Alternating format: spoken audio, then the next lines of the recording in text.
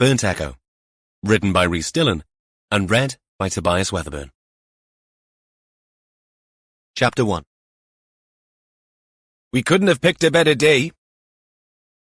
Dennis Phillips inhaled a lungful of air and stared out across the empty, grassy undulations leading up to Bryn Bras above the Radol Valley. Gareth Walls looked up from adjusting his harness to follow Dennis's gaze. It wasn't the first time the older man had mentioned it, and, Gareth suspected, it would not be the last. On the one hand, he was absolutely right. They could not have picked a better day for it if the weather, temperature, and situation were the only criteria. But the prospect of clambering down a half-collapsed mineshaft to find the root cause of the rotten smell reported to the visitor centre at Nantararyan by a bevy of walkers over the last couple of days raised another question altogether. No such thing as a good day for that, Gareth reasoned.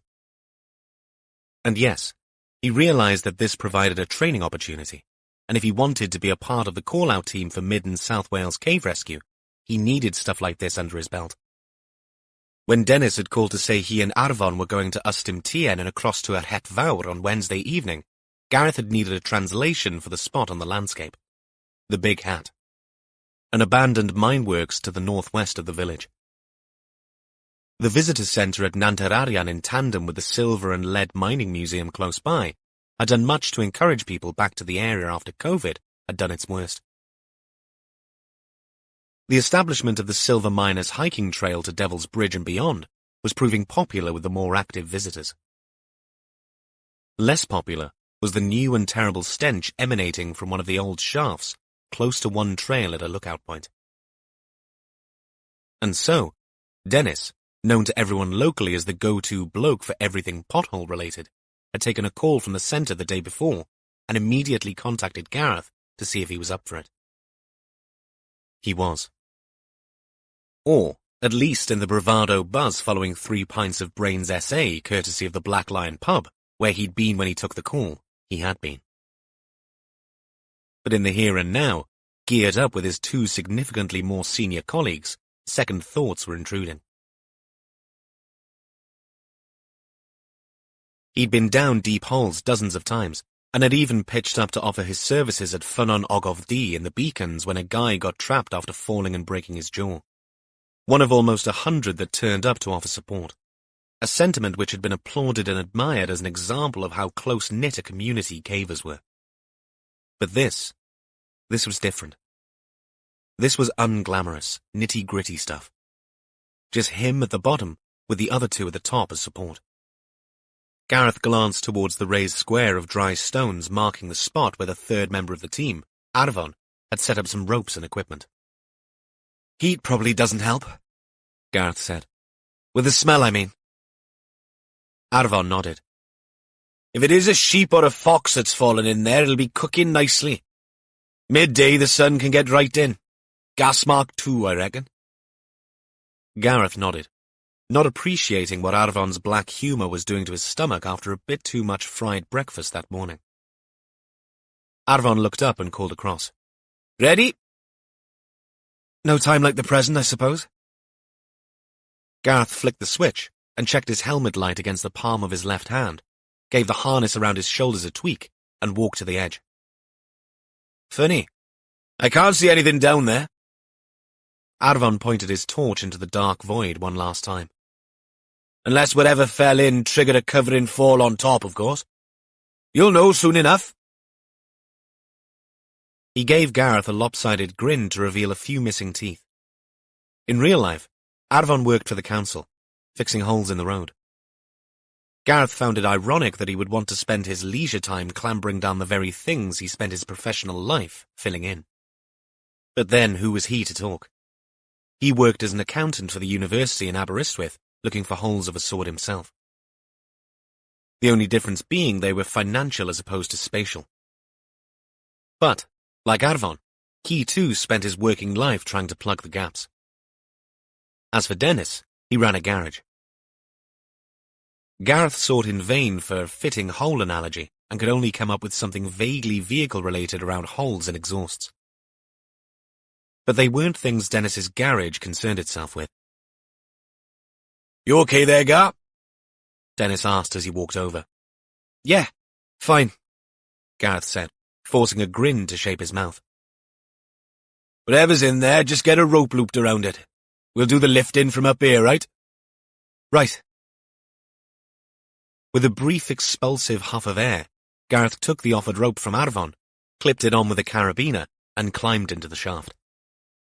Mining for lead and silver in Cwm Ystwyth area had been going on probably since the Bronze Age, but had sped up in the 18th and 19th centuries. Some of the works had been big concerns. The Cwm Ystwyth mine itself and the area around Llawernog, where they'd created the museum, was spread over extensive areas.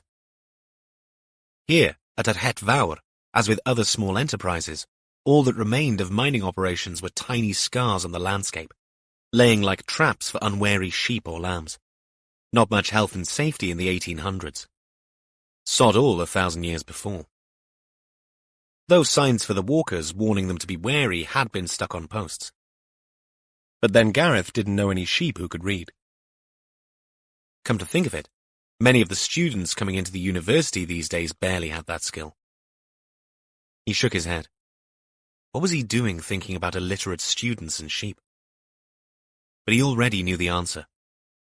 These were classic distraction tactics on his mind's part, avoiding the actual subject. The unpalatable knowledge that, at this time of year, putrefaction from dead animals set in early. He adjusted the breather mask on his face. Yet, even through the respirator, the sweet butcher shop mix of mothballs and rotting cabbage got stronger as he descended. It wasn't a deep descent. 70 feet straight down before his boots dislodged some stones. He shifted his weight so that his feet splayed against the wall. There'd been no evidence of a fresh fall as he'd gone down, but some stones had fallen in, covering the source of the smell. Still with his feet splayed, Gareth gave the rope one tug and felt it ease above him. He squatted on the stones and peered at the pile before slowly and methodically stacking them to one side, wondering if he'd need a bucket down here to shift some of them back up. But these crags, a mix of large and small, did not look like fresh fall. Some had spots of lichen and moss, one or two even smears of mud and grass, as if they'd been plucked from the ground above. Anything? Dennis called down. I'm having to uncover, Gareth called back up. Take your time. No thanks, Gareth muttered. As he shifted the stones, fresh wafts of decay oozed up. Quicker the better. He'd moved half a dozen when he saw it. Or rather saw and felt it, because as he brushed away dirt, the next stone he reached for looked and felt different. Firm, but softer than stone. And ridged in a regular pattern. Something handcrafted then. He got down closer and scrubbed harder with his gloved fingers to reveal a dark ribbed area between two lumps of granite, perhaps 3 inches long. As he rubbed it clean, his hand brushed against something else, dust-coated, soft, and protuberant. A jointed thing, darkly bruised, pointing at an unnatural angle down into the depths below. The world suddenly shifted for Gareth. It felt as if the whole of his insides moved around clockwise for half a turn. Fresh sweat prickled his neck. This time cold, not hot. And suddenly, the stink of death made him gag. Don't throw up. Don't throw up. If you throw up, you'll have to take off your mask, and if you take off your mask, the stench would be 10 times worse. Arvon's gravelly voice sang down, asking if he was okay, concern bouncing the words between his native Welsh and back again. Gareth? Wyt ti'n iawn? You haven't passed out on us, have you? No. Gareth's denial sounded more a croak than a word. Well, come on, Bachan. There's money on this. Dennis says sheep, but my fiver's on fox. I got good odds for that one. Gareth looked up. The heads and shoulders of his two colleagues stood silhouetted against the flawless blue of the sky, rendering their expressions unreadable. But later, in the pub over some fresh, cool pints in sweating glasses, Dennis would say that they had clearly seen the whites of their younger colleague's eyes all around his brown irises. Not a sheep, Gareth called up. Unless they've grown fingers. And unless the foxes wear Adidas trainers. Not one of them either. Now can you pull me up, please? We're going to need a much bigger rope. Chapter 2. DCI Evan Warlow sat on the other side of the desk from the consultant he was there to see. Sonia Emerson, a woman in her late 30s, just a little bit older than his own surgeon son Tom, turned pages in her file, assimilating the information written there. Information that might as well have been written in Sanskrit, for all Warlow could make of the figures and letters. Trying to read them upside down didn't help much either. So, overall, looking at your bloods, things are going well. Really well. Warlow nodded. I'm not the biggest fan of an all-in-one pill. Sometimes the NNRTIs need their dosages juggling. That's difficult in a fixed combination. But in your case, the mix of emtricitabine, rilpivirine, and tenofovir are working well with minimal side effects. And this combo has come off license, so it's cheap. Warlow felt the need to contribute something, and so he quipped. Cheap is what my wife always said I was.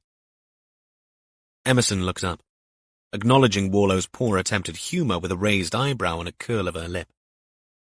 He winced, knowing he should shut up, but unable to pare back his default response to uncomfortable situations. They'd been here before, Warlow and Emerson. Right from the beginning, in fact. When he'd been invited to attend the clinic after his screening for blood donation had thrown a spanner into the works. Keris McLean, an aggressive junkie who hassled people for money, had seen fit to hide contaminated needles about her person. In an altercation he'd had no business being a part of, one of McLean's poisoned arrows pierced Warlow's skin. He'd thought little about it. Only when McLean OD'd in a squat 6 months later did her proclivity for secreting needles in her clothes at her elbows and shoulders and headband become known to him. Even then he hadn't given it a second thought. Not even when someone muttered, "Lucky no one got bloody AIDS from the nasty bitch." But the blood donor screening test picked it up. Emerson ran tests on Warlow's liver to confirm hepatitis and HIV, and 12 weeks of treatment followed. The combination was tricky and pharmaceutically unpleasant, but he got through it. The hepatitis went away. The HIV didn't. Yet it remained manageable, so she'd said, with suppression treatment. And Emerson had done just that with antiretroviral therapy that they juggled between them, so that now, hepatitis-free, he kept HIV at bay with just the one little pill. Your CD4 count is normal, and for the second time in succession, you have an undetectable viral load. Does that mean truly undetectable? Warlow asked. Something I'm curious about being a detective, you know. Emerson's curling lip curled a bit more. Most clinics classify anything under 20 copies per ml as undetectable. Okay. So not quite invisible then, but almost. It's the accepted science, Evan. It's important you understand that. I do. We've got the bugger on the run. Emerson sat back and placed her notes on the desk, but kept hold of her pen, running the barrel through her index finger and thumb end over end on the table. A little tick that Warlow noticed. Something she did when she was gearing up to deliver something important. I know you will have researched this. Your son's a doctor, isn't he? He is. Then you'll have discussed it with him, no doubt. He resisted the urge to put her right on that one. Warlow knew full well where this was going. And yes, Tom knew he had HIV, but they'd never discussed the wrinkles this had regarding relationships. Besides, his family hang-ups had no role to play here with Emerson. But it's important you understand the implications here on a personal level, she continued. I know you gave up work because of worries over transmission, but I hope we convinced you that you pose little or no threat to others. Warlow nodded. Emerson had played her part. So had some of his colleagues. a mixture of reassurance and a hope that he still had something to contribute, combined with the alternative of gardening and long walks alone as his only early retirement options, had spurred him back to work. All catalyzed by a superintendent called Sean Buchanan, who was short of experienced staff. But I also know that work is one thing and personal life is another, Emerson added. Warlow waited. He was old enough to be this woman's father, but she was being a lot more grown up about things than he was. He realized it was her job. Even so, this part of the consultation was never the bit he enjoyed. There have been studies, extensive studies of couples both heterosexual and homosexual, where one partner has HIV and an undetectable viral load. No cases of HIV transmission were found in thousands of episodes of unprotected sex. You're safe, Evan. They're outliers, though, right? Warlow asked. Outliers? Such as the chance of getting HIV from a needle stick is, according to my reading, pretty slim. And yet, I hit the jackpot. Agreed. What if I'm the outlier in transmissibility? It's an even tinier risk, Emerson protested. But someone else has to take. She sighed with tempered frustration and asked a question that bordered on pitying. Is your glass always half empty, Evan? Warlow's turn to bring up the shadow of a smile. Depends on what I'm drinking. Emerson snorted, genuinely amused this time. I get it. And yes, your personal life is none of my business. But sometimes I feel patients need reminding of the facts. So we'll see you in 6 months' time. You have Jenny's number? Warlow nodded. Jenny was a no-nonsense nurse practitioner who rang him once every couple of months. She's still your point of contact for anything untoward. Any issues, physical or psychological, call her. I will, Warlow said. The look on Emerson's face told him she didn't believe him for 1 minute. Not on the psychological point, anyway. So much so that she added, You're doing brilliantly, Evan. It's safe for you to share. And I mean everything. Everything? What was this? Marxist Medicine 101?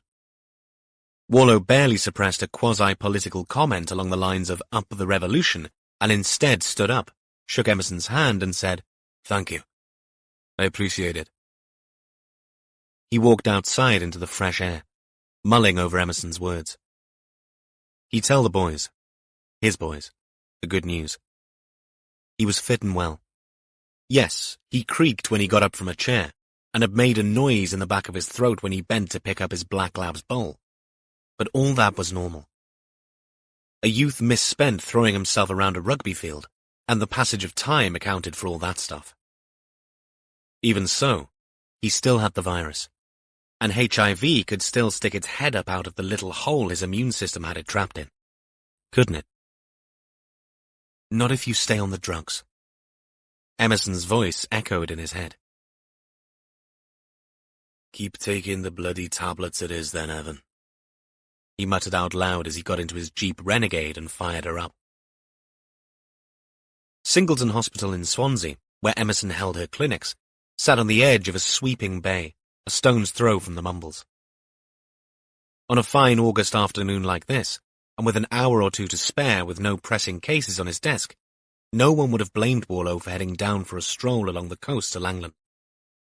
A celebratory jaunt after such good news. Maybe even stopping off for a Joe's ice cream on the way. If he'd had the dog, he would have done exactly that. But she was being looked after by Molly Allenby, a colleague's daughter. She'd more or less adopted the Black Labrador over the long summer holidays. He could not use her as an excuse. He needed to head back to his Pembrokeshire cottage in Nevern where he'd meet Molly and her boyfriend for a dog handover at 6. He was looking forward to a long evening walk with Caddy after that. So no walk now. Instead, Warlow pointed the car north and headed through the ugly old town and up the valley. It was only 8 miles to the Ynys Tawe intersection with the M4, that would take him quickly west. But at the lights, he continued north along the valley floor to where his last case had taken him. To his old stomping ground at the very head of the Swansea Valley, the borderland between South Wales Police's patch and Dyfed-Powys' eastern fringes. His visit to Emerson was one reminder of his mortality. A house on the edge of waste ground near the mining village of Cwmturch was another. The trial of Iwan Meredith for the murder of D.I. Kelvin Caldwell was yet to take place. He'd plead diminished responsibility, no doubt. He'd need some way of mitigating the fact that he'd killed 3 people. A fact that Warlow knew only too well, since he'd narrowly avoided being number 4. Erw Foel was more a shack than a house. It stood in an isolated spot on the edge of the patches.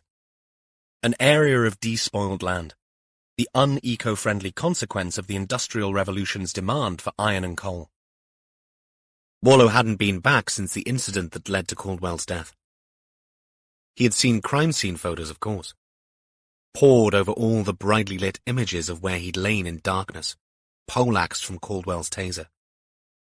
All the while pretending to his colleagues he was seeing those images with professional detachment, whereas in truth, they were more like forbidden fruit.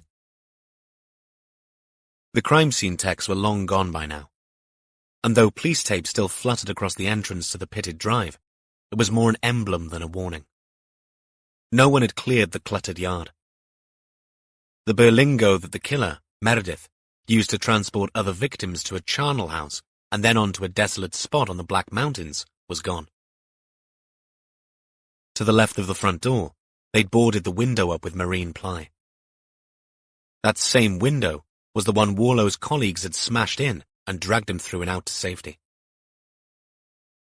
He sat in the car, staring at the property, wondering why he was here.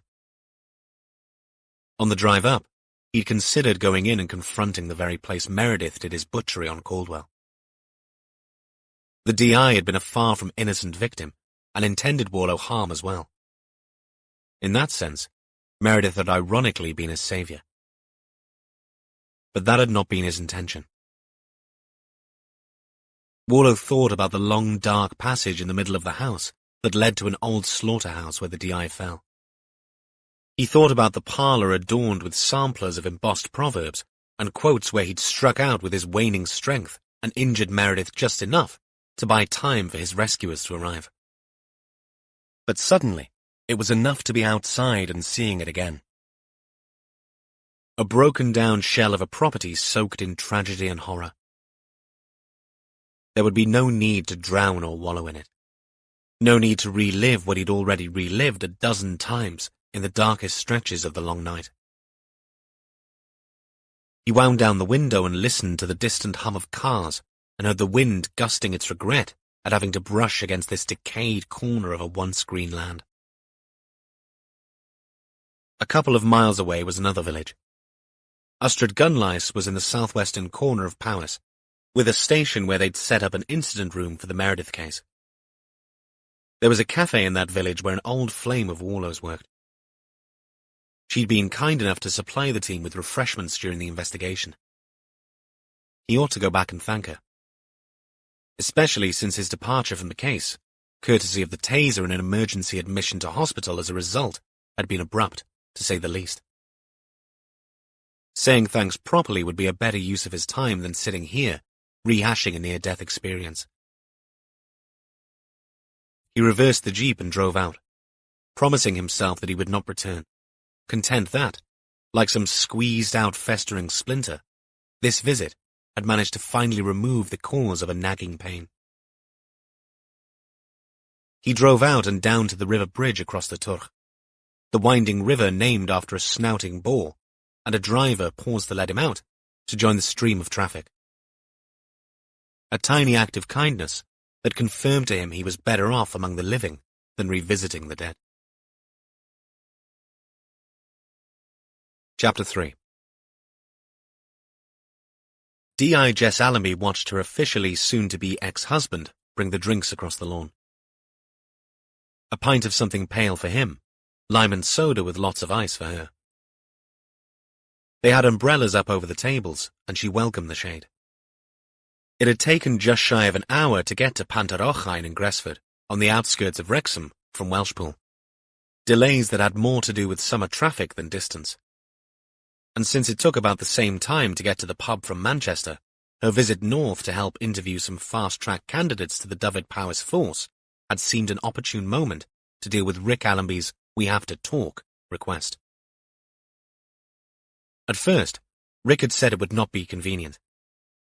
He'd agreed only after she'd pointed out that this would be his one and only chance for a one-on-one, unless he wanted to drive to Coldblow in Pembrokeshire, where she rented a property.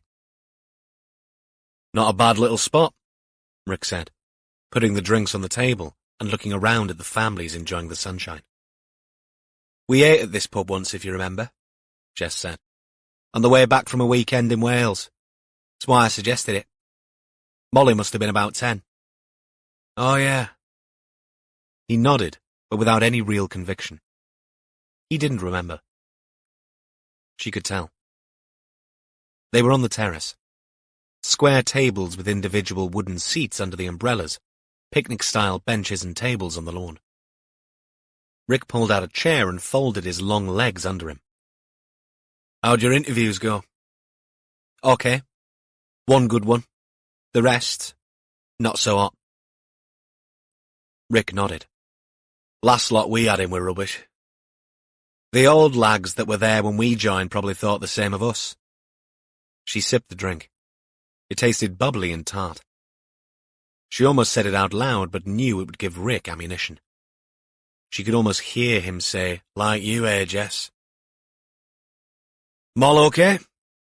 Rick asked, and swallowed an inch of ale before he got an answer. "She's fine. Enjoying the summer. All she ever sends me are selfies of her and your DCI's dog. Or her and her boyfriend and the dog." Jess nodded. "She and Caddy have bonded." "Does he ever look after her? Warlow?" "He does, but he's busy." She paused before adding, "Like me." "Like we all are, Jess." She smiled. It didn't take much for the real Rick to break through the veneer. These days, with the benefit of distance, she wondered how she put up with all his passive-aggressive bullshit. You became inured to it, she supposed. Marriage and familiarity had a lot to answer for sometimes. "Exactly. So, let's not mess about pretending we're here for a cosy chat and peanuts." Rick's brows curled down. A tic she recognized as a mark of belligerence.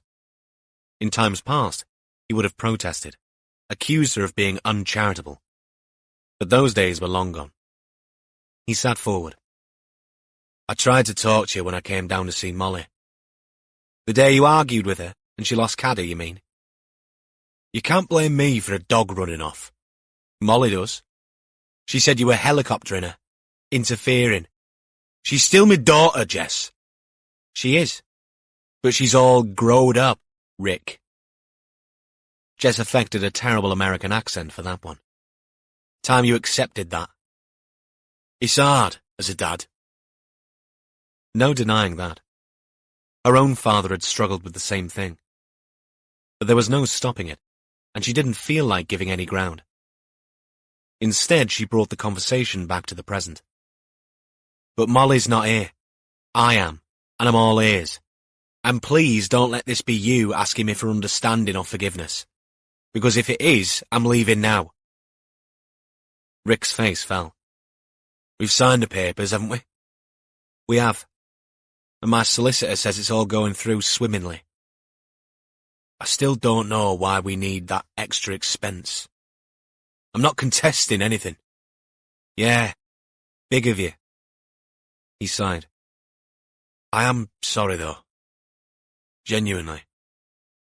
He kept his eyes down mostly, flicking them up from his pint occasionally to gauge Jess's reaction. "So am I, but only for what we've put Molly through. Nothing else." Rick nodded. "That's why I wanted to speak to you. I've got into a bit of trouble and—" He stopped, searching for the words. Jess waited, but Rick seemed to fold in on himself. "What kind of trouble?" she prompted, unable to suppress the irritation in her voice. He wouldn't look at her now, saying what he had to say instead with his eyes on the drink in front of him. I did someone a favour. A friend of a friend. Lost some paperwork on a speeding fine and made a stupid charge disappear. It was nothing, honestly. He was grateful, this friend of a friend. Got me some freebies to a United game. Only when I went, it wasn't just a seat. It was a full soddy Monty. Box, booze, food, the works. The only thing missing was the dancing girls. People were nice. I didn't know anyone. Neither did Ellen. Was the friend of a friend anything to do with her by any chance? Jess tried and failed to keep the accusatory tone at bay. As it happens, yeah, it was. So, a couple of weeks later, someone delivers an envelope addressed to me. Inside is a phone. I get a call asking me to eyeball some information. Progress of a charge. I didn't. I thought they'd delivered the phone to the wrong person. A snitch playing silly beggars. But then I got some more messages telling me they knew I'd accepted a bribe for losing that paperwork on the friend of a friend's case. Photos of me in the box. Photos of the charge sheet I thought I'd lost. Jess shook her head. Doesn't sound like much of a friend, she muttered. Not anymore. Point is, I found out that the box is leased by a big cheese. Someone who doesn't get his hands dirty. You know the type. Squeaky clean on the outside. Kosher business, recycling plant and some restaurants. But dirty as a sack of dog shit on the inside. Money laundering, cocaine deals, you name it. And now, I'm linked to him. Jesus, Rick. Jess squeezed her eyes shut. I know. I've been stupid, right? But I turned it into an opportunity. I talked to the higher-ups. They want me to play Big Cheese's game. Tag along and let him think I'm hooked. So swimming with piranhas, then? Kinda. And if the shit hits the fan, I'll have to disappear. Me and Ellen. Witness protection, the works. So if Molly hears nothing from you, you'll be someone else? Somewhere else? There's a chance that might happen. This time he held Jess's gaze. She read fear and a pleading for understanding there. But I can't tell her that, can I? She asked, confused. Rick shook his head and let his eyes drop again. What is it you're not telling me? She pressed him. This guy, the big cheese, he's ruthless, Jess. He's had people kneecapped and worse. He warns people that if they cross him, he takes it out on their families. Oh my God, are you serious? Jess was helpless to stop her voice from rising. First of all, you throw away every sodding thing we had, and now you're in an episode of the sodding Sopranos. He only knows me as a cop with a girlfriend. I'm hoping, if anything ever happens to Molly, I swear I will find you and rip off your testicles. The ones that got us into all this bloody trouble to start with. Rick reached for his drink but didn't pick it up because his hand shook too much. I've been dreading telling you. He wiped sweat from his brow with trembling fingers. And don't worry, if anything ever happened to Molly because of me, I'll save you the trouble of finding me. I'll cut my balls off myself. You are such a... Jess's phone ringing saved her from breaking one of her rules of never using a word she wouldn't call herself. Rhys, what can I do? The DC's voice sounded distant and on the move. We've been summoned, ma'am. Body down an old mine shaft up near Aberystwyth. She glared at Rick. She could have found an excuse not to go, but a body down a mine shaft sounded a great deal better than sitting here with Tricky Ricky one moment longer. Does Warlaw know? Jess spoke into the phone, her eyes still on her ex. I'm about to, ma'am. Okay. Text me the location, I'll see you there. She put the phone face down on the table. I have to go. Really? Yes. Really. Work. And anyway, what is there left to say? Rick took on a pained expression. I thought I was doing the right thing here, Jess. You wouldn't know the right thing if it fell on you from a passing 777. That's bloody harsh. Yeah, it is. She stood and glowered down at him. I can look after myself, Rick. But if any of this comes back on Molly... She shook her head and made a scissoring movement with her fingers. I'll keep those secateurs bloody sharp. Warlow approached a roundabout. Ustrad Gunlice and the cafe was a left. The road back to Pembrokeshire was a right. 2 options. Picturesque across the hills, or a faster route back to the M4. It should have been a simple decision. He and the woman who ran the cafe had history. A good history. One where indiscretions had been forgiven and, for once, he'd done nothing he regretted. And hadn't he just had the all-clear from Emerson to explore his options? He'd thought about Betsy a lot since they'd met by chance while he'd been investigating the Meredith case. She'd been his first genuine love. And no matter how cliched it sounded, the first love was always the sweetest. And, when it ended, left the deepest wound and a bitter scar. From syrup to sour in one roller-coaster teenage ride. He'd been surprised at how regretful she'd seemed, even after all these long and winding years. The noise of Led Zeppelin's opening chords to Heartbreaker broke his reverie. The contact's name was a familiar one, and he pressed a button on the dashboard screen to accept the call. Rhys, what's up? Where are you? On the way to Nantararian, sir. 15 miles east of Aberystwyth. We've had a shout. There's a body down a mine shaft. The DC's voice came through a rumble and hiss of background engine noise, but his words released a memory from Warlow's childhood that, despite the flashing red light in his brain warning him he'd regret it, he felt suddenly inclined to explore with an amusing little comment. You never auditioned for Lassie, did you, Rhys? Lassie, sir? Was that the one about the Scottish drug addict prostitute who turned a corner and almost became First Minister? No. Warlow's reply was slow and low.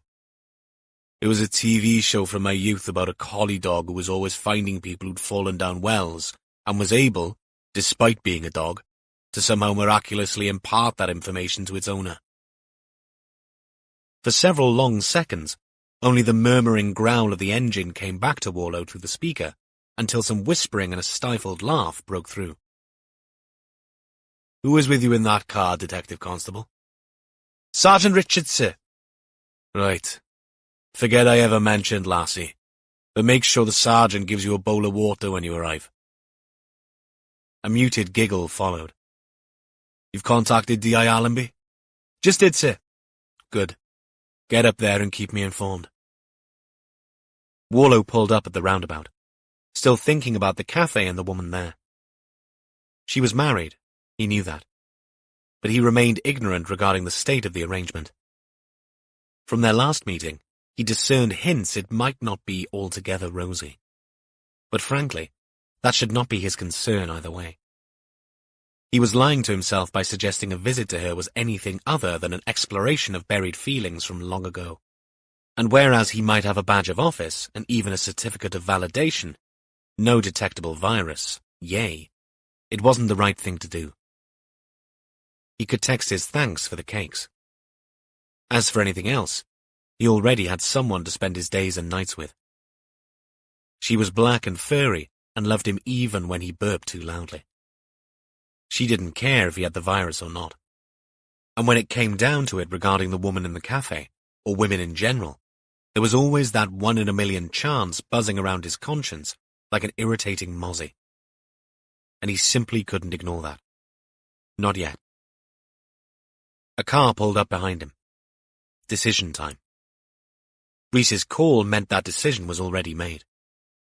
He indicated, pulled out into traffic, and went around the roundabout to head back up towards the hills. Chapter 4. Almost 8-year-old Heledd Rampley sat next to her father on a sofa that had seen better days, and with more than one family, according to the charity shop Joel Rampley bought it from.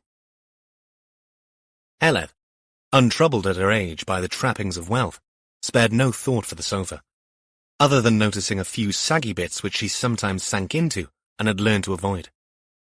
But where she sat now, couched up to her dad with the telly on, seemed totally fine. They were watching Mallory Towers on iPlayer. Though it fascinated her and made her laugh and sometimes cry, Heledd wasn't sure she'd want to be away in a school all on her own. Even if the girls of the second form seemed not to mind too much and always made the best of it. To begin with, her father had not been too keen for her to watch a program about privileged kids in a boarding school. But, as Tad Key, the Welsh name she gave to her grandfather, pointed out, the kids had the same problems everyone else had in making friends, making mistakes, and dysfunctional family backgrounds. Ms. Blyton understood that, even if the stories were of their time and not a reflection of today's society. And of course, the BBC put its very inclusive stripe upon the modern reworking to take care of all that. But you could not take away the fact that it was a private school, and so, yes, the girls all had a cushion of money that enabled them to play out the drama of their issues in an exclusive setting and away from the meddling voices of adults. But it didn't change what the kids were going through daily. Heled's dad listened and, after sitting through an episode and seeing the lights go on in his daughter's eyes, he'd grudgingly agreed. "Victims come in all shapes, colours, genders and backgrounds, Joe," Karen Hughes had said. "Though some of them shout a lot louder than the others. The sooner Heledd understands that, the better, because the truth can sometimes get lost in all the noise." Heledd had not understood what Tad Key meant, but she didn't care. She liked Mallory Towers. And, just like her heroine, Daryl, Heledd had a great deal to look forward to. A birthday loomed. Dad was taking her to McDonald's, and then to the pictures to see Dogtown. And on Sunday, Tad Key had booked him into Cartwheels where she was going to drive her own go-kart around the track. What Heledd didn't know was if her mother would be there for the big day. Since she'd gone away this time, her dad had been a bit weird when she'd asked him questions about it. Not the first time Mirain Hughes had left. And it would not be the last, she knew.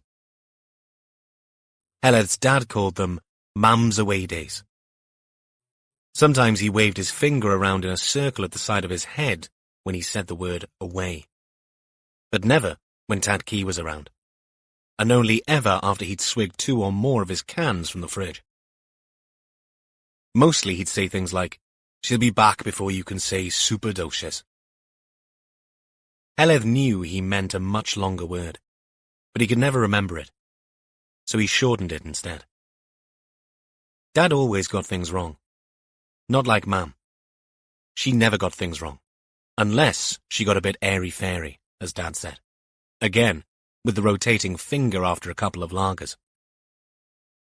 It was when she got airy-fairy that she sometimes went on away days. Tad Key never used words like airy-fairy. He'd simply said that Mirain sometimes got a bit confused and forgot to take her tablets. That was when she went away. Once even for an entire month. But she'd come back when she woke up from the dreams that made her confused, he explained. Alistair used much bigger words when he tried to explain the absences to Heledd. He told her that her mum was a pipe polar. Alistair, the man that Mirain lived with, and whose nice new house she stayed at with Heledd, could be a bit serious like that. Mirain moved in with Alistair nearly a year ago, sharing Heledd with her real dad. Alistair was always trying to make friends with Heledd by giving her things. But she couldn't cutch up on the sofa with him because he wasn't her dad. What Alistair had instead was a gigantic TV in his living room stuck to the wall like a painting, and a smaller one in Heled's bedroom. Alistair quite liked it when Heledd stayed in her bedroom and watched TV, whereas her mam kept telling her to read instead. That's why Heledd liked Mallory Towers. Watching it seemed like reading, and seeing at the same time. Tad Key told her that Mallory Towers was a book before it landed on TV. He'd even given her a copy. But Alistair had never heard of Mallory Towers. It shocked him when Mam went away this time. But after Mirain had left, and before she'd moved back to be with her father, he'd shown Heledd the notes she'd sent them both on WhatsApp and Facebook. Mirain posted messages saying she'd gone to find the enlightener who would tell her where she needed to be. Once she was there, she'd send for Heledd, and they could be all together again. Heledd did not know who the enlightener was. Her granddad used the Welsh word, goleur, someone who sometimes appeared in Mirain's dreams. Her father, Joel, let Heledd look at Mirain's Facebook page too. "She's off on a good one this time," he'd said when he'd read the messages about the enlightener. "Will she find the enlightener soon?" Heledd asked. "I bloody well hope so, darling." When the episode of Mallory Towers finished, Heledd asked her dad to switch on the iPad and look at Mirain's Facebook page. But today, there was no message, and nothing on WhatsApp either. No silly emojis or X's. "She's probably out looking for mushrooms." "Mushrooms?" Joel Rampley smiled at his daughter. "I'm being silly, Hel. Come on, time to get you to bed. School tomorrow. And remember, Tad Key will pick you up and give you your tea, right?" Joel hugged her, and she gave him a smile that was going to break 100 hearts when she was older. He always said she smiled exactly like Mirain.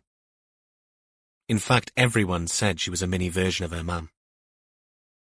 But Joel would look at her sadly whenever she reminded him of that, and say, "You do, but let's hope you're a bit different too. You don't want to end up having all those away days, do you?" She'd thought about that and shaken her head. She wouldn't want to miss anyone's birthday. Warlow made good time on bad roads the following morning. By bad, he meant nothing straight for more than a third of a mile, with minimal passing points, even though the traffic was light. Par for the course in this patch of West Wales. Something he factored in on his journeys, so that when he turned up earlier than expected, it gave him a little ripple of satisfaction. What did that voice from the sat-nav world know anyway? Though the crime scene was only 15 miles from the university's seaside town of Aberystwyth, it might as well have been 150, given the barren nature of the landscape. Warlow had made his approach cross-country from the south, avoiding the busy coast road, and the way became emptier and wilder as the miles ticked by. They flagged him through to a marked-off parking area next to some stacked logs on the edge of a woodland outside the village of Ystum Tîn. Though village would be stretching things a bit in the descriptive sense. Hamlet would have been nearer the mark, with a few houses in the little hollows accessed only by single-track roads, and the only street, a line of 3 or 4 houses next to a chapel and an old school. Rhys Harris waved a greeting and handed Warlow an enamel mug full of steaming tea as the DCI got out of his car and stretched. "Thought you might need it after the winding road, sir." Warlow took the mug, unable to hide his surprise. "Tea? Did I miss the sign of the cafe?" Rhys grinned. "The visitor centre sent us a van with hot water, tea and coffee. The find is on one of their walking routes, and they called it in. Or at least one of their punters picked up on the foul smell coming from a hole in the ground." "Misplaced the guilt, do you think?" The young DC shrugged. Warlow studied the steam coiling up from the mug with suspicion. "I expect you asked Povey's forensic lot to do a quick check for toxic substances in this." "Good one, sir." Rhys's chortle fizzled out when he saw the look Warlow threw him. "Did it not occur to you that whoever put that body in a mine shaft might be just as capable of lacing a couple of urns with strychnine in order to derail the whole investigative team?" Rhys's face fell in horror. "Not really, sir. In order that they might buy some time to sod off to the Costa del Come and Find Me." Rhys swallowed loudly, no doubt reconsidering his own already consumed mug of tea in a new and altogether less favourable light. "It was just a mug of tea. I didn't think anything of it." "Good. Delighted to hear it. If you had, I'd have had you certified." Warlow took a sip and smacked his lips. "Good brew." What sort of world would we be living in if that kind of thinking occurred to you whenever we were offered refreshments by some kind soul with a soft spot for the police? Rhys closed a mouth that had dropped open. Warlow enjoyed the younger man's momentary confusion. Keeping him on his toes enough to recognize a Mickey take when one was being dropped upon him was Warlow's constant goal in life. Let him ponder that one. Worse would undoubtedly ambush him during his police career. The DCI turned away to look at the surrounding landscape. They were on higher ground with little or no horizon to view, but with the land rising to the north and a single farmhouse way in the distance. Back along the lane, the rural idyll was blighted by someone deciding to use a field as a breaker's yard for old farm machinery, tractors, various bits of equipment with jutting arms and tubes, some old fridges, and a couple of decrepit caravans. A jumble of police vehicles stood untidily clustered around the field entrance. This was wild country, open and windswept. Warlow had done a bit of reading up the night before. The Romans had mined here. He did not envy them the occupation, no doubt regretting it from day one, battered by the woad-streaked Celts on the one hand and the unremitting weather on the other. Captain and Jess made it yet? Warlow asked. They're over at the visitor centre, a couple of miles up the road, sir, getting background info on the people who called it in. The body? Just out, sir. That was a pleasant surprise. Really? Then why the hell are we wasting time here rabbiting on about tea and the 1 in a million chance is poisoned? You need to get a grip, Rhys. Now, lead on, MacDuck. Rhys hesitated. Isn't that Shakespeare, sir? A bastardized bit of it, yes. It should be lay on Macduff. But that variation is the phrase Emlyn the Impaler, an old rugby coach of mine with a penchant for forgetting people's names, used as a generic. At least, what he used for the players he liked. He was the kind of coach no one dared correct, unless you wanted to spend a lot of time doing press-ups. So, lead on, MacDuck, is what he used when he wanted someone to get on with it. Thank you, sir. Rhys's slightly crestfallen response was not lost on Warlow.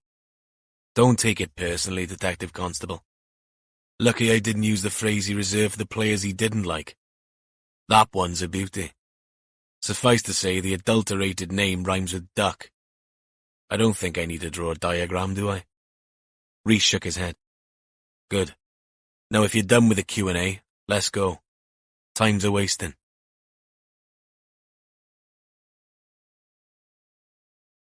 Chapter 5. D.I. Jess Allenby and D.S. Catherine Richards stood in the office next to the shop at the visitors' centre at Nantararian. Though calling it an office would be a stretch, which was something Jess had been tempted to do, to see if she might be able to actually touch the walls on either side of the space they stood in.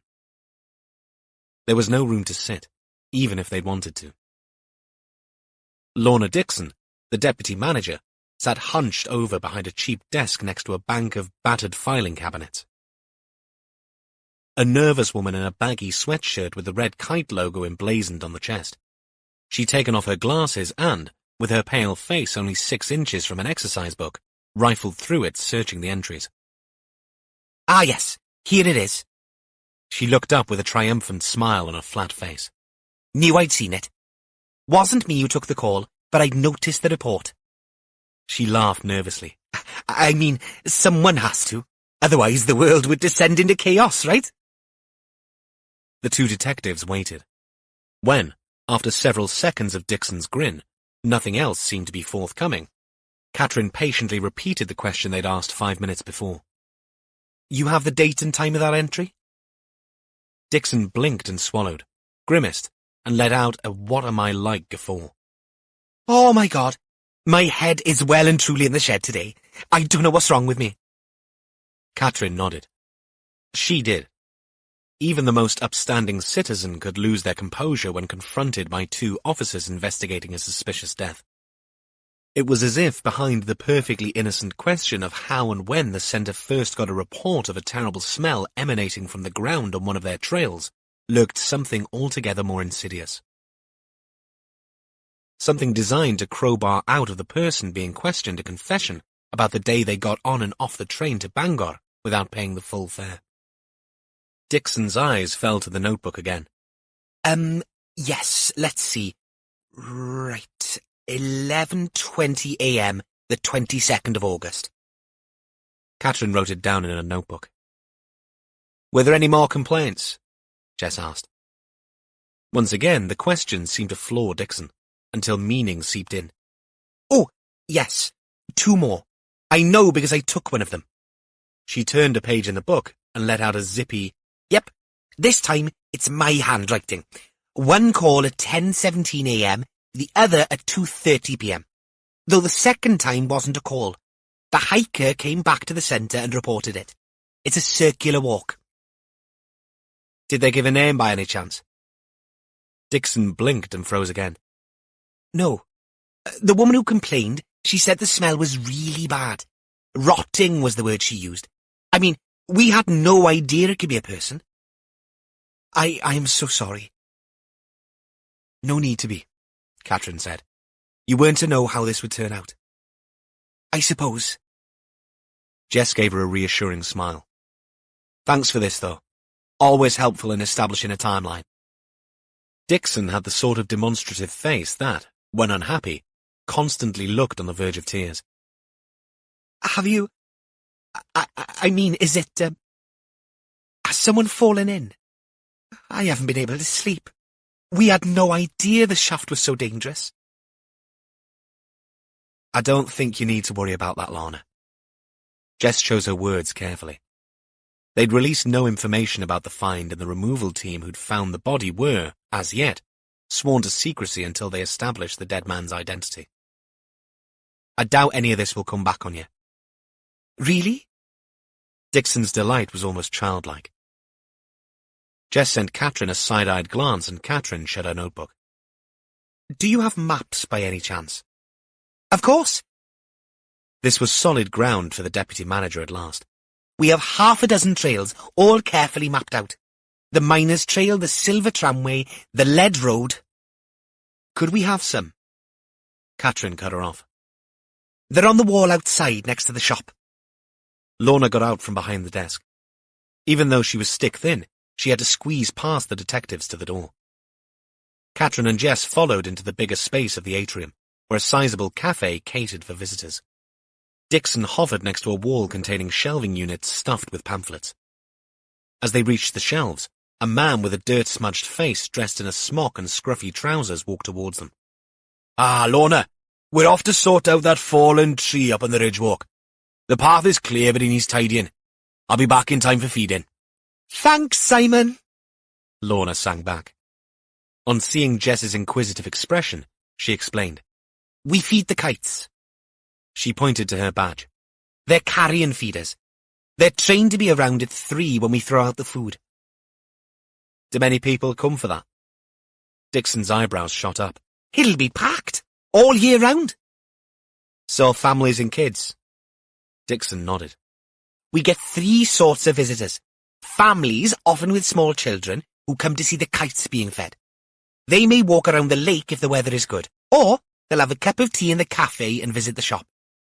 Jess glanced outside at the little group sitting at picnic tables. Then there are the mountain bikers. You'll spot them. They'll be the ones covered in mud and wearing T-shirts over their long-sleeved shirts. And then there are the walkers. We've had a look around. You have running routes and walking routes?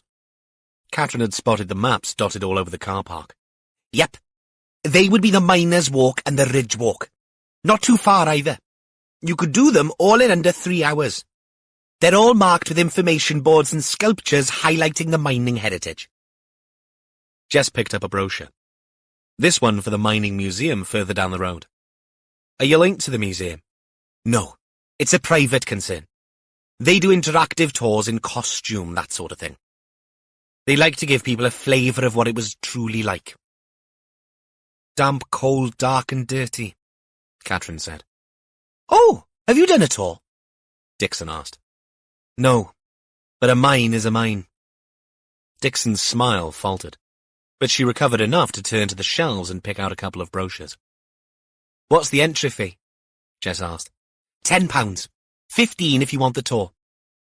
There's the Pig's Trotter Cafe too, and a very interactive display of old tools and methods, as well as the Sow Hall. Jess nodded. I have a daughter. She's 17, but she'd love all this with the red kites. She tapped the museum brochure. And this might just be quirky enough to be up her street, oddly enough. I'm sure we could arrange a discount.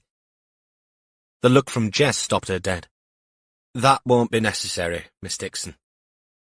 Jess turned again to the maps on the wall. I see that there are paths across the road, too. Leading back towards, what's it called? Istimtine? Istimtien, ma'am. Catherine corrected her. As in her, stim, as in dim, and tien, as in Brienne. What she said. Jess grinned. Dixon joined her at the map. Yes, well, the keen walkers finish the routes here quickly and, as you will see, there are cairns and more evidence of mining activity all over the place. You can indeed walk from here back towards Ystumtien and all the way to the river at Cumreidol. Not many people use them, but it's on those paths that the report of the awful smell came to us. I mean, we're not responsible for them. They're rights of way on private land. The detectives took their leave and walked back to the parked pool focus. What's with all the pig references? Catherine asked.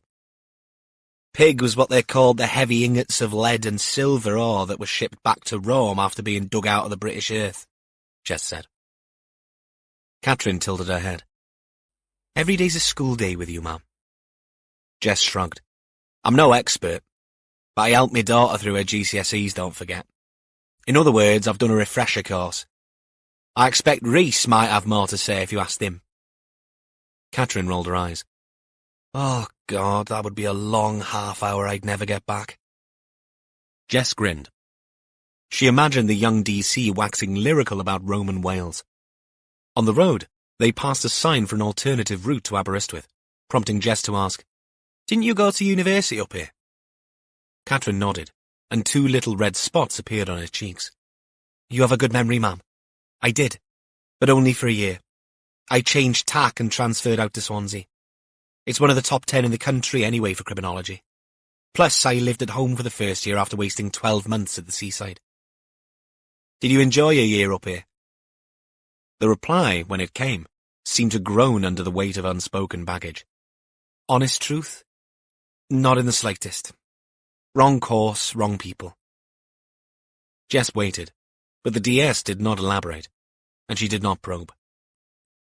Catherine Richards was an outstanding officer, a terrier when it came to work, and Jess had worked with her long enough to appreciate when to give her space.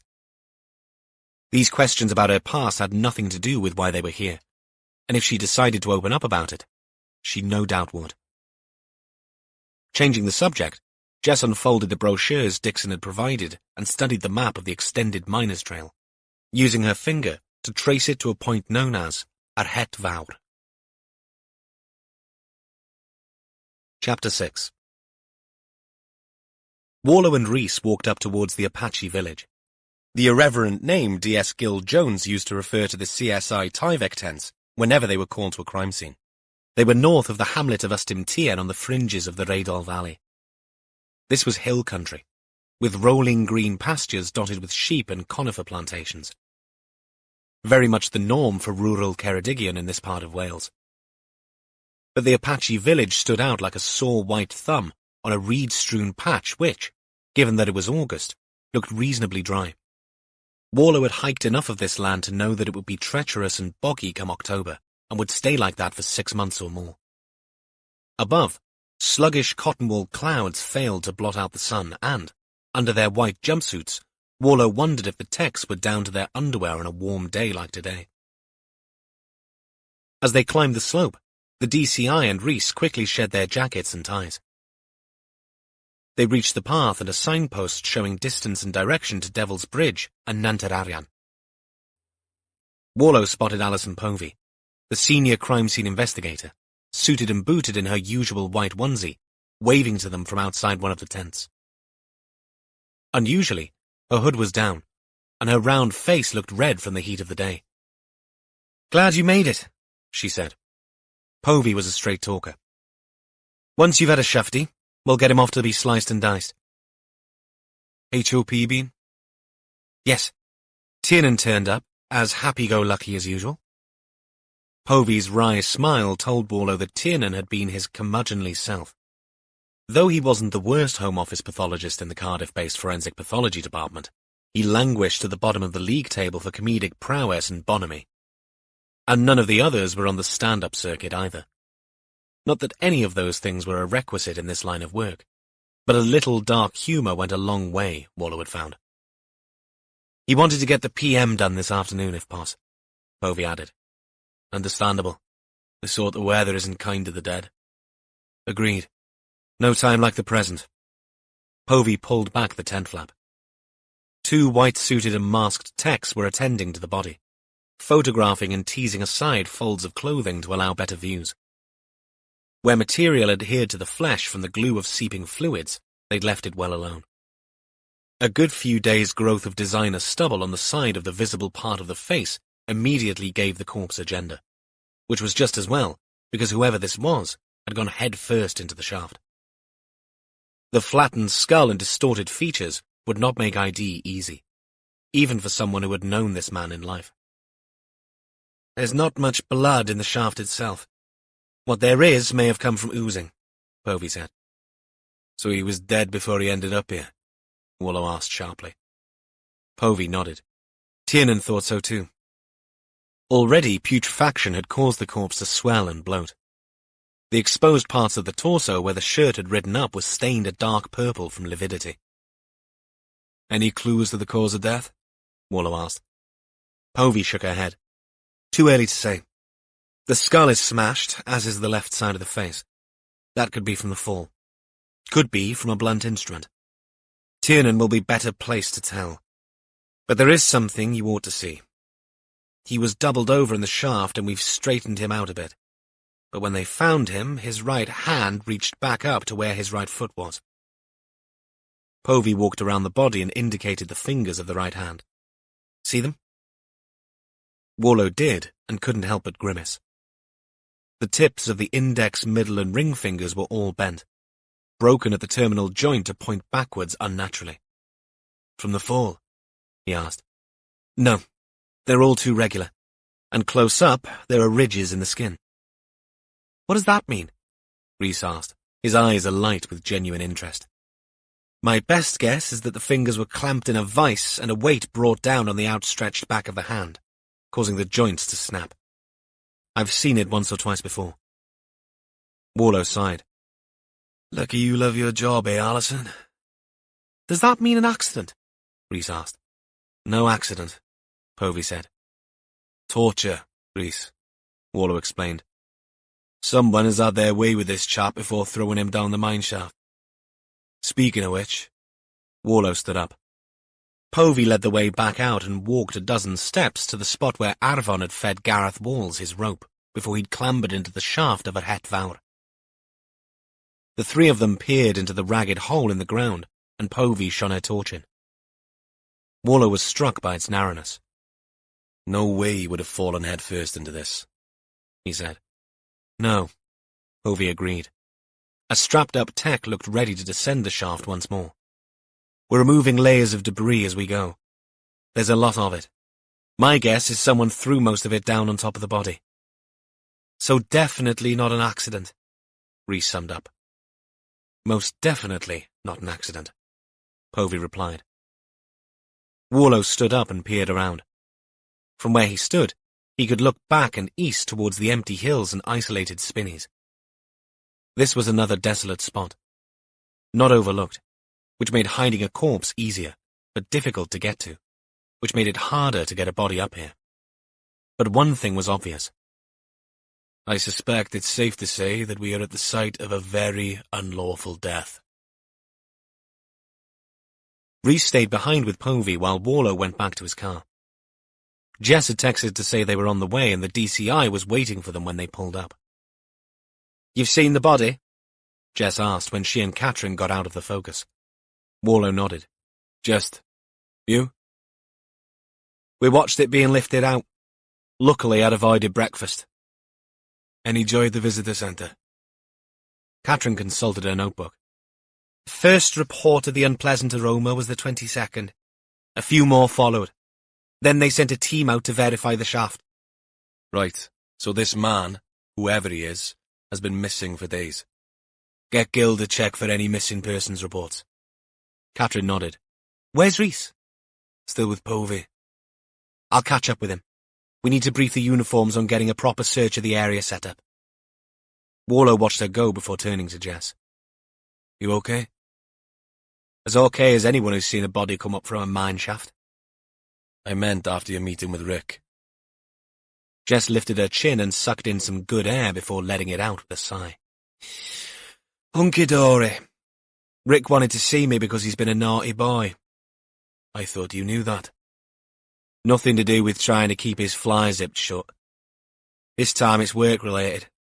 An organised crime syndicate has set him up. Jess let out a mirthless laugh of disbelief. Asked him to find something out and then offered some tickets to a match in gratitude. Bribery, in other words. Oh, Christ. That's not the worst part. Ricky always fancied himself as a bit of an action man. So he went to his bosses and IA, and they want him to assume the charade and gather intel. Not a good game to play, Warlow said. No, and the gang boss is a nasty piece of work that has already threatened Rick and anyone he knows. Warlow couldn't hide his shock. The hell is he doing that for? Himself, as always. He has a macho streak as big as a skunk stripe. But if he's putting you or Molly in danger... He assures me that the OC boss only knows about him and his girlfriend. Still, it's... crap. Agreed. Jess inhaled through a couple of flared nostrils. Don't worry. He knows where I stand. Is there anything I can do? You can take me mind off me ex by telling me what the hell is going on here. Warlow hesitated, but then shrugged. Let's go up to the path, to where the walkers notice the smell. They walked across the tussocks and climbed back up to a point just east of the Apache village, while Warlow explained about the torture, and the assumption that the body hadn't died from the fall into the shaft until they got to a point just north of the opening. Weather's been like this for the last week. The Met Office has the prevailing winds from the southeast. At about this point, the wind would come over the open mouth of the shaft. Jess stood with hands on hips, looking around. The path roughly descended to the southeast and ascended to the northwest. A quad bike track led off across the fields to the left. Not the muddy tracks of something well used, merely a paucity of grass where the tire had been. If the body was brought here, it would either have been carried or transported. She nodded at the tracks. I'll text Catherine. Get some bodies out to follow where those lead. Good idea. But such tracks were commonplace. Quad bikes were, these days, many farmers' chosen mode of transport across these hills. Have you been to this neck of the woods before? Warlow asked. Jess shook her head. Nor me. It's an extensive area. I know we're near to the hydroelectric power plant at Radol Reservoir, and I've been to Devil's Bridge. Jess cocked her eye. What? Warlow asked. Oh, come on. You're the font of all knowledge in this stuff. There must be a legend attached to a name like Devil's Bridge. Warlow grinned. Something to do with a cow getting lost across a river and the old woman who owned old Daisy making a deal with the devil to build a bridge in return for the soul of the first living thing to cross it. The old woman sent her dog over and cheated the devil. I think I'd have preferred it if she'd gone over instead. That's because you're a dog softy. How is she, by the way? Cardi. Ask your daughter. She's going to forget what I look like. Cardi, I mean, not Molly. That girl's got a memory like a pachyderm. We realise she's a bit of an eidetic. Is she on tablets or the injections? Jess's side-eyed look was long-suffering. Careful you don't cut yourself on that wit of yours, Detective Chief Inspector. Warlow grinned. Explains a lot, though. We had one of those in school. Did bugger all work and looked at the books the night before the exams. Not quite a photographic memory, but as near as damn it. Wallow contemplated the path some more. I think I'd like to walk this trail, get a feel for it. Now? No. We need to set up an incident room and... He was cut off by a shout from Rhys, who was hurrying across the moor towards them. The DC looked pleased with himself when he arrived. He blurted out the words breathlessly. Bit of luck, sir. They've just found a wallet in the shaft. Povey thinks it could have fallen out when he fell. ID? There is a driver's license. And the right age. Obviously, we can't tell yet if it's a match because of the facial damage. Who is it? Jess asked. The name on the license is Alistair Linden, 31. Wallow looked again at the path leading away in two directions and made his mind up. Right. Let's get moving on this, Linden. You found an address, I take it? Yes, sir. Then what are we standing around here for? Chapter 7. Ava Farley placed the t-shirt dress in a bag and handed it over to the customer with a smile. She didn't feel like smiling, but this was work, and her smile was something people visiting the Dressy Fox remembered. Someone commented on it at least once a day. And not only the men who came in. Women did too. Just as they commented on her clothes, all of which were on sale in the shop. Ava and her boss Tessa agreed on that, and Ava got a hefty discount on the clothes, so long as she remained on Dressy Fox trend. She dressed today in a crumpet cardigan and palazzo wide-legged pants, both by Queen Loy's, an ever-popular brand in the shop with the young set that came in, including the students when they could afford them. Ava didn't mind even dressing in some of the vintage or repurposed stuff in the collection too. But that meant what she wore was not on sale. More than once she'd change clothes for a customer to try on, and that was a faff. But it wasn't her choice of clothes that clouded her sunny disposition today. Something else had pierced her little balloon. Ali hadn't phoned or messaged her for 5 days. To say that she'd been unlucky in the romance lottery would be an understatement. Before Ali, there'd been Mosh.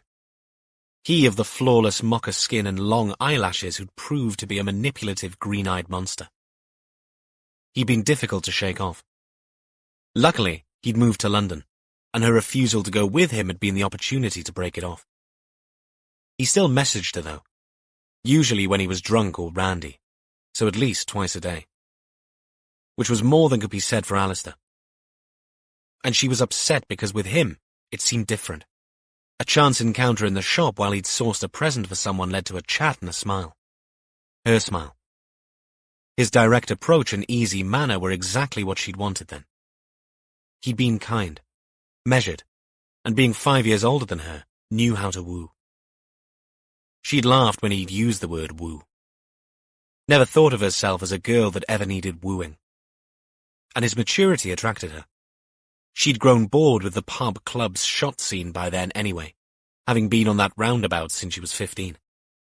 So a man with a car and a job and a house, for Christ's sake, was a novelty in itself. He'd taken her for drinks and meals and finally, last weekend, to his house. She'd stayed the night in his bed. It had been fun and more tender than she'd experienced before. He had tricks, and so did she. But there'd been Sunday commitments for each of them. For her, lunch with her mother and grandma. He'd got some unfinished thing that needed doing before the college he taught at came back for a new term. But he promised to ring her on Sunday night. He hadn't. Nor Monday, Tuesday. Today was Thursday. The customer left, the bell above the door announcing her exit. That left the shop empty. Ava walked over to the t-shirts and started tidying the display. Tessa appeared at her shoulder. I'm popping across to Pippa's. A flat white with almond milk? There's instant out the back, Ava said, sounding flat. My treat. Ava forced a smile. Tessa read it. Still nothing? Ava shook her head. I think he's turned his phone off because my messages aren't getting through now. She didn't stop her tidying. One tick on WhatsApp. I bet he's blocking me. Tessa raised one laminated eyebrow. Who in their right mind and pulse is going to block you? Someone who tried before they bought and didn't like what they found? I don't believe that for 1 minute. Tessa sighed. I hate to say this, but have you considered that he's been in an accident or something? Really? Ava swung her pretty face around, her expression crumpling with doubt. Tessa, at 38, saw Ava as a protégé as much as an employee, and hated to see her mope. Doing nothing was eating at her. And Tessa had done her share of waiting for someone to phone or text.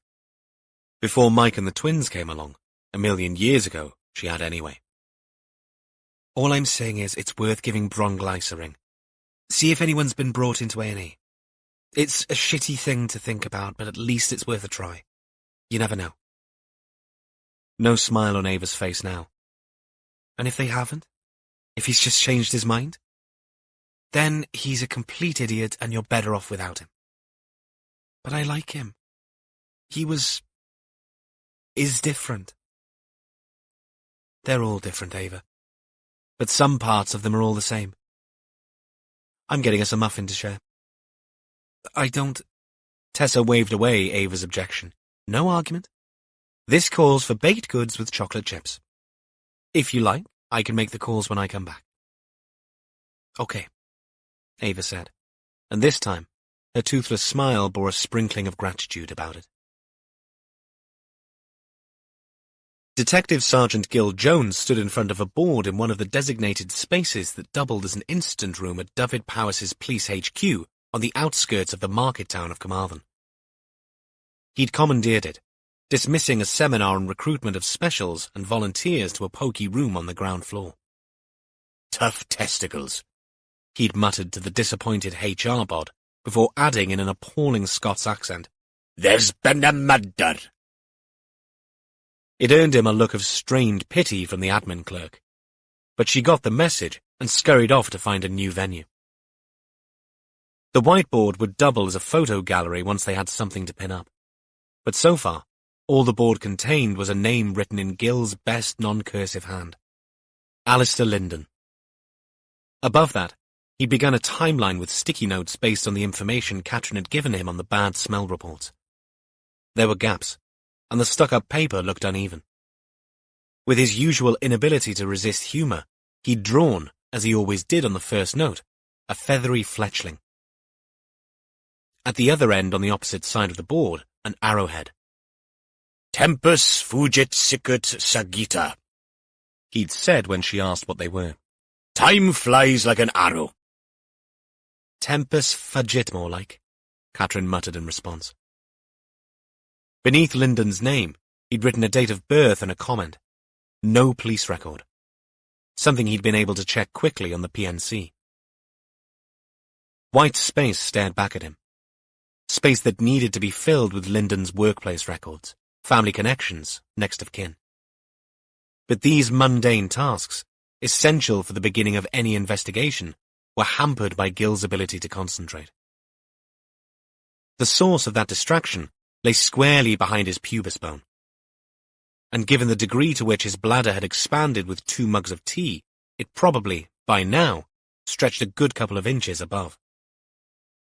And the bladder was a wondrous thing. Or so he'd learned after looking it up online. A squeeze bag that complained when it was full and, just like any other organ, could become inflamed. Worse was that it sat on top of the old prostate. A piece of anatomy a man of Gil's age never quite escaped hearing about.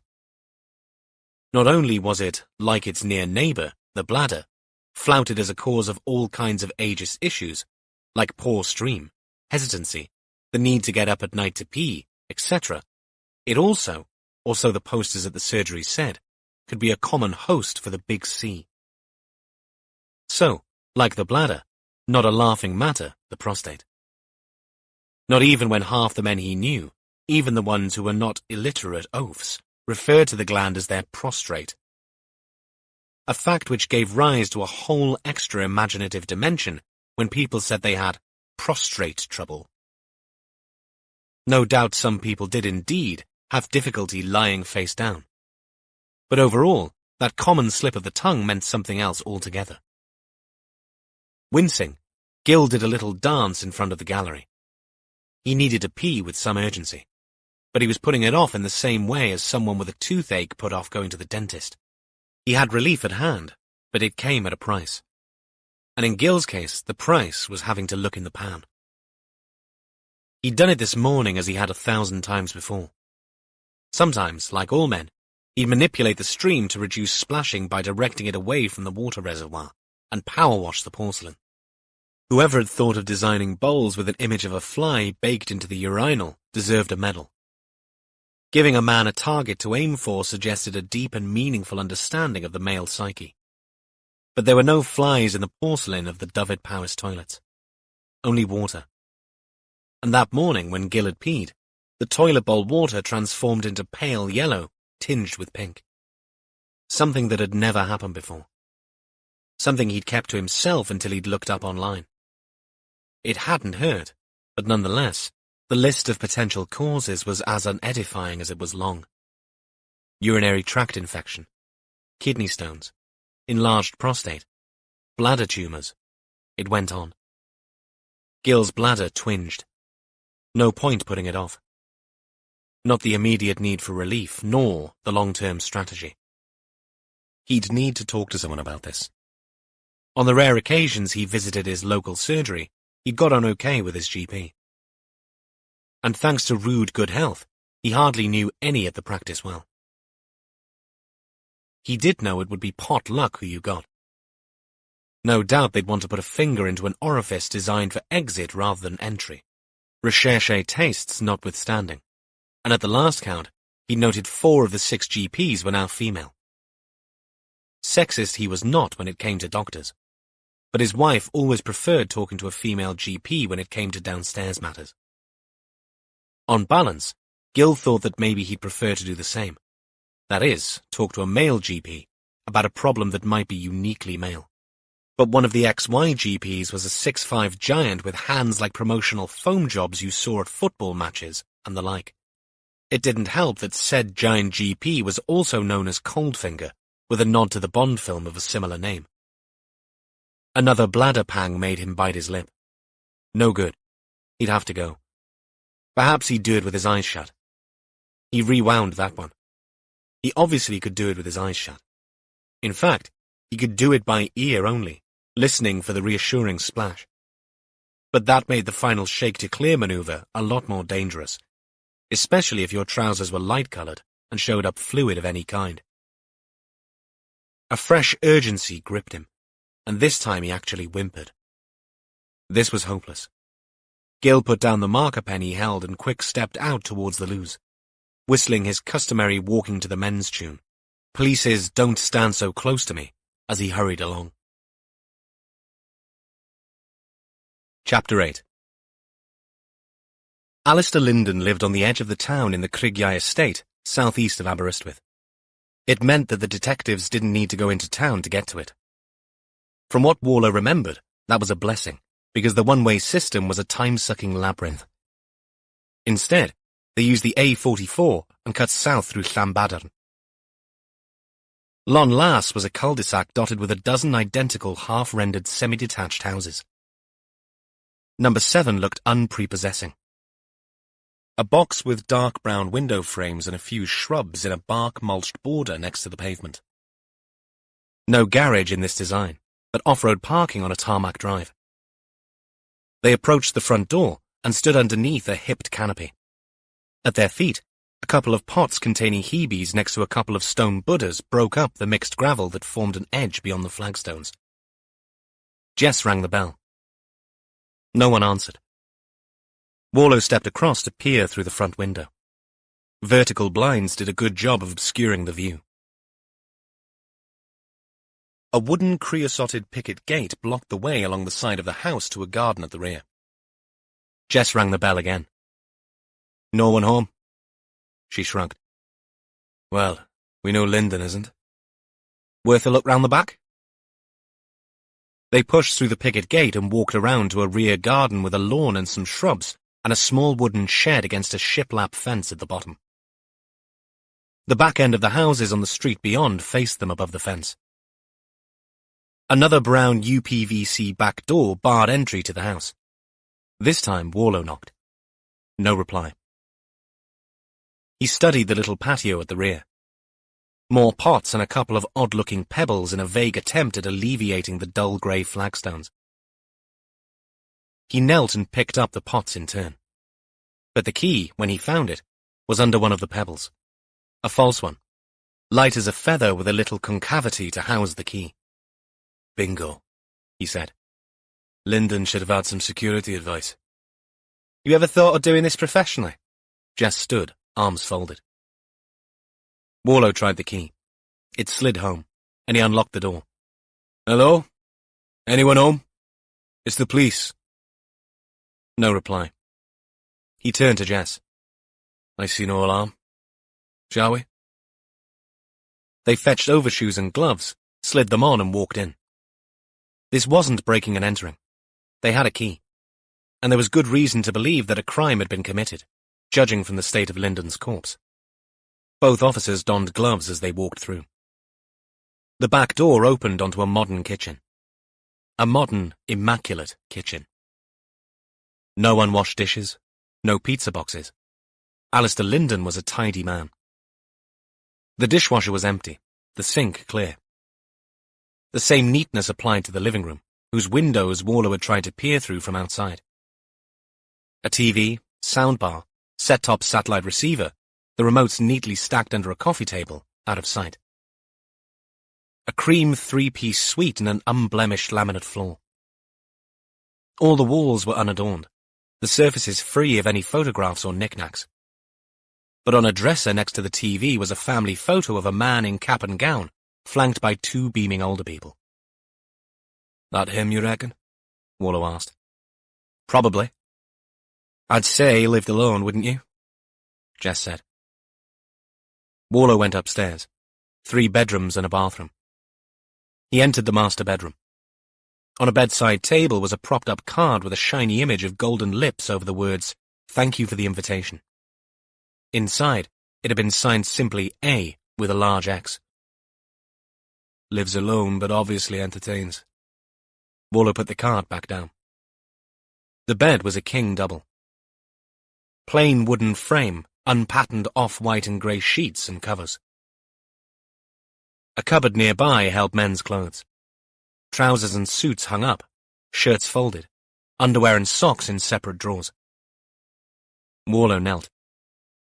Under the bed was a storage box on wheels. He slid it out and lifted the lid to reveal an array of women's clothes. Colourful, neatly folded, but definitely female. His? Warlow asked, having learned never to be surprised by anything he ever found in a bedroom. Or A's, Jess replied. Warlow pulled out a skimpy t-shirt. Too small for him, I reckon. Could be. Jess left the room, and a couple of seconds later called to him. There's a cupboard here on the landing, but it's locked. See any keys in the kitchen? No, but I wasn't looking. A loud and forceful knock on the front door startled them both. Warlow took the stairs. Jess went into a second bedroom. The knock came again. Warlow opened the door to find a woman and man standing there with looks of unbridled suspicion all over their faces. Who are you? Demanded the man. Warlow produced his warrant card. DCI Evan Warlow. And you are? Surprise washed away the belligerence at a stroke. Oh, the police. What are you? Do you know Mr. Lyndon? The woman answered. We're Alistair's neighbours. We live across the street. Sometimes when Alistair goes away, Hubert cuts his lawn, takes out the rubbish, you know? Warlow waited. Sorry, said the man. Hubert Marks, and this is Glenda. Warlow put them at around 70. Glenda looked fit, but a little scruffy in worn corduroy trousers and Crocs under a stained sweatshirt. Hubert was overweight, with a bulbous nose and flyaway hair. We didn't mean to. No, you're all right, Warlow intervened. You're being good neighbours. Commendable. Is there anything wrong? Glenda asked. We're following up on some inquiries about Mr. Lyndon. When was the last time you saw him? Last weekend, Glenda said. He was out and about. Not since? No. When we saw you go around the back, we thought something might be up, Hubert explained. Jess appeared in the passage behind Warlow. He made the introductions before half turning to Jess and looking at his watch. I'd probably need to set off if I'm to get to Cardiff by 2. Said I'd pick Rhys up. Jess nodded and turned on her smile for the Markses. Where is it you live, Mr. and Mrs. Marks? Glenda turned and pointed to a bigger semi with an attached garage across the street. Number 14. Great. Do you mind if I come over and ask you some questions? Nothing's happened to Alistair, is it? Glenda asked, her voice suddenly shrill. Well, we can't answer that because as yet, we aren't sure. No lie in that. They still couldn't identify the dead man from the photograph. They may even need to go the dental records route. There'd likely be some DNA traces in the house for Povey to play with, too. However, all that took time. That's why it's important I talk to you, Jess added. She turned back to Warlow. I've texted Catherine. She's on the way. She can help me here while you two get off to Cardiff. Sounds like a plan. Warlow left Jess with the Markses outside Lyndon's house as he headed for the Jeep, wondering about a set of women's clothes in that underbed storage.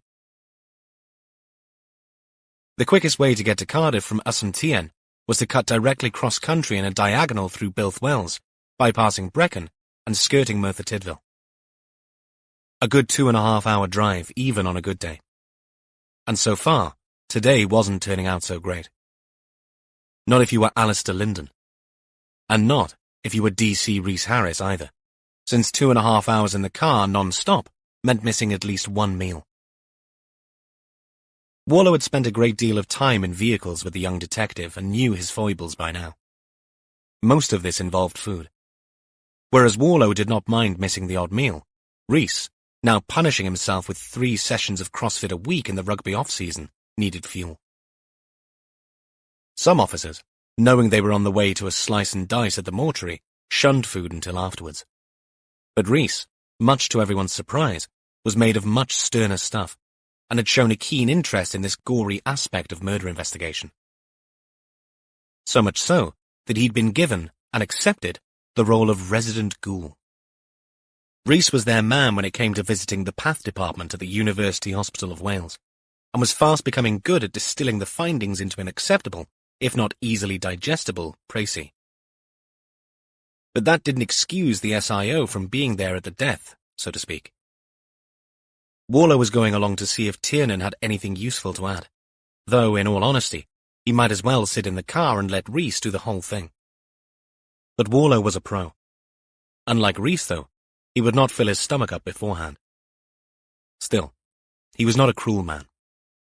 And so, they stopped just outside Brecon in an Esso garage with an attached Spar convenience store. This one had hot food and, while Rhys headed for the shop, Warlow filled up with fuel. Want anything, sir? A coffee. Anything else? Surprise me. See if Gil's training has paid off. Warlow paid at the pump and sat in the car until Rhys returned, coffee in one hand, carrier bag and a hot dog in the other. Seeing Warlow's eyes narrow as he opened the car door, Rhys said, No onions, sir. I'm not a barbarian. He handed over the coffee and Warlow drove back out onto the road. Doing his best not to sound too much like a cow in a field full of lush grass, Rhys slowly demolished his hot dog with exaggeratedly damped-down chews, carefully mopping up the ketchup and mustard as it oozed out onto his fingers, and using a wet wipe to finish the job. Warlow sipped at his coffee and waited, eyes on the road. Good? He asked when Rhys finally finished. Brilliant. When you're hungry, nothing can beat a hot Frankfurter. You might want to rephrase that in polite company, Rhys. Good one, sir. Rhys settled back in his seat, for the moment content, if not completely satiated. Warlow threw him a couple of glances, hoping he'd take the hint. After the third pointed look, Rhys finally said, What, sir? Is there something on my shirt? No, but there might be in a minute if you don't tell me what you got for me. Rhys's pop-eyed look of apologetic horror induced nothing more than an inevitable shake of Warlow's head. The DC reached for the thin plastic bag between his legs and carefully extracted a small brown paper bag. I didn't think you'd want a biscuit, so I spotted these in the fresh food section. Local produce, it said. He carefully removed 3 bite-sized pastries, white on top, with a golden yellow layer sandwiched between rough pastry. Bite-sized custard slices. Brilliant idea, because eating a whole one is an exercise in damage limitation at the best of times. Warlow looked at the pastries resting in the DC's hands before glancing up. Rhys's expression, so full of childlike enthusiasm just moments ago, melted into airiness. Don't tell me it's not your thing, sir. I thought... You thought? I mean, everyone likes a custard slice, don't they? Do they? Well, yes, I mean... You... This time, Rhys's mouth opened, but no sound emerged. Warlow turned the screw. Hang on there, Rhys. You thought that getting me a pastry you clearly like would be the thing to do. You asked for a surprise, sir. I did, and this is what I get. Well, for your information and future reference, Detective Constable, the custard slice ranks in the top 3 of my favourite pastries, tying with a coconut slice and trailing only slightly after a heavily buttercreamed lemon sponge. My number 1, of course, is lemon cheesecake. Warlow reached across and took the pastry and crammed it into his mouth.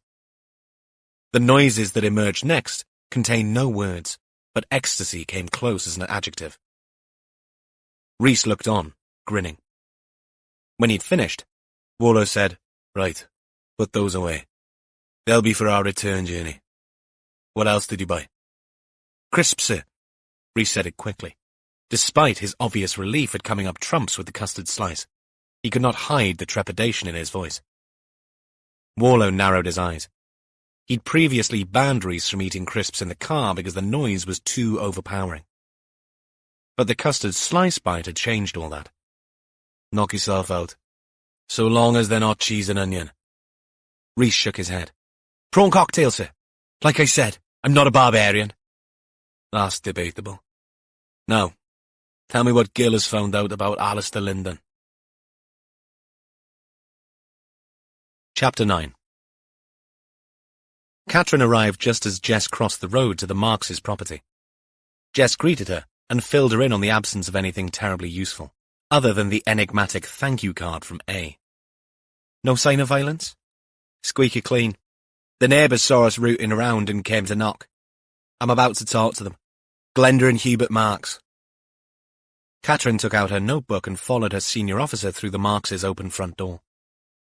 In contrast to the clean minimalist lines of Linden's house, the interior of the Marks' home was a cornucopia of clutter. Next to a push-bike in the hallway, a large and heavy wrought-iron umbrella stand stood next to a bureau, stacked high with letters and coupons. Beneath their feet, a garishly patterned carpet led the way towards the kitchen at the back. As she passed open doors to the living room and what might have been a study, Jess noted display cabinets bursting with porcelain figurines and vintage toy cars. The Markses, it seemed, were collectors. Through the rear window, Jess caught sight of a colony of gnomes clambering up ladders, sitting on the edge of a little stone well, and clustered around tree stump ornaments, all against a backdrop of flowering borders and a lawn which no self-respecting weed had the temerity to go near. Their kitchen was all oak and dark work surfaces. The table that the Markses insisted she and Catherine sit at, wooden with wheel-back chairs. Hubert opened the fridge door, adorned with notes and childish drawings. There must have been grandchildren somewhere in the Markses' mix. But the tea that Hubert put in front of them was hot and strong and hit the spot. How long have you known Alistair Linden? Jess asked. Since he moved here about 4 years ago, Glenda answered. She opened a tin with the word biscuits stamped on the side. No need for subterfuge when it came to baked goods in this house. D.S. Gill Jones would be horrified, since he hid the squad's biscuit. Catherine always thought of the word in French now, courtesy of one of Gill's affectations, in a box labelled human tissue for transplant, so that inquisitive hands and eyes stayed back. Jess waved away Glenda's offered digestives, and so did Catherine. Does he have a car? Catherine asked. Yes, A silver grey BMW. Model? Hubert answered. One of the little ones, A1 series hatchback. Any chance you can remember the license plate? Hubert nodded and reeled it off. Catherine fought a smile as she scribbled. Nosy neighbours were a wonderful thing. And did Alistair live alone? A shadow fell over Glenda's rosy-cheeked face. Yes, he does now, since Mirain left.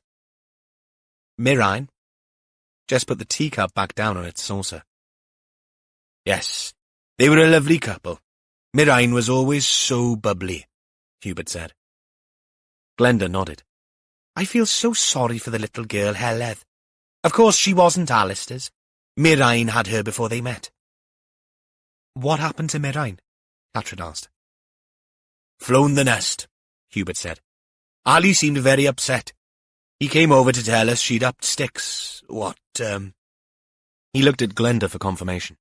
3 or is it 4 weeks ago now? Jess zeroed in on this tidbit. Had they fallen out? Oh, no. Glenda sang out the denial. They seemed to get on well. And Ali doted on Heledd. She's such a lovely little girl. Back with her real dad now, so I heard. So no altercations? Catherine pressed them.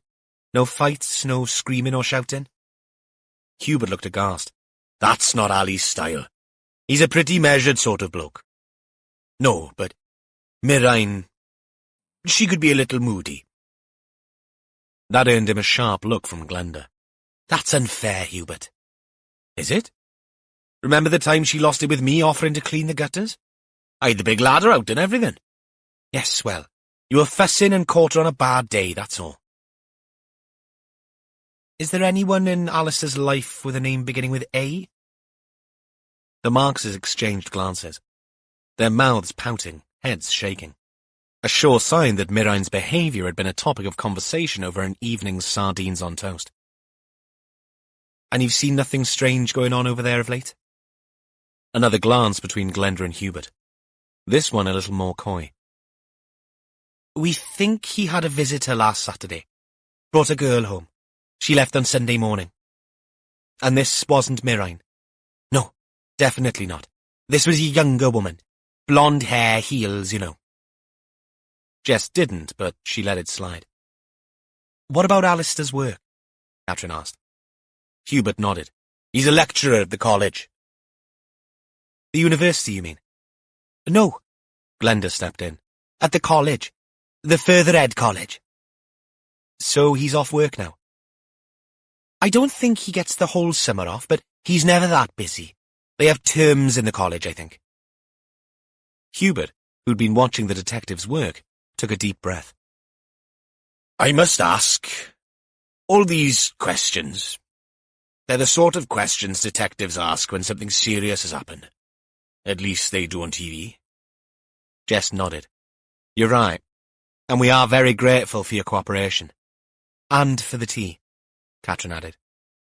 Something serious has happened, Jess explained, but we are not sure if it involves Alistair yet. That's why we're asking all the questions, to find out where Alistair is. Until we do, we can't be sure of anything, so I can't tell you more until we tick those boxes. As explanations went, it lacked much substance. But Jess needed certainty before taking the next step. The last thing the Markses needed to hear was that Alistair Linden had been thrown down a mine shaft, only for his BMW to tootle up the road at any moment. Jess doubted that would happen, but corroboration remained a precious commodity in this job. Do you have Alistair's phone number? Catherine asked. Glenda nodded and fetched her phone. She also had Mirain's. When all that had been obtained, Jess stood up, thanked the Markses, and took Catherine back to Alistair Linden's pristine house, after promising to let the older couple know once they had something definite. Deep down, she knew that would not be a straightforward conversation. Lunchtime came and went at the Dressy Fox. They kept the shop open during lunch hour. It could be the busiest part of the day. Tessa took half an hour from 1 to 1:30. Ava took 1:30 to 2. During her break, Ava left the shop and did some shopping.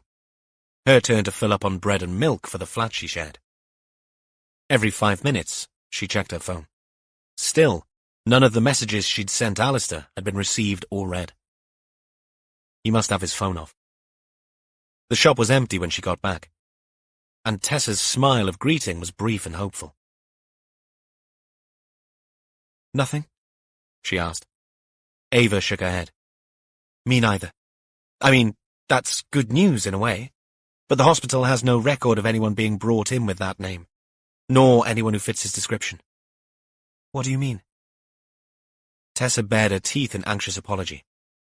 "In case someone was brought in, I don't know, unconscious or something." Ava paled. "What?"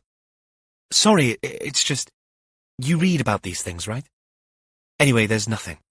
I even phoned Glangwili in Carmarthen in case he went down south. You know what those roads are like. Young racers who think they're rally drivers and... Oh my God! Tessa! Sorry, Ava. I'm not trying to upset you. I hate to see you like this, that's all." Ava nodded. Tessa was right, and she should be grateful to her boss. Phoning around was something she should have done herself, but didn't have the guts to do. Truth was, she hadn't wanted to, because if Alistair wasn't in a coma in ITU, like a plot in one of the soaps, especially the American ones with river or valley or bay in the title, it meant he wasn't answering his messages deliberately. Which meant that he'd sampled the goods on Saturday night and hadn't liked what he'd tasted. "Maybe you could give his work a ring, just for peace of mind, right?" Ava squeezed her eyes shut and shook her head. The last thing she needed was to appear even more desperate than she felt. But she had so wanted this one to work out. So wanted something else besides the cattle market at the Cambrian, or Yoko's on a Friday and Saturday night, and hangovers all day Sunday. "You really like him, don't you?" Tessa asked, cinching up her lower lip. Ava nodded. The shop bell rang, and Tessa switched to her professional smile and greeted the customer. Ava slipped into the back and put her milk in the little fridge, trying her best not to feel too sad about Alistair. An enormous sigh erupted. Why was everything so shit? The bell rang again. More customers. Ava looked in the mirror in the back room. She would not cry. Not again. No man was worth that. Chapter 10. The plan was that the team all get together for Vespers late afternoon. The last two to arrive were Warlow and Rhys, caught up in the inevitable late afternoon commute from Cardiff to All Points West. When the doors of the incident room opened, Warlow was pleased to see Jess and Catherine already there. The DI busy at a workstation, the DS pinning things up on the gallery. "Where's Gil?" he asked. "Coming through!" The voice from behind Warlow sounded businesslike as Gil entered with a tray of mugs. Rhys held the door open but couldn't quite hide his disappointment. "No biscuit, Sarge?" He, like everyone else in the department, defaulted to the French pronunciation of biscuit in the presence of the DS. "Yes, well, as a senior member of the team, I feel it is my responsibility to monitor the consumption of empty calories in the workplace. I think we can all agree, and I accept I am partially to blame, that to expect baked goods whenever we have liquid refreshments is not good for our health." Rhys's eyes dropped to look at Gil's ample girth, and then around at the positively svelte Jess and Catherine and the wiry Warlow. "What the hell is up with you, Gil?" the DCI asked. "I've made the teas," Gil said. "What about the human tissue for transplant box?" Rhys asked, the desperation in his voice obvious for all to hear. "Put away for the day. 11s is only for the foreseeable." Gil handed out the mugs to a very puzzled-looking team. He looked into each of their faces. "Boys Bach, I'm not suggesting a starvation diet. You'll all thank me in the long run." Warlow appraised the big sergeant. "It's not your blood pressure again, is it?" "My blood pressure is that of a racing snake, thank you very much. If you like, I might consider getting some healthy snacks. Crudités or some nuts." "Don't worry, we've already got the nuts," Warlow muttered. Catherine nodded. "We could try some fruit." "Fruit?" spluttered Rhys, his despair at the absence of something to chew on palpable. "You can't have a banana with a cup of tea, and there is no way I'll be dunking a mango." "Mind your language, Rhys," Warlow said. But there was no deflecting the DC. "You must have a biscuit with tea. It's tradition. We've always had them. We pay towards them." The last word emerged as almost a wail. "Kitty!" "And they'll still be available," Gil argued. "But not with every cuppa. 11s is only." "If you're hungry, Rhys, I have an apple," Jess offered. From the look on his face, she might as well have offered him a rotten turnip. "No, thank you, ma'am." He slouched away to his desk and shrugged off his jacket. "Oh, dear. Rhys has a cob on," Catherine said. Warlow shook his head. "He has no right to. He ate enough snacks in the car to fuel a medium-sized power station." "It's the principle of the thing," muttered Rhys without looking at either of them. He had a point, and Warlow wondered what Gil's game was here. He was still wondering when the sergeant followed him towards the back of the room and into the SIO's office where the DCI shed his jacket. The August day had morphed into a heavy, muggy afternoon. "How did the PM go?" Gil asked. "Rhys is doing the needful. I'm giving him 10 minutes to get things together." "Good, good." Gil hovered on the threshold, which, for a man of his size, was no mean feat. "How about this then?" Warlow asked, glancing at the notes that had appeared on the desk in his absence. "Yeah, progress of sorts. Lyndon has a mother we're trying to trace." "Right," Warlow said. Still, Gil hesitated. "It'll all come out at Vespers, I expect," Warlow said. "No doubt," Gil answered, but did not leave. Warlow glanced around at the sergeant still in the doorway. "Is there something else, Gil?" "What? Something bothering you?" Gil glanced back into the incident room before stepping inside the small office and closing the door. "I wanted to run something past you," he whispered. "Not the biscuit moratorium, because I can tell you I stand with Rhys." No, not that. It's about your son, Tom." Warlow straightened, his antennae twitching. "Tom? Don't worry, nothing's happened. I just wondered. Think he'd mind if I had a word with him, being he's a surgeon and all that?" ENT. Anything above the shoulders and he's your man. "Right, but he knows stuff, doesn't he? About the body and medicine and things?" "Yes, he knows about things.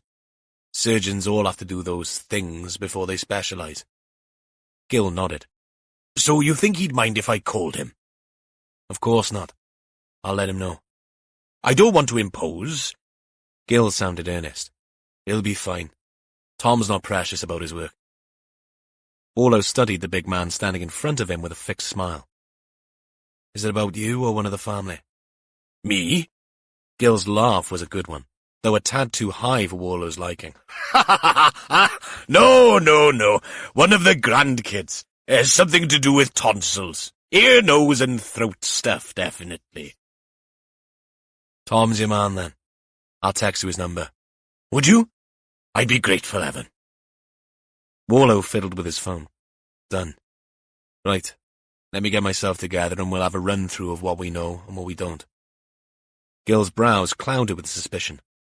"No? What do you think you know?" "About Lyndon? Not very much. If that's who we're talking about here."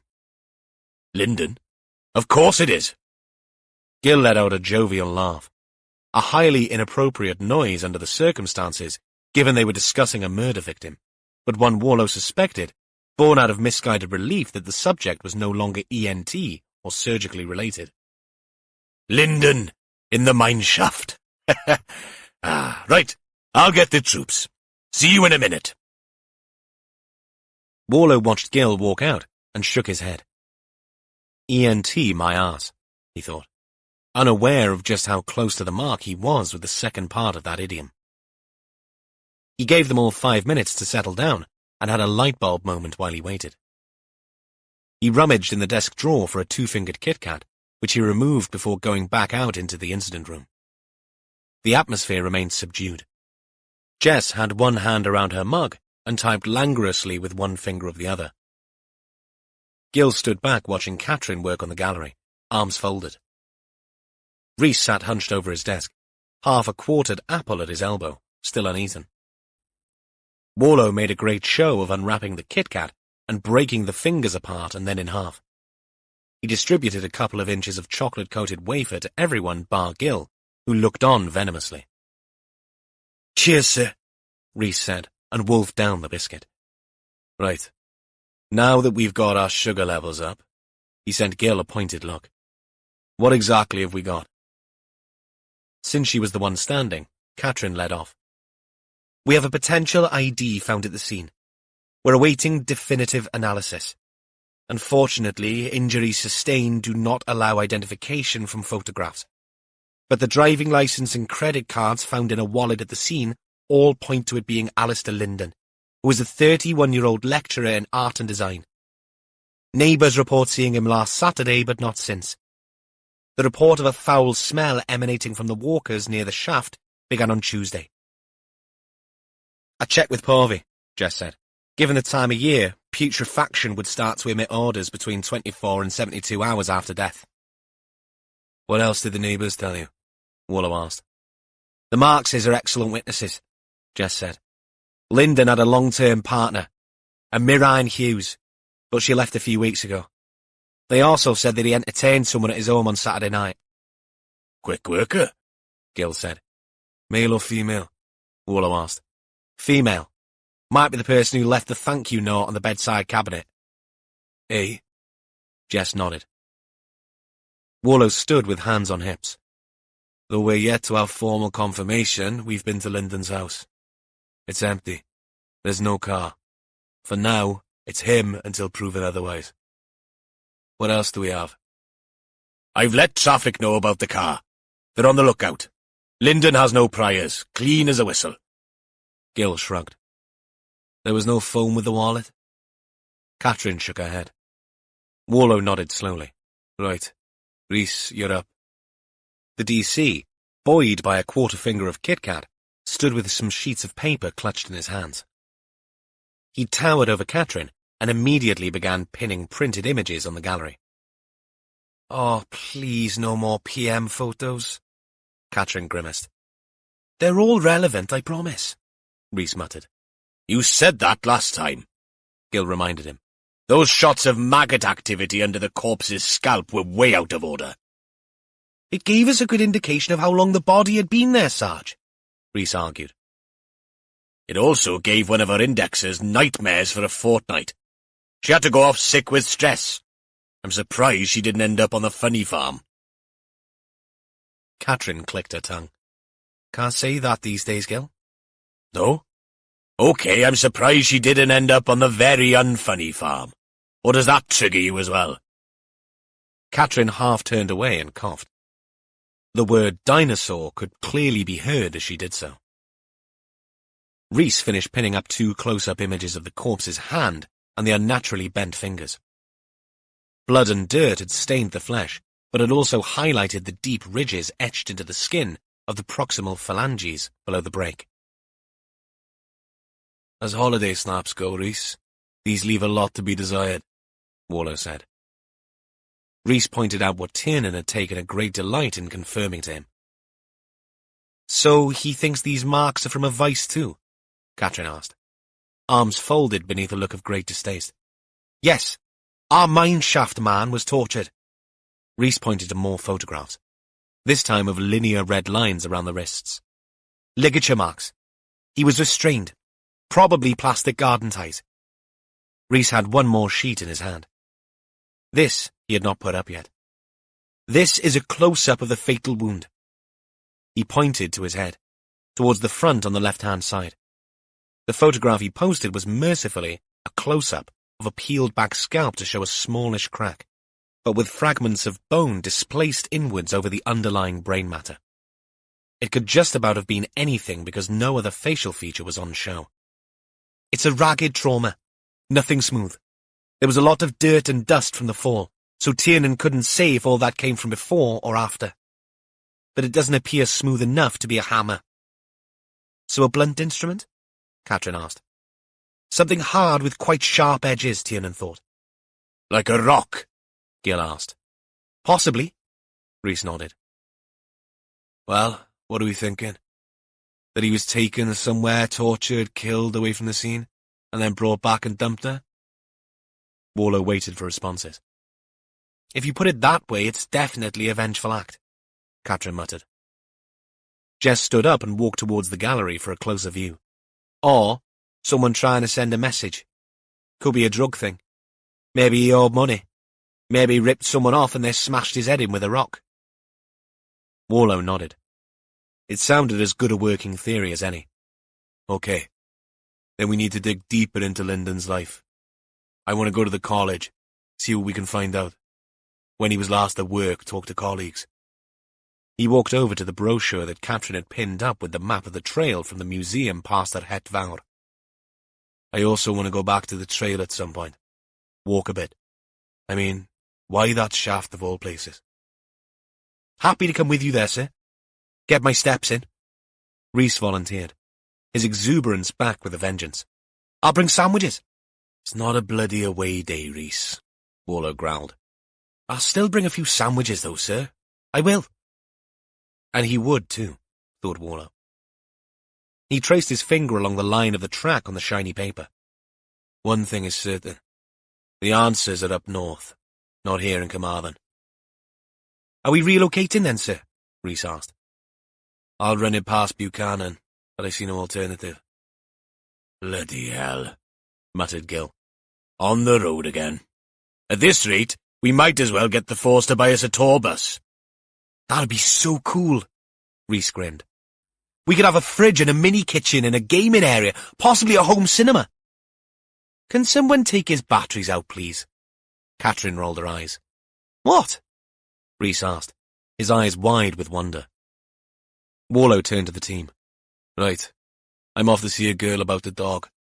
I'll text you all Buchanan's thoughts. Stay by your phones. Chapter 11. Warlow did not get to speak to Sean Buchanan until after 6 that evening. The call came as he prepared food for his black lab caddy, who'd been patiently watching him prepare said food, sitting, salivating silently in the corner as Warlow spooned raw meat into a bowl and mixed it with some vegetables.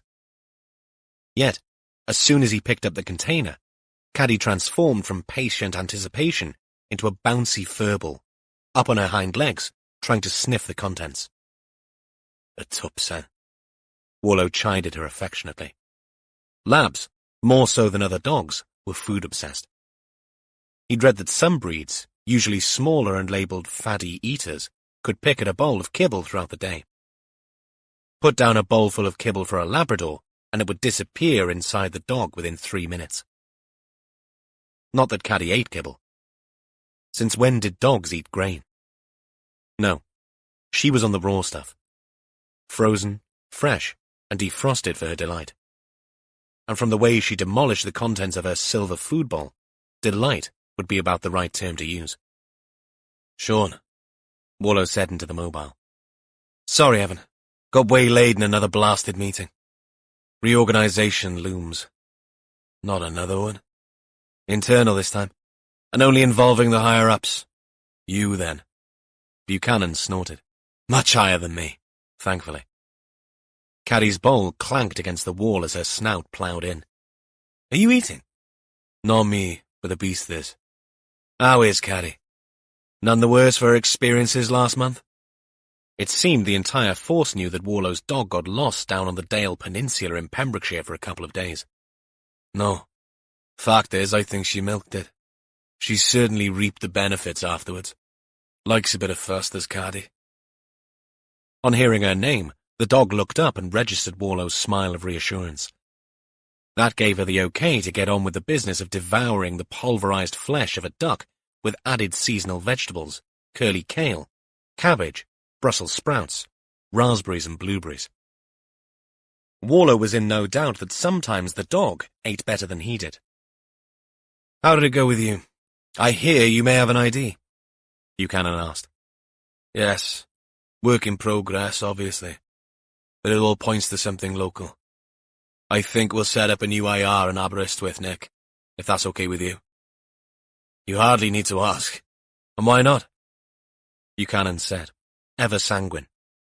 Give the buggers something to do. And it's always good press when you say a major incident room has been set up outside HQ. Makes us look invested in the task at hand.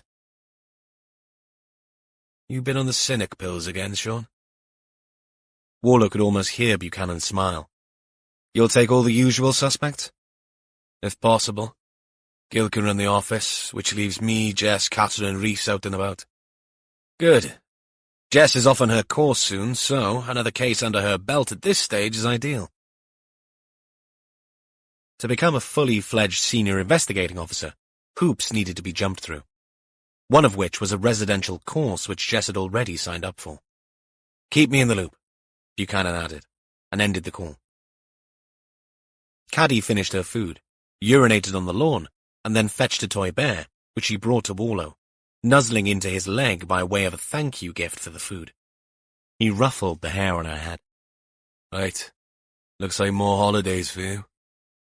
The tone of Warlow's voice induced more bum-wriggling ecstasy in the dog.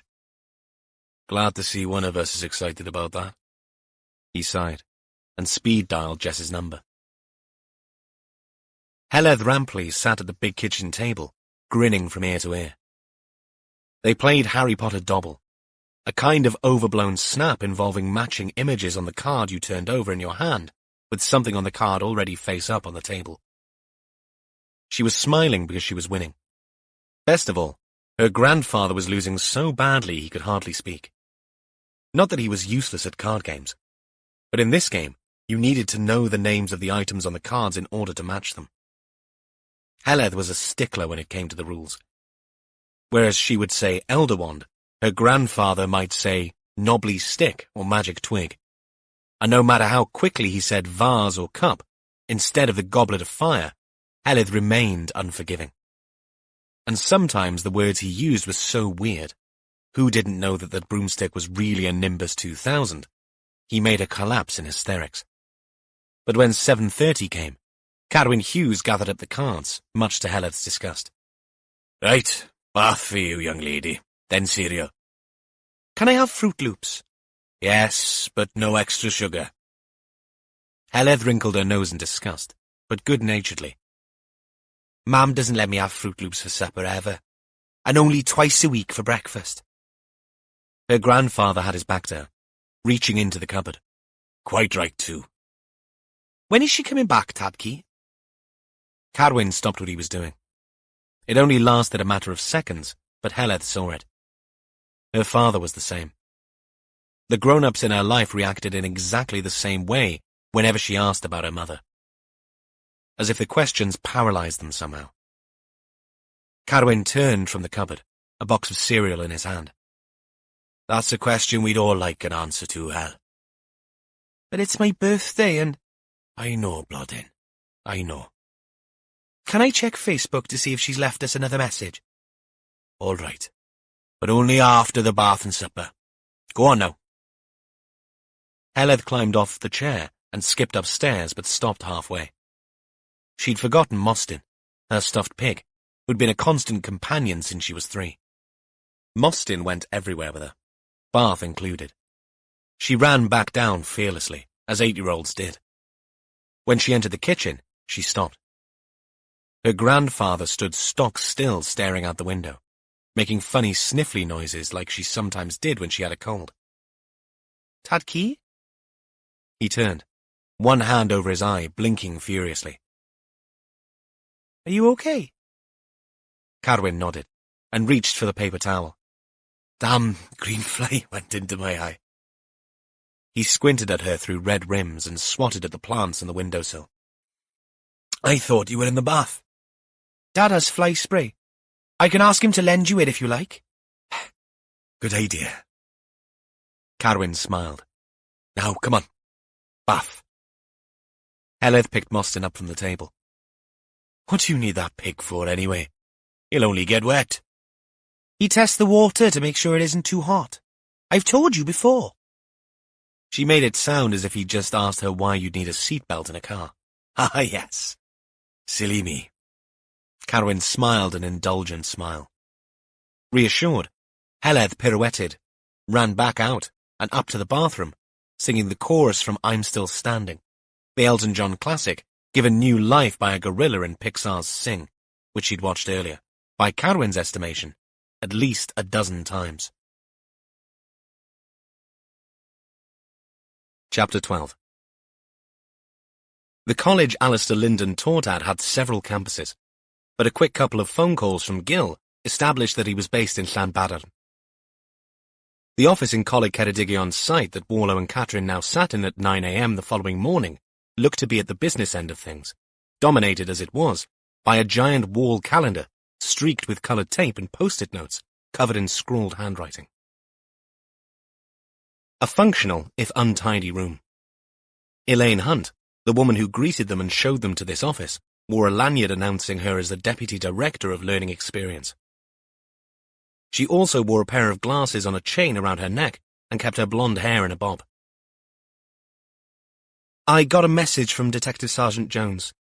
You wanted to ask me about Alistair? Yes, Warlow said. We're trying to find him. We thought we'd start with his place of work. Hunt nodded. He's missing then.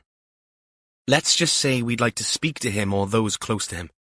All part of an ongoing inquiry, Catrin stated to put her at ease. Of course. But you realise it's not term time. We broke up on the 24th of June. So could Alistair be on holiday? Catrin sat forward. Hunt's tired smile looked painted on. I'll forgive you the cliché.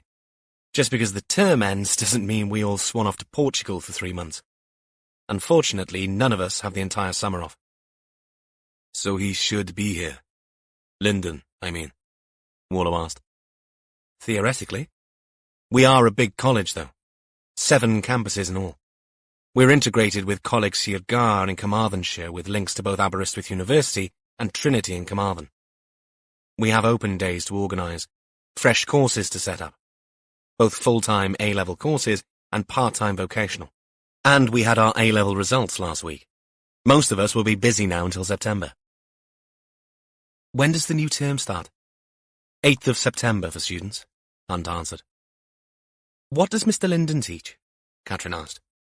He's in the creative arts department. Art and design, mostly. Where would he be if we wanted to find him?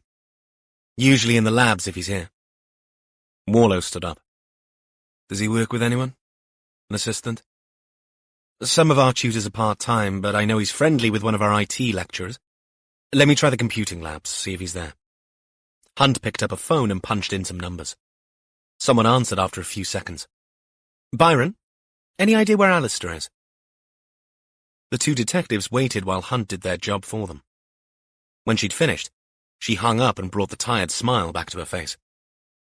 That was Byron. He's friendly with Alistair, but he hasn't seen him for a couple of days. But he knows him well, Warlow pressed her. Yes.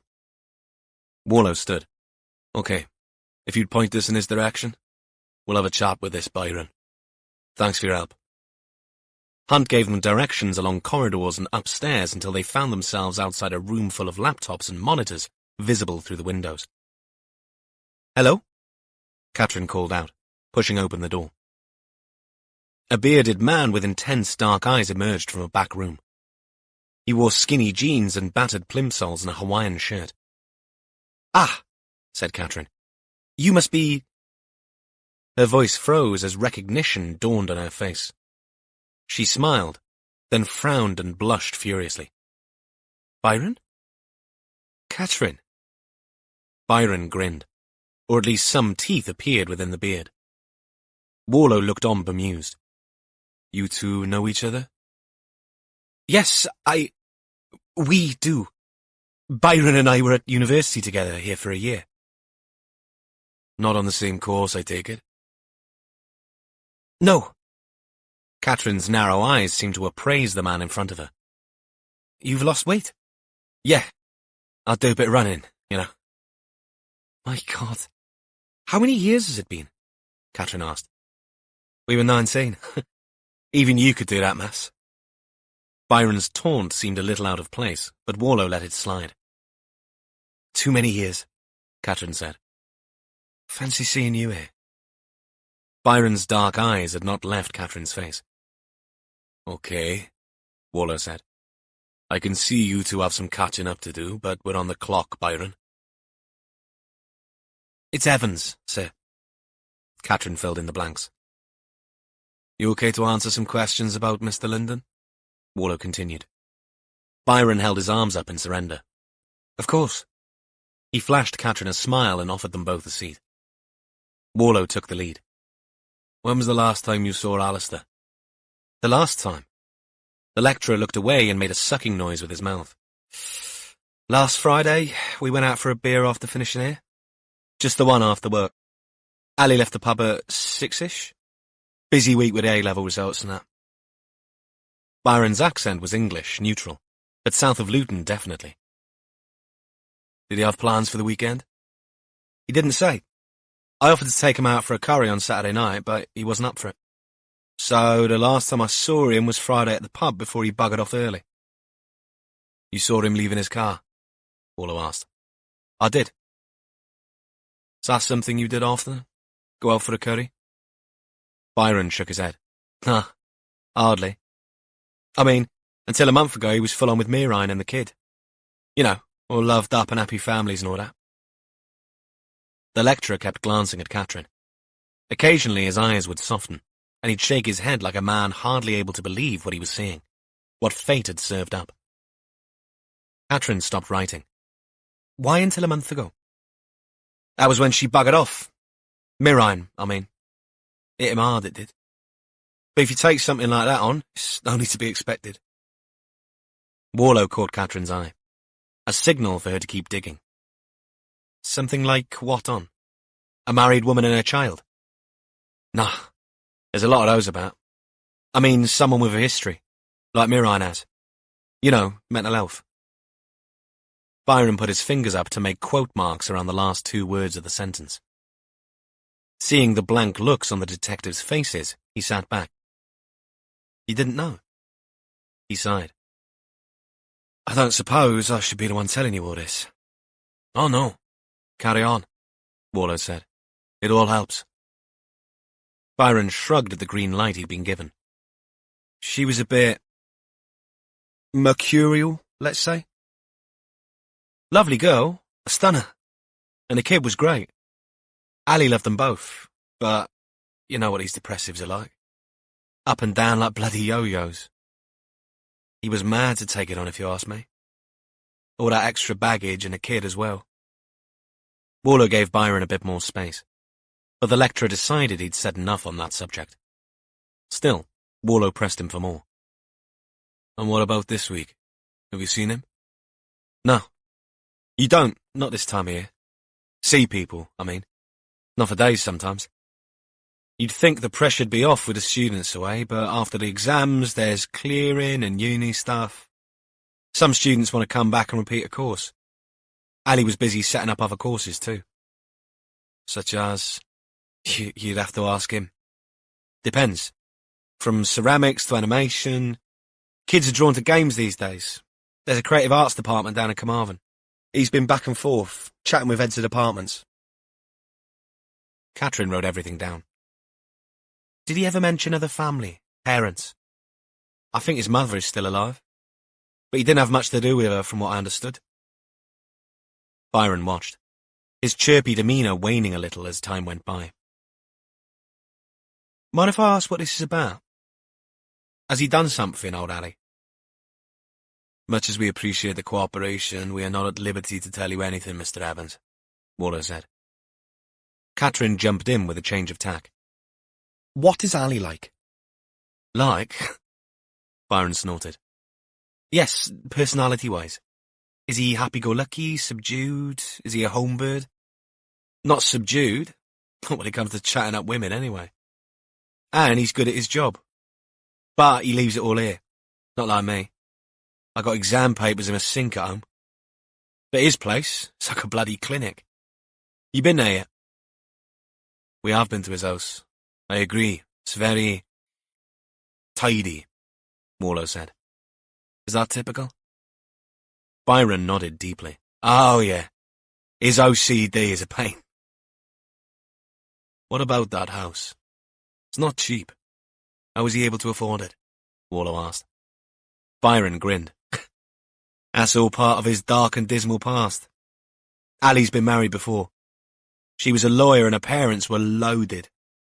When it all fell apart, Ali came into a bit of dosh. Changed jobs and started playing a field again. Do you have a name for his ex? Catherine asked. Yes. Valerie Halpin. Easy name to look up. Still in business, I think. There were more questions, and Byron proved to be an excellent source. But no, he hadn't seen Alistair's car parked in the college. And no, he'd had no communication from him. In fact, he tried texting him there and then, only to shake his head. Not receiving.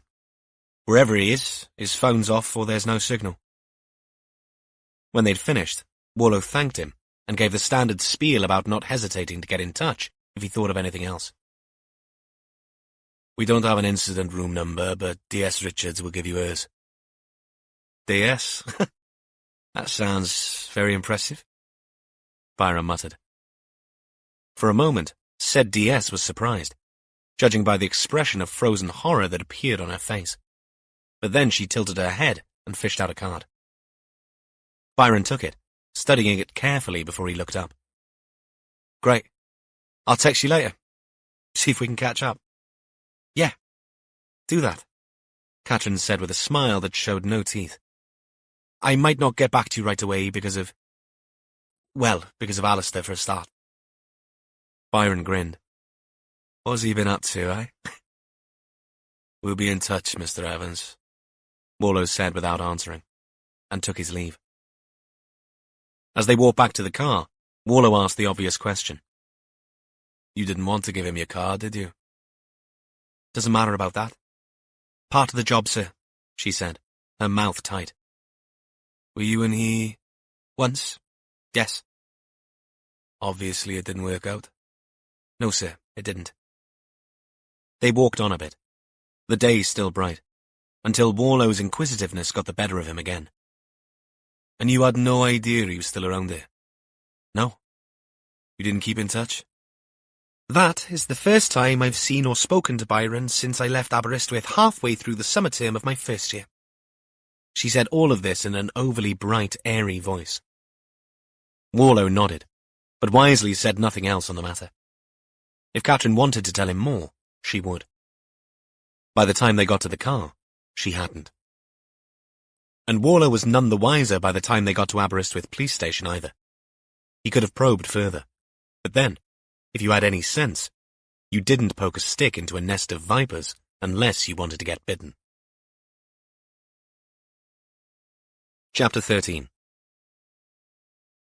Rhys Harris followed D.I. Allenby along the street to where a uniformed officer in a high-vis jacket stood, vaguely guarding Lyndon's property. From whom or what, Rhys had no idea. Still, better safe than sorry. While his boss spoke to the uniform, Rhys assessed his surroundings. The estate was too small and too far away from centres of population for there to be any trouble of the kind that came when you got a lot of people in too small a space. This was the sort of spot that attracted retirees and young families. It was quiet, out of town, a nice place for a starter home or a good place for a buy-to-let. Hardly somewhere you'd expect to find a single man, unless the investment side of things played the bigger part in the decision to buy. He said as much when Jess Allenby came back to join him. Good point, but we don't have the intel on Lyndon's background yet. Maybe he inherited the house? Looks too new, ma'am. Uniforms find anything out? No, Lyndon kept himself to himself. Or he did of late. Quiet family area. Rhys voiced his thoughts. Nice for the partner, his little girl. Not his, Jess corrected him. The girl wasn't his daughter. Rhys consulted his notebook. No, sorry, you're right. Previous relationship, wasn't it? Jess looked at her watch. We have half an hour at the most here, because Warlow wants a briefing at 11. Have you seen the house? No, ma'am. Then let me give you the tour. Rhys followed the DI around the back. She opened the door with the key from under the false rock, as if she'd done it 100 times before. Rhys had one foot on the threshold when Jess pulled him back. Gloves and overshoes. You never know. He obliged and walked in, taking in the exact same air of sterile functionality that Warlow had seen the day before. Tidy sort of bloke. That's one word for it. He followed the DI around the ground floor, but then went his own way upstairs. "Hello?" Rhys said, poking his head around the door to the third bedroom, which, judging by the desk and chair, doubled as a study. "Seen this?" "What?" "A plugged-in and charging MacBook." "And?" "Well, at the very least, it means he was expecting to come back for it."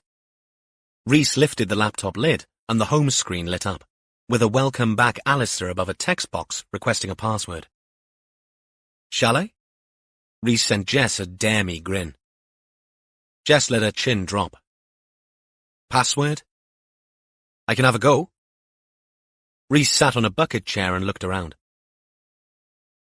The desk contained one tray of papers, obviously full of college stuff, with red ink markings and commentary in the margin next to the handwritten entries. But even this had been stacked neatly and weighed down by a paperweight. Behind, at the rear of the laptop, sat a desk tidy, containing pens and a small notebook. Rhys picked up the notebook. There were about 10 pages of entries, numbers, and scribbles, and nothing much of any sense to anyone but the author. Inside the cover, in the same hand, were the word alley and an asterisk. Rhys put his hands on the keys and typed in some letters. At the fourth attempt, the screen changed. Peering over his shoulder, Jess let out an exhalation of disbelief. "How the hell?" The DC reopened the pocketbook and pointed to the word alley and an asterisk. "Alley and a star. Alley star, ma'am. That was the password." "Not too much of an ego, then," Jess muttered. "Mind if we see what he's been up to?" Rhys asked. "He's unlikely to object, isn't he?" "That's true." He clicked open the search engine from the taskbar at the bottom of the screen and quickly opened up the search history. "Looks like Alistair has been a busy boy."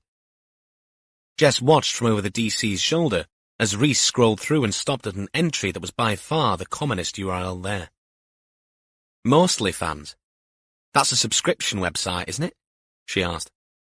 "It's a content-sharing platform, ma'am. To give it its proper name. Big during the pandemic. Quite a lot of people use it for training videos, photography, dance, and porn. Am I right?" "You are, ma'am. Anyone who thinks they have anything worth showing can get on there and charge for what they post up. It's a narcissist's dream." "What's our Mr. Alistair been doing?" Rhys clicked more buttons. "He has his password saved in Google. I don't even have to log in." Rhys's sentence ended abruptly as a page filled the screen. Moulin Splurge X. Let's play dress up, dress off, and anything else you'd care to suggest. The image of the body that came with it was definitely female. Very well proportioned, with very little in the way of clothing covering up the fleshy assets on display. Above all that was a heavily made-up face with a fetching beauty spot. False, Rhys suspected. Enormous eyelashes and plumped-up lips around what the Americans called a popsicle. "She's young," Jess said.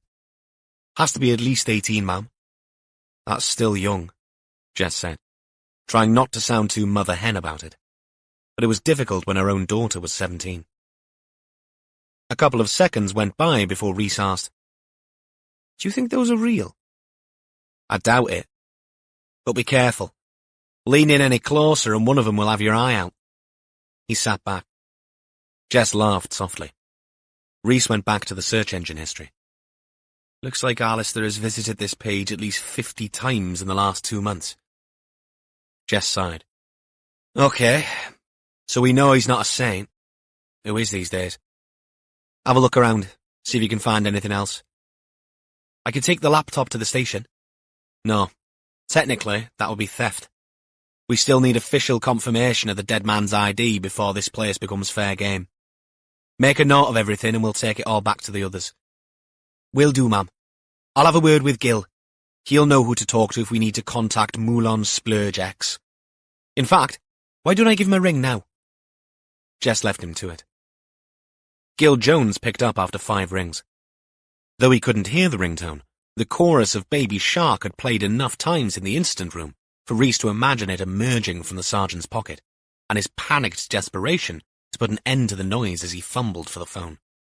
He had tried to change it, but a wail of protest from his granddaughters had forced him to leave it as was. Rhys, I hope you're on the way in. We could do with some brawn in setting up this incident room.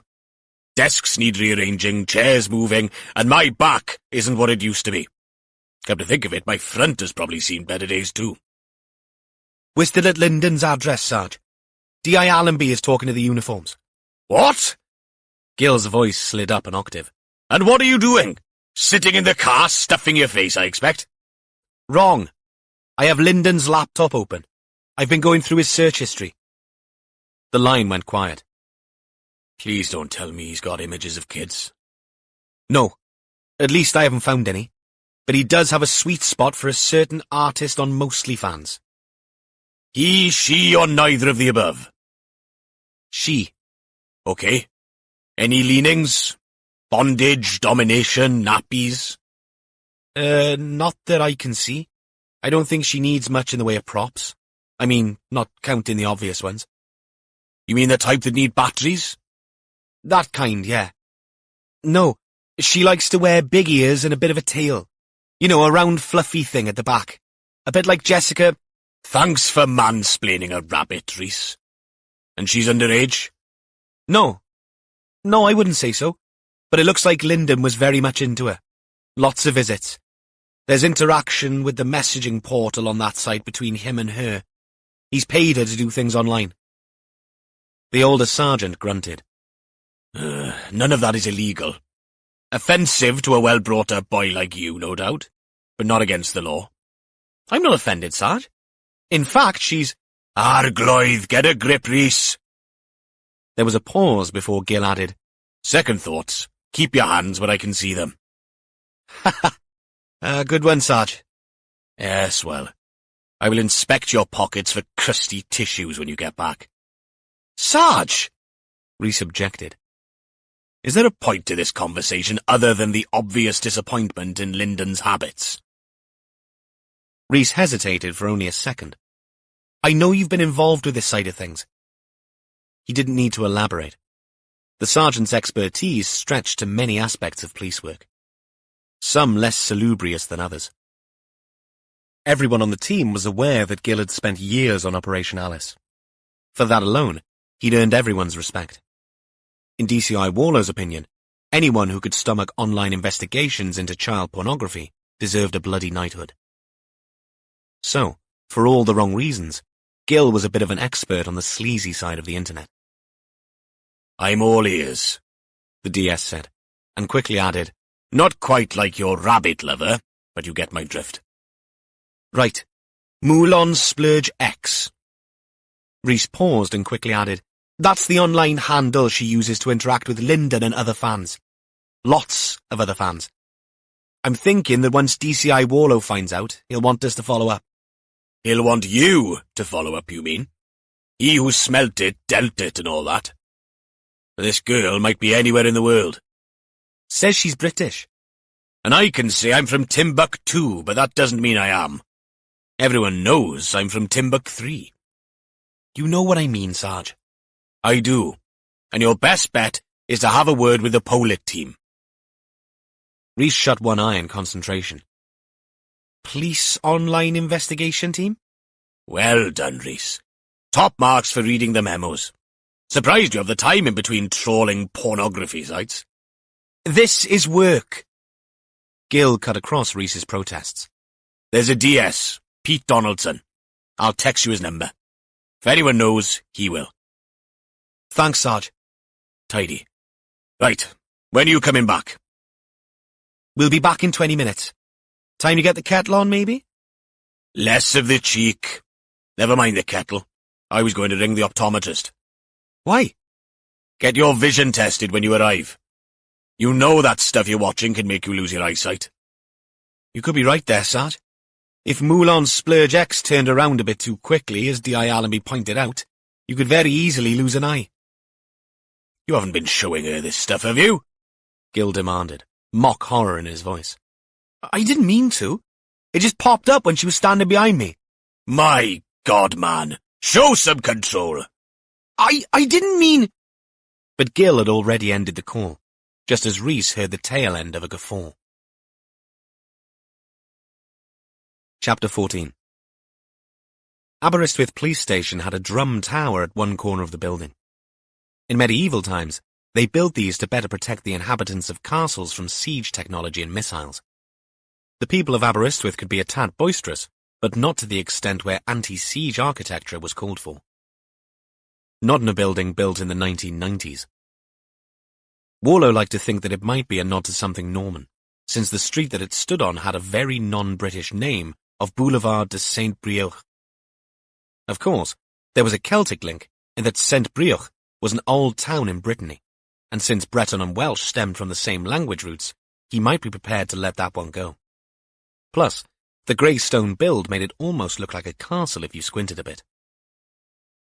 Being on the edge of town meant that there was plenty of parking with an Army Reserve training centre behind, ready to repel all boarders, though there was something fundamentally wrong with that thought too, since they were not at sea. And the location had the bonus of being opposite the Vale of Rheidol railway. If they were really pushed, they could all tootle off to Devil's Bridge on a train and hike to the spot where Alistair Linden, R.I.P. yet to be confirmed, had been interred. But inside the station, in the co-opted incident room, smaller than the one they decanted out of in Carmarthen, all thoughts of day trips had long since passed. Teas were needed, but without the bonus of the usual biscuit. Gil had the healthy eating bit, or at least the rationed biscuit bit, firmly between his teeth. Warlow looked up from his desk to see the big sergeant fussing at a notice board.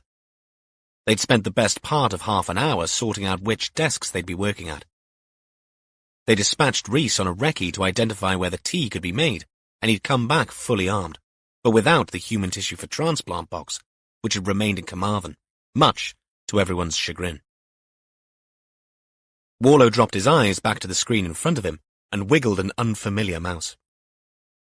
Tiernan's preliminary report had appeared in the team's mailbox, confirming everything that Rhys had said the day before. In addition, the HOP emphasized the fact that the stomach contents were virtually empty, showing that the dead man had not eaten for some time prior to his death. Also, a great deal of vegetation, dirt, and fiber samples had contaminated the body, and these would all need to be looked at. No change there, then. He also checked over Gil's assessment of Alistair Linden. Clean, but not squeaky. He'd blotted his pristine copybook twice with speeding offences, both in the Salisbury area, and both when he'd been much younger. He currently had nil point, another of Gil's French affectations, on his licence. Elaine Hunt had taken the time to talk to the college HR and to her bosses. No complaints were outstanding about Linden's work. All they had to go on there was what Byron Evans had told them. That he wasn't shy when it came to chatting up the ladies. That he was frighteningly efficient, had a touch of OCD, and knew what he was doing on the work front. Which gave him an advantage over the state of the investigation. For a start, it would be useful to know if Alistair Linden was indeed the body in the mineshaft. As if on cue, a fresh email appeared in the inbox. This one, too, from the Forensic Path Department. Warlow opened it up. Tiernan again, this time informing them all that dental analysis confirmed that the body was that of Alistair Linden. Right. Warlow stood up. This is a first. Looks like I've opened the email before everyone else. He strode to the single notice board, divided into two so that one half functioned as a gallery, the other as a job centre. Warlow pointed to Alistair Linden's name. Tiernan has just confirmed that our dead man is indeed Linden. No surprises there, but it's good to know. We need to find any living relatives. The house on the Criggiau estate is now a crime scene. Let's get Povey over there as soon as. Not that I'm expecting her to find anything, but I also want to look inside that locked cupboard. He turned and regarded the team. Right, let's go around the mulberry bush one more time. Jess? The DI pivoted at her desk. Rhys has had a quick peek at Lyndon's laptop. Be good to get a proper look at it before the tech bods tear it apart. But Rhys found something to work with, yes? Warlow demanded. I did, sir. Lyndon's search history. I'm waiting for a phone call from the Polit team. It may be nothing at all, but... Chase it up. And while you wait, check with Tiernan regarding this other evidence. The dirt and the fibres. Ask him which bit he thinks is the most significant. Rhys nodded. Catherine picked up on his momentary hesitation. Don't worry, he won't bite. Anyway, he likes you. I'm surprised he hasn't asked you up to one of his lectures. Rhys flushed a bright red. He has, hasn't he? Catherine said, pleased with herself. I'm going in a couple of weeks. It's on post-mortem decomposition. The look that broke over Catherine's face was priceless. We do not want to see any snaps you take, she warned. There'll probably be a handout. You're welcome to have a copy, Rhys said. Or I could simply put my foot in a wasp's nest. I know which would be more pleasurable of the two. Catherine sent him a rictus grin. Warlow turned to Gil, who was massaging his stomach. You okay? Gil nodded. Hunger monster is awake. You may hear him growl. Shame we didn't have any biscuit with our tea, muttered Rhys. I heard that. Gil glowered at the DC. Warlow pointed to the image of a grey BMW. I want to find Lyndon's car. Byron Evans confirmed that he saw Lyndon last on Friday driving his car. So let's get on to the NVTD, see if they can help. This wasn't rocket science. Since 2006, the National Vehicle Tracking Database recorded every vehicle by automatic number plate recognition cameras. Over 35 million images were captured every day on the ANPCs that stared down at motorists on poles on every major road. If Lyndon had been driving on one of those roads, they'd find out where he'd been.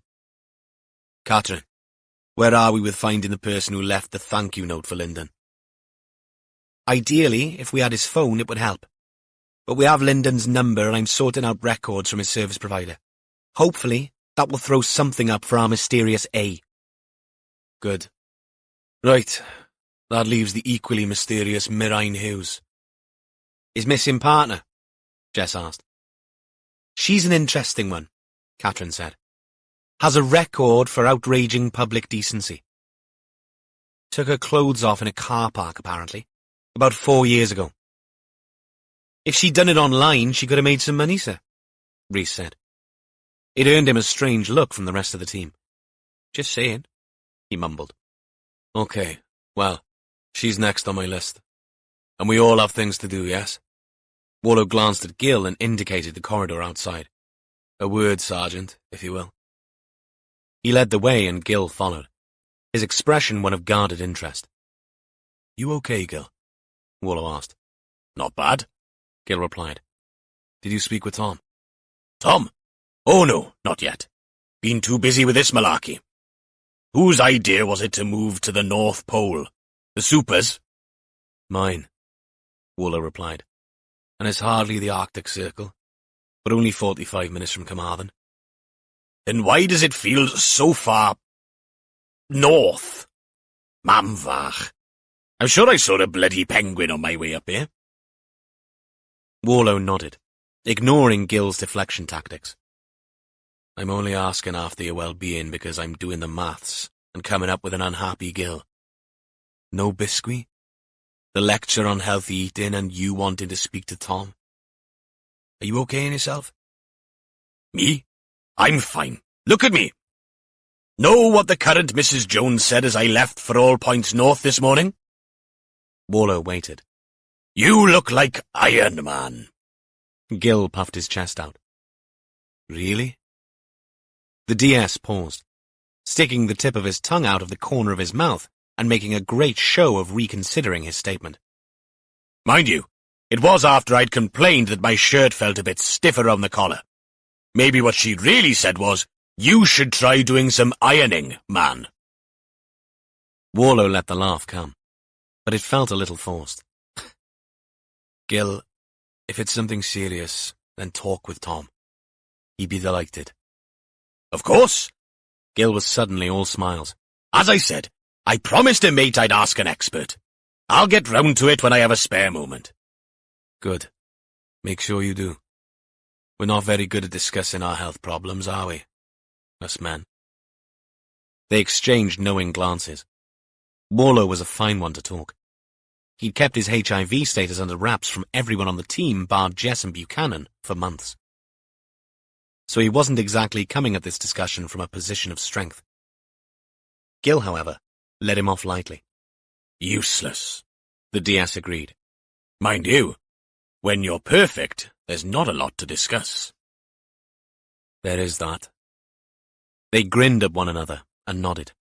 The chance of either of them expressing real feelings about as likely as seeing a penguin in Aberystwyth. Though it remained an unsaid certainty that if their backs ever were truly up against the wall, both men knew where to turn. Right, let's get to it. Warlow shoved his hands in his trouser pockets. Lead on, Gunga Din, Gil said. Ah, Rudyard Kipling reference. Have you used that one with the youngsters yet? Warlow's collective nouns for D.S. Richards and D.C. Harris brought a skeptical scowl to Gil's face. I would not waste my breath. Rhys would probably think he's a rapper, and Catherine would no doubt play the woke colonialist card, just to rile me. Warlow nodded and pushed open the door to the incident room with a smile. Gil was right. Best they keep their powder dry on that one. Chapter 15. Once Warlow left on his quest to search out the relatives of the mysterious Mirain Hughes, for those left behind it was a question of manning the phones, trawling through records, and waiting for people to get back to them. Glamour personified. The first to get something positive out of the day was Rhys. He took the call from DS Pete Donaldson and quickly explained what they were doing. When he mentioned the name Moulin Splurge X, the line went silent. You're kidding me, Donaldson said in an accent from somewhere north of Portadown. Marriage to a local girl had brought with it a transfer from Northern Ireland to the supposedly calmer environs of West Wales, but had done nothing to diminish the accent. Does the name ring a bell? Rhys demanded. Sets off a bloody klaxon. How? Moulin Splurge X is a real psychology student at the Uni in Aber. True name Claudine Barton. Rhys wrote it down. How come she's known to you, Sarge? Ah, well, welcome to the brave new world of student debt. Sex workers are entitled to protection, just like everyone else. Though the uni up there might not be as progressive as some, they've recognised the need to support the 6% of students across the country who work their way through uni via the sex industry. But you surely can't go to Aber and do a course in it. Jesus, wash your mouth out with soap and water there, Rhys. You'd be in deep doo-doo if you suggested that. Twitter has already been there and scorched the earth. No. This is all about keeping workers safe. Rhys paused, trying to get his head around it all. Donaldson explained. We offer support to the uni if they want it. We've even been up to talk to staff about it. You ever heard of National Ugly Mugs? I can't say I have, though I can come up with a few candidates without much effort. It's a charity set up to collate warnings and incidents about dangerous punters in the sex industry. And there are some choice bastards out there, believe ye me. Claudine is an active member. You'd like her. She's a real character. Her partner's a bit of a roid monster, but he looks after her. And you say your man Lyndon was interacting with her? Online, yeah. A lot, judging by his search history. I wondered if there'd been any real contact. Unlikely. Claudine is switched on, though she isn't shy. She'll chat with you, I'm sure. I can set it up if you like. We've got bugger all else at the moment, Rhys said. Donaldson signed off with a promise of a follow-up text. Rhys put the phone down and turned to Gil. That was Donaldson, Sarge. I think it might be worth chasing up Moulin Splurge X. She's local. Okay, that should keep you out of mischief for a while. I'd better speak with Tiernan about the full path report first, though. You'd better. Could do with a cup of tea and a hobnob, though. Rhys's voice dripped with yearning. Gil flinched. "Get behind me, Satan," or as granddaughter number 2 was heard to say, after I had used this phrase in context during an open and frank discussion about a takeaway curry with the current Mrs. Jones. "Get behind me, Stan." Rhys chortled and picked up the phone to dial Tiernan's number. That Stan can be a bit of a card. "He can indeed, Rhys. He can indeed." While Rhys went full ghoul with Tiernan, Catherine got copies of Lyndon's phone records and went through them. When she'd finished, she took them over to where Jess was working. "Anything?" Jess asked. "There is one number that stands out. He texted on Friday and Saturday several times, and a dozen times during the week before." "Worth giving it a go?" Catherine shrugged.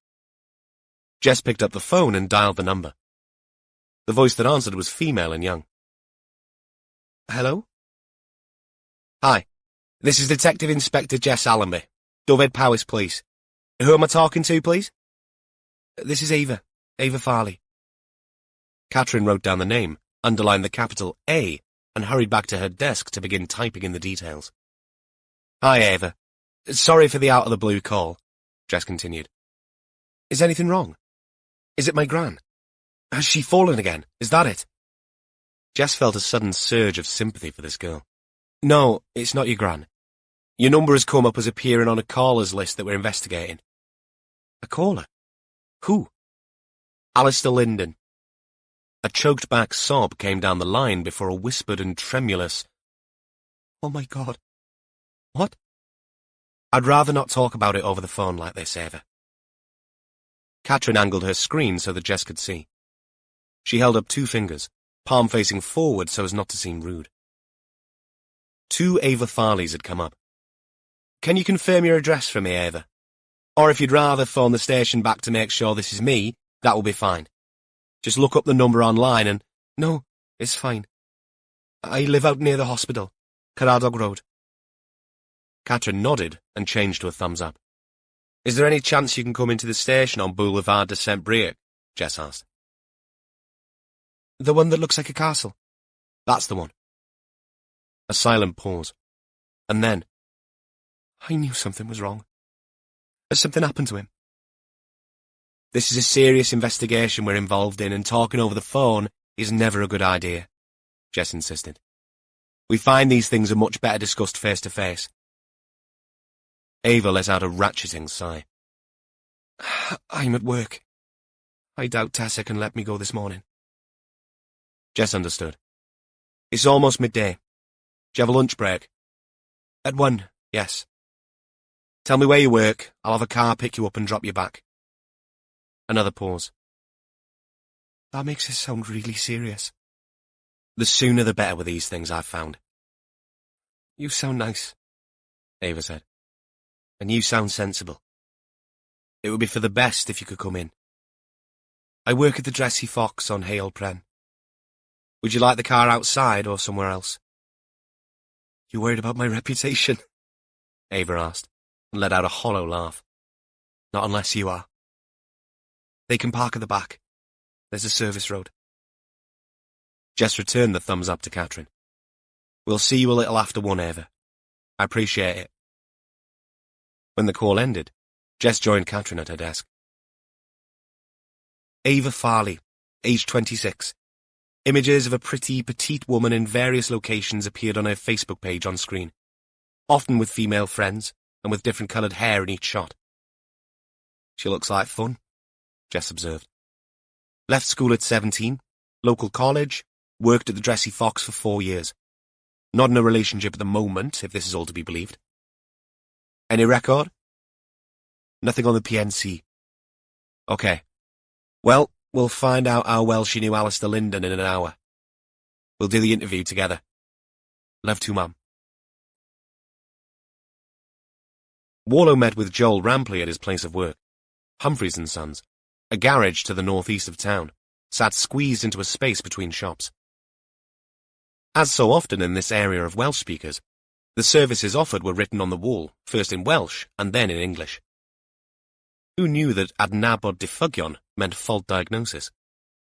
Well, if he'd had to think about it, Warlow probably did. But the garage had it up there, clear as day.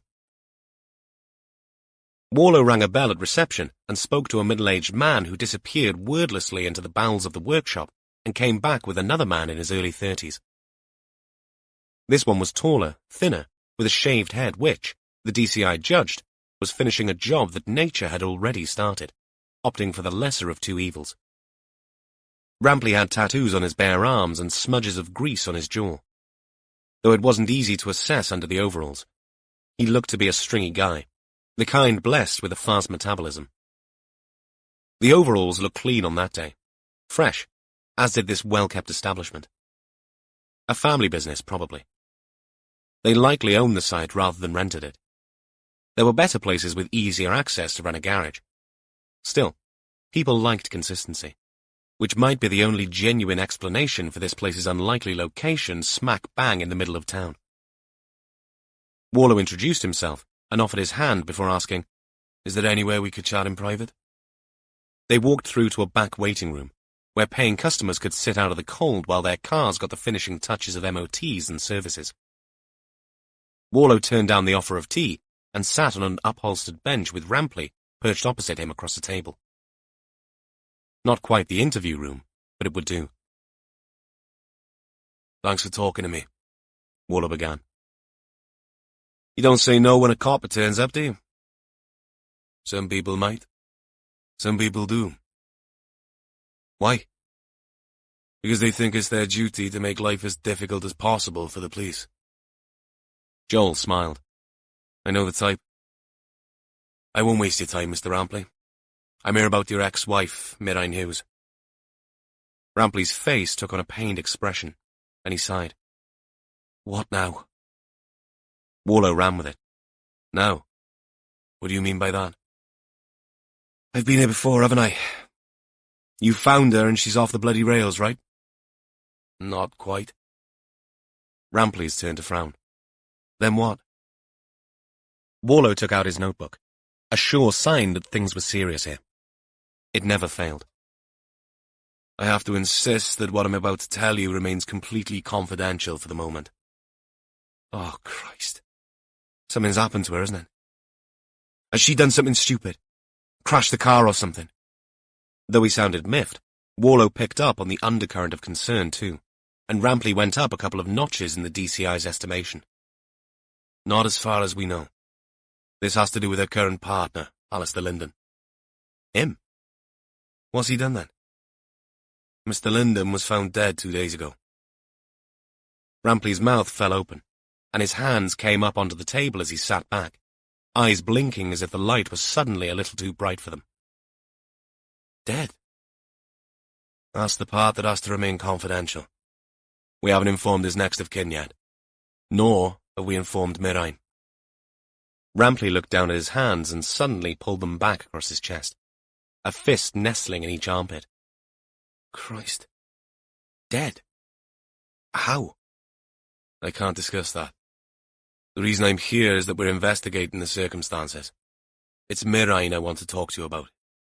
We don't know where she is." Rampley nodded. "Welcome to the club." "What does that mean?" "The Where the Hell is Mirine Club is what I mean." Warlow sat forward, a signal for Rampley to expand his explanation. "I assume you know Mirine left Alistair 3, maybe 4 weeks ago? She's done all of that before. She left us, me and Heleth. Your daughter? Our daughter. Mirine's and mine. She left us 6 times over 6 years." Warlow made a note and spoke while he wrote. "That's unusual." "Yeah, it is. But not when you understand a bit about her condition. After Hells was born, something happened to Mirine. They say she might have been borderline bipolar before, but after Hells, it kicked in big time." "Something about a postnatal exacerbation?" "Big bloody words, I know. She's okay on meds, but then something convinces her she doesn't need them, and nice mummy Mirine turns into wild frickin' animal Mirine." "Are these manic episodes?" Warlow had a grasp of the terminology. He'd come across cases before. "Yep. Exactly that. Mirine the bloody maniac.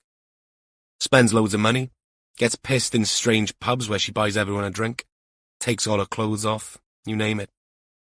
You think that's happened this time? Wouldn't you? You've had no communication from her since she left? I didn't say that. She's been texting Hellhead. She's on Facebook now and again. What's tragic is that it's Hell's birthday this week, and it's hard explaining all this shit to an 8-year-old. What was the arrangement you had? Were you involved in looking after Hellhead too? Rampley nodded. Mirai moved in with Alistair into his nice, new, shiny house. Hellhead was there all week, and I had her every other weekend, Friday to Monday. Plus the odd night when Mirai and Ali had a bloody date night. He caught himself. Sorry. Waller's Rancor alarm sounded. Did that work okay? It did. Better than now. In the week after Mirai buggered off, Alistair thought it best if Hellhead stayed with me. She's with me all the time now, but my shifts start early here. There's a summer school breakfast club. What about afterwards? Mirai's dad helps. Cadwyn's been great. Always right from the start. Salt of the earth is Cadwyn. Hellhead thinks the world of him. We sort of share the Mirai load between us. Sometimes I think what's happened to her hit him hardest of all. Do you mind sharing the recent texts and messages from Mirai with us? I'd really like to get in touch with her. Rampley shrugged. Sure. I hope you have better luck than we do. Mirai's pretty good at staying hidden when she's off on one. Warlow handed him a card. I'll get one of my officers to be in touch for the technical stuff. We may need to borrow your phone for a few hours. Is that okay? Fine by me. They shook hands and Warlow took his leave, wondering just how you explained bipolar disorder to an almost 8-year-old. Chapter 16. Claudine Barton's flat was on North Parade, a converted Edwardian development which, in the past, would have been a grand terraced house.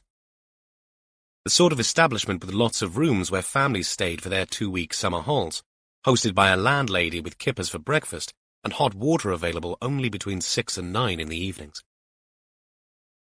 But that had long gone the way of separate flats. Number 5 was 2 floors up. There may have been a lift, but Rhys took the stairs. The door was royal blue. The girl that opened it was a vision in pink, and no taller than about 5'3" in heels, which were mules under a very short kimono. Though the wrap had been cinched tight, there was enough on show for Rhys to confirm that this was indeed Moulin Splurge X he was looking at. Hiya, she said in a Valley's accent. Claudine, right? I'm DC Rhys Harris. He held out his warrant card. Claudine batted ridiculously long eyelashes at the wallet and smiled. Yeah, of course. I've been expecting you. Come in. The flat was surprisingly roomy, with a spacious sitting room fronted by a bay window looking out onto the street below. Want a coffee? Claudine asked over her shoulder as she tottered along in front. Rhys accepted the offer and stood while Claudine went into the adjoining kitchenette. In the bay window, a table nestled holding a laptop and some open textbooks. You working? Claudine gave him an old-fashioned sort of look. I don't usually dress like this for visitors. Rhys, a little flustered by her reply, pointed towards the table. I meant the books. Oh, yeah. That was this morning, though. I'm doing an open university course as well as my degree here. Psychology. Really? A good one to do. I mean, you're probably meeting all sorts of people doing... He nodded vaguely at her while his eyes tried to find something not too inappropriate to look at. What you do? All sorts in all shapes and sizes, yeah? Claudine agreed. I'm staying here this summer. Might as well. There's no seaside in Caerphilly. She came back through with 2 mugs and sat cross-legged on the one sofa. Rhys fetched a chair from the table and sat a good 6 feet away, trying to decide the best plan of action for the coffee and his notebook. In the end, he placed the coffee on the floor beside him, notebook open on his knees. But then a thought occurred. He was alone with this woman in her flat. It would be easier if I recorded our chat. He wrinkled his nose in apology. That okay? Fine, Claudine said, both hands around her mug, one mule dangling off a bouncing foot. Pete Donaldson said you wanted to speak to me about the business? You was Moulin Splurge X, yes. Rhys took a sip of coffee and fixed his eyes on the beauty spot on Claudine's left cheek. Mind if I ask how old you are, Claudine? I'll be 20 in 6 weeks, she said, and smiled. I know, I look younger. My voice doesn't help, but it doesn't do any harm either. For the business, I mean. Rhys nodded. He understood where she was coming from, but it only added to his discomfort. I saw your website. Did you? She sounded genuinely interested. What did you think? As part of the investigation, we are running into an unnatural death. Rhys added the qualification quickly and saw Claudine's big eyes double in size. Oh my God. Really? Like on Netflix? No, not at all like on Netflix. I mean, it's nothing like that, really. Lots of hanging about, interviewing people, gathering information, hardly any car chases. But like, you're a homicide detective, then? We don't use that term. So no, not... Well, yes, in this case, I suppose I am. Claudine sat up. That's amazing. Shifting in the seat made the kimono stretch tightly across her chest, and the gap showing her cleavage widened perceptibly. Rhys reached for his coffee and made a very conscious effort to keep his eyes on her face when he lifted it to his lips. Is this where you do the camera work? The words came out from behind his mug, almost an octave higher than he'd intended. Claudine shook her head. Mostly in my bedroom. I can set it all up in minutes. The webcam stuff is easy money.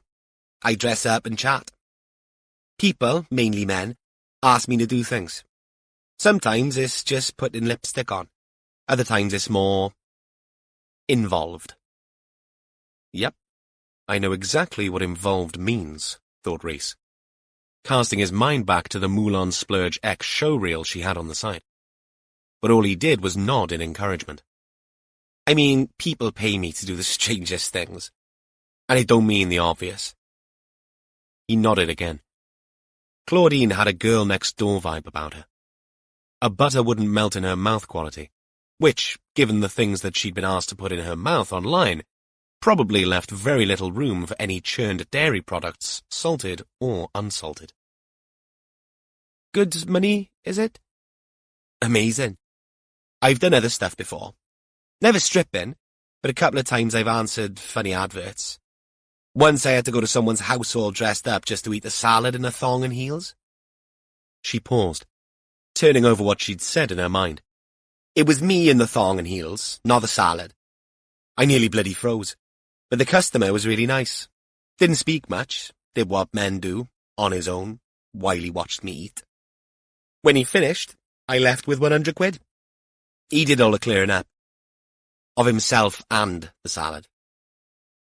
Rhys couldn't help but grimace. Isn't that risky? Claudine nodded. Afterwards, I thought probably not the best idea. That was before I met Luca, my boyfriend. But what people do, and what turns them on, is their business. As long as no one gets hurt, right? I don't hold it against them. Plus, I only get half my tuition fees paid. All the rest is a loan. But I want to be debt-free when I finish it. So for you, this is a job? Claudine smiled. Exactly. And it pays a shitload better than serving lunch at Café Clec. She sipped at her coffee before adding, I've done that too, by the way. Rhys sipped some more coffee. He took in the smile and the siliconed attributes that were perkily straining against the fabric of her gown, fighting the urge to let his eyes stray down over her smooth legs. Get a grip, Rhys. You're there to do a job. The voice in his head was Gil's. Does the name Alistair Linden mean anything to you, Claudine? She shook her head. Can I show you some screenshots we found on Linden's computer? He picked up his phone, found the images, and watched as Claudine scrolled through the shots he'd taken from Linden's laptop of his recorded interactions with Moulin Splurge X. After a while, she looked up. He's not Alistair Linden on here, though, is he? No, he's signed in as clean unit. Another nod. I wondered where he'd got to. He's a regular, private client. That's a good £3 a minute. Group chats are half that price. From what I remember, he liked me to spread cream over... She waved a hand with sparkly pink nail extensions over her chest. Ah, was all Rhys could drag up from his lexicon. Claudine smiled apologetically. Whipped cream, which I then wiped off with a finger and had to eat. She handed back the phone. So you've never seen Linden in the flesh? No, I wouldn't know him from Adam. Rhys showed her a photo of Linden. She looked at it before flicking her eyes back at Rhys with a shrug. How long had he been a regular? Oh, no idea. I could probably check. I can search and see when he first appeared. I don't keep tabs, though. Once it's done, you know? It's all an act, a performance. All the baby talk and heavy breathing. Donaldson told me you're an active NUM member too? Claudine gave him a big Jane-next-door smile. When I tell people that, they think I'm a minor.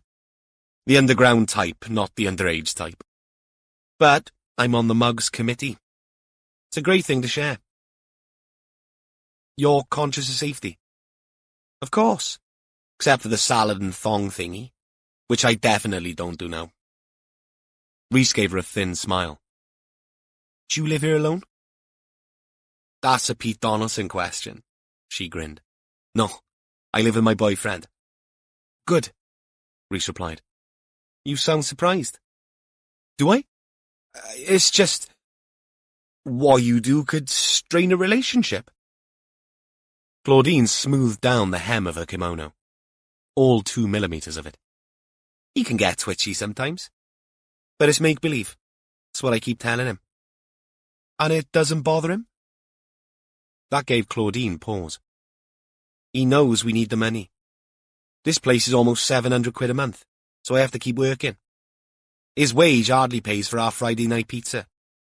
He gets moody sometimes when I'm at it for too long.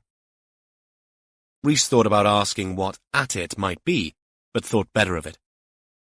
He'd got enough for now. Okay, thanks for your time.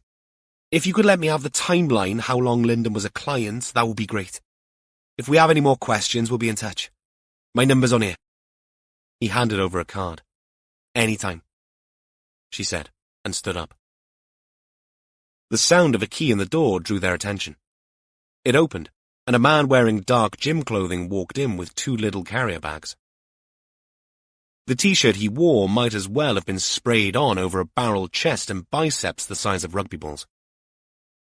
He was shorter than Rhys, but made up for that in the width of his built-up torso. You're back early, Claudine said. Who is this? Asked the man, staring at Rhys with unbridled suspicion. This is Rhys Harris, she turned, smiling towards Rhys and back again. Rhys, meet Luca, my partner. Rhys stepped forward, hand outstretched. But Luca did not let go of the bags, preferring instead to double down on the challenging glare. Fair enough, Rhys said. He turned back to Claudine. As I said, you have my number. Anything at all occurs to you, give me a ring. Luca? Rhys nodded at the boyfriend and walked towards the door. He'd gone down 1 flight when the argument began. Raised voices. Well, mainly a man's raised voice. Again, Claudine. Again. It isn't like that. I don't want to hear it. He's a student, isn't he? One of your nerdy boyfriends from the uni. No, he's not. For God's sake, Luca. Don't for God's sake me. I'm not stupid. No more people coming in the flat, we said, didn't we? I can't stop people knocking on the door. And those others, they were part of my tutor group. Tutor group, my arse. Just the internet stuff, we said. Right? Just the cameras and shit.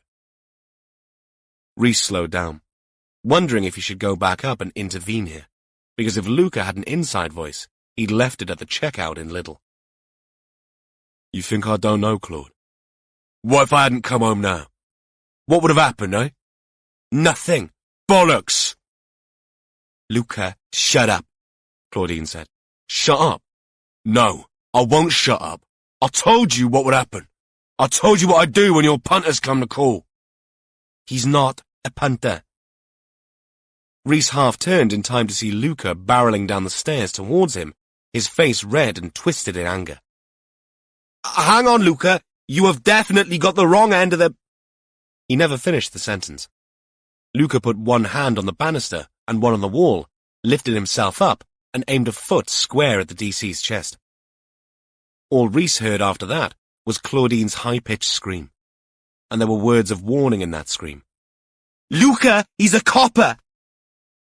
But then came a second sound, the noise of his head hitting the half-landing wall as he flew backwards towards it. After that, the fading noise of clattering footsteps on the stairs and another scream from Claudine reached him before the world around him faded, and finally went very dark. Chapter 17. Ava Farley was on her second tissue. Jess chose the least austere space she could find at Aberystwyth Station to talk to the girl, and ended up in a room with 4 rows of chairs, 6 across, in front of a lectern. She'd pushed the inevitable flip chart to one side and rearranged the chairs into something less formal. Catherine sat off to one side. Ava sat opposite Jess. The chairs were plastic, the walls bright white under harsh fluorescent strip lighting that buzzed angry wasp style above them. It still looked like an interview room, no matter what. "In your own time, Ava," Jess said. Sorry. Sorry. I guessed something had happened. I thought he'd changed his mind about me, you know?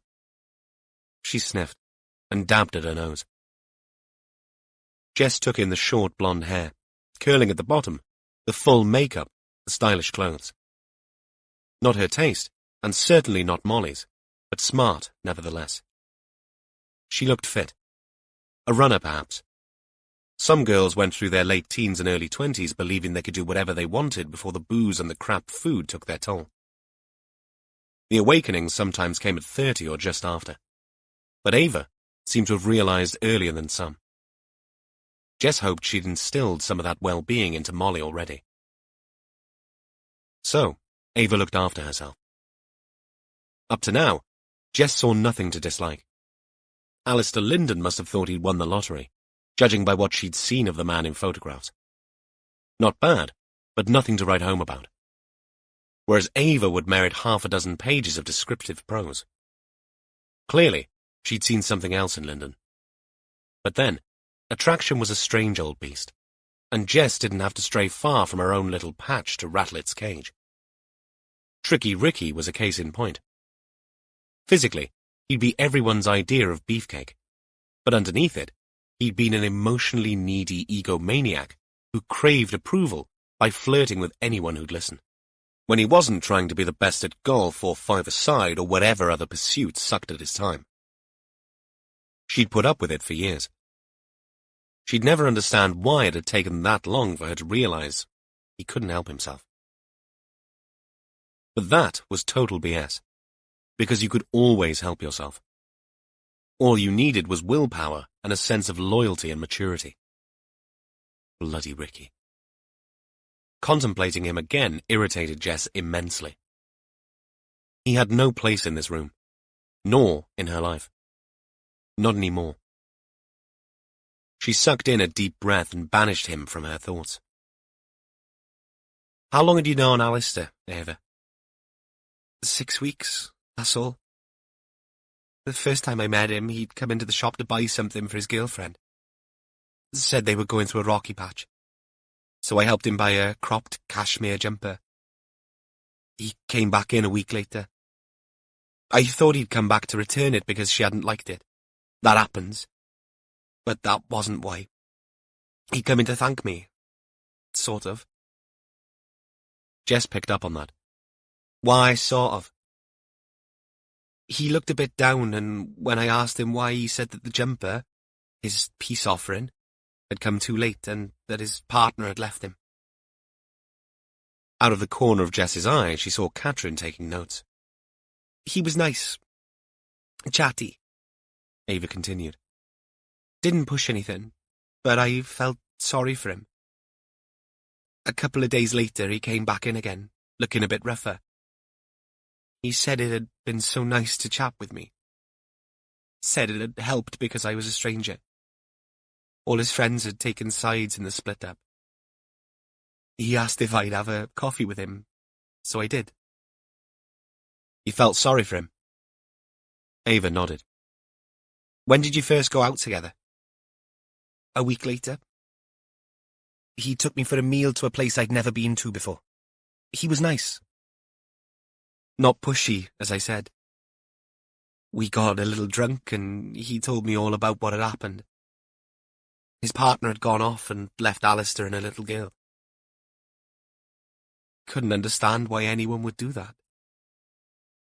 The little girl had gone back to live with her real dad because he was her next of kin. But that was awkward because the real dad worked long hours. So awful. Did you sleep with Alistair then? Ava frowned. No, not then. I did fancy him. He was older and very different to the blokes I normally met up with. How so? Less crabby for a start. Bit more grown up, if you know what I mean. Jess smiled. She felt for this Love Island generation. All the men grew up thinking they were porn stars and expecting the girls to react accordingly. So how did it progress from there? He was pretty cut up about his partner leaving. But gradually he became... She contemplated her next words carefully. I'd say more angry than sad. He said he was so glad that he'd met me and that I was helping him loads by just listening. Said he wanted to make it up to me and cook me a proper meal. Show me his house, that sort of thing. Had he ever been back to your flat? Once, after a night out. He came in for a coffee. My flatmate was there. Not very romantic. He kissed me the first time then. It was nice. But he didn't stay. Like I say, not pushy. So the first time you slept with him was last Saturday. I stayed the night at his house. What was your impression of it? Lovely. Big and clean. And he was right. His partner, Mirine, she'd gone and taken everything. He showed me her picture and one of Helev, the little girl. He said he missed her, too. Ava's bottom lip quivered, and she broke down again. I'm sorry. I can't believe he's gone. I thought he'd changed his mind about... She looked up suddenly, staring straight into Jess's face. Please tell me it wasn't suicide. Please tell me he didn't do this to himself. It wasn't suicide, Ava. We don't know exactly what happened yet, but we are treating his death as suspicious. What? She breathed out the word in horror. Jess nodded. So you understand why I have to ask you some of these questions.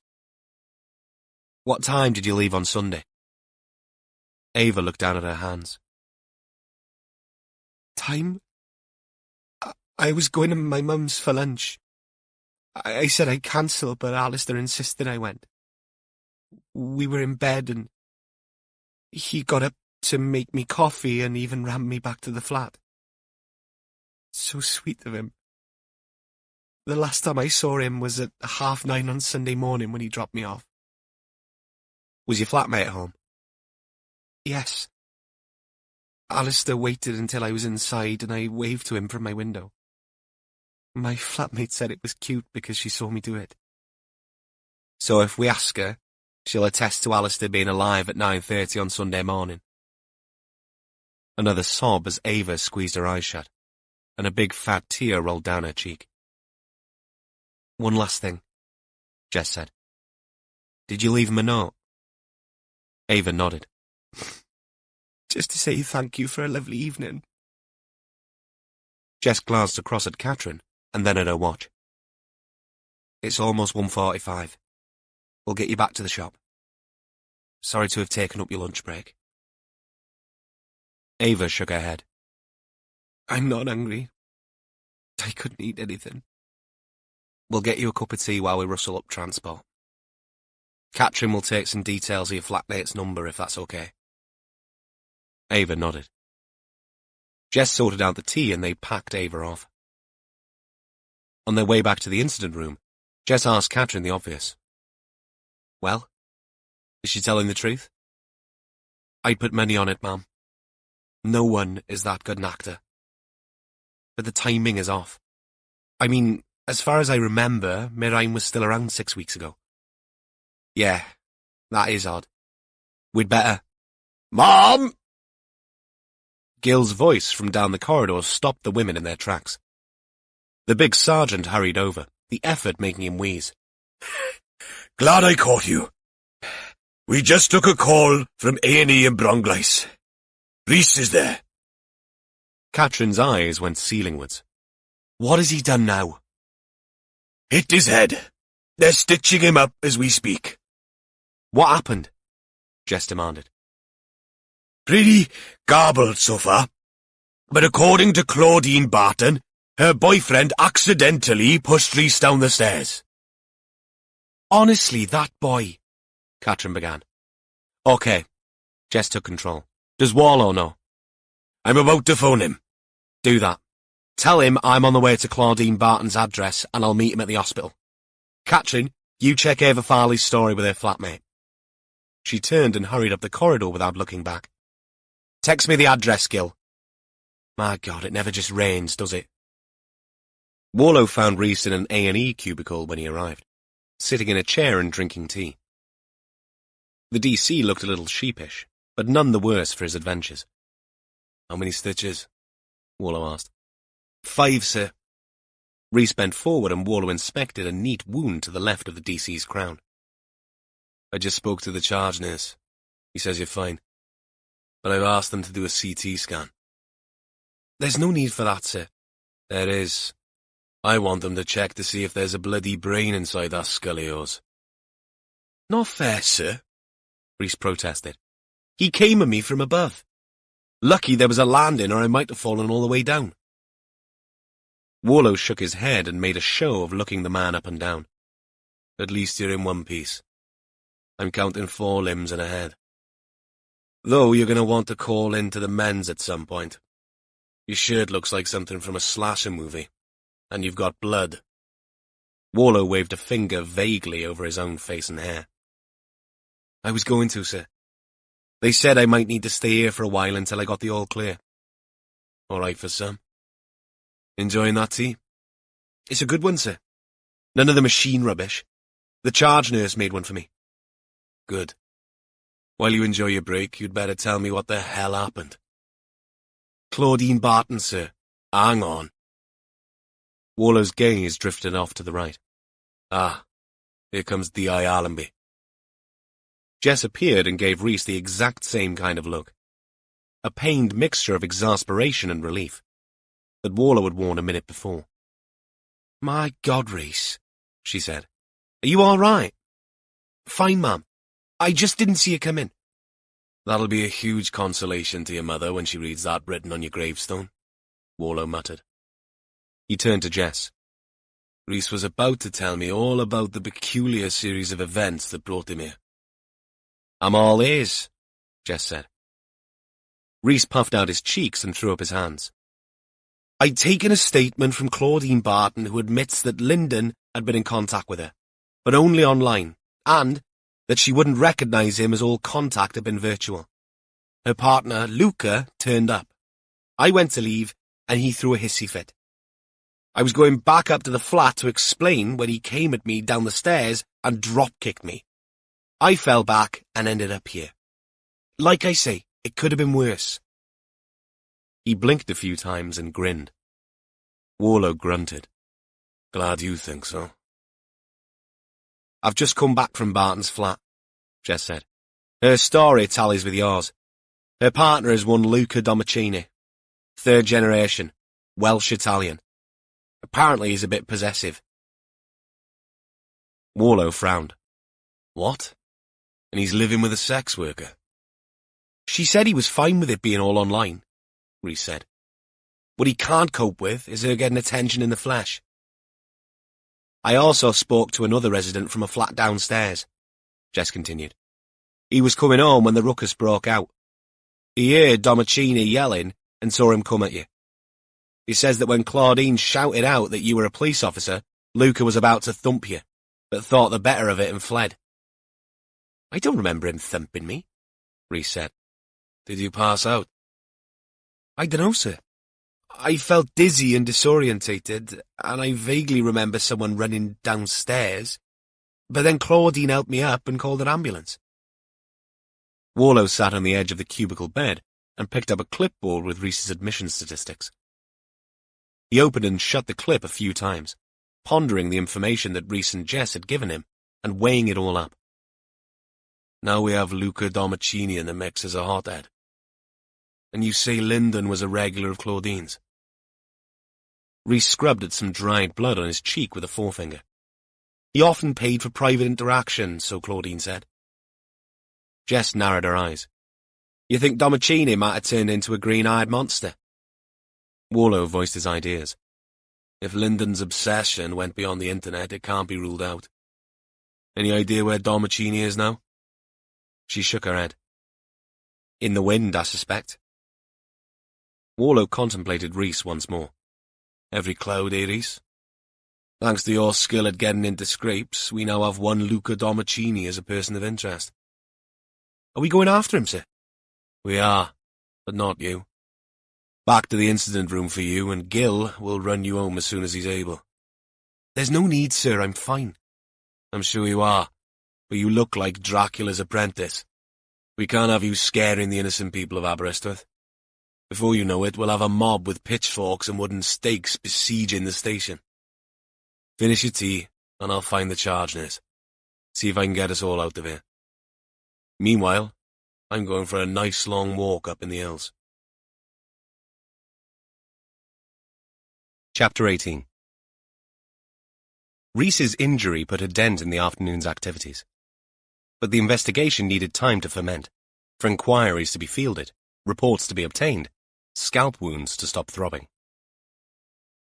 The others all went home at 5, knowing they would not be kicking off their shoes in their own living rooms much before 7, knowing they'd have to repeat the journey bright and early the next morning for a briefing at 9:15 a.m. Once more unto the castle keep, as Gil had already christened the Aberystwyth incident room. While the rest of the team negotiated twisting roads and slow traffic at around 6, Warlow drove the dozen miles back to Ustum Tian and parked in the same lay-by next to the copse that he'd parked in yesterday morning. This time, he'd come prepared, and dressed more appropriately in a tactical t-shirt, Rohans and walking shoes, all with a view to re-exploring the route that the walkers who'd reported Alistair's rotting odour had taken. He'd walked no more than 30 yards before he stopped and took in his surroundings. Just the one property in view, half a mile up the hill to his left, and trees obscured even that. The road passed the little machinery graveyard whose gate was closed and secured only by a knotted rope. Warlow stood by the entrance and gave the place a little more attention this time, taking a closer look at the slowly rusting hulks in the makeshift yard. A couple of old cabless tractors, one big yellow backhoe excavator, some generators, fridges heaped drunkenly on one another, vans, trailers, ride-on mowers, and 3 caravans. These were all the old type, oval-shaped, room inside to barely swing a hamster, let alone a cat. Oddly enough, you often found these mobile homes in out-of-the-way rural places.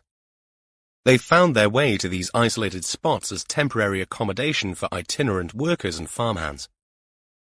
But the ones he studied now had seen much better days. 2 didn't even have doors, never mind windows. Warlow frowned. How or why you'd find a breaker's yard in this remote spot remained a mystery. Probably a little side hustle for diversifying farmers, no doubt. He brought the route up in an OS map on his phone. He passed a couple of spots opposite walking trails on the map, but with no obvious entry points off the road that he walked on. An indication that these paths were not frequented so that the vegetation, and a farmer's fence had eradicated the old ways. Nothing for it but to continue another 100 yards to the stile and retrace the steps he'd taken with Rhys yesterday morning. Definitely a bridleway on the map, but he saw no sign of horse traffic underfoot, nor any telltale mounds of grassy manure. He moved uphill towards where the Apache village had been on the higher ground, an area marked on his map as Ochor Fawr, or Big Side. The white tent's still up, but personnel free. Not even a uniform to ward off nosy beggars. Not that the area teemed with nosy beggars today. This part of mid-Wales was as sparsely populated an area as Warlow could remember seeing, if you excluded the sheep. No guards meant that Povey's team had done what they had to do and packed up. But blue and white police tapes still marked off the area. This time, Warlow took his time ascending through the sheep-dotted fields, noting his progress on the map and more than once taking in the odd cairn and abandoned shaft or two. These, close up, were almost hidden, or only roughly indicated by ragged arrangements of stones and sparse vegetation. No fences or signs, other than the tapes strung on temporary stakes. Just as there weren't any around at Het Fawr, the curious flat-topped stones that showed the old mineshaft. He retraced his steps from the tents back to the bridleway and followed it up towards a pool, Llyn yr Oerfa. They didn't mess about when it came to place names up here. Cold Lake looked exactly as described. An open expanse of water on high ground, unprotected from the wind. He spotted a couple of properties with lake views. One whitewashed in the vernacular style, the other grey and yellow brick.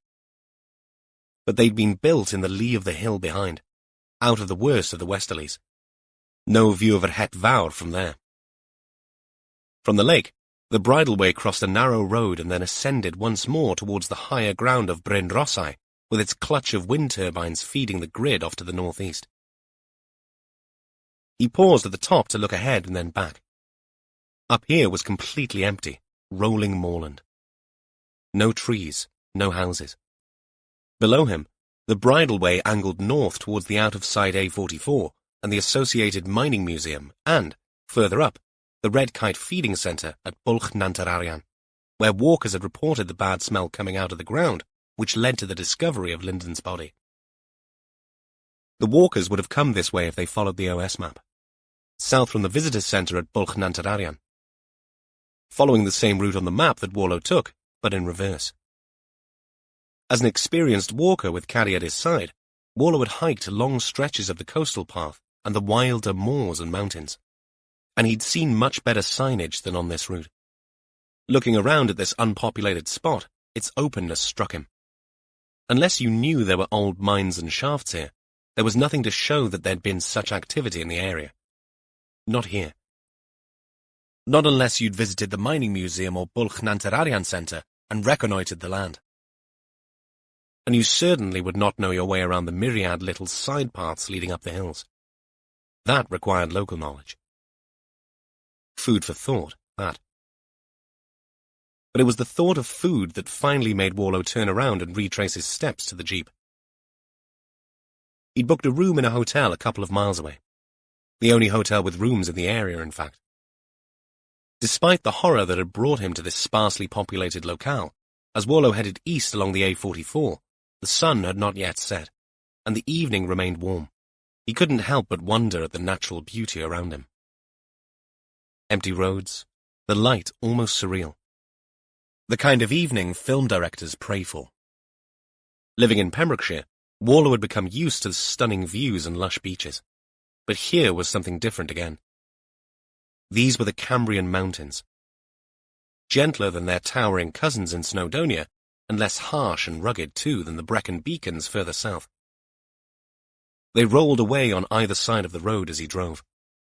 Lush and green, here and there broken by stony outcrops and patches of darker fern.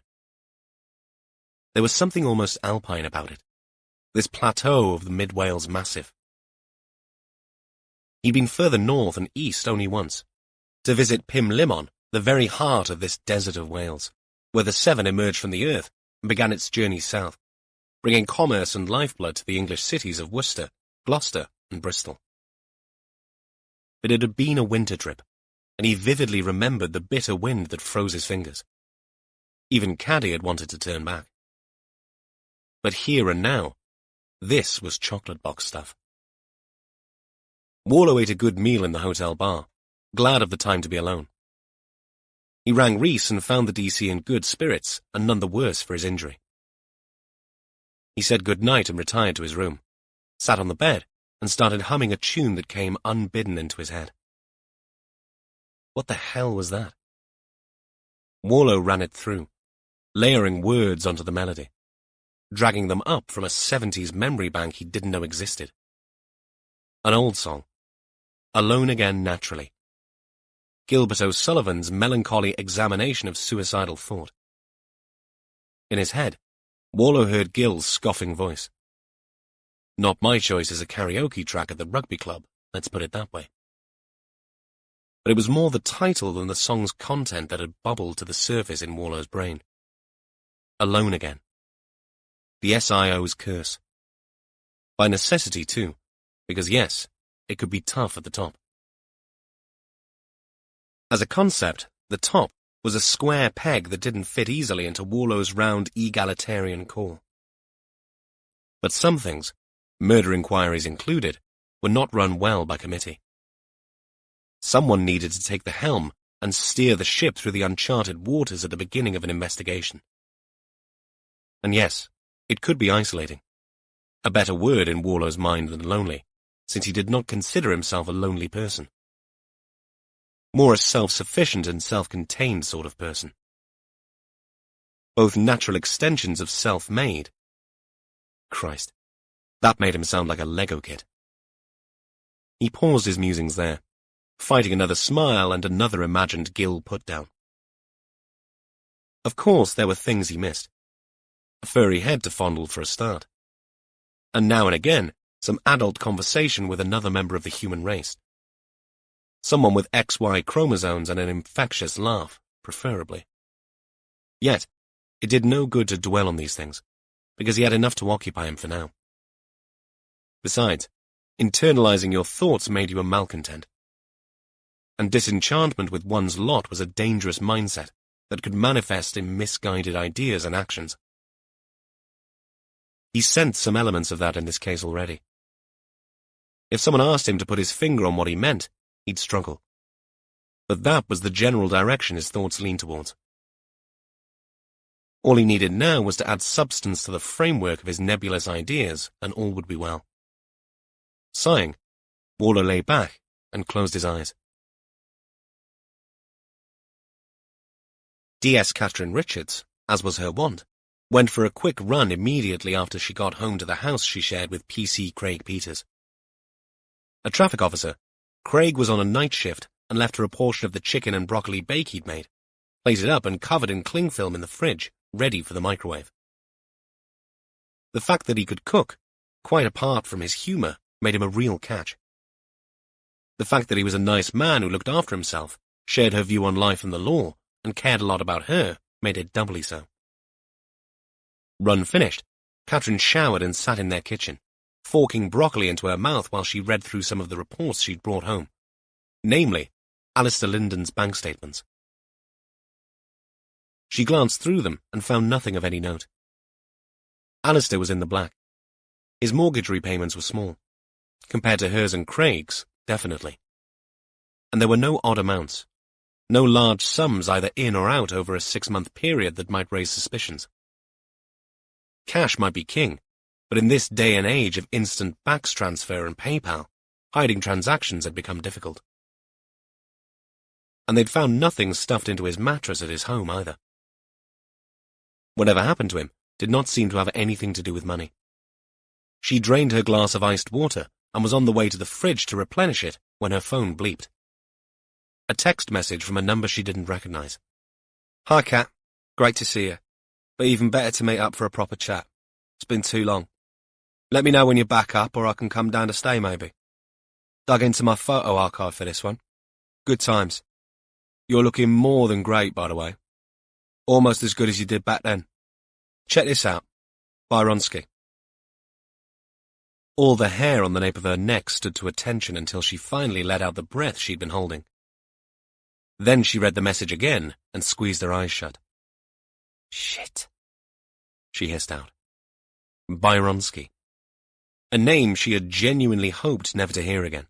And yet, here it was, echoing in her head. He'd shaved his head once for a bet, after a heavy night on the booze and other things. He'd been 19 then, and a loose cannon.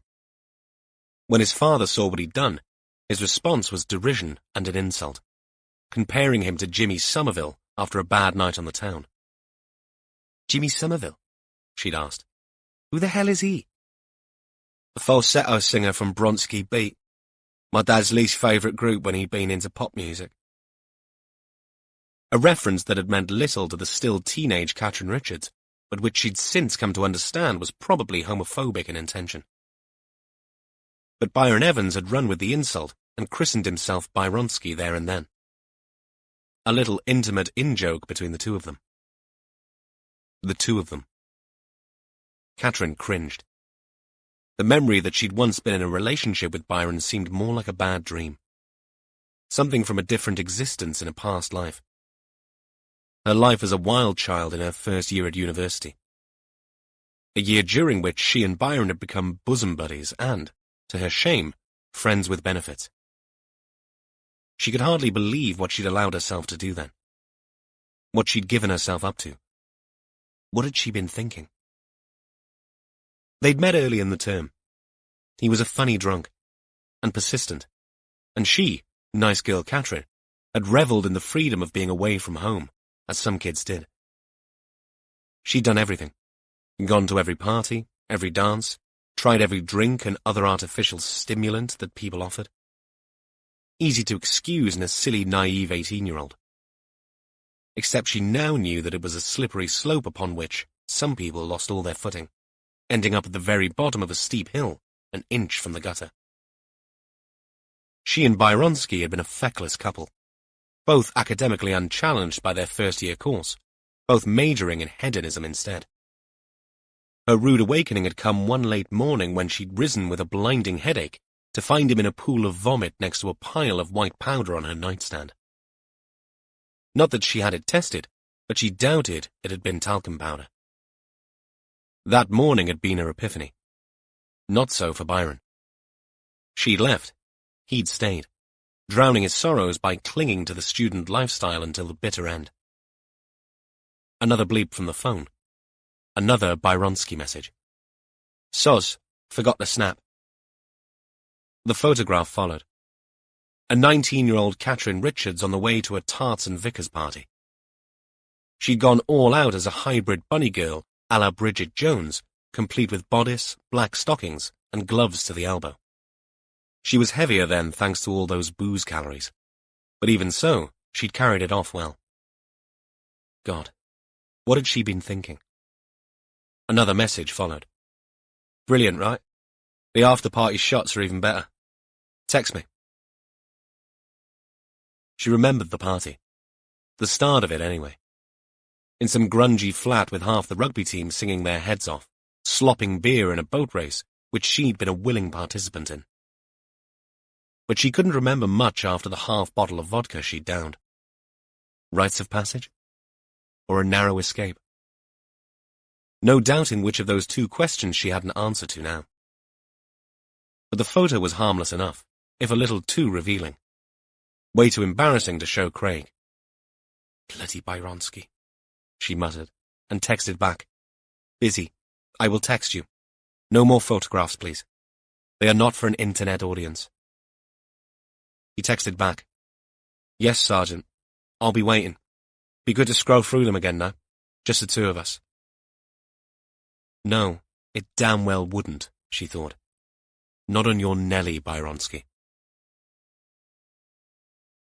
Chapter 19.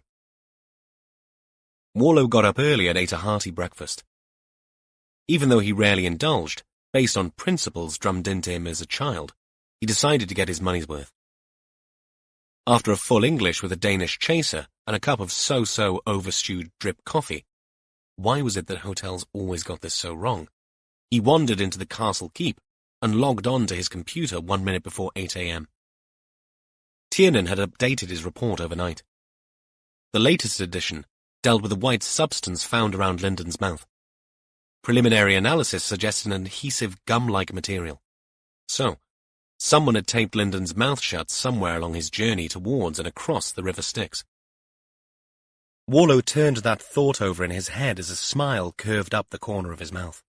He'd cut back on using that particular Greek mythological reference in Rhys's company, since he'd once found a post-it note to self stuck on the DC's monitor screen with a scribbled, "Styx, tributary of the Tawy." Does he mean Sirhawi, or Seont, or Southe? Thankfully, he'd put Rhys right, before Gil had latched onto the slip. But taping added grist to the theoretical mill that Lyndon had been held captive somewhere away from the mine shaft to start with. Some fibres found on Lyndon's body also suggested coarse matting. 2 things to work with then, but utterly useless unless you knew where to look. The first team member to arrive a little after 8:25 was Gil. Warlow was on his way back to the incident room with a fresh mug of tea to wash away memories of that too bitter coffee when the sergeant came barreling around the corner, clearly in a hurry. "Early bird?" Warlow said. "Catches the nematode? Not much traffic this time of day." Gil had a plaid sandwich bag in his hand, the kind you kept in the freezer overnight because it had some kind of refrigerant built into the material. "Lunch?" Gil screwed his mouth up. "Not under the Trade Descriptions Act. Anwen calls it a salad. Lettuce, tomatoes, half a tin of tuna and cucumber." "I mean cucumber?" Minor arglwydd. "I can think of several things you can do with a cucumber, but eating it is not one of them." "So long as everyone is a consenting adult, eh?" Gil feigned primness. "Must you lower the tone, Detective Chief Inspector?" Gil opened the incident room door and inhaled through his nose loudly. "Ah, the smell of great expectations. Can't beat it." He held the door open for Warlow, who stopped as a new thought struck him. "Get a chance to chat with Tom?" Gil shook his head. "Unfortunately, no. We've all been busy." Warlow glanced at a clock at the far end of the room, remembering to avoid the classic mistake of looking at his watch while holding a mug of tea. Many a damp sock and shoe had resulted from that. Not to mention, on a couple of occasions, a hot, but thankfully never scalding, moist groin. "Now is a good time. Unless he's operating, Tom will be free before clinics start." "There is that," Gil replied with a distinct lack of commitment. Both men stood regarding one another, having reached a conversational impasse with no clear path out of it. The awkward paralysis ended when a uniform appeared out of the lift and received the inquisitive and oddly grateful attention of both detectives. Slightly taken aback by this unwarranted interest, the uniform stammered. Downstairs? Someone to see you, sir? Says they're from the uni. To do with what happened to your DC Harris, I think? They weren't too clear on that point." "Okay, I'll come straight down," Warlow said. "Names?" Gil asked. "Name, Sarge." "You said they," Gil said. "As in, that's what they wanted to be called. There's just the one. Not he or she. Wants to be known as Mist." "As in water particles floating in the air?" Gil asked. "No, with a Y. I've put them in the family room." "Good idea." Warlow looked down at his mug. The tea was too hot to down in one. "Why don't I come with you, sir?" Gil kept it formal for the uniform's sake, though there was no mistaking the glint in his eye. "You can finish your tea while I sit there and listen to them, wearing my serious listening face." "Intriguing," Warlow said. "That implies you have a non-serious listening face." Gil nodded. "According to the Lady Anwen, it's mainly a non-listening face, serious or otherwise." He took a big step and launched his sandwich bag at a desk, where it slid off and landed on the floor. "That's buggered your salad," Warlow said. "Probably all it's good for, and a suitable role for the cucumber. Right, lead on. Mist is waiting for us downstairs." I hope to God they're not Scottish or we'll never find them. The uniform snorted a laugh, but snuffed it out in the light of Warlow's glare. Please don't encourage him. Think of him as a zoo animal, one you're not supposed to feed. Right, sir. The uniform's face twitched as he fought the laugh. Just pretend he's a rare orangutan. In front, out of sight and halfway down the stairs, Gil's voice filtered up. I heard that! Catrin offered to pick Rhys up for the journey back north to Aberystwyth the following morning. He was waiting outside his parents' house when she arrived, all smiles and armed with a steel water bottle and something wrapped in a kitchen tissue balanced in one hand. "What's that?" Catrin asked as he adjusted the passenger seat and slid it back to its limits to allow his long limbs a little space. "My mother made some cherry and coconut slices. She insisted I brought a piece for you." He opened it up, and a mini cascade of dried coconut dandruffed onto the seat. Catrin frowned. "I know," Rhys said. "I said you wouldn't want it. You're like Gina." "How so?" Gina Mellings was Rhys's partner, a fellow uniformed officer who always looked as if she'd just stepped out of a fitness magazine whenever Catrin met her. "Gina wouldn't eat it. She'd look at it and salivate and make me keep her a corner of mine. Something about the size of my thumbnail. Then she'd eat that and regret not having a bigger bit. I don't know how you do it." Rhys shook his head with a bemused half-smile. "By you, are you referring to me and Gina, or women in general?" Rhys paused for thought. "I suppose you and Gina. I mean, I can't speak for women in general. I only really know you and Gina and D.I. Allenby and my mother. But you're not the best sample if we were going to look at it statistically." "No? No. You lot are all principled. I suppose I ought to include the groups of women I sometimes see outside the Cock-a-Doodle Fry on a Saturday night. I suspect that these two slices would not have touched the sides had one of them been in the car." Catrin's eyes crinkled, but she kept a straight face. "You are so judgmental, Rhys." "No," he protested. "That's pure observation, not obesism. Though I did read that there's a pandemic of that about too." He looked down at the little wrapped items.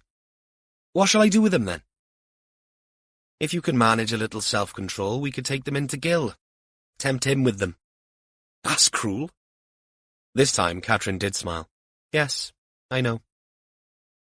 The radio was tuned to BBC 6, and Cream was giving White Room an outing.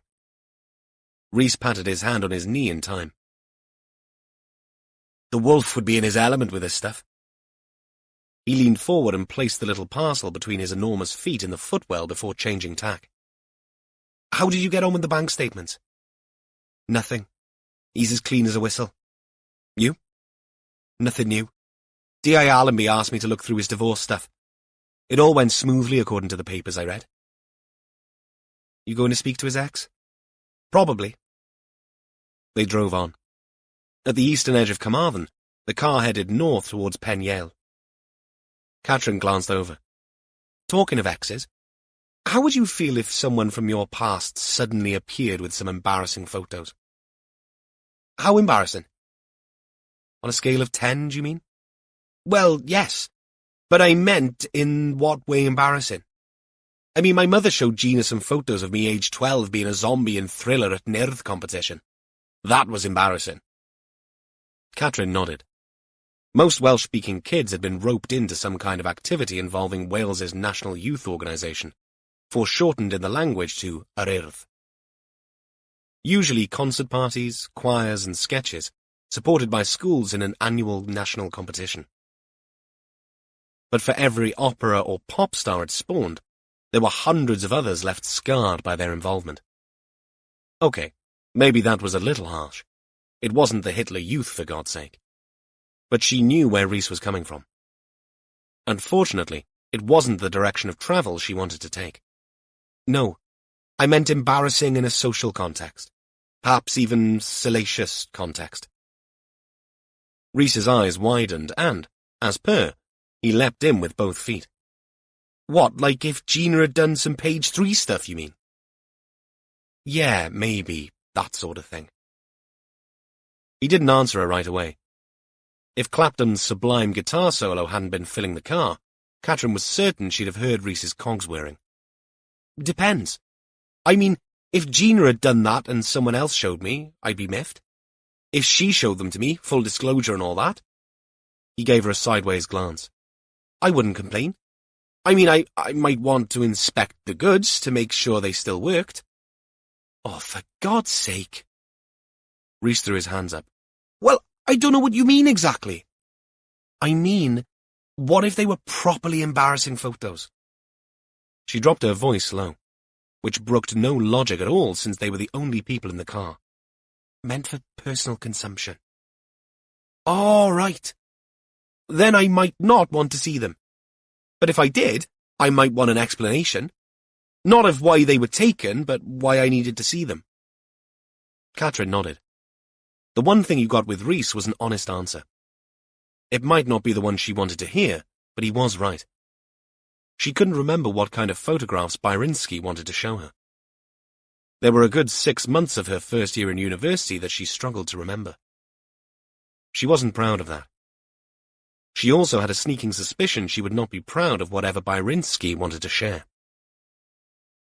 Definitely not for sharing with Craig. And anyway, she had no intention of getting back in touch with Byrinsky. If they needed to see him again in relation to the investigation, Rhys could handle it. She glanced down at the little parcel at Rhys's feet. Sherry and coconut. Rhys nodded. Right. Come on then, Catherine said. Share and share alike. Surprised and grinning from ear to ear, Rhys unfurled the cakes.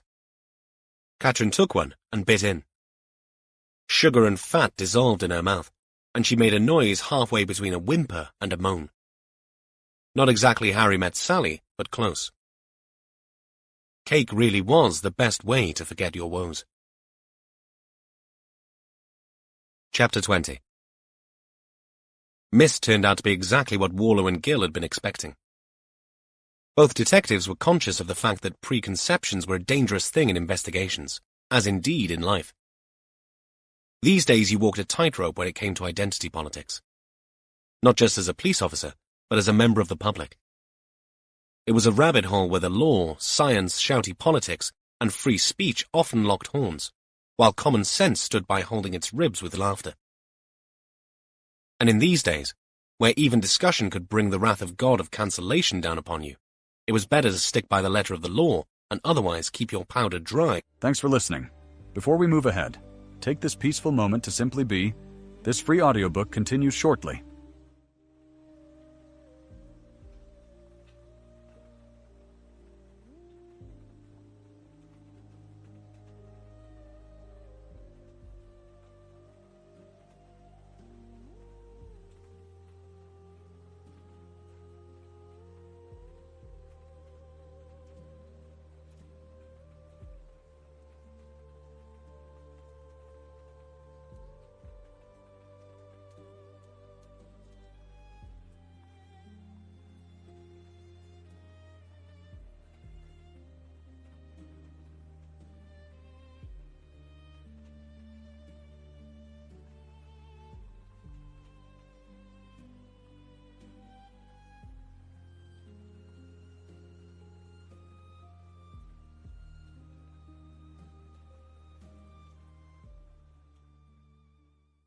And your mind open.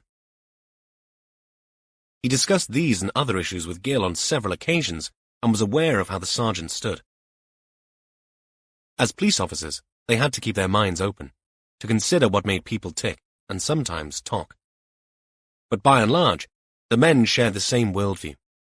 They were even proud of their country, and that kind of seditious thinking could earn you a burning at the Twitter stake these days. Just as well neither man went anywhere near it.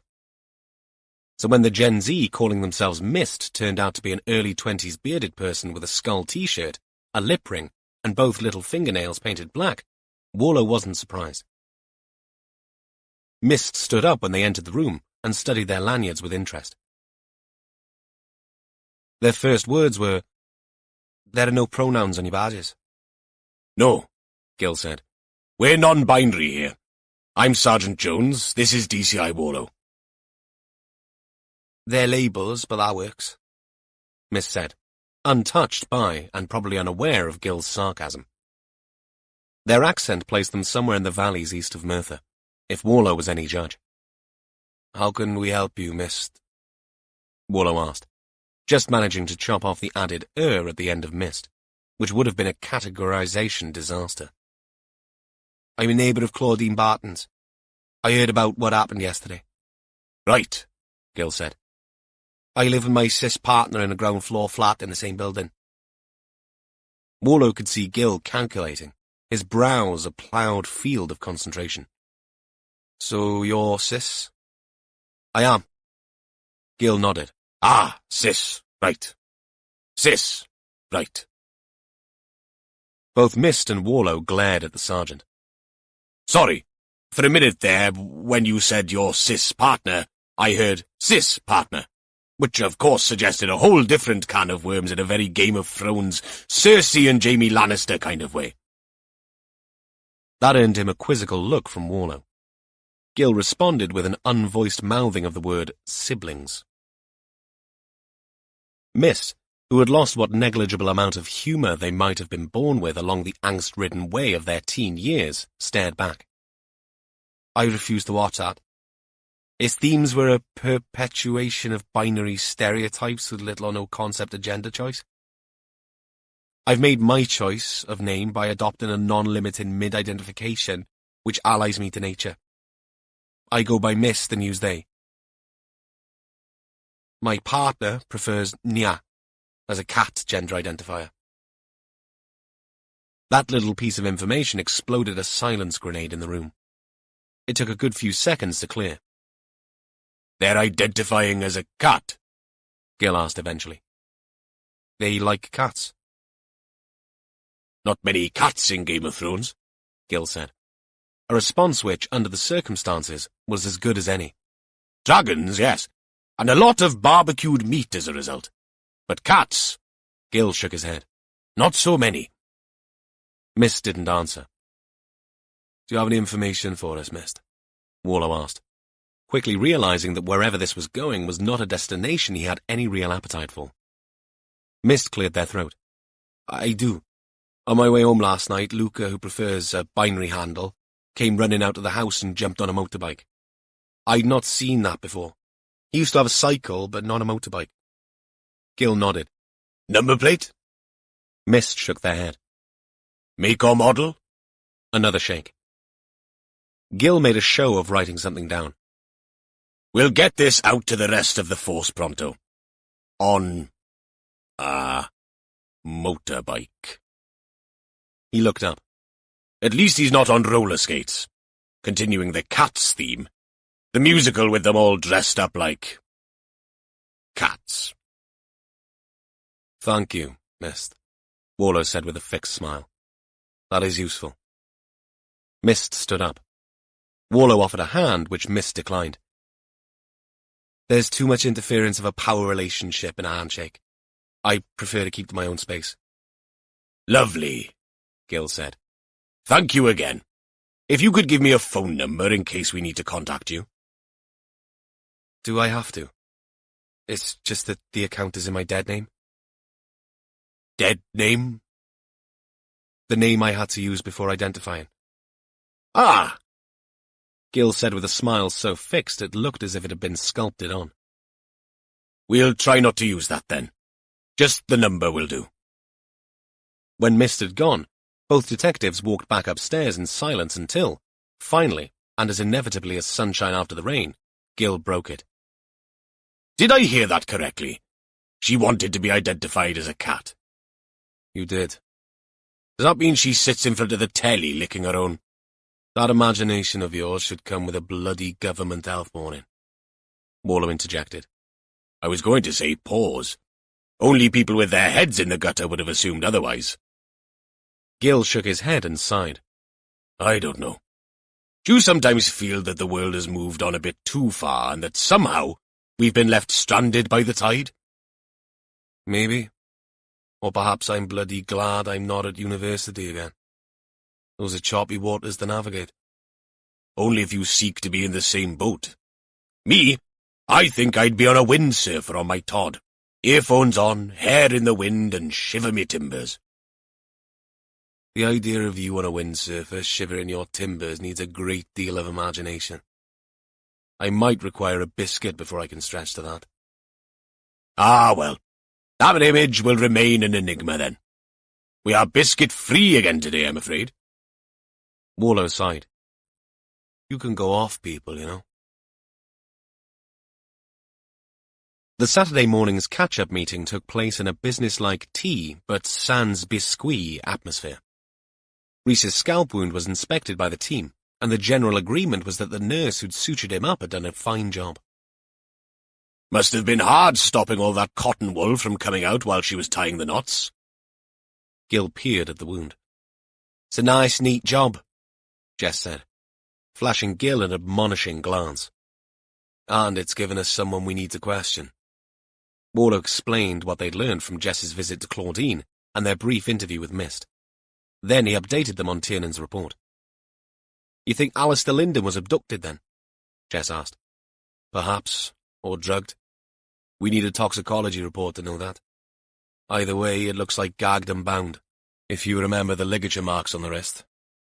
What about the other fibres Tiernan was antsy about, sir? Catherine asked. Nothing yet.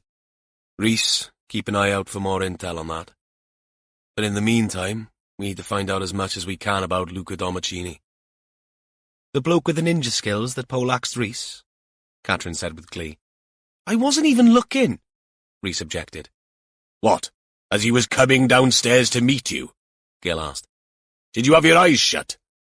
No, I don't mean that. I mean, I wasn't expecting him to kick out like that. He took me unawares. Gil frowned. He took me unawares on the stairs. That's a line straight out of Lady Chatterley's Lover, isn't it? Was she in Downton Abbey? Rhys asked. I doubt it very much, Warlow said, realizing they were getting sidetracked quickly. I've got some background, Gil said. Domicini is a hothead. A couple of arrests for a fray. But since he works as a bouncer in somewhere called the Cat's Whisper... A misprint, surely, Jess grimaced. Afraid not. Let's hope it's deliberate and not ignorance. Gil posted an A4 sheet up on the job centre. Although I have my doubts. Domicini also works as a personal trainer. Sometimes home visits, sometimes at a gym. He's also got some form with drugs. Possession, nothing huge. He's also registered at a second address. Right. We need to find him as a priority, Warlow said. Let's see if there's any CCTV in and around where Claudine Barton lives. Send some uniforms round to the second address and let's find this motorbike of his. The DCI got up and walked to the gallery half of the board, and looked again at the crime scene photos. I walked the path last night. Not quite all the way to the visitor centre, but 2/3 of the way, to get a feel for it. And? Jess joined him at the board. It's wild country. Wide open, but uninhabited.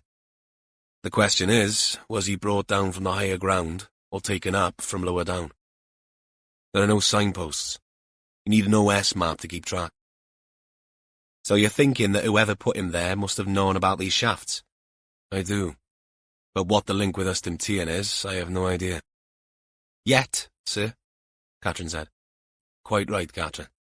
Not yet. Then it was Rhys's turn to fill them in on what they'd learned about the dead man. His previous marriage and his divorce settlement. No children, then? Jess asked. Rhys shook his head. Jess turned to Catherine. Do you have a photograph of Ava, the mysterious A of the thank you card? I do, ma'am. Sorry, slipped my mind. Catherine pinned up a snapshot of Ava Farley. She seemed genuinely confused by Lyndon's absence. At the moment, she and her flatmate are the last to have seen him alive last Sunday morning when he dropped her back at her flat. And he'd said nothing to her about where he might be going? Warlow asked. Jess shook her head, arms folded, staring at the photograph. No. And no communication from him since then. Do his phone records confirm that? Gil turned to Catherine. They do. No phone activity after 2 p.m. on Sunday afternoon. The one odd thing about this is the overlap in timing. Jess pointed at Gil's posted-up timeline. Ava Farley told us that Lyndon had made contact and asked her out because his partner had left him. That was over 5 weeks ago, but according to the neighbours, Miriam was still living with Lyndon at that time. Could she have been mistaken about the timing? Wallow asked. It's possible, of course.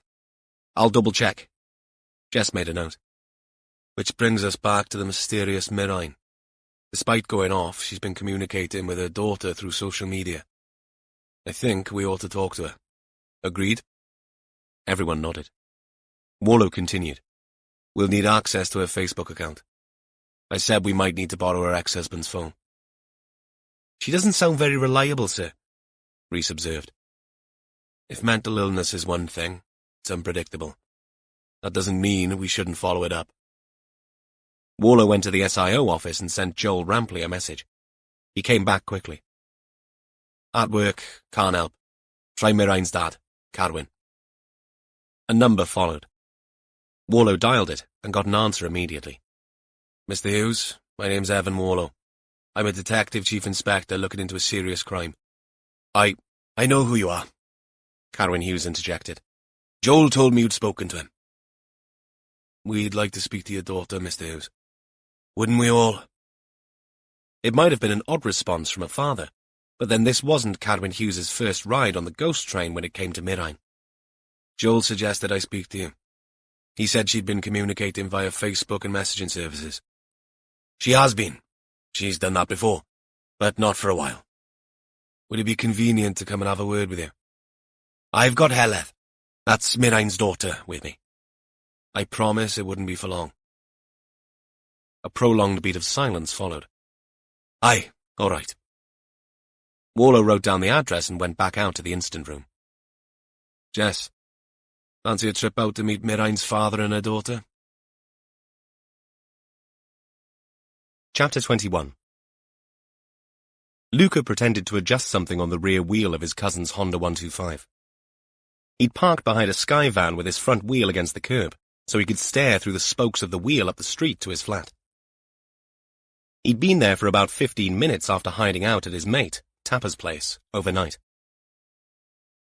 After leaving Claudine's, he'd panicked and gone hell for leather up the coast to Abu Dhabi and Tapper's house in the hills. Luca was not the kind of man who had doubts about his decisions. Throughout his life, he'd acted first and thought about it afterwards. But this time, all he could think about was Claudine screaming at him, "He's a copper." Why hadn't she said something before he'd gone down the stairs? The bloke hadn't looked like a copper. Too young. Too fit-looking. Okay, he had a jacket and trousers on, not jeans like the other scruffy students that had called at her flat, but he would pass for a student. That fresh face could not have been a copper's face. He'd panicked. The adrenaline had kicked in, and he'd legged it without even stopping to see if the bloke was okay. That wasn't going to go down well. Neither would be them finding the stash of pumpers and Skittles in his flat. Fuck. He needed to get in and out of his uncle's place like a rat up a drainpipe. He'd hide the stash of steroids and methylphenidate, and then he'd maybe see his cousin and give the bike back. He didn't want to be caught on it. The no license and insurance crap would piss off his cousin, never mind the fuzz. They'd be after him, the fuzz. He would not hide out. Not his style. Now it was all about damage limitation. He'd already lost a customer that morning. Had to cancel with Big Russell, whose journey towards weight loss had begun only a week before.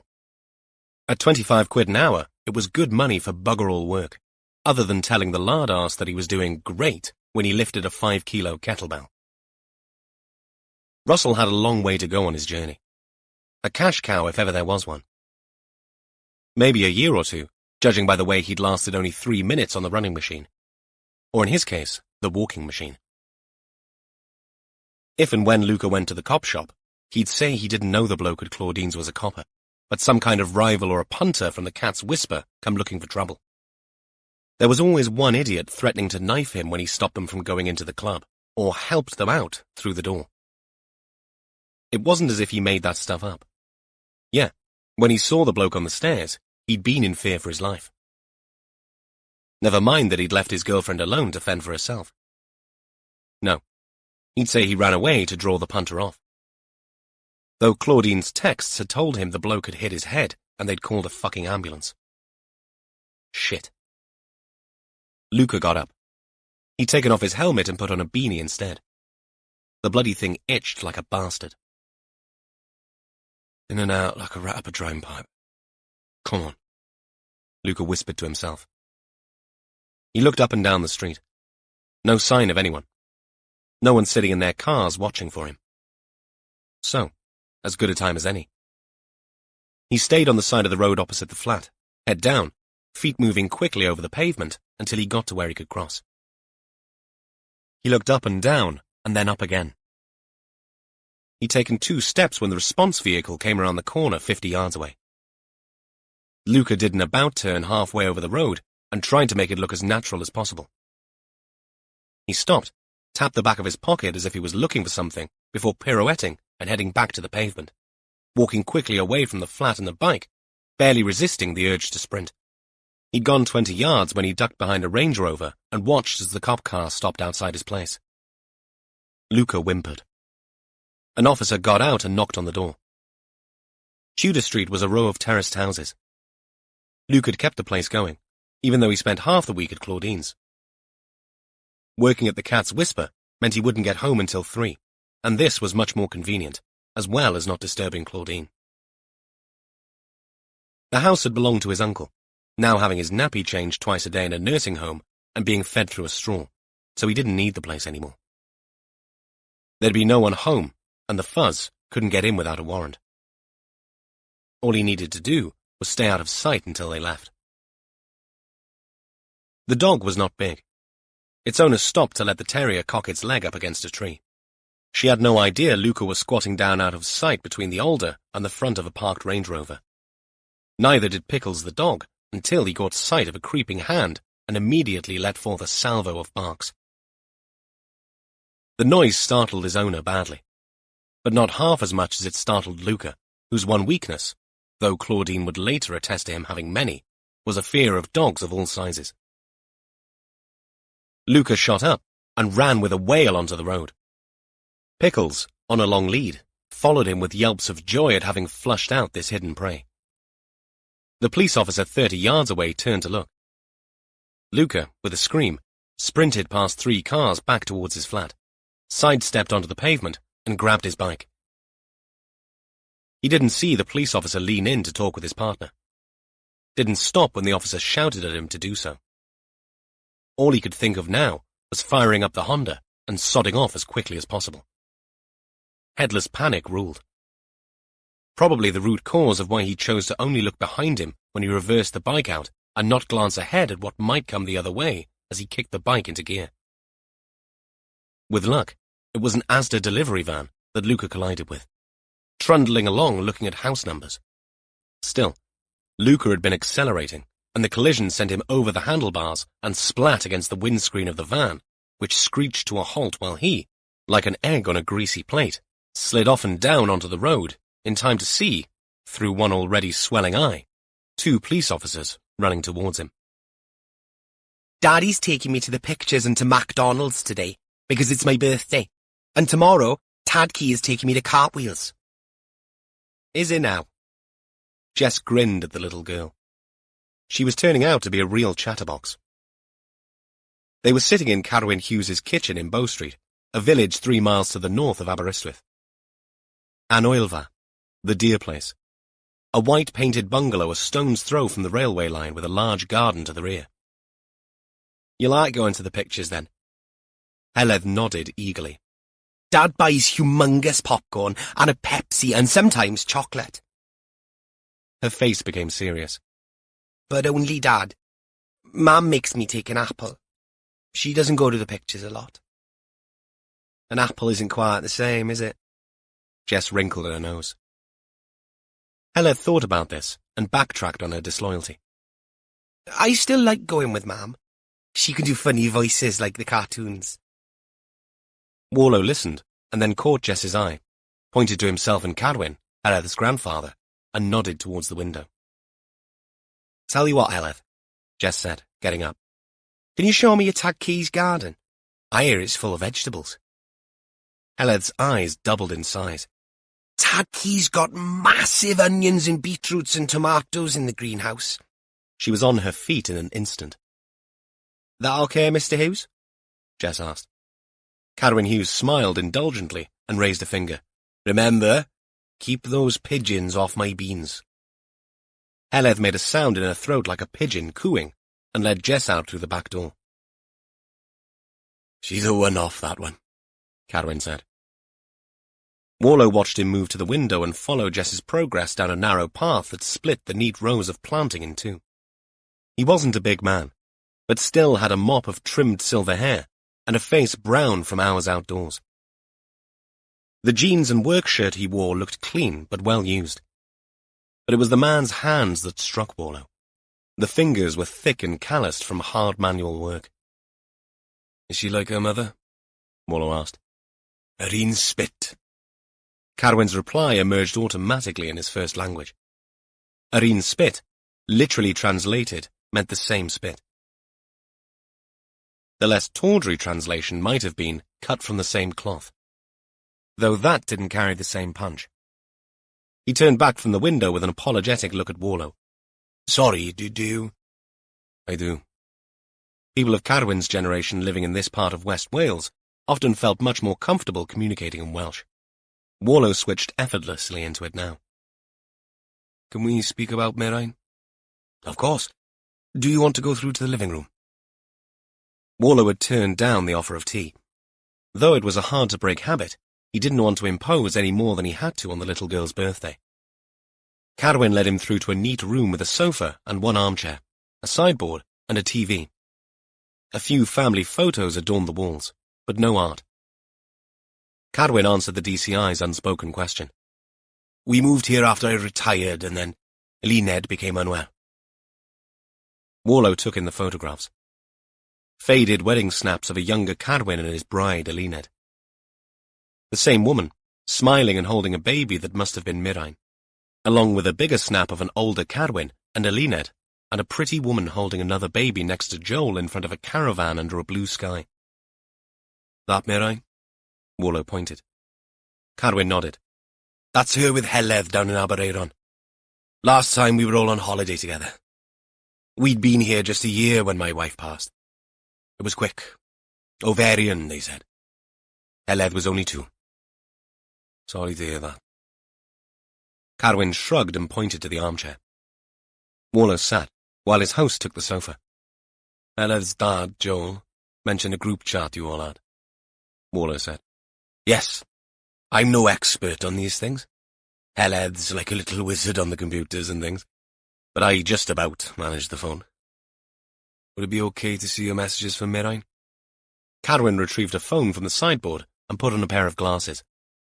He pressed buttons and made some exaggerated swipes until whatever he was looking for appeared, and then turned the phone around to show Warlow.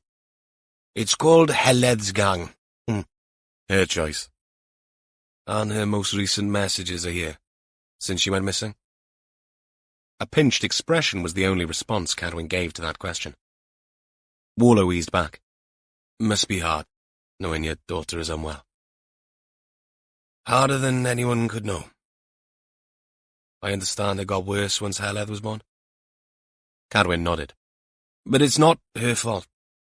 No fault either of them. Warlow's turned to nod. He was a father too. But these episodes, they always end, don't they? They have, up to now, Cadwyn said, tight-lipped.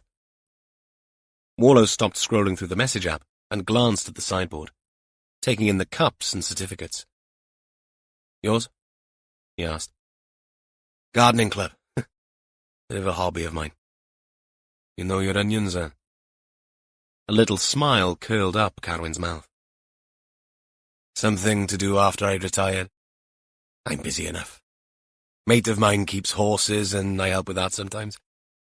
I grow veg, and, of course, there's Heleth. What did you do, Cadwyn? Electricity board.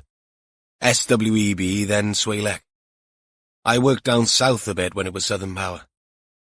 Warlow's eyes dropped back to the phone. Would it be okay if you took some screenshots of the last few weeks' messages and emailed them to me? I could try. We could do it now if you like. Warlow was no IT wizard like Heleth, but he had his skills. Within 5 minutes, he'd sent over a month's worth of messages. Does Mirai know about Alistair? I haven't said anything about him. I'm sorry, I must ask you these questions, but it's my job. At any time during her illness, has Mirai never been violent towards anyone? The man's eyes fell away, and he exhaled thinly. We'd like to find her, too, Carwyn, Warlow said by way of reassurance. A barely perceptible nod followed. That won't be easy. I've been looking for a long time now. We all have. Odd words, but Warlow assumed there was a deeper meaning here. Perhaps Carwyn Hughes had lost his daughter, in the figurative sense, years ago. I'm sure she'd want to know about Alistair. She would. Carwyn jerked his chin up in agreement. And though this expression didn't change, a solitary tear ran down from the corner of one eye. Warlow moved to the edge of his seat and reached a hand across to touch the older man's arm. Sorry. I realize this is hard for you. It is. It's bloody hard. The words were now barely a whisper. Warlow handed back the phone. We'll find her. I promise you that. An unnamed emotion passed over the old man's face, like a cloud over the moon. I know you will. I want you to. For Heleth's sake, if not for mine. Jess appeared in the doorway, Heleth holding her hand. I've just had a call from Gil, she explained, her grey eyes animated. Progress? Warlow asked. Of sorts. An RTA.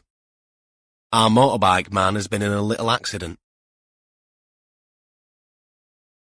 Chapter 22. Katrin was wading through Mirain's phone records when her phone chimed an incoming text message notification. The name came up on her screen, and she lifted her chin towards the ceiling with a sigh. Byronsky, it's Saturday. You up for a coffee? Magda's is still here.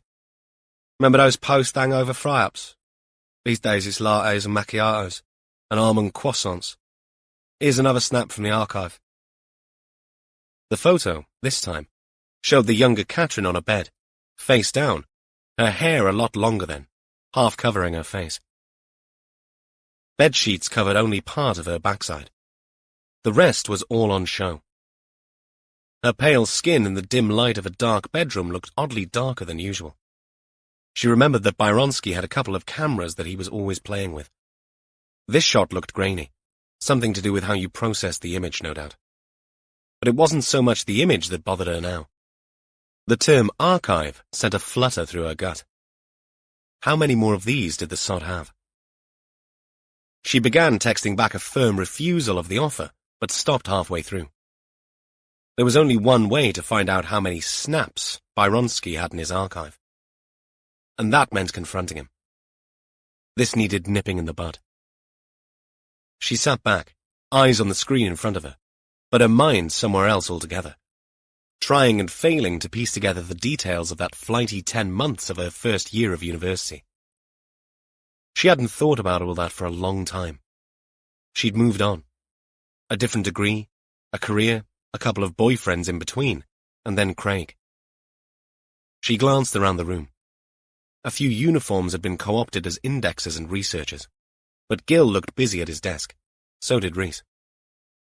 She turned around and found Jess Allenby on the phone. She'd tried talking to Rhys about this, to no avail. Gil might be a little more sympathetic, but ideally, she wanted to run all this past another woman. She'd spent a lot of time with Jess Allenby, and, although the DI kept an air of composed professionalism at work, she had her own cross to bear regarding a breakup. To an extent that made her personal life off limits, other than discussions over Molly's teenage antics. Because of that, Katrin never truly opened up to Jess, but Byronsky seemed like a special case. More than anything, she needed advice about how best to deal with him. The incident room, with Warlow gone, felt relatively calm. Now would be as good a time as any. Catherine got up from her desk, smoothed down her trousers, and started across the room just as Jess finished her call. She took 2 steps when the DI fixed her with a look that she recognized. Animated, and a little flushed. The kind of look she got when something significant had happened in a case. And when she spoke, she used a voice meant to be heard by everyone in the room. "Listen up. That was Sergeant Nixon on a street near Bronglass Hospital. They're responding to a call from a paramedic. It's Luca Domicini." "What's happened?" Gil asked, on his feet in an instant. "Don't tell me the bugger's had a heart attack." "No," Jess said with a simmering anger underlying her words. "Worse than that. He's done another runner." "What?" Rhys swiveled around in his seat. "Catherine, can you get onto traffic and see if there's any CCTV footage in that area?" "Ma'am." Catherine turned back to her desk, all thoughts of Byronsky thrust to the back of her mind. For now. Warlow stood at the side of the road with a diminutive paramedic called Rita Yelland. She was still a little shaken, but thankfully unharmed. "We were 5 minutes from the hospital. He was semi-conscious when we got to him at the side of the RTA. His BP and heart rate were stable, but he responded to questions, so I thought..." "We both did." Her partner, Bob Armitage, stood next to her. A good foot taller than Rita, with iron-grey hair, he looked more upset than his partner. "I was driving. If I'd have been in the back, things might have been different." Warlow ignored him. He'd deal with his guilt his own way, no doubt. "As I say, only 5 minutes out when he sat up and pushed me down," Rita said. "He took me by surprise. 1 minute he looked like he was sparked out. The next thing, he was on top of me, hand in my hair, then on my throat. He didn't hit me, but he drew his fist back, so I shouted to Bob to stop." "I didn't have much choice," Bob muttered. "Once we stopped, Domicini opened the doors and ran off. It took 10 seconds. "Had he said anything at all on the journey?" Warlow asked. Rita shook her head. "Did he have a weapon of any kind?" "Not that I could see." She stood with hands on hips, angry and trembling from the adrenaline. But Rita looked like a tough cookie. Paramedics had to be, to deal on a daily basis with things most people would run a mile from. But this was different. Yes, they got threats from drunks and people who didn't know any better. But this was a perpetrator who'd added actual bodily harm of a female health worker to a list that had previously contained assaulting a police officer. Not to mention the damaged pride and disappointment he'd caused Rita. Her job was to help people. When those same people ended up not wanting help or worse, being obnoxious and violent, it hurt. "He didn't hit you?" Rita shook her head. "But he looked capable of it." Warlow put a hand on her arm. "You did the right thing, stopping and letting him go. He's desperate." "What has he done?" Bob asked. "We don't know, but he took out one of my officers too. As time goes on, it's looking worse and worse for him." He left them to it. Conventional wisdom said that Rita ought to go home for a strong cup of tea and a lie down. But even as Warlow walked away, he heard a call come over the radio that there was a possible burns incident at a house on Greenfield Street. If there was any suggestion that these two should call it a day, it ended within 30 seconds. Warlow saw Bob and Rita climb into the front seats of the ambulance, and the next minute, they were off, blue lights flashing. Chapter 23. "Who the hell escapes from an ambulance after an RTA?" Rhys asked Catherine while they searched for known camera positions on their screens. "Exactly. What the hell is he up to?" Catherine looked perplexed. "He'll have no idea," Gil said. "Scroats like him can't stand the thought of getting caught. It's a macho thing." "But why?" "Well, he wants to get back to his house," Rhys offered. "There's a chance that..." Rhys's mobile rang. Not a number he recognized. He picked up. "Hello? DCRS? It's Claudine. We met in my flat?" Rhys moved the phone away on an outstretched hand and put the other to the side of his mouth so that he could whisper to the team. "Domicini's partner." He brought the phone back. "Yes, Claudine. How can I help you?" "I was ringing..." I wanted to find out if... Are you okay? Great, thanks. There was a lot of blood on the stairs. Yes, sorry about that. I'm a good little bleeder, so my sergeant tells me. Though sometimes he leaves out the good bit. I'm so glad. Luca can be wild. He has an awful temper. He hasn't ever... I knew you were going to ask me that. No, never. Not with me. It's always with other people. That's good then. Although I'm other people, so not so good for me. Catherine, a couple of desks over and listening to Rhys's side of the conversation, held up her hands with a scrunched-up face and a gesture of amused confusion. A state of mind Rhys's ability to torture the language often evinced in her. Rhys, not wanting to be distracted, turned away only to see Gil on the other side of him, gesturing a circular motion with one hand and an opening and closing motion with the other. Rhys twigged that they wanted him to keep talking. Has Luca been in touch with you, Claudine? No. Claudine did not sound convincing. Are you sure about that? He said he was going to his uncle's old place, but that was ages ago. I haven't heard from him in hours. Rhys wondered if the RTA had damaged Luca's phone more than it had damaged him. If he does contact you, it's important you contact us right away. Is he in trouble? I won't lie to you. Yes, he is. For kicking you in the chest. Let's just say it doesn't show him in a very good light. He isn't the thug, honestly.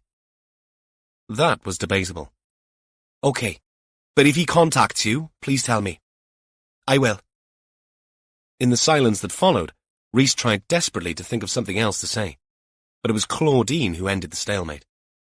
Actually, there was something I wanted to ask you.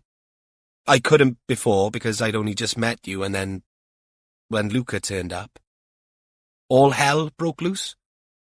Claudine giggled. She used her little girl voice for that one.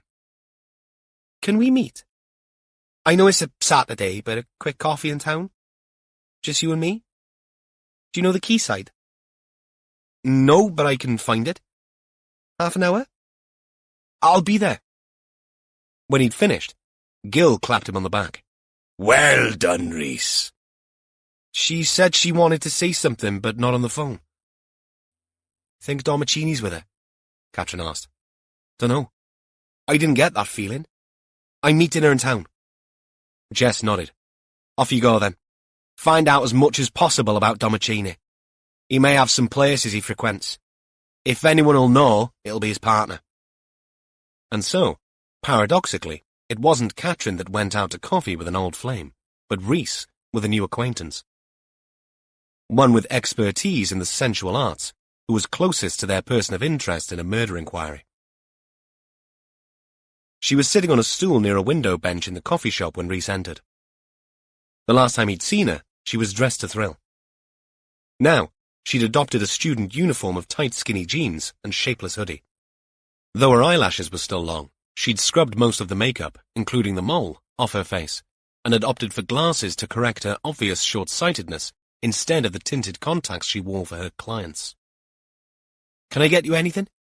Rhys asked with a nod at her empty cup. Tap water would be fine, Claudine answered. The place was full.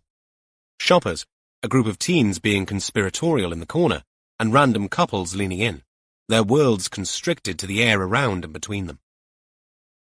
Rhys ordered a coffee at the counter. An Americano. He'd suffered the wrath of Evan Warlow for ordering a white chocolate frappuccino with whipped cream once, and would not do it again. Though there was no one here to wag a finger, he felt he'd moved on from that sugary delight to something a little more mature. He sat on a stool next to Claudine and smiled the kind of smile that harbingered bad news. Before we start, I ought to tell you that Luca was in a minor accident. Claudine blinked furiously behind her glasses, which were perched a little too far forward on her nose than was sensible, to avoid eyelash damage. Rhys held up his hands in placation. Don't worry, he's fine. But on the way to the hospital, he attacked a paramedic and ran off. The uniformed officers who were accompanying him had gone on ahead in their own vehicle. Claudine clutched an open hand to her mouth. Oh my God. What an idiot. Don't tell me he hurt someone. No, he didn't. But we need to get to him before he does anything else silly. You can see that, can't you? Claudine nodded. So once more, has he contacted you? She shook her head. Earnestness personified. Not for hours. The trouble is, he doesn't think things through. Was that what you wanted to say to me? The big eyelashes batted up and down. No. Okay, Rhys said, wary now. Luca and... We're kind of a couple, but kinda not. He's a bit too possessive. Even though he knows what I do. I mean, lots of men have seen my body. And I mean, lots. How many would you say? Probably not a relevant question, but Rhys couldn't help himself. Claudine puffed out an exhalation. Thousands, definitely. Maybe hundreds of thousands. It's the internet, so who knows? Aren't you worried about that? Claudine shrugged. No one recognizes me like this. She swiped her hand down over her clothes, top to bottom. And I get no complaints when I do my stuff. You've seen it. What do you think? Rhys's turned to nod, because no words would come. Instead, he picked up his coffee cup and sipped. Claudine leaned forwards and dropped her voice low. The reason I wanted to see you has nothing to do with Luca. She smiled, and there was something very professional about that smile. I was wondering if you might help me out? Work-wise? You and me in a bit of a double act? Rhys had a mouthful of coffee as he stared at Claudine over the rim of his cup, his eyes widening with each word she spoke. Somehow, he managed not to spit it out. You look very fit. And though I haven't seen you with no clothes on, I'm sure you're not carrying much fat, she explained. Neither does Luca, but he's turned me down point blank. I mean, I'd do all the work. All you'd have to do is lie there, or stand there, or crouch there. No one would see your face. I'm pretty good at camera angles. And it wouldn't be your face they'd be looking at. Anyway, it'd be my face, and a certain part of your anatomy. I get requests for the real thing all the time. We could charge a special rate and make an absolute killing. She let out one of her little giggles. We could put a small policeman's hat on it and I'd call you Mr. Truncheon. Rhys swallowed, or rather gulped, and the coffee in his mouth found its way into a tube that was never meant for hot fluids. He managed to his credit to get a paper towel over his face before the worst of the regurgitated stuff came back up from his larynx and out of his mouth in an explosive cough. More of it took root B via his nostrils. He lurched back, his stool scraping over the floor, and tried to clear his airways, tears streaming down his face, the tickle in his larynx unstoppable. For a good 2 minutes. Someone even came over to pat him on the back, but he waved the bloke away. I'm fine. Fine, he gasped. When he finally looked at Claudine, she was still sitting there, contemplating him impassively. Obviously, that has come as a bit of a shock. Have a think about it. I mean, I'm not going anywhere. You're a busy man and you know where I am. She got off the stool and picked up her bag. Oh, and if Luca tries to contact me, I'll text you. Okay? And with that, she walked out, leaving the detective alone to mop himself up and wonder if there were any hidden cameras or microphones in the place. He jerked his head up and around in panic.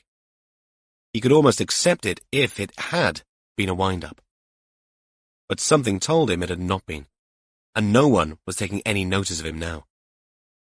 They'd all gone back to their flat whites and cappuccinos. He picked up Claudine's untouched tap water and sipped. It helped. Mr. Bloody Truncheon. Rhys shook his head and pondered just how weird this world he was living in could be. Was he ever going to tell Gina about this? She'd be the only one. He'd never tell anyone else. And even Gina was not scoring high on his possibles list. The sound of her throaty, hysterical laughter bounced around in his head in anticipation. Of course he'd never do it. Mr. Truncheon. Not in a million years. And as of this moment, Claudine didn't need to come anywhere near the investigation because she had nothing else to contribute. Of that, he was sure. He needed to keep her away from Gil and Catherine at all costs. That was certain. He couldn't bear the thought of them ever mentioning the word truncheon ever again. Chapter 24. When Warlow got back to the castle keep, Jess stood outside, mobile to her ear. She waved a greeting and mouthed, "Molly," to him, as he pushed through the main entrance doors. The shared gallery and job centre boards looked pleasingly full as Warlow stripped off his jacket. He nodded at Catherine and raised a hand to Gil, but noted Rhys's absence. "Where is he?" Warlow asked. "Getting the tea on?" Alas, no. He had a mysterious phone call from Luca's partner, Claudine Barton. Said she had something for him. Jess suggested he follow it up. Our man in Aberystwyth style. I've had a text. He's on the way back. Has she told him where Domicini is? If she has, he didn't put it in his text, which reads, and I quote, "Claudine a damp squid. Back soon." Gil held the phone up by way of confirmation. We're both hoping that that's a predictive text error on the squid, right? Warlow raised one eyebrow. We can but hope. However, this comes from a man who has been known to use nip it in the butt when he's wanted to quickly end something unpleasant. I put it down to the education system, Warlow said. And to think his mother is an English teacher, too. Ah, but she insisted on sending him to a school where she did not teach, Gil said. She'd have been better off keeping an eye on the bugger and teaching him the difference between squid and squib. Christ, she must be rotating in her grave. Gil's turned to cock one eye. You realize Mrs. Harris is very much alive and well. Someone better dig her up, then. The sergeant nodded his appreciation of Warlow's very old joke, coincidental with Jess breezing back in. Just saw Rhys pull up, she announced. Right, I'll get the kettle boiled. Gil sauntered out of the incident room whistling the tune to Rocky. All okay with Molly? Warlow asked. Jess dipped her head low to answer. Her dad's just informed her he might be out of circulation for a while. Of course, she thinks that means he's going to jail. So she is now doing the headless chicken in our kitchen. Still, nice to know she's concerned for her dad. More concerned for her street cred, more like. That's a bit harsh, isn't it? She sank into a chair. I suppose so. Sometimes I wonder who is the biggest drama queen, Molly or Ricky. If he is going to go undercover, though, he will be off-grid for who knows how long. He'll be out of my sodding hair, that's for certain. Jess's eyes stayed hard. And I wouldn't say Molly is a drama queen. She's a teenager, that's all. Isn't she just? The incident room door swung open, and Rhys walked through, took in the inquisitive faces of the rest of the team, stood stock still, went bright red and said, "What?" "Nothing," Catherine said. "But why are you looking so guilty? What have you and Claudine been up to?" Rhys shrugged off his jacket. "Waste of time, that's all. She hasn't been contacted by Domicini, that's for sure." He turned to Warlow.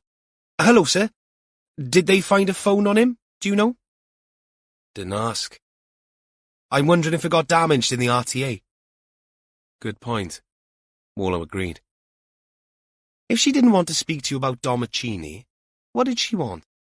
Catherine persisted. "She realised he might not be around for a while, so she was angling for some police protection. For her work, you know." Whereas this wasn't strictly true, it wasn't exactly a lie either.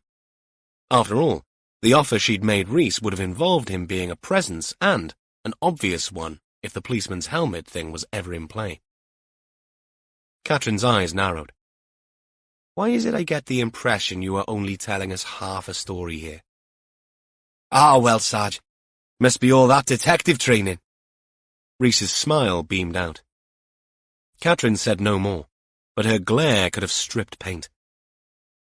Thankfully, his ordeal ended when Gil pushed through the door, phone in hand.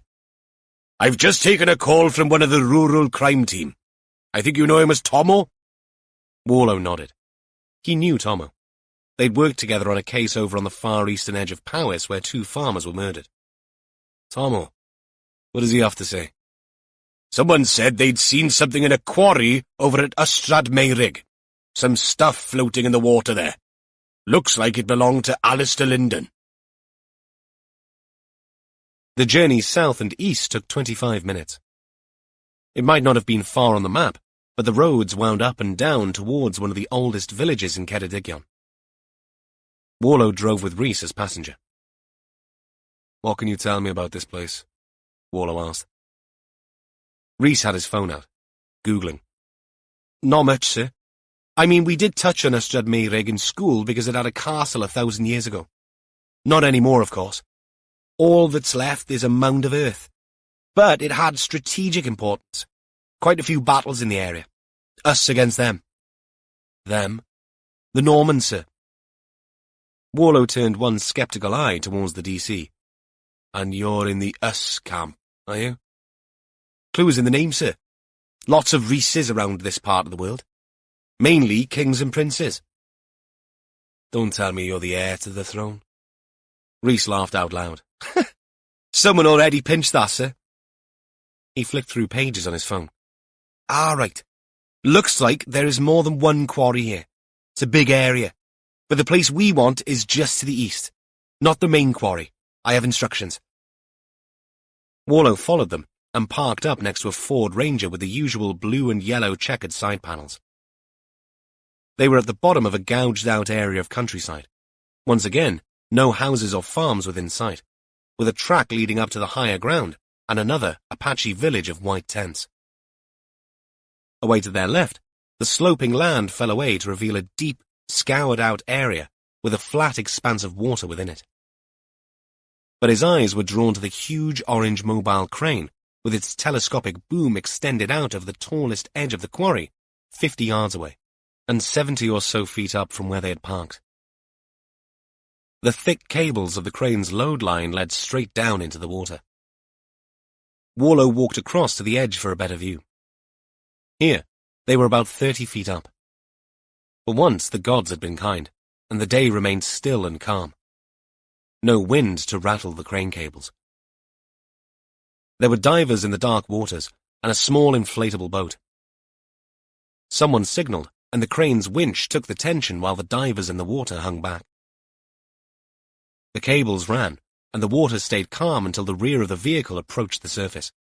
It glinted like some exotic fish under the water until it emerged, number plate attached. "That's it, sir," Rhys said. "What? You can read the number plate from up here." Warlow had his hand over his eyes to cut out the glare. He had a pair of varifocals on, but the number plate was a mere black and white jumble. But Rhys reeled off the letters and numbers. "Christ, are you part kestrel?" "Young eyes, sir." "Watch it," Warlow warned. In the quarry, water streamed out of the open windows on both the passenger and driver's sides. Someone had left them that way to ensure the thing sank, no doubt. 1.5 tons of metal bled water as the crane did its thing and dragged the vehicle clear. It glinted in the sunshine against the grey and brown rocks of the quarry wall. Once it was clear of the top edge, the crane's boom arm swung 90 degrees and gently lowered the car onto solid ground. Warlow was already making his way up as officers secured the vehicle with chocks and released the crane's cables. By the time Warlow arrived, Povey was already out, Tyvek to the gills, kneeling to inspect the outside of the BMW. "I hope to God you're going to tell me that there's no one inside," Warlow said. "Can't speak for the boot, but the seats are all empty. No signs of external damage. Hasn't been in an accident." "We should look in the boot," Warlow said. "Can we do that if the battery's flat?" Rhys stepped forward. "It's a hatchback. I reckon if we open the back doors, the rear seats will fold down." Warlow turned to look at his junior with admiration. Povey went to it. Water trickled out of the footwell and dripped down from the inside of the door once she'd opened it. She looked inside and reached up to the catch on the top of the rear seat, released it, and folded the seat down. Warlow could hear his pulse thrumming in his ears as the seat back flattened. The boot wasn't empty. Inside was a shoulder bag and scattered remnants of papers that stuck soggily to the inside of the rear window in the boot lining. But that was all. Those papers were what someone saw floating on the surface. They're exam papers from the college. Some walkers phoned it in. If it had not been for the papers, no one would have known the car was at the bottom of that quarry. Any signs at all of a struggle in here? Warlow bent at the waist to peer into the soaked interior. A futile question, he knew, but he asked it anyway. Nothing that I can see, but we need a better look. As you know, any DNA evidence will have suffered from being in the water, but you never know. We've successfully recovered evidence from prolonged water exposure before. She stepped back, hands on hips in contemplation. But it'll be a job. Sooner we get this back to the compound, the better. Warlow left her to it and strode back to the stone track they walked up. It went on towards a sheep pen and petered out. You could drive a vehicle up here, that was clear. There were no signs, and someone had to have known about its existence. Only one thing was for certain. That person was not Alistair Linden. Chapter 25. This time, when they got back to Aberystwyth, Gil had the tea ready. Warlow reined back his disappointment over the lack of biscuit, but Rhys couldn't hold it in. Something to dunk would be nice, he muttered. Your head in a bucket? Catherine grinned. Rhys took offence. The team recognized his hangry mode, and another snipe was all it needed to trigger a response. You okay, Sarge? You seem a bit tetchy. Catherine shuffled some papers on her desk. I'm fine, thank you. As Sergeant Jones says, it'll do us all good to stay away from refined sugar for a few days. Speak for yourself, Rhys grumbled. The tea, at least, was hot and sweet. They formed a half-circle and Warlow took the lead. Povey has Linden's car for now, but it looked undamaged. Theories? He glanced around. Rhys replied first. Someone killed Linden, then took his car to the quarry and drove it in from a great height. Good observation, Rhys. Now, colour in the missing bits for me. Rhys frowned. The who and the why, Warlow demanded. Rhys, sitting with his long legs straight out in front of him, arms folded, let his chin fall to his chest for a minute, thinking. Someone didn't want the car found because there's evidence in it? Possibly. Or wanted to buy some time? Catherine's turn. Or didn't think at all and wanted it out of sight, Jess said. All three sound pretty valid, Warlow agreed. And if that person is Luca Domicini, it might fit, Rhys said. That earned him a team glare. Rhys sat up, realizing he needed to expound his thinking. Claudine says he's a spontaneous sort of bloke. If he killed Linden, he may have panicked, wanted to get rid of as much evidence as possible, as quickly as possible. It's a bit out of the way, though, this quarry, Gil said. How would he have got back? It's not that far. Half an hour at most from here, Rhys answered. Presuming he can't fly, he'd have needed transport back. Warlow walked over to the map. He put his finger on Ystum Tien and ran it down towards Ystrad Meirig. It made the third leg of a triangle joining the quarry, where they found the body and the town they were sitting in now. If you look where we found the body, is directly north of where the car got dumped. What, 15 miles at most? There is a road that joins the two. He paused and put on his pocket reading glasses. B4343, and a spider web of smaller roads. You think that's significant? Gil asked. Who knows? Domicini's a fitness freak. Don't tell me he can't ride a bike. But we need to establish whether there's public transport. Catherine made a note. But as of now, we still have Luca Domicini in the frame? Jess asked. Until we can eliminate him, he's our strongest candidate. though I would have liked some firmer link between him and Alistair Linden apart from the vague possibility that the victim was hassling Ms. Moulin Splurge X online. Warlow turned away from the board and removed his glasses. What about our other lines of inquiry? Any joy with finding Mirain? Catherine nodded. I'm still working on a phone record, sir. Gil? I'm waiting for a call back from Linden's ex. I've left messages. I'll try again now. Jess pushed off the desk she was leaning on. Let me have a go. Where does she work? Gil nodded. Lawyer at a big accountancy firm in Cardiff. She glanced at her watch. Right, I'll get to it. Jess didn't bother with Valerie Halpin's direct number. Instead, she looked up the company's directors, found a likely candidate, and rang her.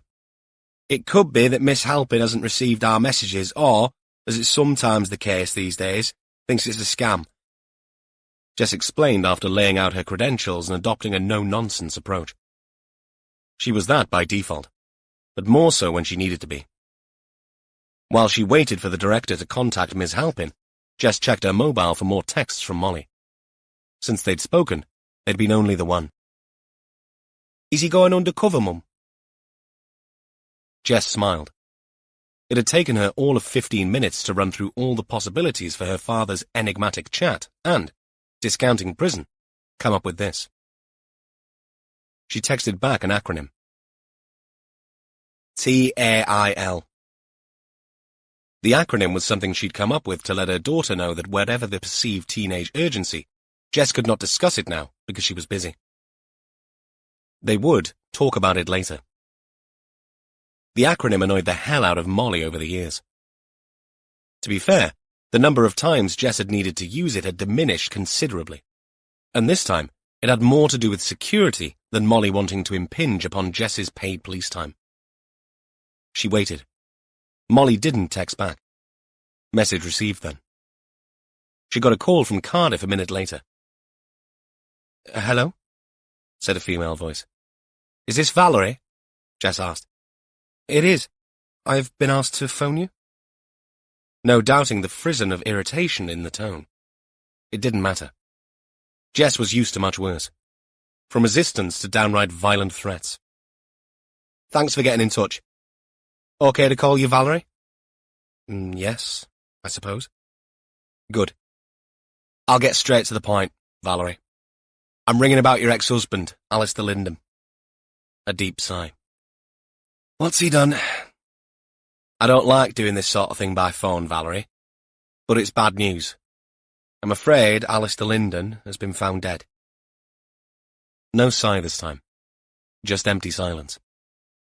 At this stage, regardless of history, a sob normally broke through. But nothing came from Valerie. And her next sentence was matter-of-fact. How did it happen?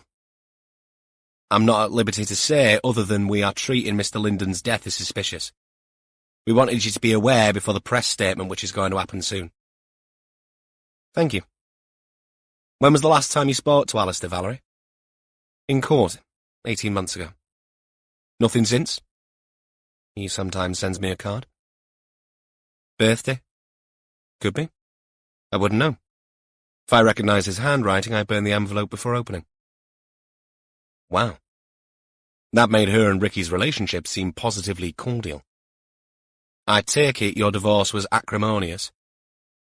You could say that. Jess wrote the word down and underlined it. Would you say that Alistair had any enemies? Besides me, you mean? Excuse me? Sorry, I didn't mean it in that way. When did it happen? We think about a week ago. This time there was a sigh. Small, but perceptible. I was in Portugal. I have an alibi. Valerie Halpin, as Gil would say, took no prisoners. Jess was quick to correct her. No one is accusing you of... I'm sorry to hear all this. Sorry for his mum. We're having difficulty tracing her. That's because she's in France. They were estranged. I have a number if you need it. We will. She'll need to be informed. Legally, she is next of kin. Look, Alistair was a shit of spectacular proportions. A flirty liar that had his eyes on every bit of skirt that walked past. How the hell he got to be a teacher, I do not know. But if you're expecting floods of tears, you are going to be disappointed. He's a narcissist. Was a narcissist. And you know what they're like. Con artists who do not give a crap about who they hurt. Biggest regret of my life was bumping into him at a nightclub. I can send you a transcript of my court statement for the divorce. It still hurts. Mainly because I had to share all my bloody assets with that bastard. That won't be necessary. I'll email you the number of the man I was in Portugal with, too. He's not perfect. What bloody man is? But compared with Alistair, he's a saint. Okay, that'll be good. Thank you. After a beat, Valerie asked, I suppose his partner will get the house? An odd question, but a sign of how raw the previous relationship was. I have no idea what's in his will. Poor woman. She won't thank me for saying this, but if he's out of her life, then she's a lucky woman to have escaped unscathed. You can tell her that from me. What about his mother? I can speak to her if you like. She's a good woman. No, I need to do that. Well, thanks for the offer. Jess gave Valerie her email, put the phone down, and made some notes. Not quite what she'd been expecting, but useful. She walked over to Warlow's desk and quickly préceded the conversation. Warlow listened and tilted his head. Not coming out of this all that well, is he, old Alistair? Catherine, looking a little agitated, bustled over to join the senior officers. Sir, ma'am, I am so sorry about this. I picked up an email that I should have seen earlier. It's from Morton's gym, where Domicini sometimes works. As a personal trainer? Yes.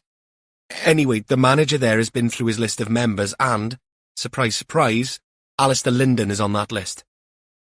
So there is a link, Jess said. I don't know how solid this is. I mean, two men in the same gym don't add up to much. But it adds up to something, Warlow said. And Domicini's record confirms that he was under suspicion of supplying illegal anabolic steroids and other banned substances. He'd done it all before, Jess added. Warlow sat up. That might explain why he's so keen to get back to his old uncle's house. He'll want his stash, Jess agreed. Do we have people watching the place? CID, Catherine said. Okay. Let's pull them all away to make it look like we've lost interest. See what Luca does next. Both women nodded their agreement. Jess moved back to her desk, but Catherine stayed. I'd like to apologise for not seeing this earlier, sir. Not like you, Catherine. Everything okay? It is, sir. I'm dealing with some stuff, but it's all fine. Warlow doubted that. Well, if there's anything I can do, or if not me, then D.I. Allenby has a very sympathetic ear. Warlow had the sense to see that sometimes these things were gender-related. Nothing sexist in that. Sometimes women wanted another woman to confide in. And it was unlike Catherine Richards not to be on top of things. Thank you, sir. I'm sure it'll all go away. Well, my door is always open, Warlow said, and added in a low growl, except there is no office up here to put a door on. But you get the gist. I do, sir. Thank you. Warlow took in her unconvincing smile, but said nothing more. Instead, he called over the room. Rhys, cancel the photo shoot with Hello for this evening. We got somewhere to be. Chapter 26. Luca had found a better place to watch his uncle's house from. They were laying fibre-optic lines in the roads and had conveniently left 2 or 3 areas dug up and surrounded by red plastic barriers. There were 3 on his road, and another 4 on the street around the corner. Much of this work had been subcontracted, and whoever had done the digging was out of sync with the optical ducting guys, which meant lots of holes. He'd felt dizzy after getting out of the ambulance. He hadn't passed out when he hit the delivery van, but it had shaken him. Still, he'd done the right thing in getting out of there. Now, if only he could stay ahead of the cops for a while and get his stash out, all would be good. He'd nicked a hoodie from a clothesline and, under the added camouflage of a baseball cap he'd found in a skip, he'd made his way back to his uncle's place. Seeing the works on the pavement had cemented his plan. Hardly any people anyway in this part of town, and, whenever anyone came near, he simply ducked his head and pretended to be doing something important down the hall. He'd been doing that for 3 hours now, and during all that time a police car had sat outside his uncle's house, as if he would just saunter up like a muppet. Bloody coppers. Clueless, the lot of them. And having no phone was a bastard. He'd lost it somewhere along the way. But then, he'd seen enough TV and films to know they could track you if you had your phone. Better to be a stealth ninja. He'd called into a shop for some water, and now sat in an exposed pipe at the bottom of the trench to take another sip. His neck hurt, but that didn't matter. He would split with Claudine. He liked her, but the punter thing was doing his head in. He didn't mind the blokes fancying her. He didn't even mind some of the stuff she did on camera, because that was acting, right? And taking money from mugs who paid by the second to look, well, that was easy money. But when the dirty bastards turned up on your doorstep, or you overheard people say her name in the gym, that was definitely out of fucking order. Big time. He couldn't handle that stuff. He'd lost his shit on the stairs with the copper because of all that.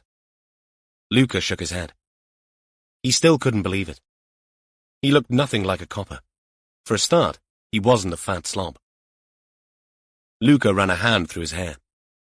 He had more than usual thanks to that Wicks bloke. Him with the hair. Ever since lockdown, Claudine had been on at him to grow his hair like fitness guru Joe. But that would change now. No more bloody Claudine and all those pervs. A car started up on the street. Luca poked his head up to pavement level. The response vehicle parked in front of the house signaled and pulled away. Probably called to something a bit more important than babysitting and property. Or a change of shift. In which case, Luca needed to act, and act now. But not through the front door this time. Speed and stealth were his friends. He climbed out of the trench, stood for a minute to let his dizziness pass, and walked towards the next junction of streets. Some developer had converted a big house, Rhys Dylan, into flats in a property behind, and a couple of doors up from his uncle's, accessed from another road. His uncle's garden backed onto the parking space in the courtyard of that flat conversion, fenced off with wooden boards. Luca kept his head down, walked around and up the next street. The parking area for Rhys Dylan was unguarded. He walked straight in and clambered over the fence to drop into a pile of crap that had accumulated over the months and years at the bottom of his uncle's garden. At one time, this place had been full of flowers. Now it doubled as a wildlife jungle. No Mow May had turned into No Mow Never. This was no time for regrets. If his uncle ever left it to him, he'd do something about it. Find some poles to knock the place into shape. Convert it into student flats and start raking in the dosh. But first, he needed his stash. He walked quickly up the narrow gap between the encroaching wall of thistles and dandelions until he got to the little extension that poked out of the back of the house. The key was inside the door, but the window on the left never closed properly, and he yanked at it until it came open enough for him to get a hand in and release the stay. Paint flaked off the rotting woodwork as he got one leg through the window space, and he tried to shift his weight so that his testicles didn't get caught on the aluminium frame. With an ungainly hop, he managed it, and stood in the kitchen he knew so well, listening. No sound except some traffic noises from the wide-open window. Luca didn't close it. Better to leave it as it was so that he could get away sharpish. He stood stock still, listening hard. Nothing. Now he hurried through the tiny extension and into a hallway past the kitchen. He swung a hand up to the balustrade and took 2 stairs at a time to stand on the landing. Still no sound, except a creak of a floorboard under his foot as he shifted weight. He went straight to his bedroom and shoved the door open. His bed was as he left it. Was that only yesterday morning? He'd stayed here because of his bouncer work and because he'd needed to get up to meet with a client at the gym at 8:30. Not that his lack of time would excuse the state of his bed. That was par for the course. A big, heavy, dysfunctional brown wardrobe stood in one corner. An heirloom from the days when everything in his uncle's house had been brown. Furniture, sideboards, cupboards, the lot. But that would all change once he was gone.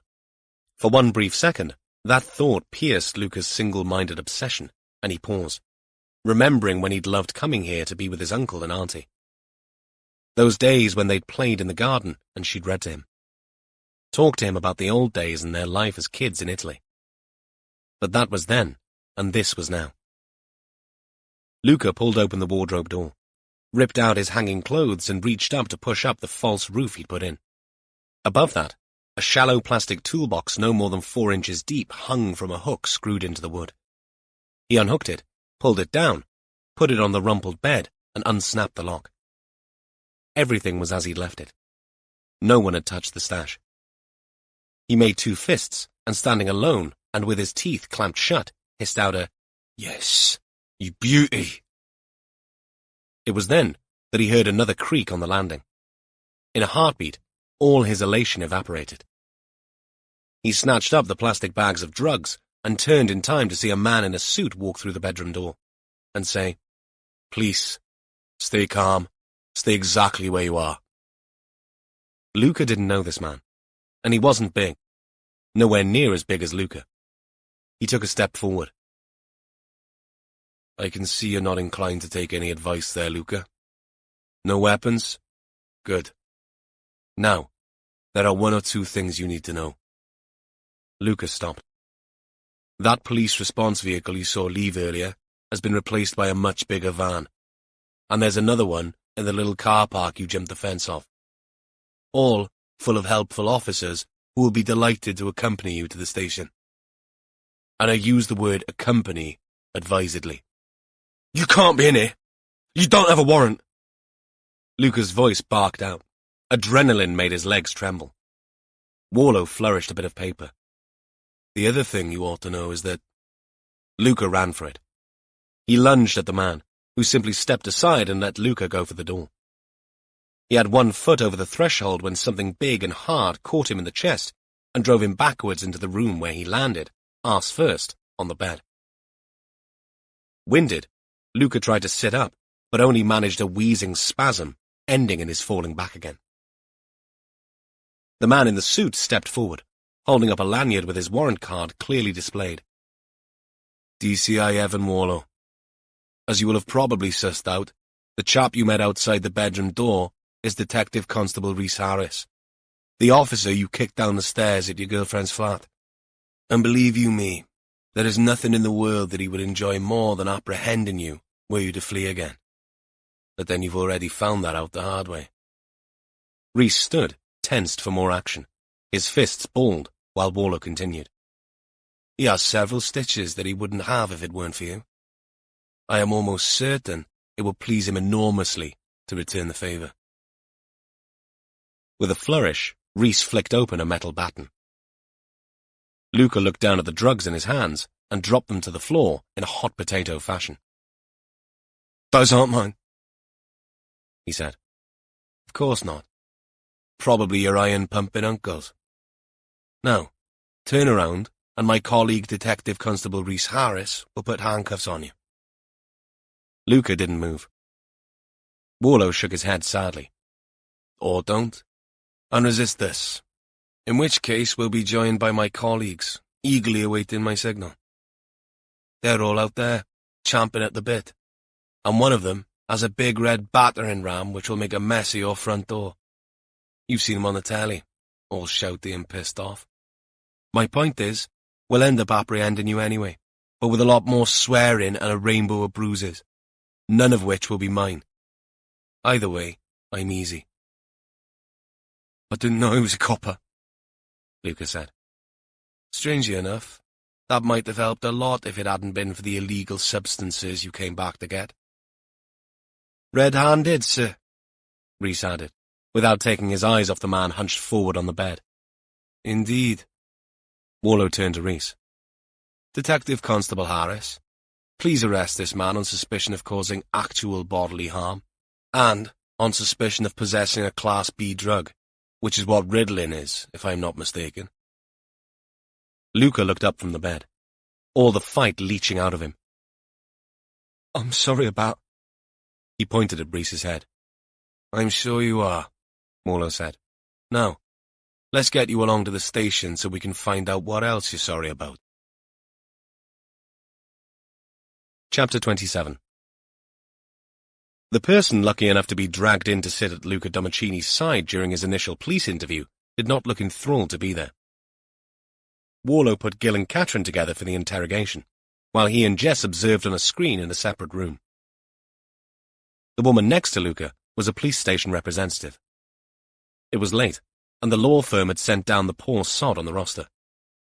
After all, the potential charge at this stage was actual bodily harm and possession. Nothing tabloid-worthy. Not yet, at any rate. The firm and their senior partner were entities Warlow had come across before, but said senior partner was at home with a glass of Chardonnay, feet up, no doubt watching some crime drama and laughing her socks off. Kerry Nichols, however, was a trainee solicitor who had done the police station representative's accreditation scheme, which was all you needed to do to be invited to advise a grumpy Luca Domicini under the bright lights of the interview room. Nichols wore thick-rimmed glasses and had declined the offer of tea, preferring a paper cup of water. She reminded Warlow of a skittish bird, painfully thin, all in black with a grey shirt. She twitched her gaze between her client, the officers, and the pad on her knees. Luca, on the other hand, sat forward, forearms on the desk, while Gil did most of the talking, and Catherine sat back, waiting. For now. Gil had been through the events leading up to the attack on Rhys Harris, adding his own calming interpretation to draw Luca out. Luckily, after 3 attempts at, "I would suggest a no comment in answer to that question," as a mantra, the legal rep shut up and turned her attention to writing down everything that Domicini said. It wasn't as if there was any doubt about what had happened, as Gil had pointed out. Attacking police officers and paramedics would not go down well in the courts, and the drugs he was selling were found during a lawful police raid. So, you turn up at Claudine Barton's, with whom you were in a relationship, see a strange bloke there, and assume that this person had been bothering her. Correct? Exactly.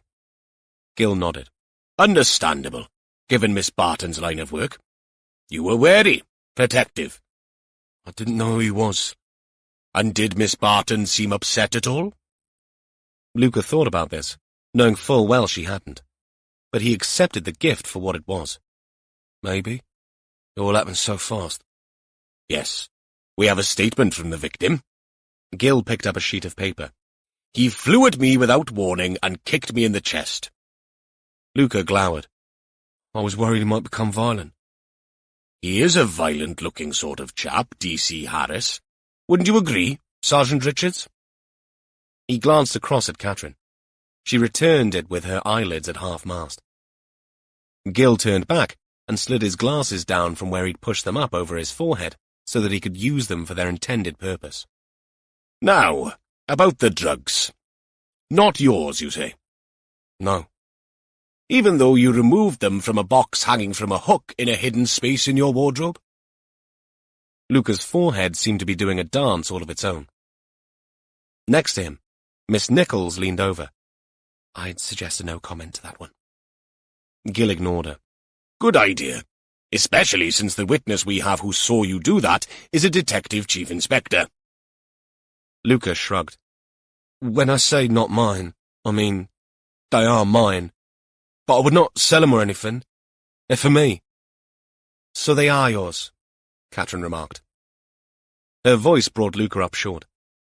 I got confused. People breaking into your house. It's stressful. It would be, Gil agreed. I can see that. Right, we'll make a note of that. Personal use for the drugs as opposed to flogging them all down the gym, then. Luca watched Gil scribble and looked across at the legal rep. That's good, isn't it? He whispered.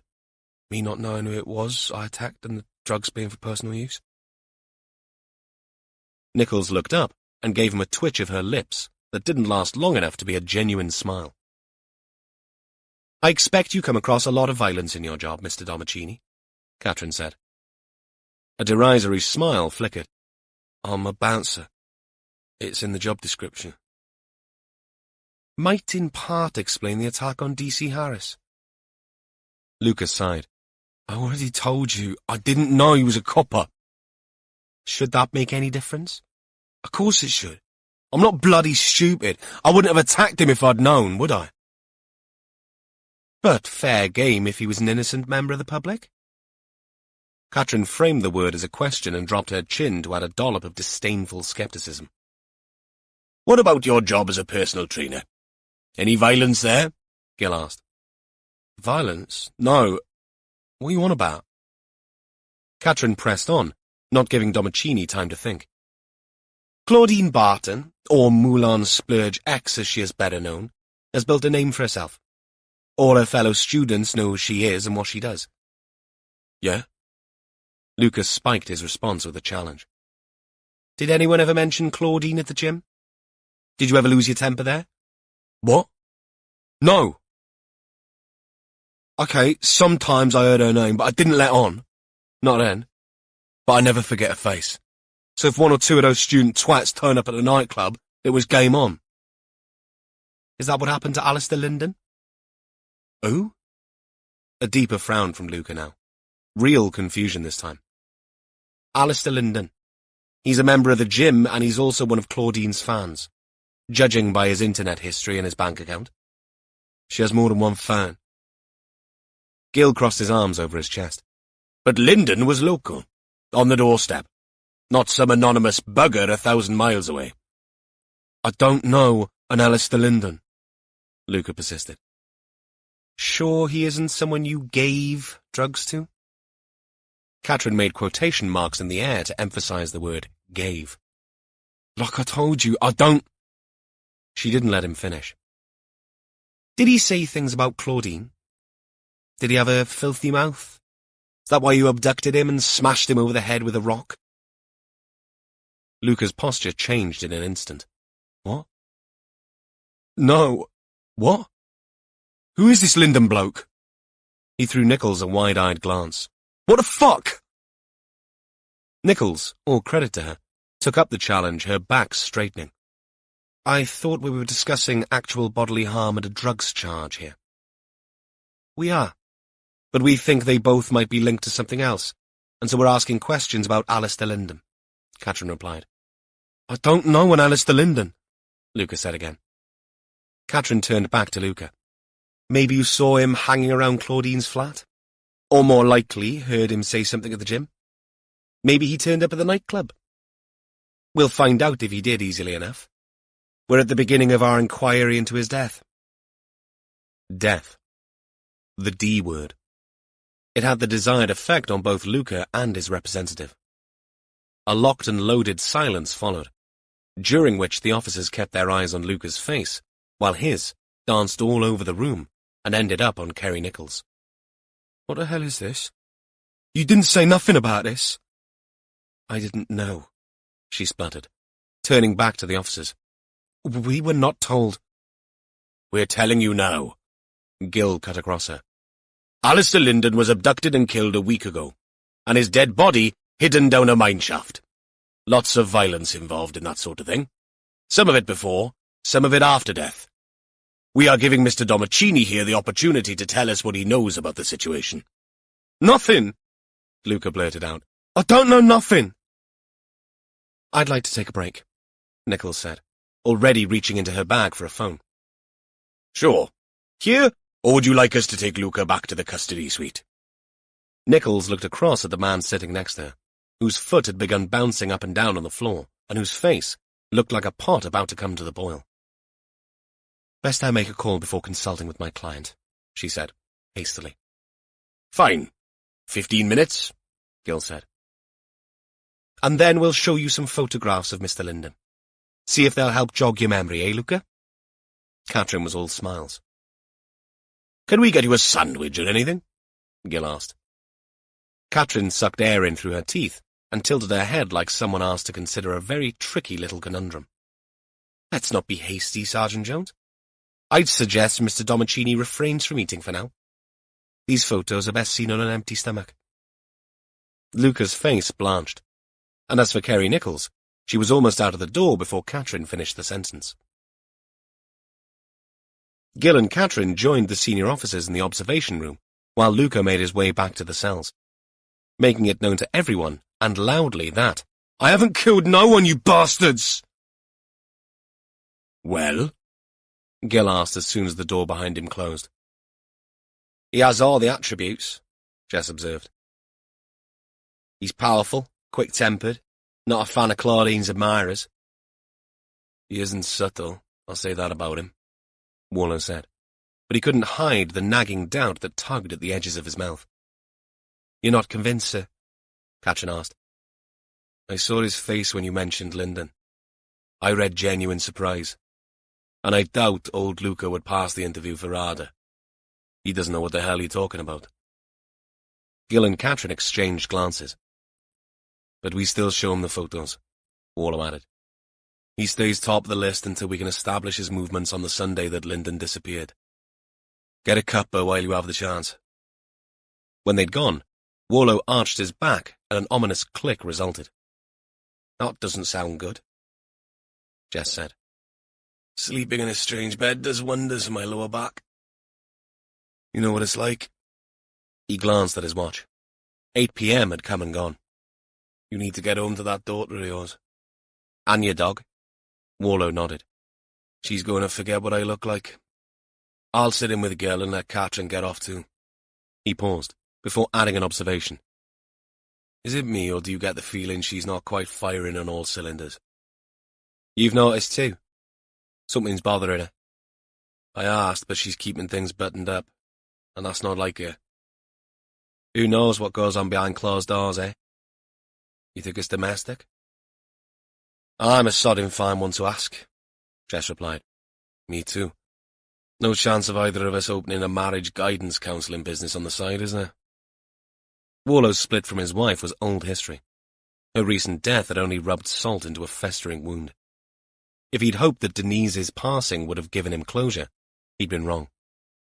And though he'd left with a modicum of concern for her, not hate, there were things left unsaid between them which would now never be spoken or heard. "Definitely not," Jess said at the door. "We're better off helping the dead get some restitution, you and me." "There is that." He smiled at her, but there was not a jot of amusement in it. Chapter 28. By the time Luca got back from his break, Nichols' message had finally got through. When they showed him the photographs of the scene, he pushed them all back towards Gil with a shake of his head. His response to all questions pertaining to Alistair Lyndon was now a firm, "No comment." Just before 9 p.m., Warlow called a halt to proceedings. They were getting nowhere. Gil looked drawn and tired, and Warlow suspected that if he dared look in a mirror himself, he'd probably see much the same sort of picture. Gil headed for home. "Take your time coming back up Monday," Warlow said. "Yeah," Gil replied in a way that told Warlow he'd be back by 8 on the dot, just like everyone else. Warlow checked the group emails for anything else before he headed for the hotel, and found nothing new. But fate had one more hand to play. It came in the form of a text from Povey. "Nothing significant so far. No sign of violence." "You still at it?" "Duber's." "Where are you?" She sent him a pin, and, 10 minutes later, Warlow drove to a garage to the west of town where the recovery vehicle had taken Lyndon's car. A white technical investigation van stood in the yard, side doors open. The silver BMW had been parked inside, and the big mobile arc lights had been switched on, illuminating the scene like a film set. There were 2 white-clad snowmen, another of Gil's nicknames for the Tyvek-suited investigators, besides Povey. "Bloody hell," she said when Warlow walked up. "I don't have any excuses, but you should be tucked up in bed, or at least in a bar with a pie and a pint." "It's not 10 yet," Warlow said, as if that explained everything. They'd set up an evidence table to the rear, 10 feet from the car, which stood all doors open, boot and bonnet lids up. "What have you found?" "The remains of a box file with some papers inside. They're from the college where Lyndon taught. In the glove box we found insurance documents, the car's instruction manual, and a bottle of hand sanitizer. In the driver's side visor was a credit card. Anything in the box file? Povey pointed to a green box whose lid had detached. Next to that was a pile of drying papers. The file must have come apart, and some papers floated out and up to the surface. They were what drew the attention of the walkers. Warlow looked at the marked-up exam papers and nodded. Bit of luck, then. Otherwise, we'd have never found the car. The only other thing stuck in the cargo net behind the driver's seat was a pink purse. She pointed at something that looked like a box with eyes. Warlow frowned. Povey put him out of his misery. It's called a glam bag. All the rage with 8-year-olds. That, believe it or not, is supposed to be a unicorn's face. That yellow thing sticking up is its horn. It is. Right. Nothing in it? Lip balm and a pound coin. Okay. I think we can safely assume that's Heledd Rampley's. She and her mother were living with Lyndon until they're split. You won't get much from fingerprinting the car, then? I doubt it. But we'll try. Blood? If there was any, it's all washed away. But if I find something, you will be the first on the list. We're about to call it a night. Let things dry out and look again tomorrow. Warlow thanked her and headed back to his car. He cast his mind back to Lyndon's house and the way he kept it neat and tidy. It looked like he had the same approach to his BMW. The only thing that was perhaps out of place was the kids' toys stuffed behind the seat. Easy to miss there. Warlow had once found a copy of a 5-year-old magazine in his, stuffed there by one of his sons. Depended on how long you kept a car, he supposed, and finding a child's toy was hardly significant. He filed it away. You never knew in cases like this what tiny piece of information set all the dominoes tumbling. He thought about those fragments of information again on Sunday morning as he woke up in the hotel and wrote up his reports, and again during the afternoon when he drove home to pick up Caddy from Coldblow and share a cup of tea with Jess and Molly. He deliberately stayed away from mentioning the case, and since Molly didn't bring it up, Tricky Ricky remained on the back burner too. Though his thoughts never strayed far from that wind-blown spot in the Cambrian mountains where Alistair Lyndon's corpse had been found. An afternoon watching a black Labrador chase a ball on a beach was a balm for the soul. And as with so many things that needed to be seen from a different angle before they made any sense, this playtime with the dog played an important role. The trick, he'd come to realize after a long career, was to know when to stop. He could have spent Sunday interrogating Domicini further, could have gone back to the scene of the crime, hassled Povey or Tiernan for more, but that could wait until tomorrow.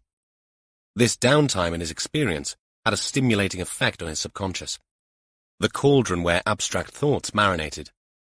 And out of that marinade, ideas, sometimes even unseen answers, came. Not always, but often enough for him to understand that pushing through when there was little or no juice left in the tank paid no dividends. And Caddy, on her favourite beach reached only by a meandering path with no parking for tourists, sand all over her nose, an indestructible blue and orange rubber ball in her mouth squeaking in protest as she chewed it, was as good a distraction as any. Only when she finally admitted fatigue by lying down on the sand did Warlow give up. He drove back to Fire Blythe, his cottage in Nevin, fed the dog, and took her back to Coldblow at 8:30 p.m, and Molly, before driving back to Aberystwyth, hoping that his R&R might at least give him a course to pursue in the investigation. But he still had found nothing to light the way by the time he pulled into the hotel car park. Cadwyn Hughes delivered his granddaughter Heledd to her father's flat at 8 p.m. on Sunday evening. Joel opened the door and she ran into his open arms. "Hey, birthday girl," Joel said. "How did it go at Cartwheels?" Cadwyn answered with a grin. "Ha! We've got a genuine racer here, all right." Heledd pushed back from her father's arms and looked up into his face. "We had races, and I won 3 times. 3 times? Joel asked. "She beat them all. Some of them a couple of years older than she is. She's not an under-8 anymore, so she raced in the under-10s. Joel, genuinely delighted, hugged Heledd once more. "Don't tell me I'm going to have to buy you an old jalopy." "What's a jellypy?" "What your Tad Key drives," Joel said. Heledd spun around. "Do you drive a jellypy, Tad Key?" I thought it was a Nissan. It is, Cariad. Your dad is trying to be funny. And Tad Key took me to see Jem. Did you ride her? Joel asked. Yeah, Heledd said. Another perk of Cadwyn being mates with a horse owner. You hungry? Joel asked his daughter. She shook her head. We had chips on the way home. Bring me any? No, said Heledd with a big smile. Right then. Upstairs and have a bath and get into your PJs. We can watch some TV for half an hour before bed, okay? Heledd ran back to Cadwyn and hugged him again, speaking once more in her native Welsh. Diolch, Tad Key. Penblwydd hapus, Cadwyn said, and watched her sprint up the stairs. Thanks for that, Joel said, when he heard the water running in the bathroom. I got some repairs done on the car, and I fixed the 2 doors down bloke's bike. Made a 50 out of that. Any time. You only have to ask. You want a drink? Cup of tea? No. I'll be off. Give you and Hel a chance to catch up. It's been a big weekend for her. 8. Can you believe it? Hardly. Joel paused and clenched his jaw. Did she mention Mirain at all? Cadwyn's brows twitched at the mention of Heled's mother. A couple of times. She wants to send Mirain a message on Facebook. Tell her all about today. But she also said she wished she could have been there to see her win the races. Joel shook his head and looked up at the ceiling. Jesus. It's never been this bad. I thought she'd be back for Hel's birthday, you know? And yes, we can't blame her for the blasted illness, but her daughter's birthday? Come on. It's an unpleasant situation, Joe. You don't think it has anything to do with Alistair, do you? You don't think she's done something bloody stupid? No, Cadwyn interjected. Can't be that. She had nothing to do with what happened to Alistair. You can't start thinking like that. Heledd misses her so much. Cadwyn nodded. We all do. Not me. I gave up missing her because it was way too painful. It's been hard for you. I just wish we'd hear from her, for Hel's sake. She won't stay hidden forever. We both know that. Joel nodded. Thanks again for today. I'm grateful, and Heledd is too. She's a treasure. It's her day. Chapter 29. Catherine shared another journey up to Aberystwyth with Rhys on Monday morning. Bank holiday Monday morning. They discussed the case and everything that went with it. Neither of them knew what on earth was up with Gil, whose new health kick, or anti-biscuit kick, left them baffled. Do you really think he's trying to be healthier and lose weight?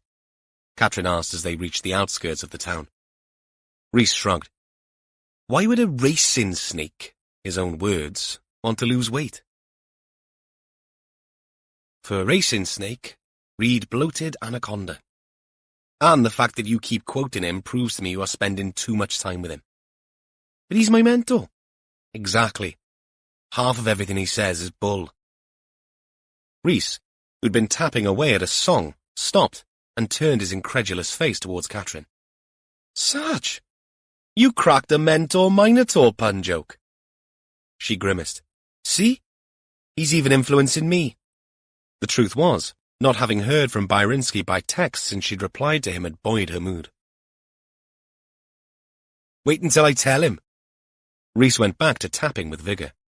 You will do no such thing. There is no need to encourage the man. He spends a lot more time in the toilet these days, though. Have you noticed? I can't say I have, Catherine replied. On Friday I was in there, and he mumbled something from inside a cubicle. I'm sure it was Red, Red Wine, the old UB40 song. He hummed the tune. What? I mean, usually he sings other songs when he knows someone's in there. Knowing she was going to regret it, Catherine asked, What other songs? Oh, you know, Rhys said airily, clearly wondering if he should backtrack. No, I do not know. But I now need to know. Well, it's either Oops, I Did It Again, as in Britney Spears, or that old Western song that was in the Blues Brothers film. What's it called? Rawhide? And what about Rollin'? Except he sings wiping, wiping, wiping. My God, what the hell is wrong with you men and toilet humour? Gil's got some crackers. He said he'd recently brought a toilet brush and, long story short, he was going back to toilet paper pretty damn quick. Right, that's it. I'm just saying. Well, stop just saying. Rhys smiled and sat back, muttering to himself. Half of everything he says is bull. Genius. Of course, the man in question was already there when they got to the incident room. He tapped his watch when he saw them. I hope you've got a note signed by your parents explaining why you were late for assembly. Rhys grinned. Katrin walked past with her eyes half shut, shaking her head, but she was also fighting a smile. Jess arrived a few minutes later and explained that Warlow was on the phone with the CPS regarding extending Domicini's custody and had gone to a quiet spot downstairs to do that and prepare a press statement. Gil then filled them in on the suspect's lack of cooperation in answering questions. So we need to establish his movements on and around the Sunday that Lyndon dipped off the radar. Katrin got back to her desk as her phone signalled a message, and her mood evaporated upon seeing who it was from. Byrinsky. Okay, I'll get it. The silent treatment. Not like you. Fine. But I have another snap from the archive for you. I'm still here. Another snap. This one cropped to show the young student Katrin, sitting naked on a bed with a beer bottle in hand, in a very suggestive pose. Her other hand was handcuffed to a bedpost. Behind her, the upper half of a male body stood with the head pixelated out. Shit, she muttered. It came out unplanned and way too loud. Language, please, Gil said without looking up. Rhys was too busy on the phone to hear it, but someone else did. Everything okay, Katrin? Jess called over. Katrin's head flicked up. Me, Mom? Yes, it's... Her smile faltered. I need a minute. She got up and quick-stepped out through the door. Gil watched her with a wary expression. Rhys remained oblivious. But Jess knew trouble when it raised its head. She was up out of her seat before the door swung shut. Katrin hurried to the ladies. The only real haven in this place, and somewhere she could process what had just happened. She felt flushed and angry and... Shit. Shit, shit. What other photographs did this idiot have? She paced back and forth trying to remember. Trying and failing as she had done over the last 24 hours. When the door opened, she was half hidden behind it, and Jess Allenby had to walk into the room before swivelling to find Katrin. You okay, Katrin? Jess asked. Fine, Mom. A bit of a icky stomach. Leftover pizza last night. Jess nodded, and Katrin understood it was a disbelieving nod. She'd delivered enough of her own over her career. You are not a leftover pizza kind of woman, Sergeant. Now, you can tell me to piss off because it is none of my business, and you have the right to do that. But I am concerned. I've never seen you rush out of the incident room like that before. If it is something medical, then we ought to get you sorted so that you're firing on all cylinders because we need that. We need you. If it's something else, then fair enough. Like I say, tell me to take a walk. But if there's anything... Katrin held up her phone with the sent image still on the screen. Jess took it and frowned. To her credit, she didn't ask who or what it was. Simply looked at it and took in the details, realization slowly dawning. You? She asked finally. Yes, Mum. DCI Warlow and I went to interview a colleague of Lyndon's at the college. Turns out I knew him from old. From your time here. Just for a bit of the first year. Katrin nodded. Her mouth quivered and her hands shook when she pulled back the phone.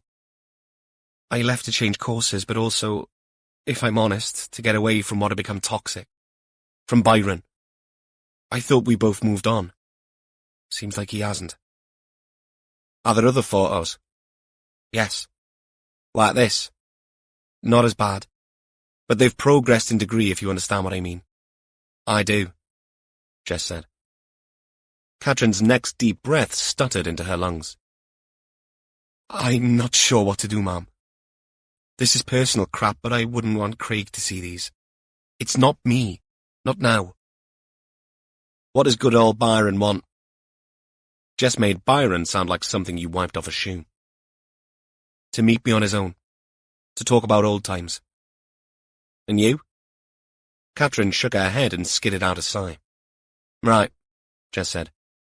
Text Byron and invite him to the station. Say that you have a few more questions and that you can play a catch-up too. Then, I want you to forget about this and leave it to me. I may need to borrow your phone for an hour at some point.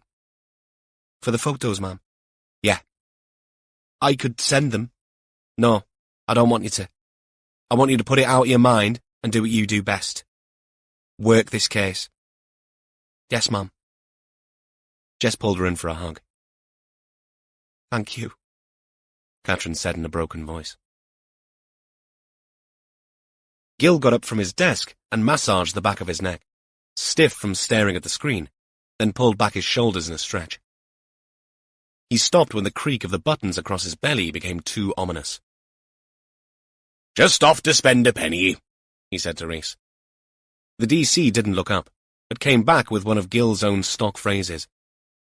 "Here's hoping it doesn't turn into £3.50, eh, Sarge?" "Indeed," Gil said. "I'll get the kettle on while I'm in the vicinity."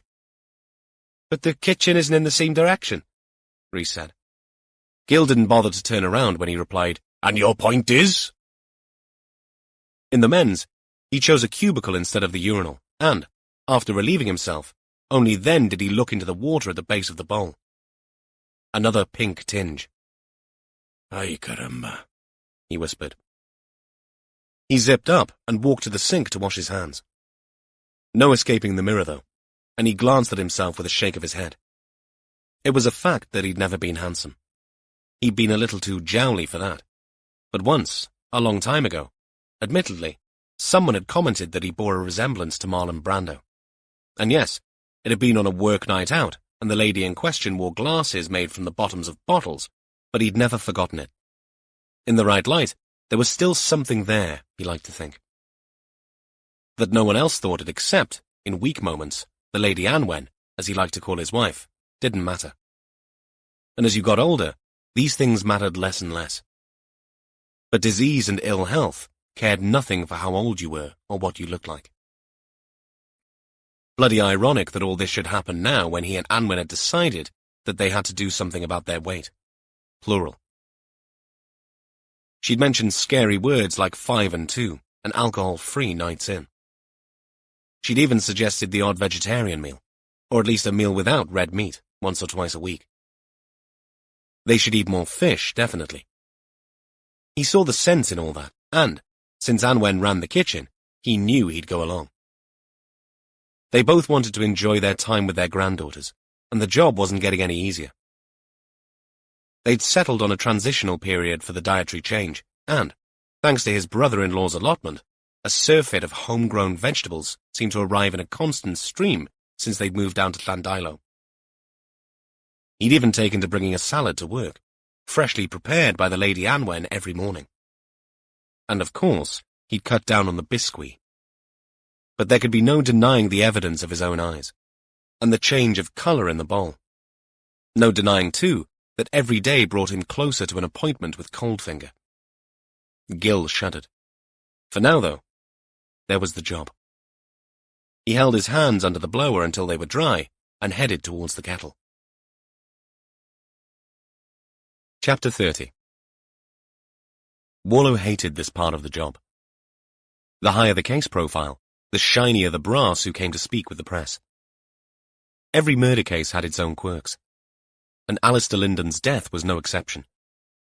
But, after talking with Buchanan, it had been pointed out that, as yet, they had no motive, no weapon, and nothing concrete in terms of who, or where, or how the crimes had been committed. But the press were, like the red kites that wheeled and whistled their eerie refrain above the crime scene, carrion feeders. And in cases like this, conjecture could very much be your enemy, and scaremongering in an area dependent on tourism, the height of the summer, was never a good idea. He understood where Buchanan was coming from. He might not have been deliberately channeling his inner Sheriff Brody from Jaws, closing the beach to all comers, but dangers from sinkholes and mine shafts were one thing. A killer stalking the trails, another altogether. Far better to share with the press what they had and stay in control. Sort of. The force's liaison had sorted out the statement, but it needed a senior officer to deliver it. They'd spun the bottle, and it ended up pointing at Warlow. And so, on a grey but dry Monday morning outside the main entrance of Aberystwyth Police Station, with the castle keep forming a backdrop, Warlow waited for the TV cameras to set up and deliver his blurb. He checked his appearance in the loo before coming out. There was little or no wind. Nothing was more distracting than an unruly lock of hair or, famously, in Buchanan's case, a tie that appeared to have a snake-like wandering life of its own. On a signal from the press officer, Warlow began. Following suspicions raised by the public, the South and Mid Wales Cave Rescue Team examined a mine shaft near a walking trail near Nantararian 6 days ago and discovered a body. This has now been recovered and a formal identification procedure undertaken. I can confirm that the body is that of Alistair Linden. We have been in touch with Alistair's family, and the thoughts of the whole Dyfed-Powys force are with them at this distressing time. Our investigation into the cause of Alistair's death continues, and I am pleased to be leading a team who will be looking into his disappearance. Following a post-mortem examination, there are indications that Alistair was forcibly held against his will prior to his death, and an attempt made to secrete his body in the shaft. There is no doubt in our minds that crimes have been committed in relation to this death, but the exact nature of these crimes is yet to have been established. This is distressing news for the community and for users of the walking routes in this area. I can assure you all that we are determined to ensure that this wonderful part of Wales remains safe. As of this moment, there is a man in custody helping us with our inquiries. And, as you will all appreciate, I am not at liberty to answer questions at this time. Thank you for your patience. Short and sweet, but the whole hullabaloo had taken a chunk out of the day, which he could have spent a lot more profitably. The press officer walked back into the building with him. Well done. That came across well. You're good in front of the camera. Warlow shrugged. Thanks. Having no Q&As helps. We'll save that for the conference when it comes. The officer, a large woman with a friendly smile, delivered all this with enthusiasm. It won't. Warlow punctured her balloon with a pithy reply. Not if I have anything to do with it. He sent Rhys a text and, 15 minutes later, they were sitting once more in the interview room with Domicini and a still nervous-looking Nichols. Right, Luca. Warlow began once Rhys had started the tape and said all the right words. Here we are again. Hope you had a good night's sleep. They're shit beds. Okay.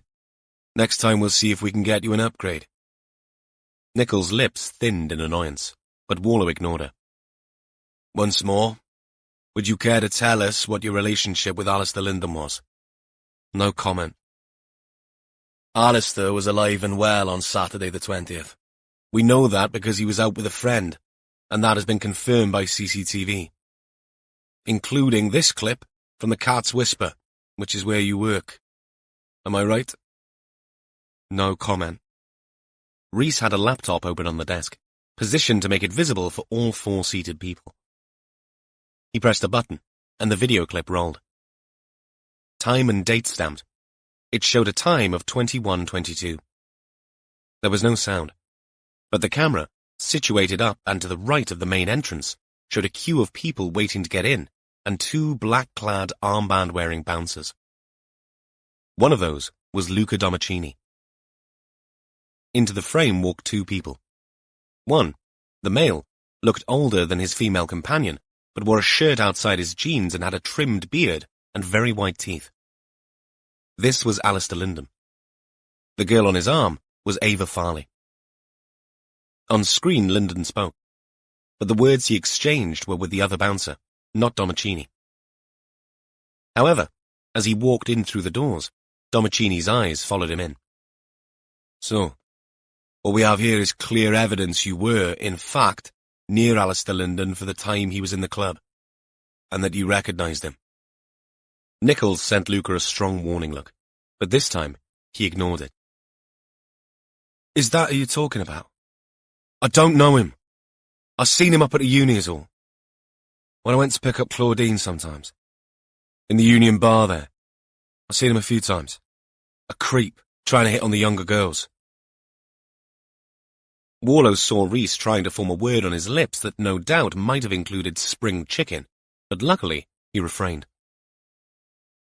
Luca's hypocritical awareness for what he'd just said was obviously lacking. But you can see how much of a problem this gives us, eh, Luca? I was working. I wasn't in the club. Warlow nodded. But you had breaks? Warlow glanced at Rhys, who ran a second clip. An identical view. The timestamp this time, 23:12. 2 bouncers still, but this time, no Domicini. The doors opened and out walked Linden and Farley. So you weren't there when they left? No. There were 3 of us, 15-minute breaks between 11 and midnight. Time enough for you to follow Linden then? To a car? Or a taxi? How did he get home? Domicini sat forward. I told you, I don't know this guy. I didn't follow him. Why would I follow him? To find out where he lived so you could go there and abduct him. Domicini sat back and let out a mirthless laugh. This is crazy shit, man. You keep running that tape and you'll see me back at the door at 11:30. You get back at 11:33, Rhys said. I had to piss as well. Come on. Warlow dropped his voice. What time did your shift end? I did the 7 to 1 shift. And afterwards? I went home to my uncle's place. Not to Claudine's. No. That's a shame, man. She could have backed you up. This is bullshit! Warlow's turned to sit forward. This is evidence. Are we going to find more? That's the question. At your uncle's house? At Claudine's flat? Plastic ties? A hammer? Domicini snarled. I haven't done nothing. But his legs started to shake again. A knock on the interview room door made Warlow squeeze his eyes shut in frustration. Really? He muttered. Rhys got up and pulled the door open. Warlow heard whispering, but he brought his gaze back to Domicini, ready to turn the screw another notch. Then Rhys was at his side, leaning in close to whisper, Is D.S. Jones, sir? He thinks you should step outside. What now? Sir, he says it is important and... He glanced up at Domicini. Pertinent. Warlow's chair scraped back. He pushed up, biting back his annoyance. But outside he found it more difficult to hide his irritation. This better be bloody good, Gil. But then he caught the expression on the DS's face. Stony hard and devoid of all humour. The serious all-jokes-aside expression he kept for whenever things truly hit the fan. It's our rural crime colleagues again. They had an anonymous tip-off they followed up today. They're in somewhere called Black Covert Woods. He shook his head as if the words he was speaking were in some foreign language. Hard to accept, let alone comprehend. It's another body, sir. Male or female? Warlow asked. Female, sir. Warlow squeezed his eyes shut. Any identification? Gil shook his head. It's bad. Someone tried to burn the body. Looks like it's been dumped and covered up. Povey on the way? Gil nodded. Warlow was already heading back to the incident room. Gil caught up with him. It might not be related, Gil said. True. It might not be. But in his head, he was already thinking the worst and hoping, forlornly, that for once he might be wrong. Chapter 31. The woodland was not large. A jagged strip next to the River Ystwyth, about 9 miles from Aberystwyth town. They went in 2 cars. Jess wanted to see the spot too, so she travelled with Catherine. Warlow with Rhys, leaving Gil to man the fort. What struck Warlow immediately was that not one, but 2 B roads ran parallel to the woods, making access by vehicle easy. Once again, the scene evidence recovery manager had found a field for them to park their vehicles. Because the find was so recent, Warlow and the others suited up. They walked away from the river on a maintained road to a junction with a couple of gates and 3 trails, one with signage indicating National Cycle Route 81. But beyond this, 2 more tracks led off into the woods. 200 yards in on the eastern track, they came across a new Apache village and a large cordoned-off area. Warlow had already texted Povey, who was waiting for the team. "You've brought an entourage," she said. Crime scene experts were always wary of too many bodies tramping all over their sites.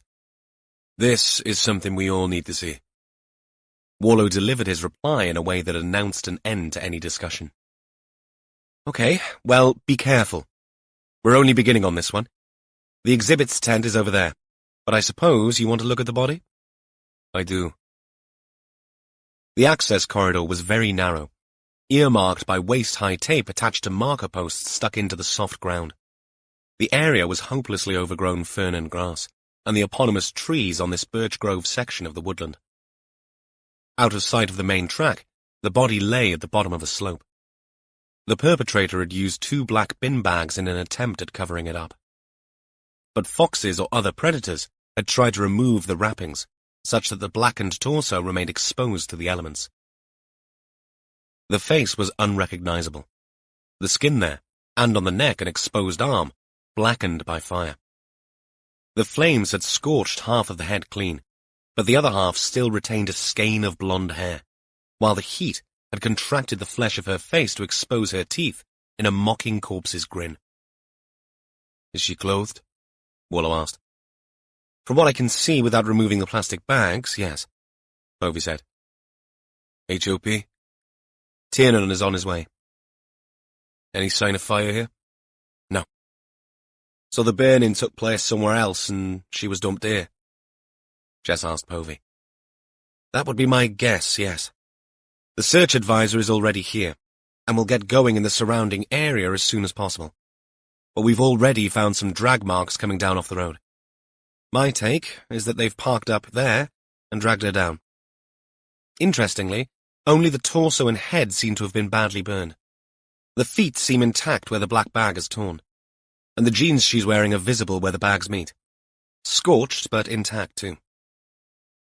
But there is no way anyone can identify her from her appearance, is there?" Catherine's observation was more a statement than a question. "We can spare the relatives that, I think," Povey said. Warlow cast his eyes around at the crouching members of Povey's team, all intent on examining the difficult ground for anything that might pass as evidence. These were trained people, fastidious. "I can make an educated guess," he said after a while. "I have a terrible feeling that our victim is Mirai Hughes." "Who?" Povey frowned. "She's someone linked to Alistair Linden," Warlow explained. "She's been out the circulation for a few weeks because of her mental state, but—" "Wait," Povey said, and ran back up the slope to the tent where she nipped inside, only to reappear a few seconds later, holding a plastic evidence bag. "We found this in the drag area about 10 meters from the road." In her hand, inside the protective plastic bag, was a distorted and twisted debit card. Warlow took it and peered at the card in a bad attempt at reading it. After several abortive attempts, he gave up. "Rhys, you have a look. I left my bloody glasses in the car."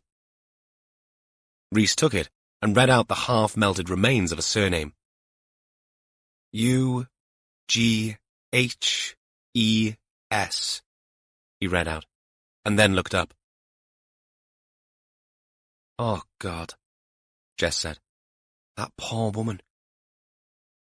She'd kept her unmarried name. Mirai Hughes." Rhys handed back the bag. "We'll need dental records to be certain," Povey said, "but I'm sure Tiernan will organize that for today. He's an arrogant sod, but he'll pull his finger out for something like this. And who was it made the finding? Wallow asked. The rural crime team, Bovey explained. There are two of them, a Sergeant Thomas and a PCSO called Prosser. Both said they knew you. Wallow nodded. They do.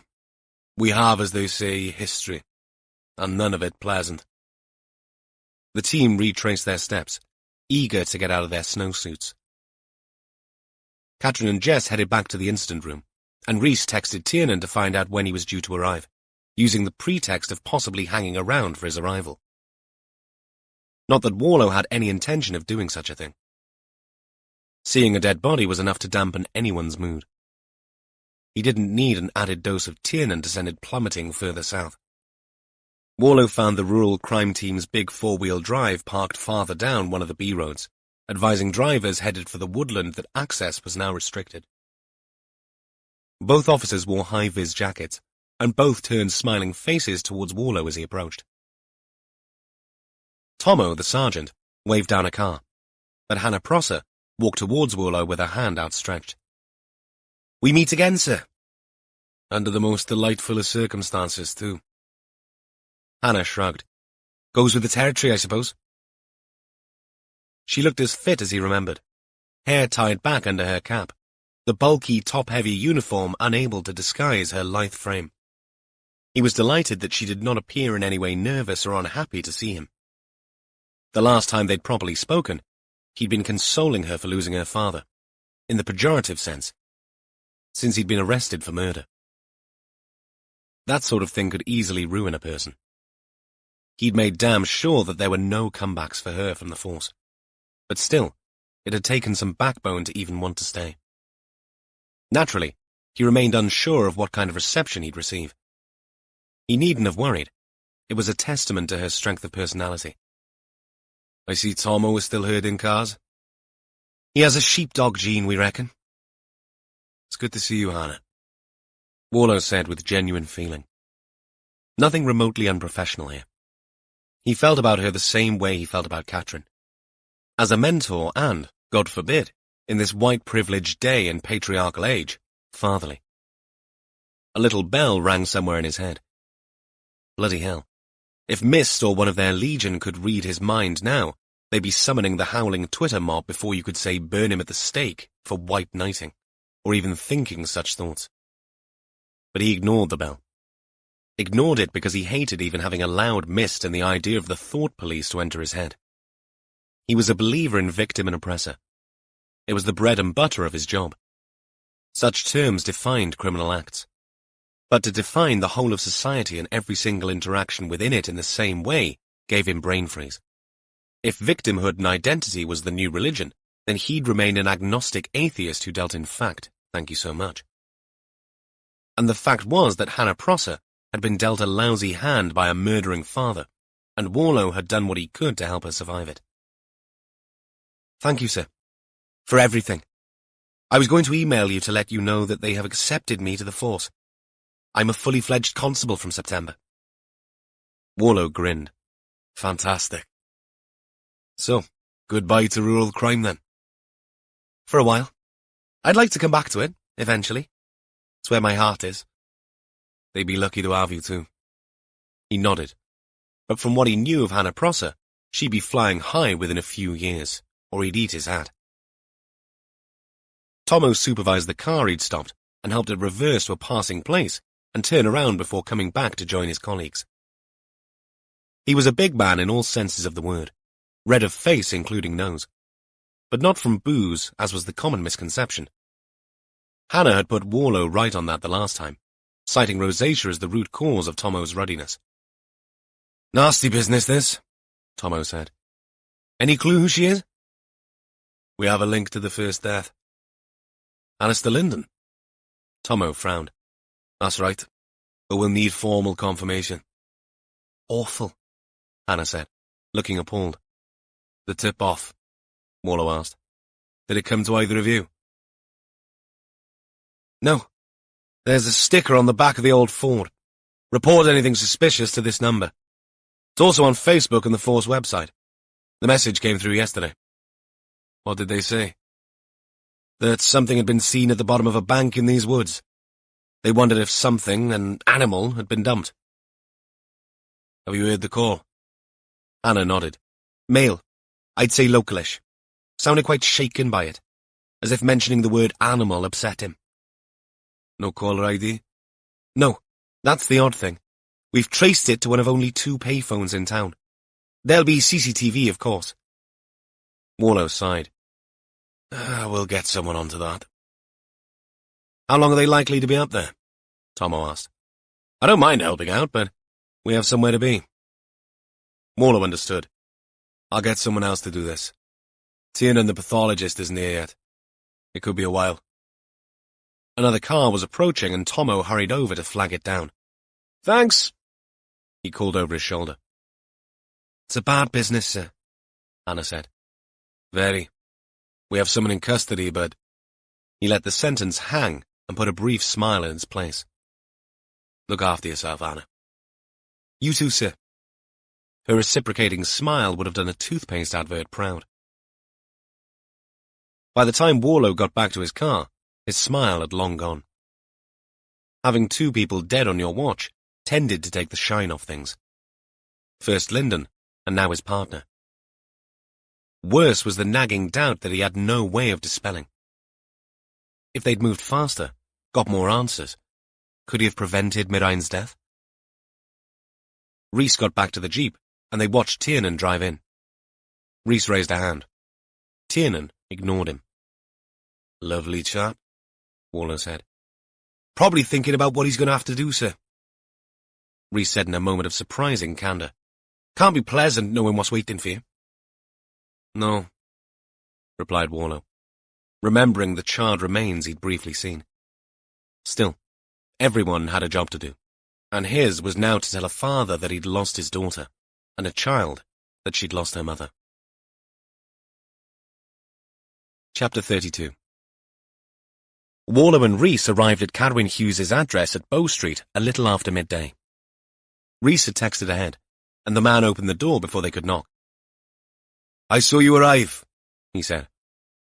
He'd not bothered to change from his gardening gear, that was obvious. His old jeans had moist stains on the knees, and his forearms were dusted with dried mud. Thanks for seeing us. Warlow followed him into his kitchen. I was about to put the kettle on. Good idea, Warlow said, but let Rhys do that. Might be an idea if you sat down. Cadwyn turned from where he was filling the kettle.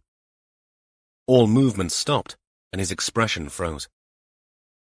He clunked the kettle down on the worktop, moved away from the sink, and sat in a chair, hand clenched in front of him. His eyes glued to Warlow's. Sounds serious. He tried to make it a joke, but his smile never formed fully. Warlow sat opposite him, Rhys behind him. It is serious. The most serious thing there is. Mirain? Cadwyn asked in a tremulous voice. We found the body over at Black Covert Woods. Though we aren't 100% certain yet, it's only fair to tell you we believe it is your daughter. Cadwyn's hands flattened out on the tabletop, and he sucked in air in great gulps. Warlow turned to Rhys. Get that kettle on, he urged gently. In the woods? Cadwyn asked.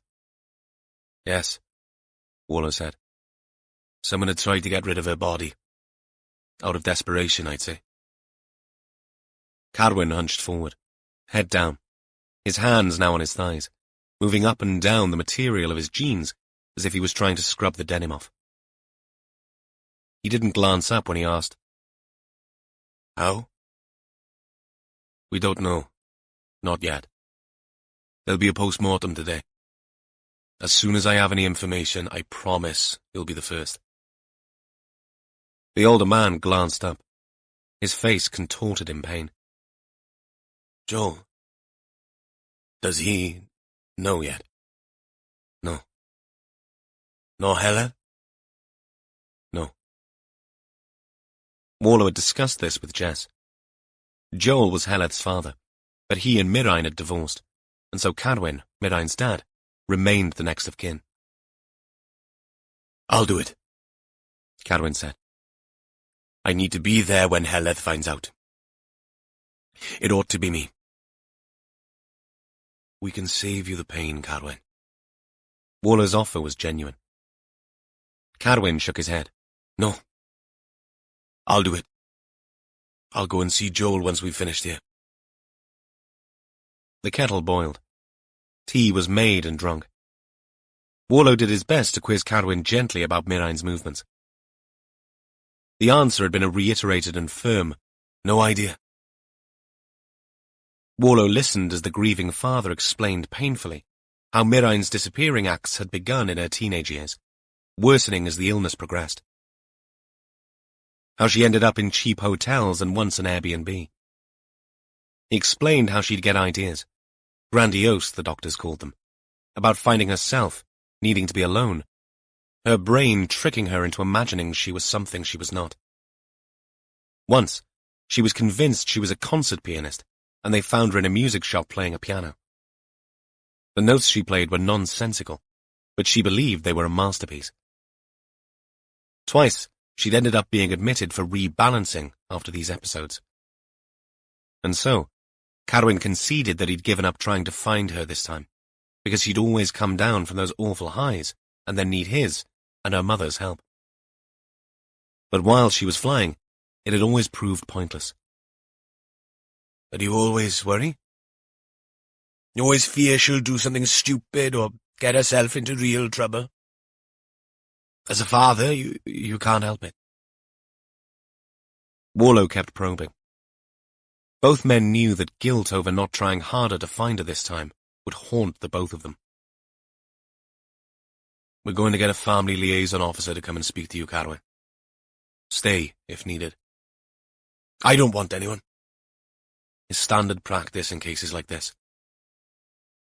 Is it Gina, sir? Rhys asked. Waller checked his phone. Yes. I don't need anyone. You're like Gina, Mr. Hughes, Rhys said, and she's good at this. She'll help with arrangements between you and us. How and when Mirain gets released for burial or cremation. All that sort of thing. Cadwin looked up. Sounds like you're a fan. I am, Rhys answered. A big fan. Cadwin nodded and turned back to the mug of tea he clutched in two big rough hands. Will I see her? He didn't look up. Waller was prepared. I don't advise it. For now, she'll be with the pathologists, and we'll need to make the identification from dental records.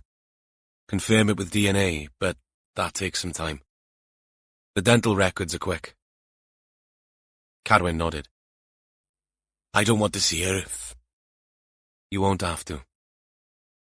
He turned to a photograph on the fridge of Heleth and Mirain.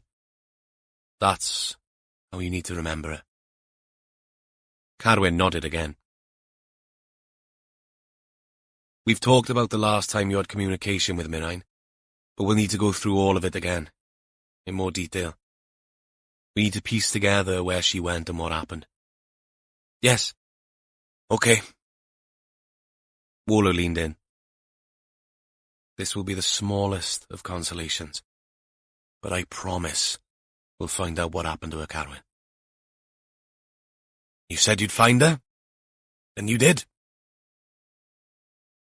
Waller dropped his gaze before dragging it back up.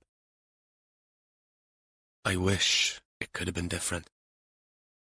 Cadwin reached for a scruffy handkerchief from his pocket, sniffed, and dabbed his eyes. So do I. Jess met Byronsky in the reception area of Aberystwyth Station and thanked him for coming in. His smile on seeing her was a tad uncertain. Isn't Catherine, Sergeant Richards seeing me? She's busy at present. It's only me. Byron smiled. Jess had seen that kind of smile before, and she didn't like it. She didn't know the man well enough to call it sleazy, but there was a light in his eyes she didn't like. All confirmed when he said, "I'm not complaining." Good, she replied. We prefer to keep a professional distance in a murder investigation, not muddy the waters with previous relationships. She had the door held open for him, but on hearing the word murder, he'd stopped walking. Wait. What? Have you not seen the news today? No. I've been in college. What's this about murder? Come on up and I'll fill you in, Jess said. Byron followed her, though not without some hesitation in his steps. Although this was a voluntary conversation, Jess chose the formality of an interview room with its stark interior and the blinking ceiling camera in full view. A camera Byron looked at warily. Don't worry, we're not recording anything. Unless you prefer us to. Nah, not unless we have to. We don't. They sat opposite one another at the table. I'd offer you refreshment, but that would be from a machine, and it might be construed as some kind of torture if I did. That bad? Byronsky took the offered joke and ran with it. Definitely. As I say, thanks for coming in. You missed the news, so I'll give you the gist. We've confirmed that the body found in the mine shaft is that of Alistair Linden. The pained expression that crept over Byron's face said it all. Oh, God. I mean, after you lot came to see me asking about Alistair, I sort of put two and two together as a worst-case scenario, but... Murder? Jess nodded. We are treating his death as suspicious. Shit. Oh, my God. Alistair? But who... I mean... Sorry, you're hardly likely to tell me, are you? Jess smiled. One of her icy specials. No, but it is a good question. And it's why you're here after all. You worked with Alistair. You knew him as well as anyone. Byron balked at that. Not that well. I mean, we weren't best buddies. We go out for a drink now and again. Staff do's and that. But Alistair didn't have mates as such. You never hear him talk about nights out with the boys. He was too busy chasing after... other things. Such as... You like girls, I know that. And how do you know that? Because even when we were out as a crew, he'd be flirting, chatting up someone. Plus, he'd always have something to say about members of staff and... Byron caught himself. And who? Were you going to say students?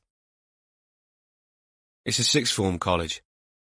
Some girls there are very attractive. To you? Byron shrugged. To anyone with a pulse, I expect. Can't pretend otherwise. But you put all that to one side. You have to. But not Alistair. Let's just say he didn't mind expressing his opinion amongst friends. Did that make you feel uncomfortable? It genuinely intrigued Jess. Her own daughter attended a sixth form college, and she wasn't naive enough to think that every teacher there was a monk, but she hoped they adopted a professional stance. Sometimes, yeah. Him the devil and you the saint, then. And can you confirm the last time you saw Mr. Linden? Yeah, last Friday after work. We had a drink and he left early, around 6ish. Jess made a note. This was all in the file, but it looked better that she was taking notes.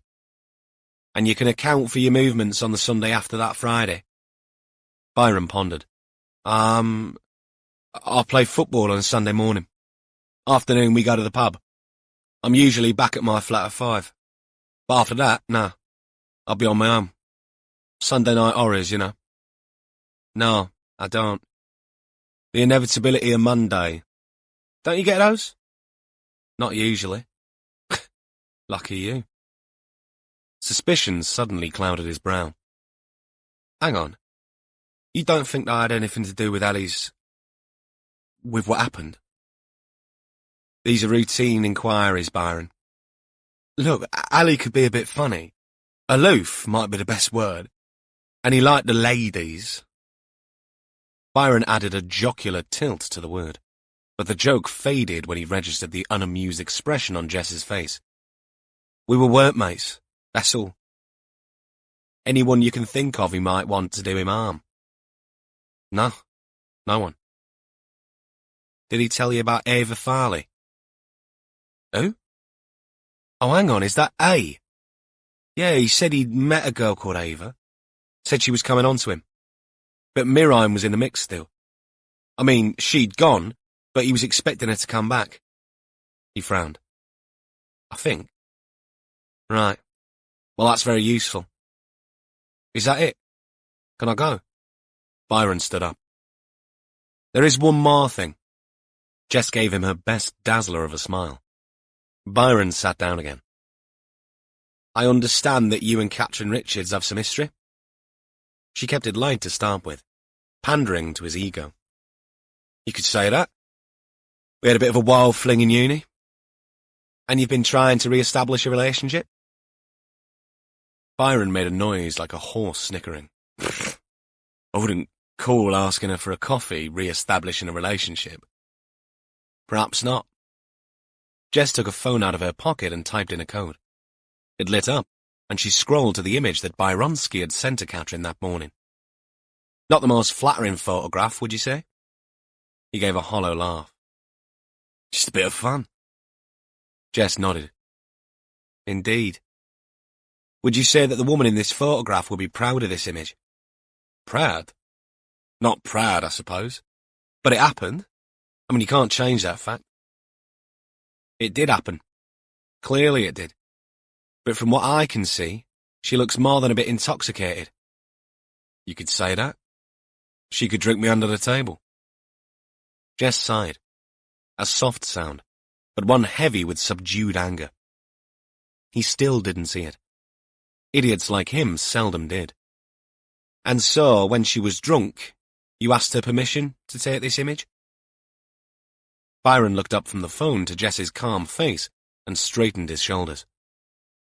He made more noise than usual when he swallowed. Look, we were both pissed.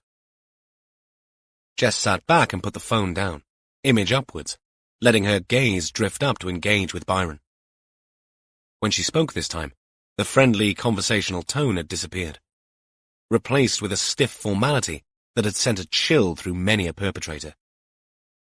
It is an offence for a person to disclose a private photograph or film of a sexual nature if the disclosure is made either without the consent of the individual who appears in the photograph or with the intention of causing that individual distress. Christ, hang on, this was only meant for Catherine. But you sent it electronically, and it looks to me as if you took this without her consent. Oh, come on! More importantly, I can tell you that seeing this has caused that individual quite some distress. For fuck's sake! No, for your sake, you better listen to what I have to say, Mr. Evans. Usually, when someone comes in here voluntarily, we still record the interview. Notice, I haven't done that today. Byron jerked his head around. The camera on the wall had no red light lit up. That's deliberate on my part. To give you a break that, personally, I don't think you deserve. Revenge porn is what the law I just quoted to you is commonly known as. That's 2 years in jail. No more teaching jobs. Your name on the sexual offenders register for God knows how long. The target of all sorts of Wild West online vigilantes. In other words, your life in shreds. Are you threatening me? He tried to raise his voice, but his hands had started to shake. The fear there deflated the bravado of his words. Jess's eyes rolled up. Not a threat. A warning. Plain and simple. Because that is my job.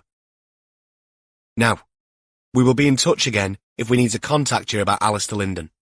Shame you don't have an alibi for that Sunday night, because that is when he went missing. I strongly suggest you destroy every image you have taken without D.S. Richards' consent too. Personally, I don't want to see your face ever again. But you will see mine if I hear even the slightest whisper that you've been in touch with Sergeant Richards now or in the future. She held up the phone, still displaying the image. Do we understand one another, Mr. Evans? Byron glared at her, and then nodded jerkily. A second swallow sounded even louder than the first. I'm going to get someone to show you out. Sit here until that officer comes. Jess got up and moved to the door, where she turned and said, "I have a 17-year-old daughter. I hope to God she doesn't have any teachers like you. Oh, and David Powys Police thanks you for your cooperation." She shut the door behind her. Jess had taken 3 steps when a door next to the interview room opened and Catherine Richards walked out, her eyes shining and slightly damp, her bottom lip quivering. "Thank you, ma'am," she whispered. "I won't forget that." Jess put a hand on her arm. "Just promise you'll forget him." The 2 women walked down the corridor. "I hope I'll be able to do the same for you one day," Catherine said. Jess passed the phone back. "Get rid of those snaps. And no need to thank me. I can honestly say that it was an absolute pleasure." Chapter 33. Warlow and Rhys took another long trip to Cardiff that afternoon. A 3-hour journey topped off by another 2 hours spent with a mutilated corpse while Tiernan did his job. He x-rayed the jaws and, within those 2 hours, the forensic dentists compared the dental records and confirmed that it was indeed Miraine Hughes that lay on the cold metal table.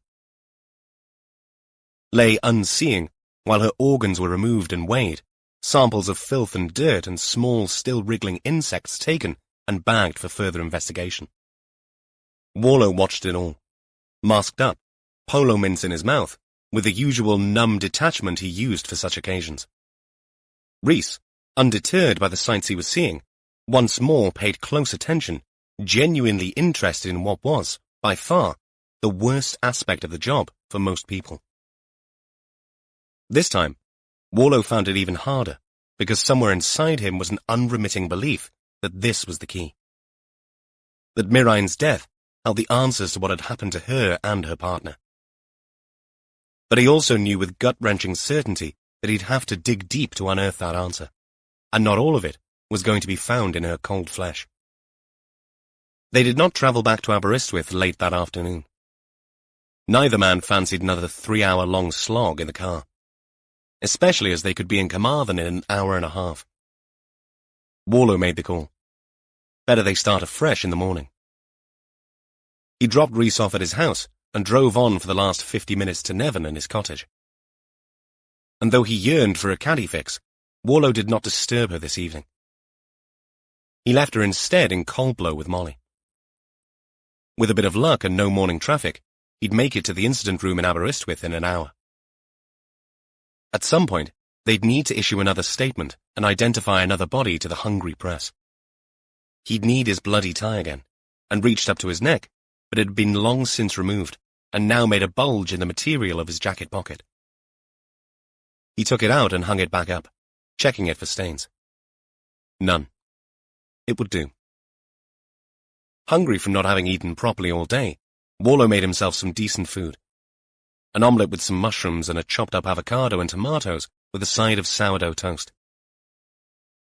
He felt tired from the long hours in the car. And yes, he didn't need to be in Aberystwyth to dissect the case, but his brain was in no condition for deductive reasoning. It barely coped with some inane TV. He made some tea and, in a snub to Gill, had a hobnob with it. As good a way as any to dispel the despondency. But still, the case wouldn't go away. Of course, they still had Domicini in custody, but though they'd done their best to link him to Linden, Warlow had seen nothing so far that suggested he knew Miraine. A partner and a mother who'd taken herself off as she had done so many times before, and always come back safely. But not this time. He thought of her father's words to him that morning. You said you'd find her, and you did. A poisoned chalice, if ever there was one. He thought, too, about the moment in the post-mortem when Tiernan's dissection had confirmed a fractured hyoid bone as the probable cause of death. Miraine had not died from blunt force trauma like Linden. Fractured hyoid bones were almost always the result of strangulation. The following morning, at 8 a.m. sharp, the entire team assembled in the Aberystwyth incident room. No jokes this morning. Everyone looked tired, except for Catherine, who looked sharp and keen. So much so that while they waited for her and Gill to update the gallery in the job centre, Warlow leaned over and whispered to Jess. notice something different about Catherine? It's a nice blouse, isn't it? Is it? Warlow said, glancing back at the DS. I suppose it is. Is that what's different? Well, it's one thing. He contemplated Jess with a wary narrowing of his eyes. Thing is, even if it isn't a new blouse, I wouldn't be able to tell because we don't notice things like that. We? Men. Well, you should. And by mentioning it, you've successfully shifted emphasis away from whatever is truly different. That's so cynical, Jess objected. Isn't it just? Out of earshot, Gil cleared his throat. Right. I think we can start, sir. Rhys, you're up. Tiernan hasn't put his preliminary report up yet. The floor is yours. Thank you, sir. Rhys flipped open his notebook. Mirain Hughes is a 33-year-old. The shrill ringing of a desk phone interrupted his flow. A uniform picked it up, put his hand over the mouthpiece after listening for a minute, and said, "A Dr. Nixon?" Rhys's eyes widened, and he glanced at Warlow. "Sorry, sir, I should probably take this." Warlow waved him off and got up from his seat. Mirain's body was in a bad state. Tiernan thought he could smell some accelerant. Petrol, maybe. But as you all saw, it hadn't been successful in destroying the body. There was a lot of dirt from the dragon, but the plastic bags provided shelter from the elements. No sign of burning in the woods. She had a fractured hyoid. They strangled her. Strangled and burned somewhere else, we think? Jess asked. Yes, Warlow agreed. Povey hasn't posted her prelim either yet, Catherine said. But I took a call from her last night. On your mobile? No, sir. Here. She rang about 9, hoping to catch someone. 9? Gil said. Arglwydd, what time did you get home? Before midnight, Catherine said, as if that made all the difference. Craig's on nights anyway. What did Povey say? Warlow asked. She sent over a photograph, sir. Catherine went to the gallery and pointed to an image of something unrecognizable on a white card next to a ruler. Pubic hair? Jess asked. No, this is artificial. Nylon, she thinks. You can't tell from the image, but it's blue. Just like the one on Lyndon. Warlow leaned forward. Exactly like it, sir. I mean, they'll need to do more tests to confirm it 100%, but... It links them together, Warlow said in a half-whisper. And the toxicology screen came back on Alistair Lyndon, Catherine added. It seems he had traces of ketamine in his system. Ketamine? Jess repeated. Lyndon liked Special K. None of these detectives needed an explanation for what Special K, the street name for the dissociative anesthetic known as ketamine, was. More commonly used to sedate animals, and sometimes children, it remained a controlled substance that drug users craved for. The detached, out-of-body experience it gave the user. Are we back to these being drug-related killings now? Gil looked troubled. No one has mentioned drug abuse in Lyndon's case, have they? Warlow tried to remember if he'd seen any mention. No, Catherine answered, and that's definite. But we'll have to wait on the tox screen for Mirain Hughes. Warlow rubbed the little spot of stubble he always missed when he shaved. And there was nothing ketamine related to the drugs we found in Domicini's possession? No, Gil said. Anabolic steroids and amphetamines. The exact opposite of ketamine, in fact. Warlow weighed up this information. It seemed significant, but he didn't know how. At Rhys's desk, the DC ended the call and turned a smiling face towards the team. How was the cream, Cat? Gil asked. Good, Rhys said. Really good. Catherine groaned. Oh, no. I can see that little sparkle of excitement in his eyes. Rhys ignored her. That was the forensic entomologist. Povey said she was going to get some samples couriered down to Dr. Nixon in Swansea Uni. She's had a look at some already. He paused, willing them to ask. And? Gil did the necessary. Perhaps I should explain a bit first.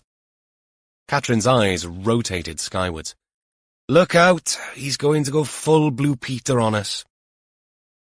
Rhys was already at the gallery and, using a ballpoint pen, pointed at Mirain's body as found in Black Covert Woods. She was lying partly covered by burnt clothing and plastic bags, but sizable areas of flesh were exposed. I saw maggots, we all did. It's amazing to think that flies can tell us so much though, isn't it? I mean, with time, there are beetles too, but to start with, there are only the blue bottles and the green bottles. Not Blue Peter, Gil muttered. It's Lord of the bloody flies. Rhys continued. Povey said that because it's been warm, that helps. Not many flies about in the winter, but this time of year, they're plentiful. Anyway, Dr. Nixon just said there were maggots, but not much else. That means not enough information for successional analysis. Whoa, Rhys, Gil said. The DC blinked. You must know all this stuff, Sarge. I do, Gil said, feigning offence. But we need to find out if you do. Rhys nodded. If he noticed any of the sceptical looks Gil got from everyone else in the room, he was too caught up in his entomological analysis to notice. Insect successional analysis uses the fact that changes occur in the body as it decays. This changing ecosystem attracts different species. Body use is too acidic to start with for some flies, for example. So different species are involved at different decomposition stages. If you have many species of insects present at a site, you can gauge how long the body has been there. But this only happens over weeks or months. Remember to breathe, Rhys, Catherine said. But when the body has only been in a position for a few days, then only maggots of one or two species, usually Calliphoridae, blowflies, are present, usually in natural openings. Eyes, ears, mouth, etc. Do not expand on the etc., Jess said. So, by identifying and measuring the maggots, lengths and stages of development and considering climate, you can be fairly accurate at estimating how long the body has been there. Rhys beamed. How long? Warlow asked, cutting to the chase. Dr. Nixon said she'd have something for us shortly. She only rang to say that she was impressed with the details of the collection and accompanying notes. That's down to Povey, sir. Good. Then that's to come. Warlow nodded and stared at the new pieces of information that had blossomed on the boards. I hate to make assumptions, but so far, and correct me if I am wrong, this still looks like we may have links to drug-related crimes. What are you thinking? Jess asked. Warlow shrugged. The ketamine. Perhaps Lyndon got into debt or fell out with a dealer. Perhaps he was part of a drugs ring himself, selling to kids up at the college. What if they took Mirine as punishment or revenge, and then Lyndon paid the price too? Sounds brutal, sir, Gil said. Brutal or not, it's all we have at the moment. If Nixon can come up with a time of death. It's called the PMI, sir. The post-mortem interval. Thank you, Rhys. If Nixon comes up with a PMI, then we'll have somewhere to focus on for her timeline. Why hasn't your insect lady come up with a PMI for Lyndon, Rhys? Gil asked. Fair point, Sarge. But Lyndon was almost totally covered in stones and rubble. That would have made access difficult even for flies. Warlow stared at Rhys for so long, the DC felt obliged to expound his explanation. Besides stones, there was dust, sir. I know, Rhys. I get the point, and it's a good one. Such a stark difference in the attempts at hiding the bodies. Or not, Jess observed. Exactly, Warlow sighed. In the meantime, while we wait for Nixon's PMI, let's chase up everything else as much as we can. Jess, will you get on to Povey and see what else she can tell us about these fibres of hers? Rhys, you wait on Nixon. Catherine, what about Mirine's phone records? Almost done, sir. I need to apologise, I got distracted. She glanced at Jess, who returned the look impassively. Warlow chose not to comment on the exchange. Instead, he raked his eyes over the boards one last time, in the hope of seeing something that might jump out. Don't apologise. Just get it done. Gil, chase up the caller who reported Mirine's body. Wasn't there a possibility of CCTV? Gil raised a finger in acknowledgement. Warlow contemplated the room, too restless to settle. I need to go over something here, but then I think I'll head back out to Austin TN to check something out. I'll be back by lunchtime. It'd be good if we had something to move on by then. Chapter 34. Warlow's phone buzzed just as he was sliding on his jacket. The number belonged to his youngest son, Tom. They spoke in Welsh. Tom, should we see? Iawn, Dad. See? Up to my armpits in blood and gore. Tom said in response to his dad asking him how things were. Same old then? You and me both. Except your clients are alive. You at work? No, steady day. Post-grad meeting starts at 10. Jodie's gone to work, so I have the flat to myself. Jodie well? Great, thanks. We saw you on the news, Dad. Jodie said you looked very smart. She's a charmer, that girl. But the case sounds horrible. This one won't be made into a Disney film, that's for certain. Gil walked past and Warlow waved to him whilst he kept talking to Tom. Whilst you're there, Gil wanted a word with you. Something medical. I told him you wouldn't mind. No, that's fine. He's here. I'll hand him over while I find my keys. You off shopping in Tesco's? Revisiting a murder scene. Same thing, isn't it? I'll speak to you later, okay? Enjoy the academics. I am presenting, so lots of coffee for me. Warlow signalled again to Gil.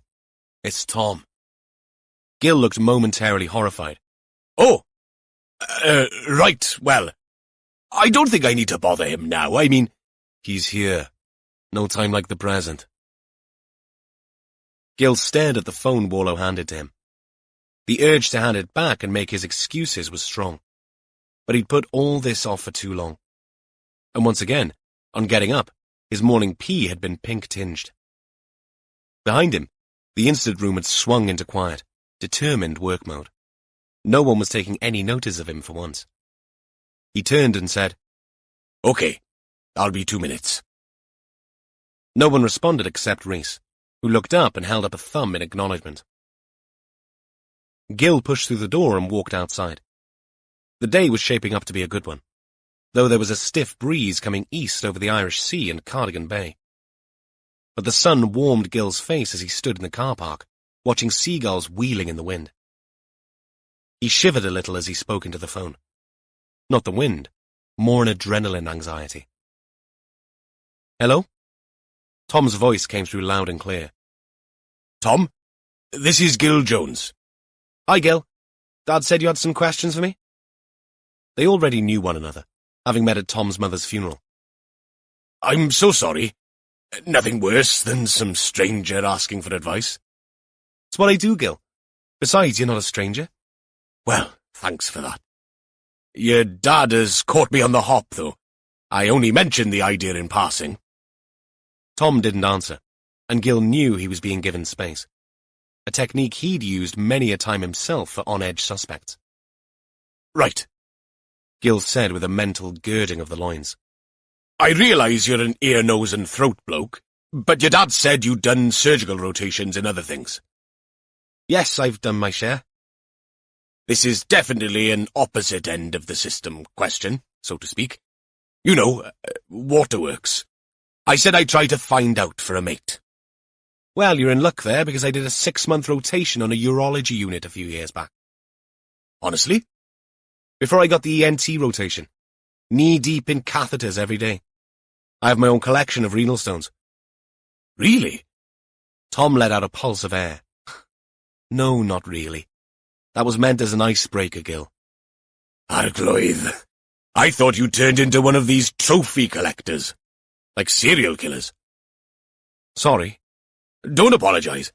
You're like your dad. He enjoys a bit of the old gallows humour. But I'll get to the point. Thing is, my mate has been waking up these last few days and seeing a bit of pink in his urine. Right. A touch of hematuria. Is that what it's called? It is. Tom paused before asking. Since we're having this conversation, I take it you haven't been to your GP? It's not me, it's my mate. More silence until Gil capitulated with a sigh. Not yet.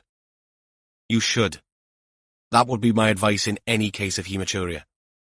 But it is dilute stuff, yes? Not clots of fresh blood? God, no. I'd have rung for a bloody ambulance if I'd seen that. Look, I'm sure you've Googled this, and I also presume there are no other symptoms.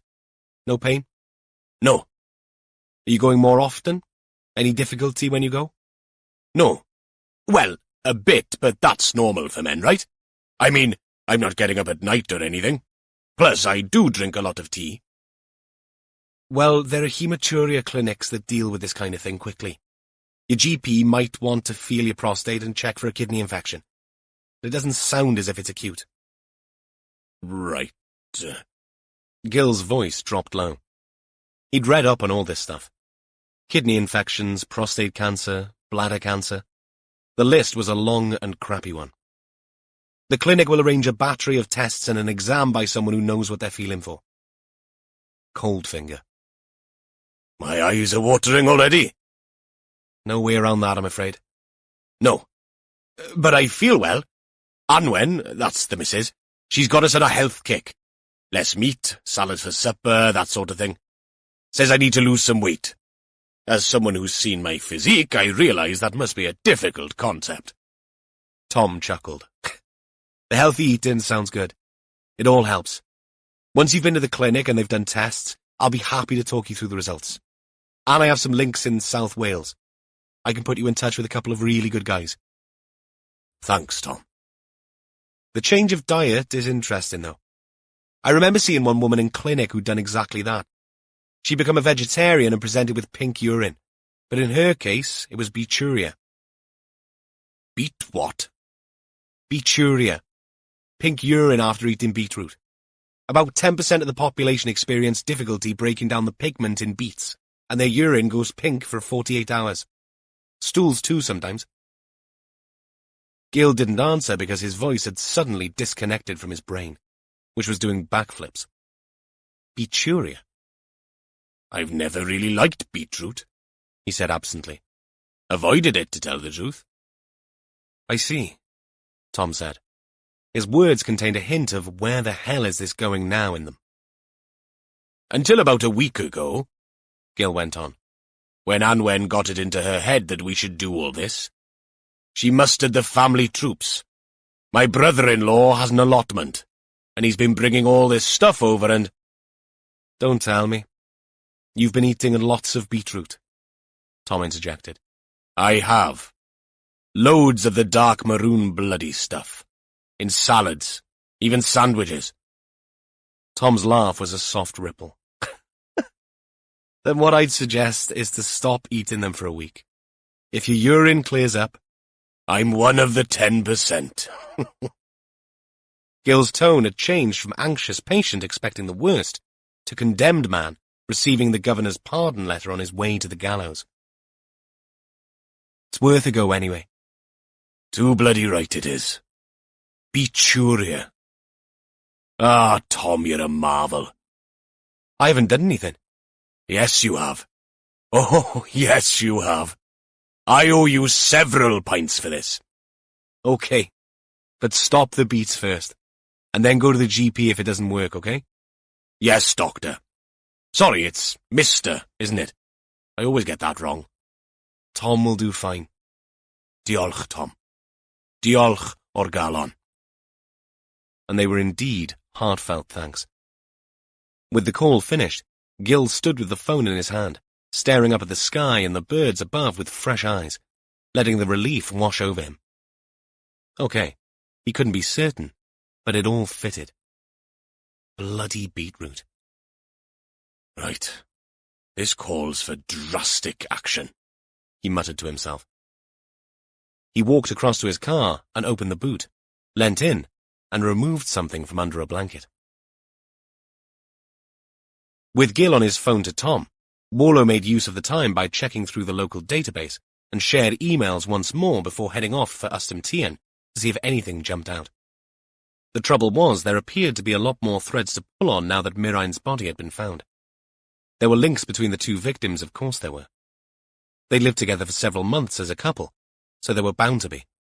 And yet, that nagging awareness of something that had tugged at him during yesterday's post-mortem tugged again now. If only he could find the damned thing. The instant room door opened, and Gil walked in. But this was a very different Gil from the man who'd walked out clutching Warlow's phone in a shaky hand. He'd done his best to hide it, but Warlow had noticed it when he'd passed over the handset. This man positively swaggered in. The Gil of old. Chest out, smiling, and clutched under his arm a red-painted tin with the words "Rover Assaulted" just visible on the lid. He took hold of it and held it up before anyone could ask. Much as a prince might if he were offering a glass slipper to a him, her, them, or meow. Rhys, who could smell food from 300 yards upwind, stood up, craning his neck to see. "What's that, Sarge?" "Behold! I come bearing gifts. This is a retro biscuit tin found at the back of my mother-in-law's pantry when we, that is the Lady Anwen and I, emptied the house of 90 years' worth of bric-a-brac. I last saw this tin on a caravanning holiday in 1998, when it contained scones that could have penetrated bulletproof glass if thrown with enough force. Anwen's mother would not have won bake-off. With incredible acumen, I resisted the urge to send it to the dump, only to find now, 3 years later, someone willing to pay 20 smackers for it on eBay. God only knows why, but who am I to question the vagaries of human nature and the power of nostalgia? Naturally, I have decided that if we wait another 3 years, it is likely to double in value." "Nice," Jess said. "Oh, but Mom, you should know by now that I am not one for show alone. Dyma trysor." Jess cocked an eye towards Catrin, who translated, "He says it's a treasure, ma'am." Gil lifted the lid to reveal the contents. "Here we have shortbread, plain hobnobs, custard creams, and ginger nuts. In short, our old friends, the away team." "What happened to the no-biscuit rule?" Wallow asked. Gil placed the box on a desk and drew himself up to reply like a fire and brimstone preacher of old. "You see, before you, a man who has stood on the precipice and stared into the abyss, only to step back and realize his folly. Thanks to modern medicine, my demise, as predicted by several mornings of pink urine staring back at me from the bowl in which it had been deposited, has proven to be nothing more than an overdose of beetroot." Catrin laughed out loud. "Beetroot!" Jess shook her head. Wallow could only stare at his sergeant in disbelief, while Rhys, with the perspicacity of youth, said, "Bags your hobnob." "Help yourselves. Meanwhile, I will visit the water closet with renowned enthusiasm, now that I know I am not bleeding to death." He left, and the door closed behind him to absolute silence in the room. Strains of a slightly out-of-tune, jauntily whistled version of Whistle While You Work from Snow White accompanied him down the corridor. As stage exits went, it was a bloody good one. Chapter 35. Catrin put her phone face down on the desk. Since Jess's chat with Byrinsky, there had been no more communication from him. With every passing minute, her relief grew.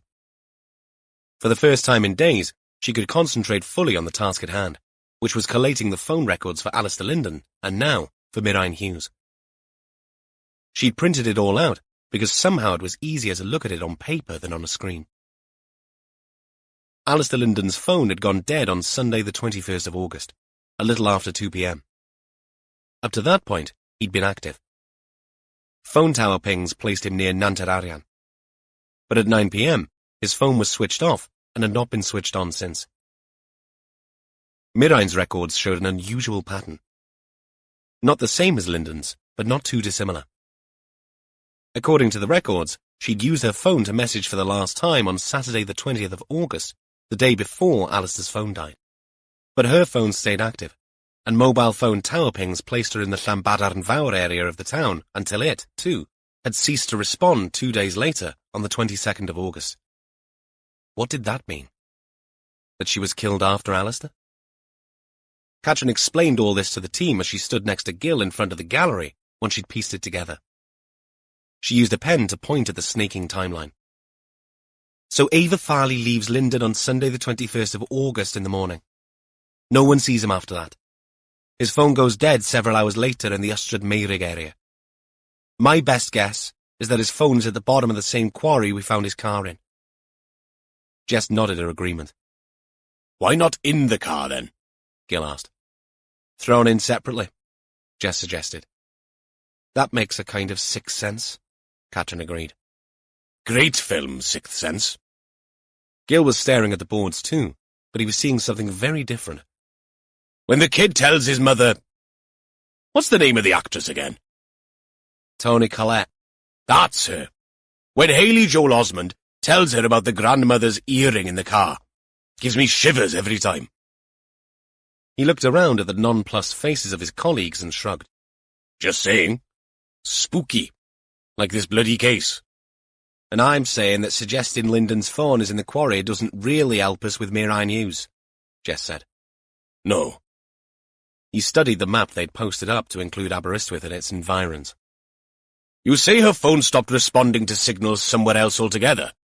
Where was it again? Llanbadar and Fawr? Gil leaned into the map, using his finger to find the place, tracing a line out towards the south and east of the town. Why does that ring a loud bell? Jess joined him. That's where the college is, ma'am, Katrin explained. Where DCI Warlow and I went to see Lyndon's place of work. She couldn't bring herself to mention Byrinsky's name, but it earned her a quizzical look from the DI. The college isn't the only thing there, but...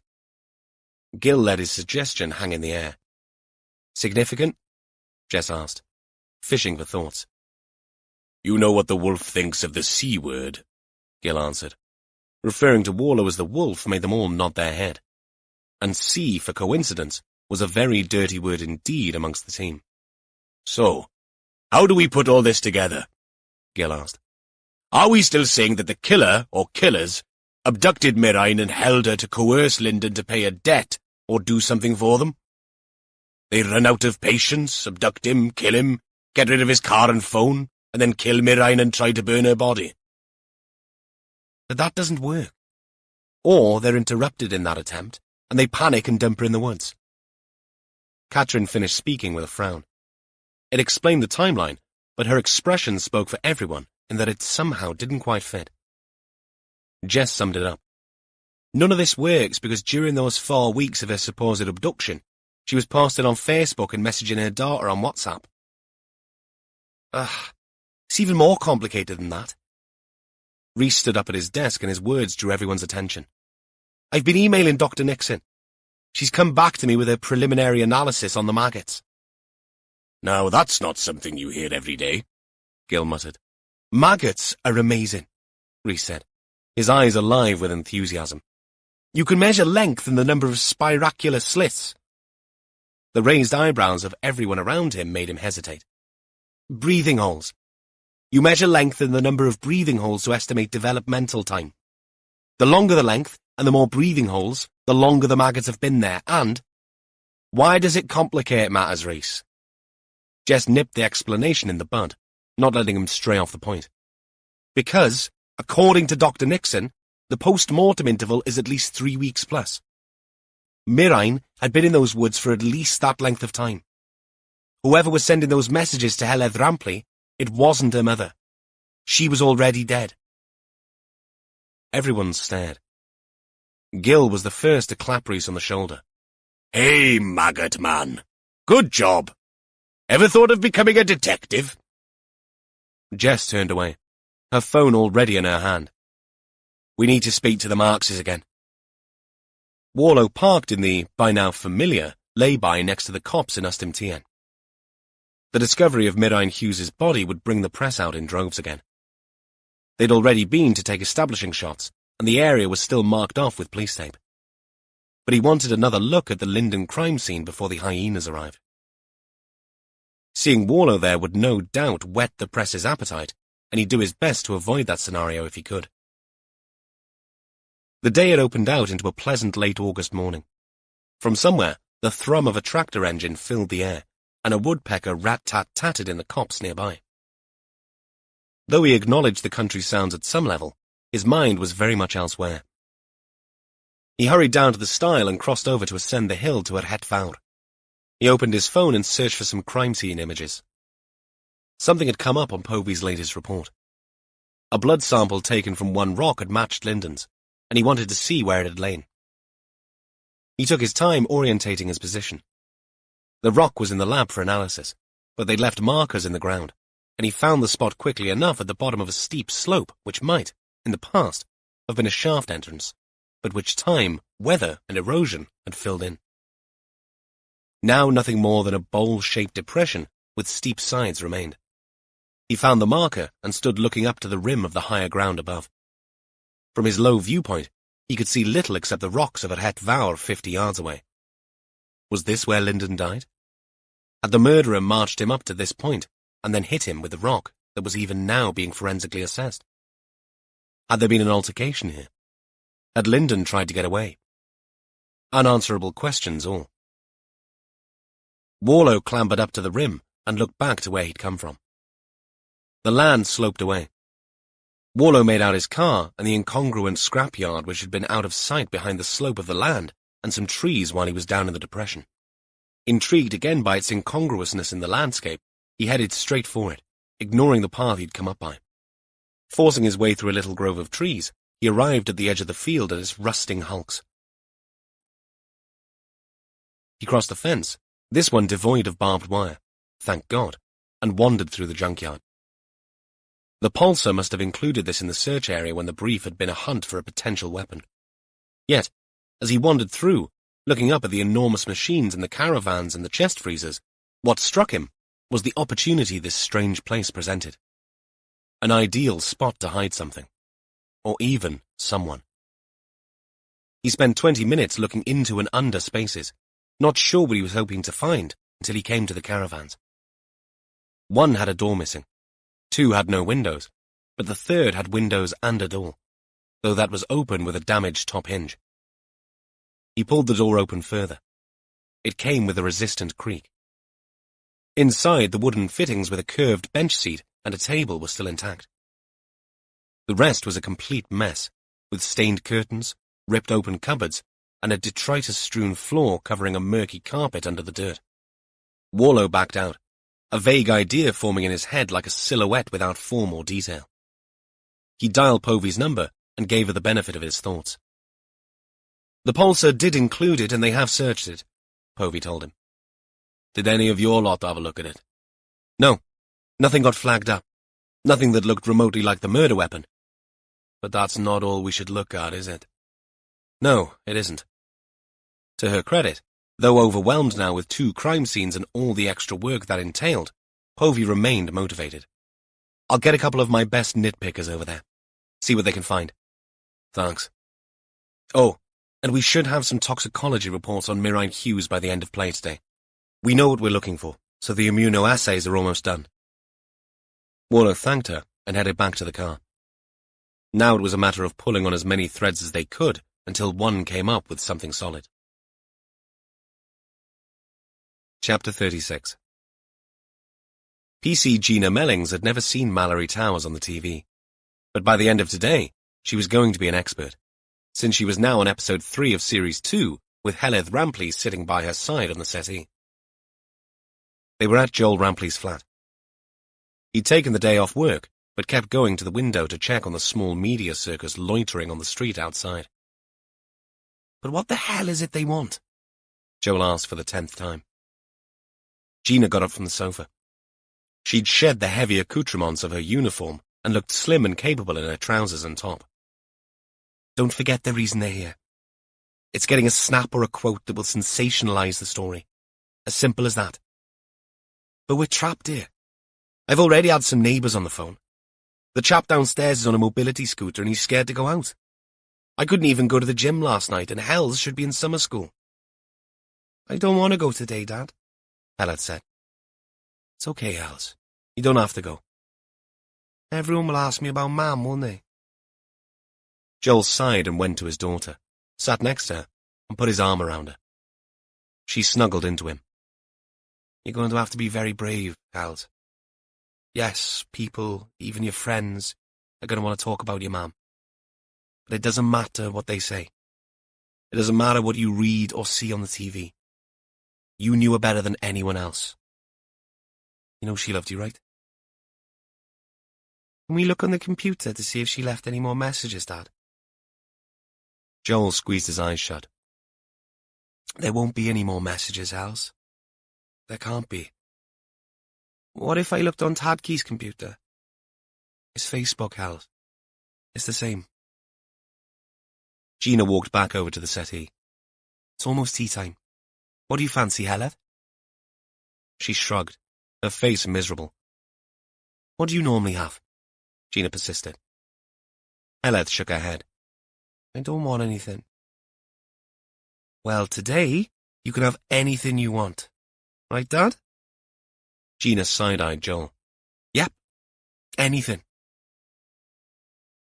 Come on, Gina said. Let's go into the kitchen and you can show me what you'd like. Gina held out her hand, and a pouting Heledd took it. They were experimenting with jam and Fruit Loop sandwiches when the door to the flat opened and Carwyn Hughes walked in. Heledd immediately ran to him and grabbed him around the waist. Tadkey, did you see those horrible people outside? I did. Did they ask you questions about Mom? One of them did, Carwyn said ominously. I don't like them. No, neither do I. He turned to Joel. You two can't stay here. I need to go to work tomorrow. The boss said okay to stay off today, but... Did you bring your laptop, Tadkey? Carwyn looked down at Heledd and shook his head. What's wrong with your dads? Nothing, but... Maybe Mom left a message on yours. Carwyn said nothing, but Gina picked up on the tears that pricked his eyes. That's not... She isn't. Come and finish your sandwich, Heledd. Gina called to her. Reluctantly, Heledd let her grandfather go and walked back to the kitchen. It was not a large second-floor flat. 2 bedrooms, a bathroom, and a galley kitchen off an open-plan living room, with a table and chairs as a dining area separate from the TV and settee. Small enough for Gina to hear everything that was being said as she helped Heledd. The little girl was determined to prepare some sandwiches for her father and grandfather, and did so with renewed enthusiasm now that she'd been given free rein. And though they chatted, the men's voices filtered through. Have the police said any more? Carwyn asked, his voice low and gravelly. No, nothing, Joel replied. They don't want me to see her. They say it's not something I'd want to remember. Why would anyone do that to someone? Silence. Because Joel got no answer, he pressed the point. Do you think she got trafficked or something? You read about women who meet the wrong bloke and... You know what she was like when she was on a high. Don't say that, Carwyn warned. Don't use words like that. I mean her illness. The mania. Yes, but other people won't. The police already asked me if she was on drugs. They asked me too. Why? Do you think drugs have something to do with all this? No. Carwyn's answer left no doubt as to his certainty. Whatever's happened, it isn't her fault. Remember that, Joe. It's important that Heledd knows it too. Who's saying it's her fault? I'm just saying her illness may have... I know what you're trying to say, Joe, and it's an easy excuse to make. Gina heard the warning in Carwyn's voice and wondered if Joel heeded it. This was a grieving father, one not prepared to have his daughter's name dragged through the mud. His tone softened when he spoke next, though. How is she taking it, the little one? Not too well, Joel said. She keeps wanting to check if her mother's left any more messages. She'll need time. We all do. A horn blasted outside as traffic was forced to negotiate the press presence.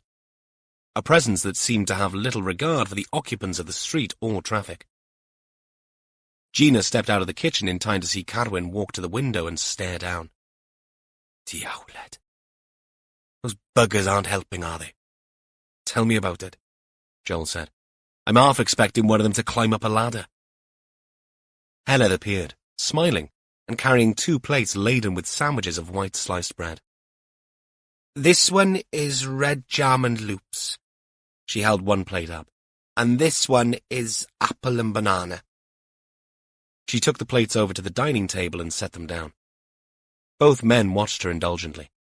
"Come on, before it gets cold," Heleth said, repeating something she must have heard more than once from a parent or grandparent.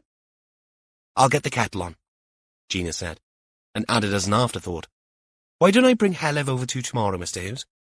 Once Joel goes to work, it'll look like I'm taking her to a summer school, and it should put the hyenas off the scent.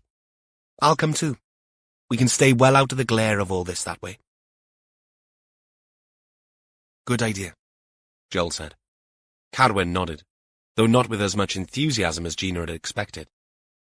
"Right. Tea," the PC said, and made a beeline for the kettle.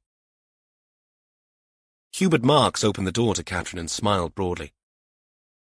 "Nice to see you again, Detective. And the Inspector, too." He called over his shoulder into the interior. "Glenda, it's the police carryard. Better get those biscuits out." Once again, they were shown into the kitchen to sit on the wheel-back chairs. This time only the guests had tea. "We had our second cup at lunchtime," Glenda explained. "One more around 6, and that's our lot for the day." Everything in moderation. Jess explained they would not hear about Alistair Linden this time. But at the mention of his name, the Markses felt obliged to express their horror at what they'd learned from the news. "Awful. So awful. Mirain must be heartbroken." The officers exchanged a quick glance. "It's Mirain we're here about," Jess said. "When was the last time you actually saw her?" The Markses turned to glance at one another this time. Hubert, gurning with the effort of recall. "We think it was a Friday, because we had the bins out, and I always do a last-minute run for the food recycling after breakfast. They were on the way into town, all three of them in Alice's car. They only had the one car, and they did the school run, and sometimes Mirain would go into town. They all waved at me." Glenda chipped in. "It was a Friday, because on the Sunday Hubert was cutting the front lawn when Alistair came home. We hadn't seen Heleth all weekend because she was at the dance. He used to pick her up after school on Fridays when it was his weekend. We saw Heleth on Monday, of course. School holidays had started. But that Sunday, that's when Alistair told us that Mirain had gone away for a while and that he was going to get a few chores done." "That's what he said? His exact words?" Catherine demanded. "Yes, gone away for a while," Hubert confirmed. "And then, the end of that week, Alistair told us Heleth was with her dad." "Did he say what chores?" Catherine persisted, interrupting Hubert in full flow. "No, but they were in town," he said. "And the date?" Glenda walked to the fridge and the little calendar hanging there. "The date we last saw her was the 22nd of July. That's a bin day, and Hubert cuts the lawn every other weekend. We keep tabs to know where we are." "Best to be organised," Hubert said, showing a row of tombstone teeth. A smile that faded as a dawning awareness of what was going on gradually sunk in. "Why are you asking about Mirain? She's not... Nothing has happened to her, is it?" "It's all a part of the investigation, Mr. Marks. You've been very helpful," Jess said, "but we can't give away any details." Glenda leapt on that. "Oh no, of course not. But they said on the news it was foul play in Alistair's case. Does that mean actual murder?" Jess's lack of denial answered the Marks' question with no need for added detail. "Did Alistair and Mirain have any regular visitors?" "The only visitor they had was Mirain's father, Carwyn. Lovely chap. He'd take Mirain places if she didn't go to town with Alistair, since she didn't have a car. Or he'd come, and she'd take his car and he would look after Heleth. Of course, we were always available for that if they were desperate," Hubert added. His words made Glenda's eyes widen with fresh anxiety. "She's okay, isn't she, Heleth?" Jess nodded. "She's fine. But back to visitors. No regular callers? No new callers over the last few weeks?" "No. Sometimes they'd have a Tesco delivery and parcels from Amazon, but that was it," Hubert said. "You don't think that the person who did this has been here, do you?" Glenda's voice went up an octave. "There's no need to be alarmed, Mrs. Marks." Catherine leaned in and took hold of Glenda's hand, worrying at a napkin. "We're here because you are such good witnesses. We hoped you'd remember the last time you saw Mirain. And she was well then? One more exchange of glances. Glenda looked to be on the verge of tears. She's such a lovely girl. Big smile. And she loves Helen and dotes on Alistair. She waved at me, smiled and waved. And when Alistair Enjoy the... told you she'd gone away on the Sunday, did he seem upset? Hubert frowned, and as always turned to Glenda. Funny you should say that, because he wasn't his usual self. Not as chatty. Just wanted to get away and get on with his chores. That's one of the things we liked about him. Fastidious. Always clearing up. But I told you, Glenn, didn't I? Alistair got up on the wrong side of the bed this morning. I said that. Glenda nodded. Jess smiled thinly. They weren't to know that Mirain had a history of manic depression. They weren't aware that she sometimes in manic phases took herself off on wild jaunts. But Alistair would have known. Reason enough for him to be upset. Though he did ask me if I had anything for the amenity centre, Hubert said. The what? Recycling. The, civic amenity centre. He was clearing out the sheds, he said. That's the trouble with those smaller houses. No garage. And there's nothing that cheers you up more than getting rid of stuff. We love going to the amenity centre, don't we, Glenn? Catherine made a fresh note. When you find Mirain, give her our love, won't you? Glenda said. The officers finished their tea and thanked the Markses, and then crossed the street to stand in front of Lyndon's house. Think the recycling centre is important, Ma'am? Catherine asked. No idea, Jess said with an added sigh. But we'd better check with CID. We once had a cocaine ring operating out of the recycling centre off the Oxford Road in Manchester. Who pays any notice to you when you're fetching and carrying bags to a dumpster? You still think this might be drug-related? Personally, no, I don't. But the ketamine angle needs to be followed up. It's one of the few clues we have in this damn case. Chapter 37. Warlow set off early for the incident room the next morning. He hadn't slept well in the hotel bed, and even the big breakfast they delivered to his table, half of which he left, didn't help. He'd not been able to quash the nagging itch that they were missing something big in the investigation. The previous afternoon had slipped by with nothing new to add to the boards. And yes, they'd moved quickly in a few days, and lulls were common and to be expected. Still, that knowledge did little to help his mood. As he arrived on the outskirts of Aberystwyth, his phone rang. The caller ID came up as Gina Mellings. Morning, Warlow said. Morning, sir. The background rumble and hiss told him she too was driving. You out and about, Gina? I have Heledd Rampley in the car with me, sir. We're going to Tad Keys on an adventure. I'm hoping the press assume we've gone to Heledd Summer School. Her dad left for work and I didn't want to stay in that tiny flat all day.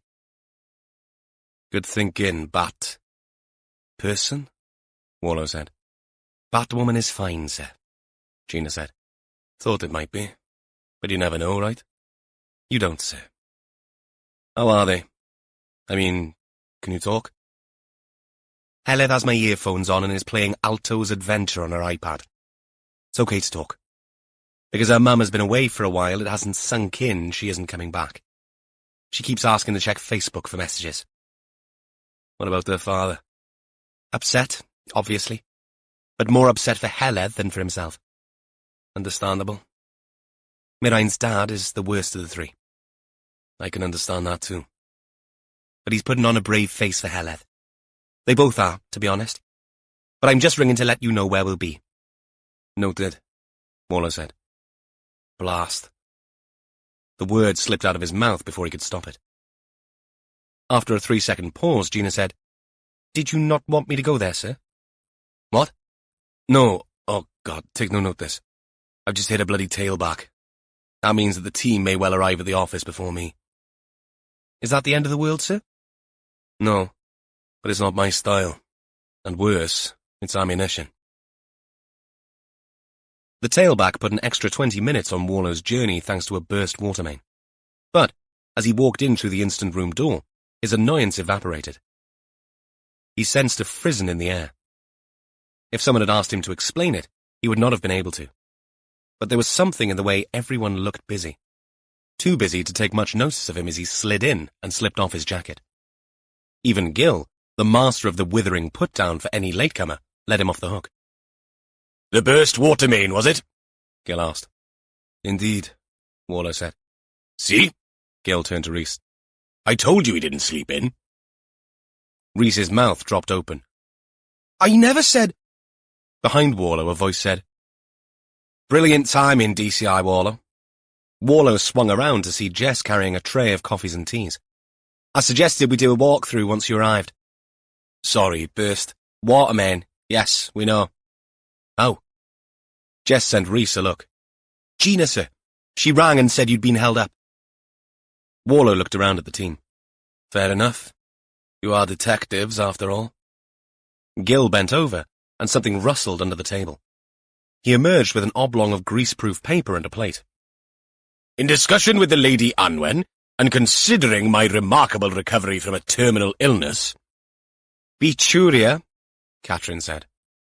"She's made some bara brith, which I have sliced and buttered.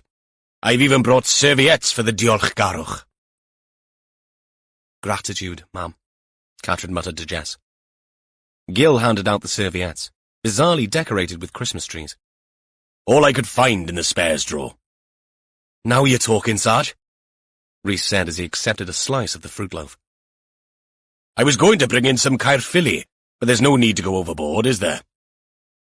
"You eat cheese with this?" Jess asked. "I thought they only did that in Yorkshire." "How does that song go?" Gil asked. "Anything you can do." Everyone took a slice of buttered cake and, suitably armed with a hot brown liquid of their choice to wash it down, they pulled chairs out from under their desks and sat in front of the gallery and job centre mashup with Catherine at the helm. She began with Alistair Linden, running through the toxicology report which confirmed the ketamine in his system. According to Tiernan, the drug appeared to have been administered via an intramuscular injection into the thigh. "It was a solitary wound. No sign of any other injection site," Catherine added. "If he was a Special K user, he wasn't an injector." "Snorter?" Jess suggested. "Maybe, but it is odd that there were no other signs." "You get a bigger hit with an injection," Jess added. Everyone agreed it was an anomaly worth noting. Then Catherine told them about Povey's latest addition to her list, the blood-stained rock, which further analysis showed hair and flesh embedded in its surface. Given Alistair Linden's pattern of injuries, it looked very much as if the rock was the instrument that caused his death. Catherine put a photograph on the board, an oblong stone, 9 or 10 inches long, with jagged and eroded excrescences on its surface. "How heavy?" Gil asked. 2.69 kilos. "That's what, 6 pounds in old money?" "Cumbersome as weapons go," Jess noted, "but easy enough to hold in 2 hands and pummel someone's head with." No one said it. No one needed to. "Nothing new from the car?" Wallow asked. Catherine shook her head. "And the preliminary toxicology screen on Mirine showed nothing. That came through this morning too."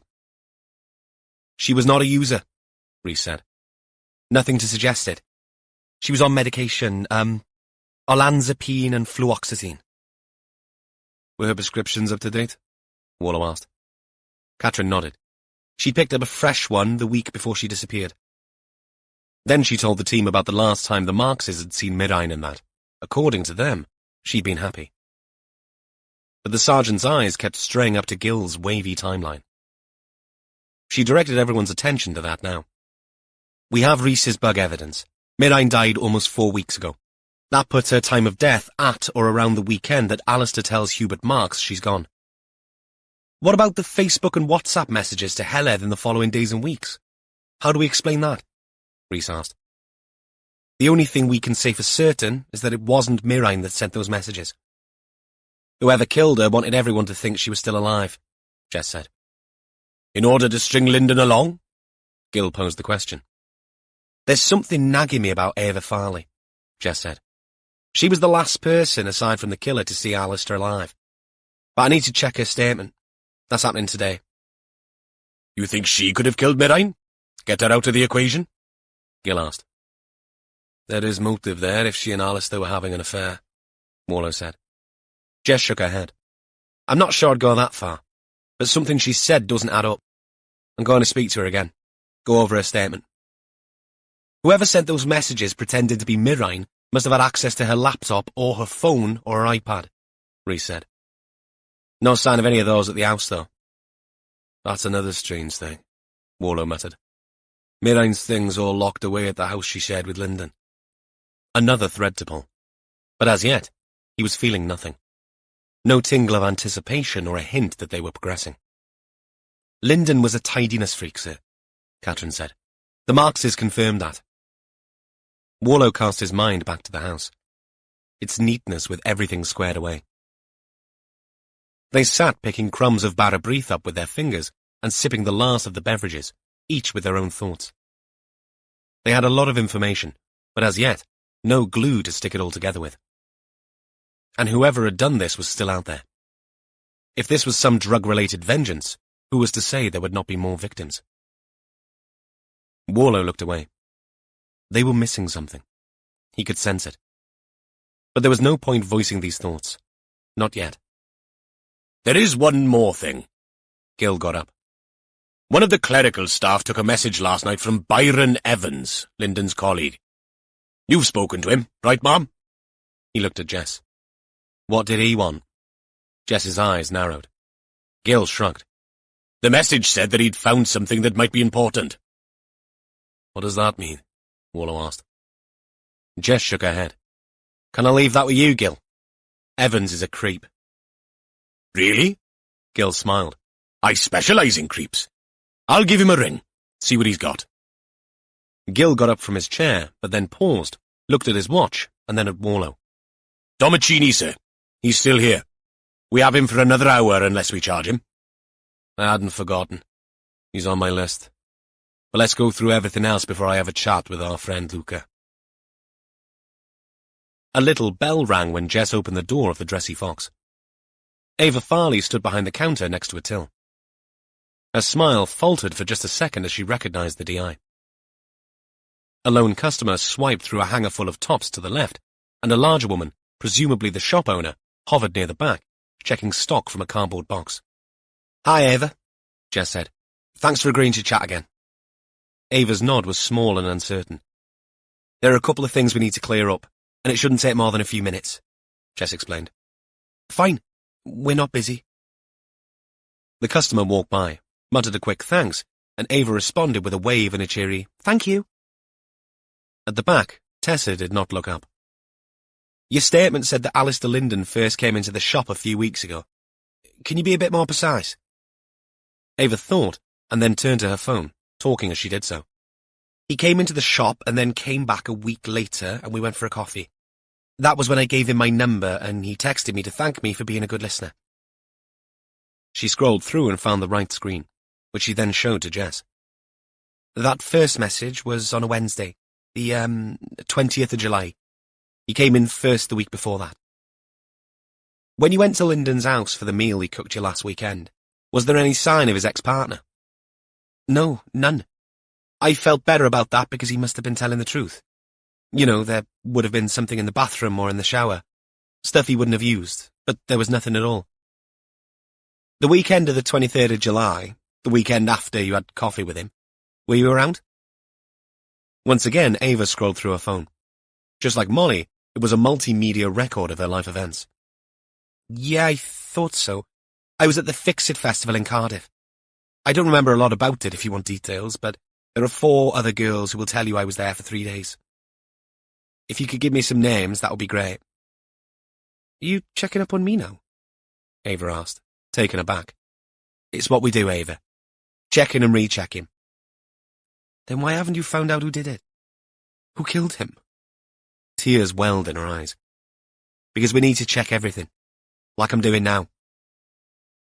Ava blinked, but the flaring anger ebbed away quickly. If you could write down those friends' numbers, I'd be grateful. Ava looked puzzled. The sort of look Jess was used to seeing on Molly's face when she was asked to do something non-technological. Why would I write them down? Ava said.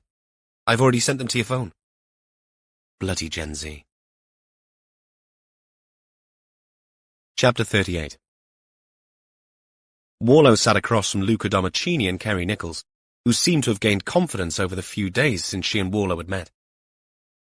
Since she'd convinced Domicini to go the tight-lipped route of no comment whenever he got the chance, she knew she was on safe ground. Well, thought Warlow, time to cause a tremor or two. As you can see, this is not a formal interview this morning, Mr. Domicini. Warlow looked at his watch. There is 1 hour and 15 minutes on the custody clock. The good news is that despite your refusal to cooperate, we have, after many hours and phone calls, established that you were not in the area at the time of Alistair Linden's disappearance and subsequent death. Domicini's face split into a triumphant grin, and he turned to his solicitor, who nodded her head. Of course, you could have saved us a lot of time if you had volunteered that information at the outset. Still, the right to silence is one we understand and respect. Warlow composed his face into the semblance of a smile. He hoped it looked as fake as it felt. You will not be charged with murder. The solicitor pushed her chair back. However, there is the matter of possession of Class B drugs and actual bodily harm as the result of an attack on one of our officers. The solicitor sat down. I also need to tell you that Alistair Linden is not the only victim we have discovered as part of our inquiries. Another body has been found. No comment. The words were out of Domicini's lips before Warlow finished. Warlow sighed. The thing is, Luca, we can go around the roundabout all over again. Because this is a distinct case, we can let you go and then fetch you back in. And since you like the food in the bed so much, maybe that's what you'd like us to do. No comment. Next to him, Kerry Nichols bristled. I don't think that threats of further detention. These are not threats, Miss Nichols. They're a valid part of the investigation into the murder of a young woman. We've established a link between your client and Mr. Linden, and there is a clear link between the other murder victim and Mr. Linden as well. Simple maths. Now, if Mr. Domicini were to tell us about his movements, starting with the weekend of the 22nd of July, so that we could eliminate them from our inquiries, it would make my life, and my team's life, a lot easier. Nichols glared at her client. No comment, he said, after a moment's hesitation, though a lot of the bravado had gone. Warlow dropped his head. Shame, because I was going to speak to my younger colleague, the one you drop-kicked down the stairs. I mean, he's a reasonable bloke. Tough kid. Rugby player. Few stitches in the head and nothing to him. I was going to chat to him about taking this one on the chin and not pursuing the charge. I mean, you're a bouncer, right? An ABH conviction would scupper that for a start.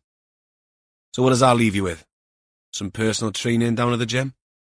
But then I guess you'd be doing that full time if there was enough work. Ah, well. Warlow got up and gathered his papers. I was at a tournament, Domicini said. It burst out of him like a bullet from a gun. MMA. What? Nichols asked. Mixed martial arts, Warlow explained. Where? Birmingham. I was at a mate's flat. A name and a phone number would be good, Warlow said. Luca, you don't have to do this, Nichols said. Definitely not, Warlow agreed. Up to you, Luca. This time, Domicini looked up at Warlow. A woman, you said. Second body. Warlow had put a lot of thought into this tactic. Despite Domicini's testosterone-driven problems, there'd been no complaint about him from a woman, and his relationship with Claudine Barton had him as a reminder. In some distorted way, Warlow guessed Domicini had a code of behavior when it came to women. Time to test it now. A woman, Warlow said, adding a slow nod for emphasis. Don't be fooled by this.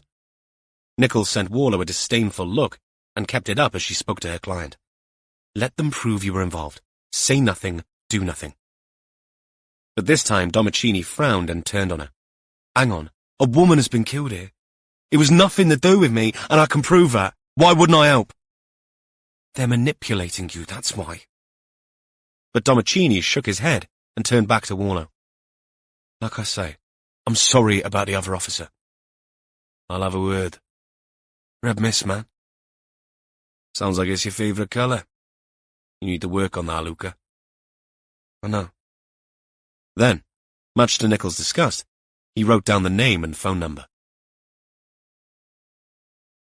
When Warlow got out of the interview room, only Katrin was at her desk. "Has he gone?" she asked. "About to." He plonked down the piece of paper. "Name to check his movements at the time Mirine went missing. But it isn't him. Where is everyone?" D.I. Allenby went to see Ava Farley, and after speaking on the phone with Byron Evans, Gil and Rhys went out to see him. "Anything interesting?" "He's found a locked box under a workstation that Lyndon used." "Does Gil have a key?" "No. He said they'd wing it. Oh, and Povey rang. Asked you to ring her back. She's at the..." She looked down at a note in her hand. "Junkyard. She said you'd know." Warlow picked up his phone from the desk and walked outside to dial Povey's number. She answered after 4 rings. "Are you psychic?" were her first words. "No, though some might say psychiatric." She emitted 2 notes of a knowing chuckle. "Another classic, eh, Evan? So, what have you got?" "What makes you so sure we have anything?" "I can hear it in your voice." Another chuckle. "The caravan. The most intact one. The one with the door hanging off its hinges. Under the rubbish on the floor is a blue carpet. I've had a quick look, and the fibres there match those found on Lyndon and Mirine Hughes. We're swabbing everything as we speak. It isn't much, but it is something." "A bloody last." "You think they were held here?" Povey asked. "I do." "So where do we go from here?" "I need to find out who owns that place, and quick." Gil and Rhys followed Byron Evans through the quiet corridors of Coleg Ceredigion at Llanbadarn to a storeroom with a small desk, a dumpy-looking iMac, and a printer. Steel shelving units lined one wall full of spare printer ink, toner cartridges, paper, art materials, and whatever else departments ran out of and needed replacing. On the other side, a load of monitors, old floor-standing CPUs, and the odd keyboard lay stacked against the wall. "This is a storage room, I take it?" Gil asked. "Yeah, you know what it's like. I teach computer science, and the trouble with computers is that they become redundant. We do recycle, and this lot will go somewhere. But I also set up this old Mac. It runs on El Capitan. Hard to believe, that's 7 years old." Rhys nodded. Gil tried not to look too befuddled. "Of course, the RAM in this old one is crap, but good enough for people to come in and type notes or lectures and get them printed off. Don't need bells and whistles for that." "So Alistair Lyndon used to come in here?" Rhys asked. "Him and others. All the time. It's quiet. No kids. And I cannibalised the printer stuff. The manufacturers rigged the cartridges to run out early. They're hackable." "Right," Gil said with a kind of fixed smile that told Rhys he did not know what Byron Evans was talking about. "What have you found?" "I was making room, there." He pointed to the left of the desk. "Shifting that stack of old upright CPUs. Computer processing units, Sarge." "Knew that," Gil lied. "In between a couple of them on the floor, I found this." Byron pointed at a grey lockbox with a Perspex lid, and the word Lyndon stuck onto the surface in Dymo tape. The box looked worn, its corners scuffed, the tinted Perspex lid scratched. Gil put on some gloves and lifted the box. Something rattled inside it, and he placed it on the desk. Rhys leant forward. "I see some papers and... Yes, is that a pink phone?" "Did you find a key?" Gil returned to Evans. "No, but there's a few in the desk drawer. Been there for years." Rhys pulled the drawer open. A plastic inlay had pens, pencils, some old floppy disks, and a few silver keys. He looked up at Gil. "Worth a go?" said the sergeant. The third one did the trick. The key was marked with a red cross, hiding in plain sight. "Open sesame," muttered Gil, lifting the lid. He took out the contents. The papers included a letter from a solicitor confirming a divorce and a folded-up print of an OS map. But the phone interested the police officers the most. "Lyndon's?" Gil asked Evans. "No, I've never seen that. And Alistair... I wouldn't say he was a pink sort of bloke." "What about Mirine Hughes? Was she a pink sort of person?" Byron Evans suddenly looked a little sick. I'll ring Gina, Rhys said. Gil flattened out the folded photocopy of the OS map on the desk. Someone had drawn a circle around a spot with a smudged-out, illegible name. At the top of the sheet were the letters GP. Do you have any A4 plastic covers? Gil asked. Transparent ones. Cellar bags. Loads. Can I have one? Evans disappeared and came back with the covers. Gil put the sheet inside one, and then got Evans to scan the map again. Rhys came back in looking serious. Gil read his expression and retrieved the maps, both original photocopy and the copy of the copy. Thanks, Mr. Evans. You've been very helpful. Can you give us a minute? Evans nodded and made to leave, but turned at the door. Can you tell D.I. Allenby I was helpful? Gil raised his eyebrows. Why does she need to know? Just tell her, please. When he'd gone, Rhys went to the phone. It is hers, Sarge. Heleth told Gina the phone was pink. She also knows the passcode. Gil had the phone in another cello bag. Rhys tried the power button. Battery's dead. Charger? There's one in the car, Sarge. The two officers looked at one another, and Gil nodded. We'd better tell the wolf. Chapter 39. Sometimes you had to wait. Sometimes hours, sometimes days, and not infrequently weeks for a piece of evidence to surface. For a lab inundated by work to come back to you.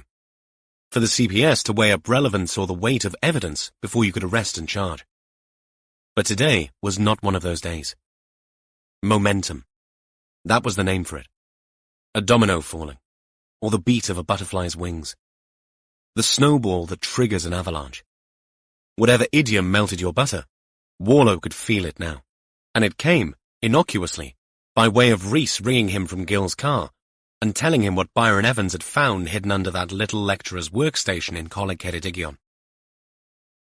He'd taken the call at his desk, but now he was pacing in the corridor, heading for the entrance, needing to feel fresh air on his face. A few colleagues nodded at him as he walked past, but he didn't see them, didn't hear them. All he could hear was Rhys. He and Gil were on the move. You sure it's her phone? Warlow demanded. How do you know? We don't. We're charging it, sir. But it is pink. And how far are you from the site marked on the map? 20 minutes, sir. Dr. Google says it's an old, abandoned schoolhouse. Right. Let me know what you find. The morning sun lit up the DCI's face as he stood and sucked in the sea air. Jess was still not back, but Povey's call about the caravan and the fibre had been the game changer. Unbelievably, they still hadn't found the person who owned the junkyard or field, or whatever the hell you wanted to call it. He'd put Katrin onto the job, so if someone did own it, they'd find out soon enough. She'd found a number for the nearest farm, but all they'd come up with was a name. And in typical Welsh fashion, it had been a first name and descriptive term. Not quite Jones the Bread, but close enough. Brian Scraps was someone from Capel Seon who dabbled. He owned a few horses, did a bit of subcontracting, and had fields dotted around the area. Some he kept for livestock, others not. One of these not contained the caravans and abandoned tractors. But the helpful farmer did not have a number for Brian Scraps, and Katrin was now tracking him down. Any joy? Warlow asked her when he got back to the instant room. I think so, sir. Real name Brian Williams, and he do have an address for him. He owns several vehicles and has a property at Capel Seon, but no phone number as yet. Any previous? A couple of parking tickets in town, but nothing else. Certainly no drug link. Warlow nodded. Nice to have that little theory confirmed.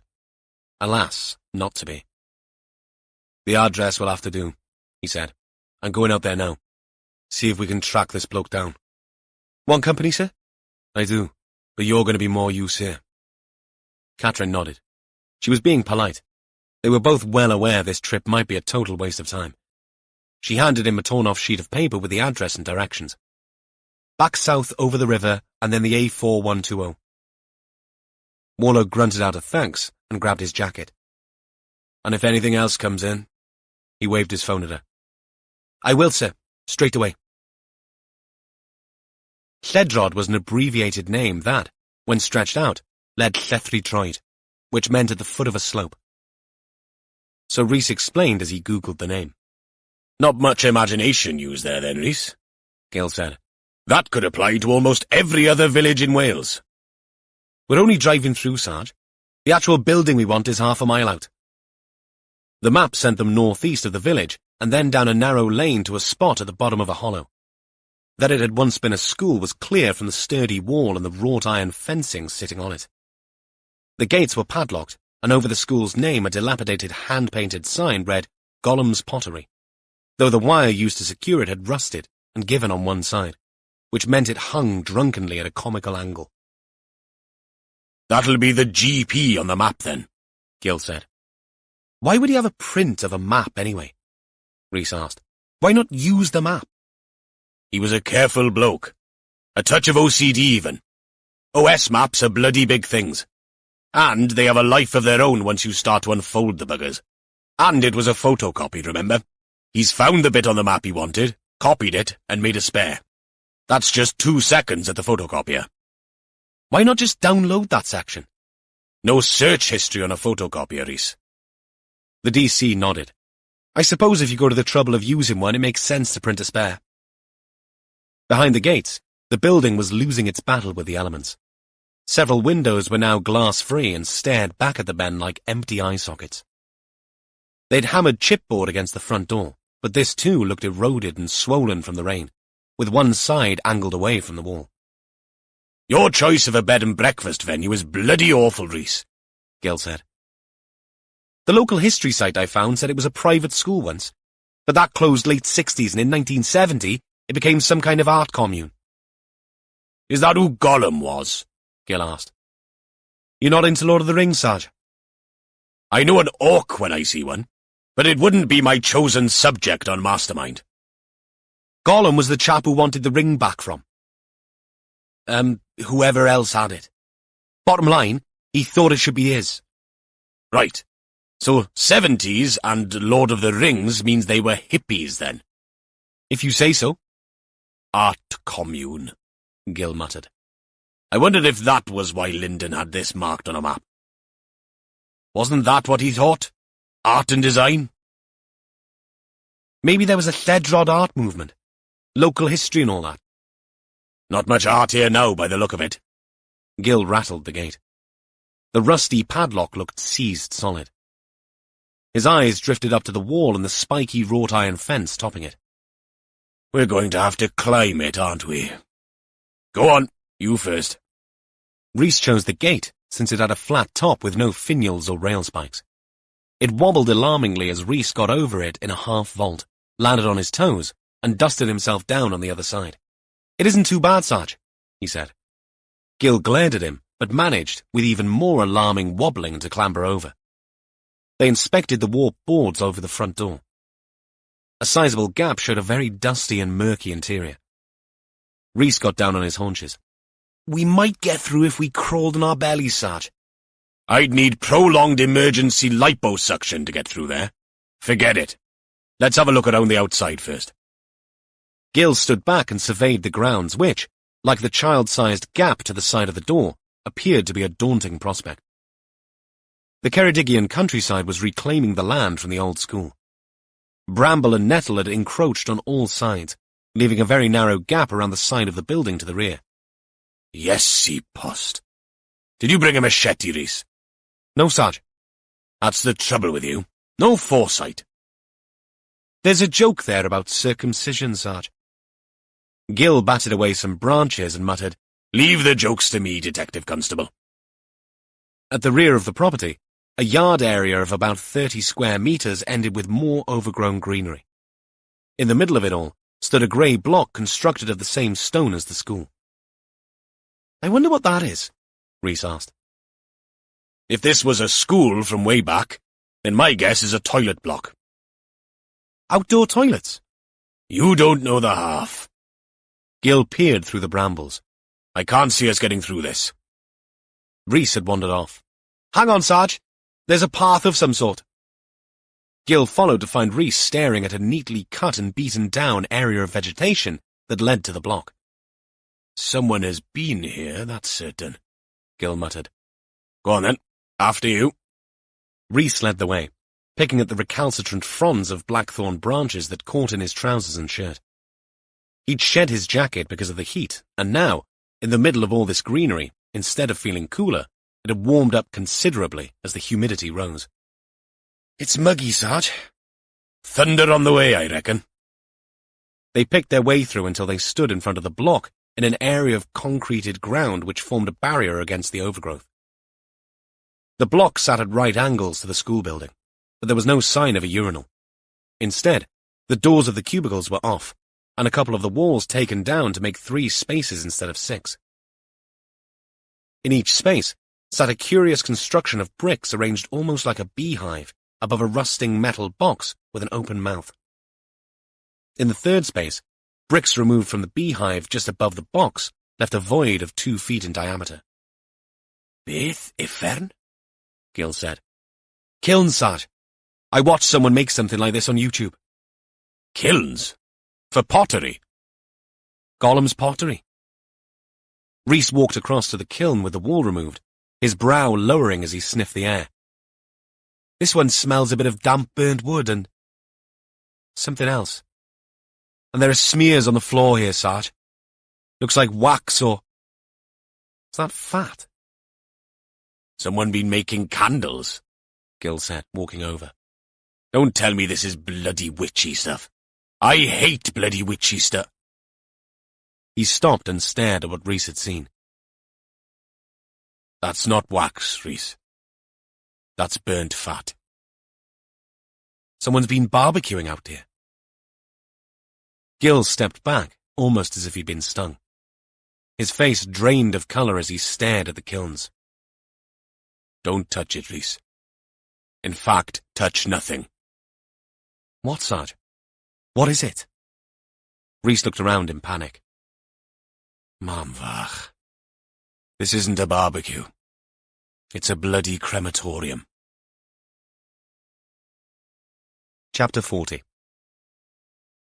Warlow was halfway to Brian Scrap's address when Povey rang him. This is getting to be a habit, he said as he punched the answer button and brought her voice up through the car's speakers. I know. I'm thinking of emigrating. There's a job going in Florida wrestling alligators. Warlow snorted. Too cushy for you. You'll be bored to crocodile tears. What have you found? Not what. It's who. An electric thrill of fear ran through Warlow. Please don't tell me it's another body, Jesus. No, not a body. Though he has a body, this bloke. And what a body. I mean, he's not some kind of ethereal being. What the hell are you talking about, Allison? You told me earlier you were keen to find the owner of our rural scrapyard. I've just come off the phone with D.S. Richards, and she said you were on the way to find him. Well, I'm saving you a job. He's just turned up here in Ustumtean. What? Warlow immediately checked his mirrors, signalled, and pulled off the road and up onto the verge with his emergency blinkers on. Is he there with you? He's standing right next to 2 of my techs discussing the merits of a battered-looking David Brown tractor with no engine. I'd like to say he's a fine figure of a man, but then I'd like to say that the moon is made of St. Arga blue. Both would be a lie. Can you put him on? Povey hesitated for a beat. That'll mean him putting his mouth near to my phone. Doesn't he have a phone of his own? He does, but it looks like he stole it from a museum. If it was a smartphone, it must have cheated on the test. I need to speak to him. Somewhere quiet. I'll take him to one of the vans. We'll probably need to fumigate it afterwards, but at least I'll be upwind of him. That bad? Let me put it this way. If we left him on a windowsill next to a petri dish, I'm pretty sure we'd discover a new strain of penicillin by the morning. Is that a science joke? Believe me, Evan, Brian Williams is no joke. And I suggest you speak to him in Welsh. He struggles with English. I'll send you a snap and ring you back. Warlow waited for a call, but before that, a 2-tone blip indicated an incoming message. Warlow kept his eyes on the screen as a blurry image appeared and took its time to clear. It showed a man wearing a broad-brimmed bushman's hat over a voluminous waxed coat that extended to his ankles. He'd half-turned to the camera, and the coat lay open to reveal a pair of trousers, undone at the waist, and held up by a too large belt with a flapping over hanging end. The reason for the voluminous coat became obvious in the second side-on view, which revealed a considerable belly. Williams's face remained obscured by the hat. Warlow tapped the wheel as he waited for Povey's return call, and when it came, it made him start. Povey's face appeared on the screen, and then the camera panned around to a close-up of Williams. He'd taken off his hat to reveal wafting skeins of thin grey hair. He hadn't shaved for days, and the lazy man's stubble, combined with several missing teeth and hair, made him look as wild as the countryside that was his habitat. Mr. Williams, Shiddichi? Go now. Williams answered, the not bad response automatic in his thick accent, the words machine-gunning out. Povey was right. This would be better in Welsh, and so Warlow did exactly that. You're a hard man to track down, Mr. Williams. Keep busy, you know. So that's your field, correct? Mine, yes. Too small for the horses, see? Okay to keep the old machinery in, though. Why? Why the machinery? I take bits out, see? Sell them sometimes on the eBay. Or my son does. Or I clean them up and use them to fix up old machines. You enjoy that? Oh, yes. I've a big collection of old tractors. His pronunciation of tractor, which was the same word and spelled the same way in both languages, changed the vowel sound of the O from an ER to a pronounced OR. What happens to them when you've taken out what you want? Once every 12 months, we get a man from Birmingham comes and takes all the scraps away, see? We're more interested in your caravans. Yes, the lady was asking about the old Sprite. When was the last time you were there visiting? Williams scratched his chin. The finger he used was stained yellow from tobacco, the nails black with dirt, the noise like sandpaper on a wire brush. Must be 2 months. I just came to get a gear stick from the old David Brown there at the back. But the Sprite, how long has that been there? Not that long. 8 months, I say. Warlow reasoned that whoever held Mirine and Alistair Linden must have known about the caravan in this place. That caravan, the Sprite. Can you remember where you got it from? Williams frowned and then nodded. My son and me, we have a trailer to collect machines, but this one came on a trailer. That place in town, Humphreys and Sons. Young bloke said he was doing his in-laws a favour. Humphreys and Sons, the garage where Joel Rampley worked. Warlow's mind raced. Rampley. But they checked his alibis. He'd been one of the first they'd checked after they'd found Mirine. He'd been cleared, hadn't he? But from what Brian Scraps had said, Joel knew where the caravan was. The silence lasted so long that Povey's quizzical face appeared on the screen. Evan, are you all right? Warlow blinked. No, but we need a formal statement from Mr. Williams. Uniforms on their way? Yep. Okay. Thanks, Alison. He rang off abruptly. Another link in the chain. Warlow's brain formed an image he'd seen in Cadwyn Hughes's house. A family photograph of happier times. All the Hugheses, their daughter Mirine, her partner Joel, and their daughter Heleth in front of a caravan. In his mind's eye, he saw it now. Old, curved in shape, a vintage one. The one in Williams's field. And then he thought about Mirine's Facebook messages and WhatsApp messages and the phone that Rhys and Gill had found. Dominoes all lined up, but still needing that single one to fall to set them toppling. He put the car in gear and drove to a spot where it was safe to turn around. He needed to speak to someone urgently. And she was only 8 years old. No one answered immediately when Warlow knocked on the door of Cadwyn Hughes's property. At the second attempt, it did open, and he stood looking down at Heleth Rampley, dressed in leggings and trainers, a cape, and a tiara. "Hello?" she said with a disarming grin. Behind her, PC Gina Mellings appeared, not in uniform today, but in jeans and a t-shirt. She held a phone to her ear and looked very preoccupied, but on seeing Warlow, beckoned urgently for him to come in. Heleth stepped aside, and Warlow followed Gina through into the kitchen. The back door was open. Cadwyn Hughes's well-kept garden looked green and welcoming in the September sunshine. A ball, a wand, and a Mary Poppins-style carpet bag lay on the lawn. "Would you like a glass of water?" Heleth asked in Welsh. "I would, thank you," Warlow answered. Heledd went back into the kitchen and Warlow heard a tap running. I'm on the phone with DC Harris and DS Jones, sir. He rang me 5 minutes ago. He's a bit shaken. I had no idea you were coming. Gina's voice was breathless, her expression of surprise devoid of apology. There was something else there, too. Something like horror. He's here now, yes. Gina said into the phone and handed it over. It's DS Jones, sir.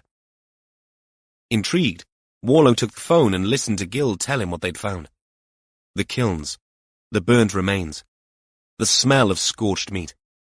I'd put money on this being a botched attempt at getting rid of Mirain's body. Gil's voice sounded raw. Warlow turned his face up to the sun and breathed in to slow his pounding heart. Povey needs to know. Rhys is on it, sir, Gil said. And you're sure that this isn't Byron Evans sending you up a long and winding garden bloody path? No, I am not sure. But he's an idiot if he did. There will be a ton of forensic evidence here. Warlow nodded to himself. Gil was right. He'd met killers who thought they'd distract the investigation with selective information. But no one would have known about the pottery if Gil hadn't found the map. It made no sense for Evans to implicate himself. None of this adds up, Warlow said. Hang on, sir. Rhys has something here. The muffled shuffling of a phone being handed over again reached Warlow's ears. Sir, it's Rhys. What have you got? It's Mirain's phone, sir. As I said, Heled's a smart kid. She knew the passcode. I've tried charging it and it's worked, sir. The WhatsApp confirms it's Mirain's.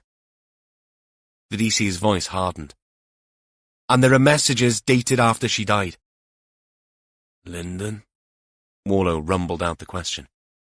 I can't think of anyone else. Warlow whirled around to look at the kitchen again. At the photos of the happy families. Of the image of everyone in front of that caravan. Good work, Rhys. Outstanding work. Get over to Rampley's place of work and bring him in. You think he's involved, sir? No, but I'd rather I knew where he was. If Rhys was tempted to probe for further explanation, he had the sense not to. Heledd appeared at Warlow's side with a glass of water. He looked down. Rhys, I must go. Get to Rampley. Warlow took the water over to the table and sat down.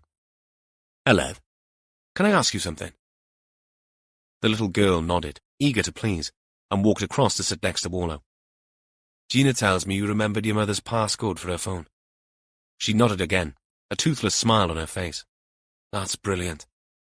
Sometimes I have to write numbers down. You must have a good memory. Mum says I have a memory like an elephant. What about the other things?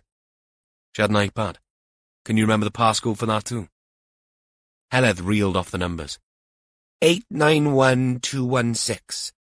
That's her birthday back to front. And what about Facebook? Did she have a password for that too? Mirain 1216.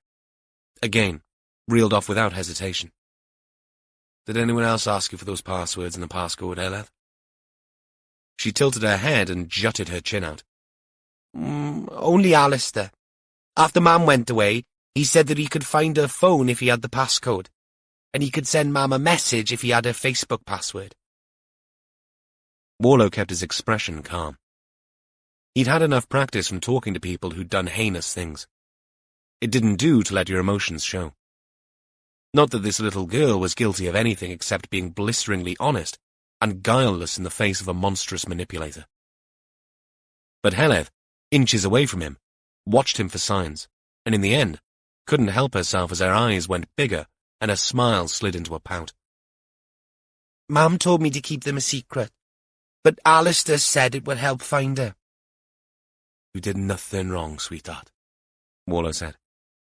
But Heled's eyes filled with tears, and she sniffed. Gina came forward and knelt next to her. It's okay, Hells. It's okay. Dad Key said it was all right when I told him, but he didn't look all right. His face went hard, and I thought he was going to turn into a monster. Warlow caught Gina's eye, a signal for her to step in. Your Tad Key wouldn't turn into a monster, would he? No, but he asked me like he did. She pointed at Warlow. About Mum's phone. And when I said I told Alistair... Heleth sniffed again. He dropped his cup of tea and made a big mess on the floor. Warlow didn't feel anything physically click, but something did. They'd got it all wrong. They'd got everything totally bloody wrong. He realized his hand was gripping the edge of the table with such force it hurt.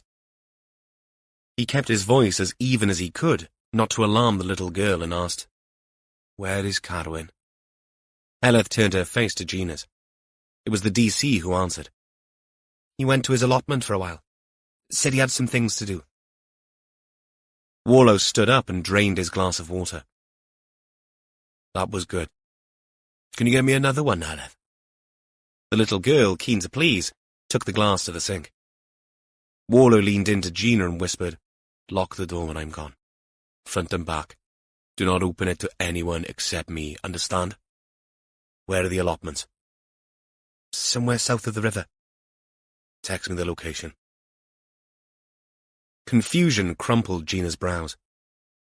"What?" But Warlow shushed her with a finger over his mouth. He stood up. "Heleth, keep that glass for me, Cariad. I'll be back for in a few minutes, okay?" She turned, glass in hand, and nodded solemnly. By the time she placed it on the table, Warlow was out of the front door and running for his car. Chapter 41. It could not have been more than 4 and something miles, but the 10 minutes it took him to drive to the allotments was the longest he'd known in an age. The sat-nav took him an ordinary-looking street called, ironically, 5th Avenue. He drove past the poorly signed turn-off to a parking area that ran parallel to a cycle track and had to reverse before he could drive in. He counted 4 cars in the lot when he pulled up, including the Ford he'd seen parked outside Carwyn Hughes's property the first time he'd visited. A padlocked gate and a tall fence barred entry. Inside, a flotsam of small sheds and greenhouses stretched away.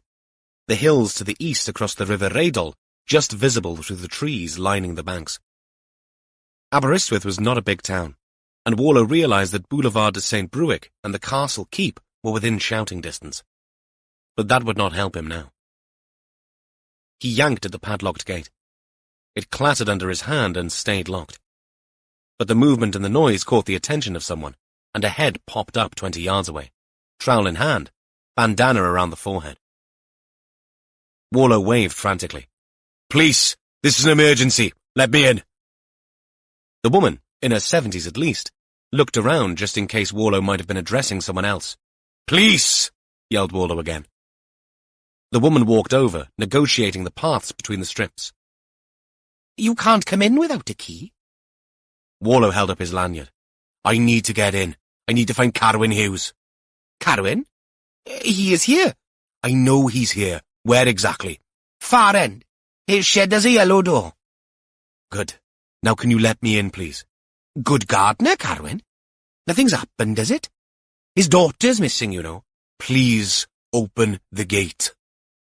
Flustered, the woman felt in her pocket for a bunch of keys and unlocked the padlock. "Yellow door, you say?" "Far end on the right." Warlow ran.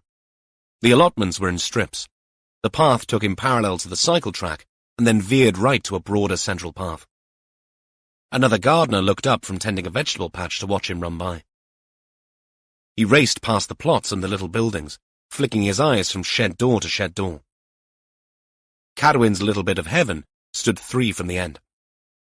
Warlow didn't see the yellow door until he got to the last and, cursing, turned back. The door was positioned on the broader side of a 6x4 creosoted shed which had the sturdy look of something handmade. The plot was tidy and precise, set out in rows, no weeds, minimal mess, the vegetation healthy and verdant, but no sign of Carwyn Hughes. "Carwyn! Carwyn!" Warlow called. He walked towards the shed and noticed 2 things immediately. The door's bolt was not engaged. The padlock hung unclasped. But when he pulled, the door stayed shut. 2 black bins sat on one side. One full of pulled weeds and cut vegetation, ready for a 3-boarded compost heap at the rear. A smaller bin for refuse sat half full of packaging, fertilizer sacks, and scrunched up plastic bags. Warlow picked out the one at the very top of the pile and teased it apart. It bore the logo of a garden centre and inside, a till receipt. 2 items only: weed killer and drain cleaner. Warlow shuddered. No. He turned back to the door and yanked violently at it. Someone had bolted it from the inside. Carwyn! Carwyn! It's Evan Warlow! Carwyn, tell me you're in there, for God's sake! What do you want? The voice was a desperate, subdued grunt. Open the door, Carwyn! Open the door, please! No! Bugger off! You can't help! Yes, I can. Listen to me. Whatever this is, think of your granddaughter. She's the only one that matters now. That stuff you've brought, it's... If you do anything silly, it'll be bad. It'll be awful. That stuff isn't instant. It eats you from the inside out. I've seen it, and believe me, it isn't pretty. It doesn't matter. Yes, it does. We know, Carwyn. We know Alistair Linden killed Mirain. Warlow waited and listened. He could hear Carwyn Hughes breathing. Elsewhere, the only noise came from the distant hum of traffic and birds calling to each other in the trees, the rustling of the leaves, and the rasp of someone hoeing the ground augmented by the rich smell of earth permeating the air. Normality impinging upon unspeakable chaos. Once again, Warlow spoke in Welsh. Carwyn, gwranda, ni'n gwybod am y caravan. He needed to know that they'd found the caravan. Carwyn's heavy breathing paused for a moment. Warlow took his chance. Talk to me, Carwyn. Please, just talk to me. Heledd told us you found out Alistair had asked her for Mirain's password. She's bright, that one. Such a lovely kid. A broken sob erupted from behind the door. I can't face her. I can't face her when she finds out. Carwyn, I know. Alistair killed Mirain. Whatever happened after that, I didn't kill him. I wanted to, but I didn't. But tell me, who is going to believe me? No one will believe me. I will. You're just saying that. A sob followed. Let me tell you what I know, please. Warlow kept his voice reasonable and even. It was a struggle. More ratcheted breathing from behind the door, but breathing nevertheless. Breathing was good. The weekend that Mirain went missing, she didn't go of her own accord, did she? Alistair had met the girl. He lied to that girl. He told her his partner had left him. He did that so she would sympathize with him. She is an innocent party to all of this. His next shiny new thing. But then Alistair took his chance. Mirain didn't go on one of her manic episodes. Though Linden made everyone believe she did, because she'd done it before. But he took her, and he killed her, and hid her body in the caravan.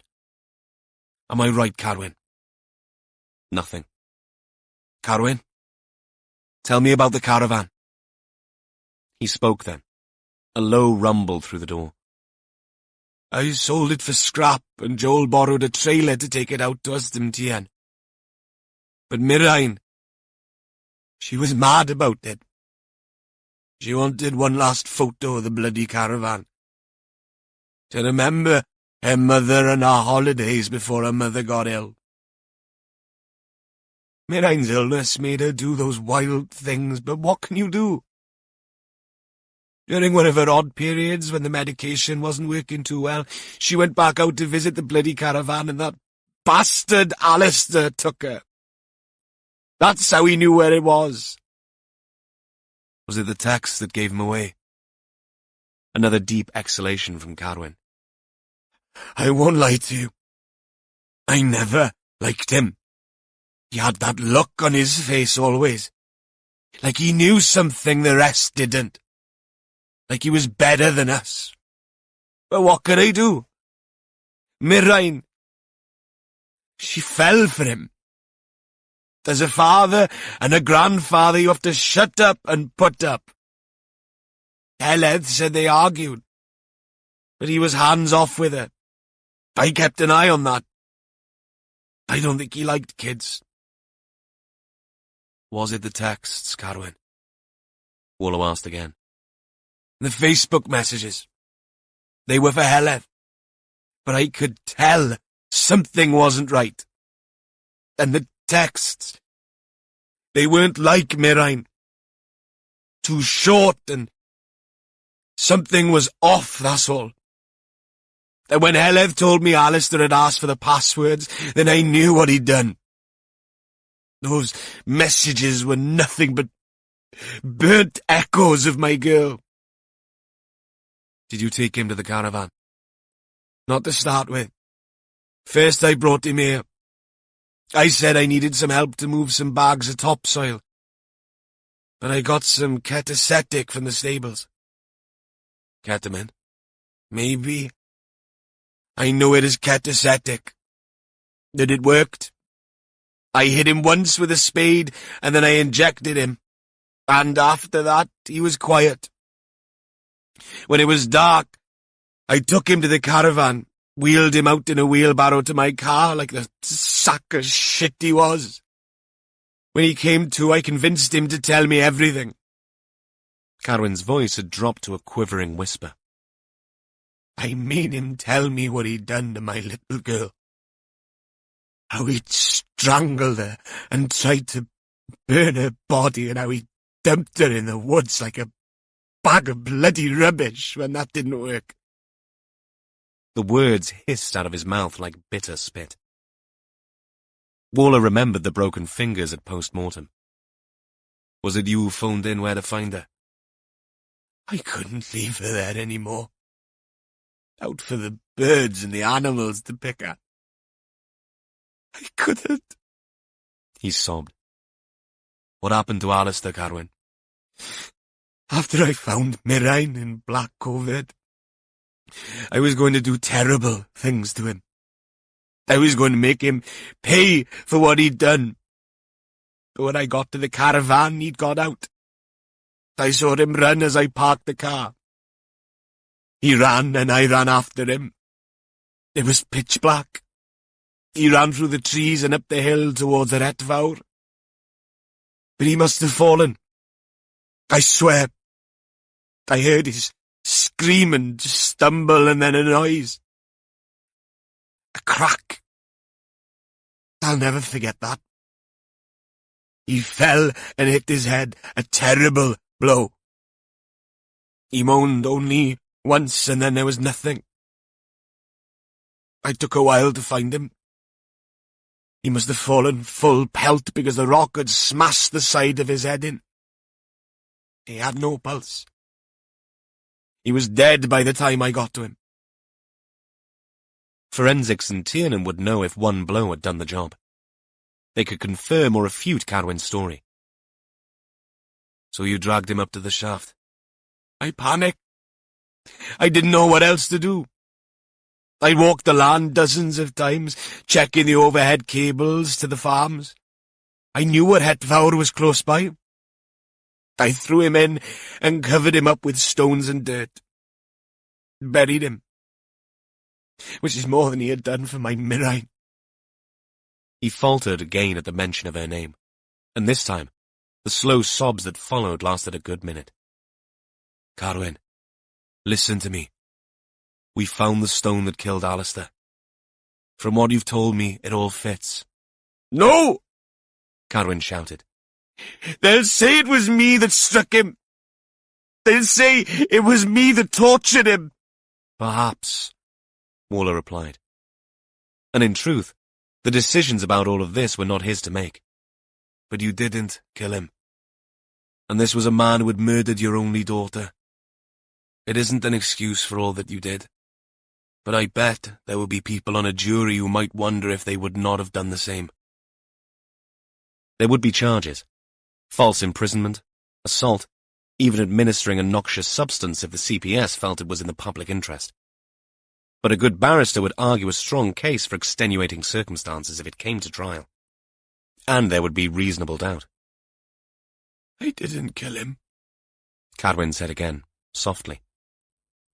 Waller squeezed his eyes shut. He heard the truth in the denial as well as relief. Confessions could do that. Catharsis was a very underestimated state of grace. I believe you.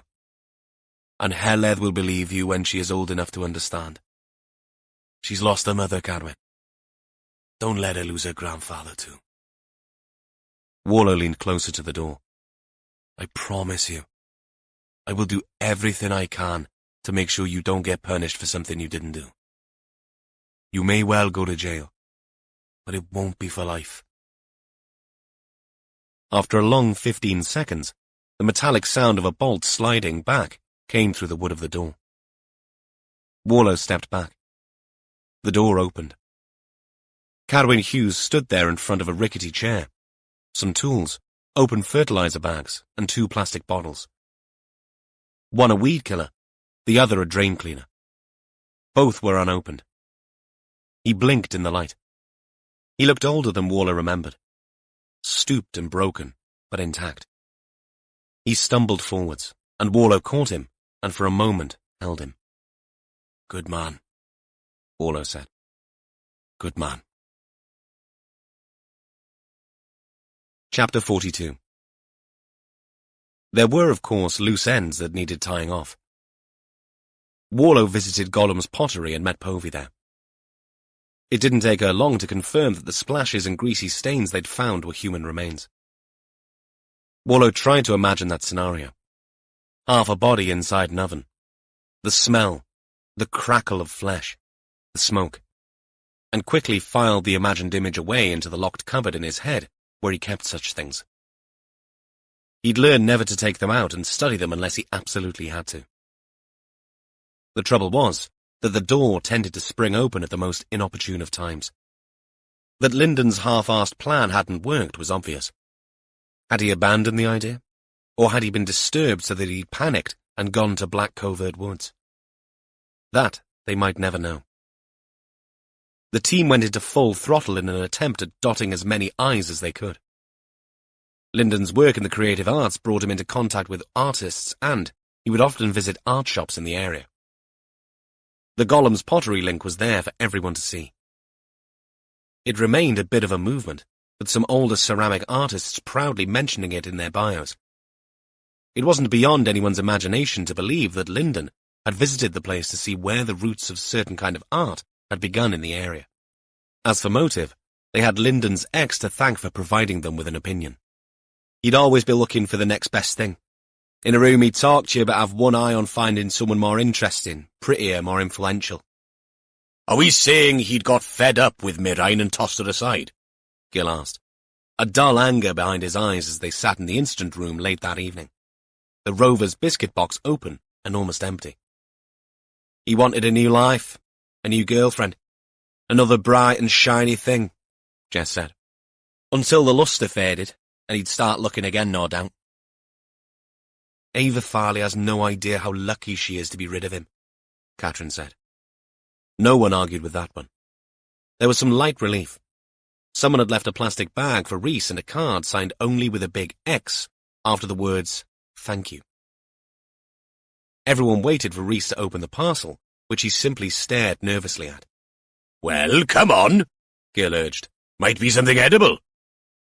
The bag had been rolled around its contents in a cylindrical shape. I doubt it. It doesn't weigh enough. Catherine hefted the bag. Gil sat up. Could be those pastel chocolates they make to look like coins. Still oddly hesitant, Rhys unwrapped the parcel. They weren't chocolates. Inside was a long black plastic cylinder with a ribbed handle at one end. Gil snorted. Ha ha! Thank God someone has a sense of humour. A plastic truncheon, Jess said. Nice. But Catherine had her arms folded and her eyes on Rhys, who had gone bright red. What's the matter with you? You look troubled. Do you know who this is from? He wouldn't tell them. Of course he wouldn't. Instead, he doubled down. One of my many admirers who wishes to remain anonymous but grateful. He threw the lightweight toy at Catherine, who caught it. But to be honest, I'm disappointed. I was open for the chocolates. As if, Catherine said, catching the toy and hitting herself gently on the head with it. The moment passed, and they settled back to tying loose ends. Rhys turning away and squeezing his eyes shut with a vast sigh of relief. Later in the car on the way home, Catherine revisited the topic. So, how are you going to explain the gift to Gina? What gift? The truncheon. Rhys shook his head. What's there to explain? It's a kid's toy. I'll give it to one of my nephews. He'll love that. He would too. I probably wouldn't even bring it up. It's silly. Are there some things that happen at work that you don't share with Gina then? Some things, yeah. Some of the truly awful things. I mean, she's in the business, but I don't know. I suppose I'm a filter. We all are, right? We deal with this stuff so that ordinary people don't have to. Not that Gina is ordinary, and neither is Craig. Rhys caught himself, surprised at his own insight. Are we still talking about the truncheon here? Sort of, Catherine said. You're right. It's not important. It's just embarrassing, right? I suppose.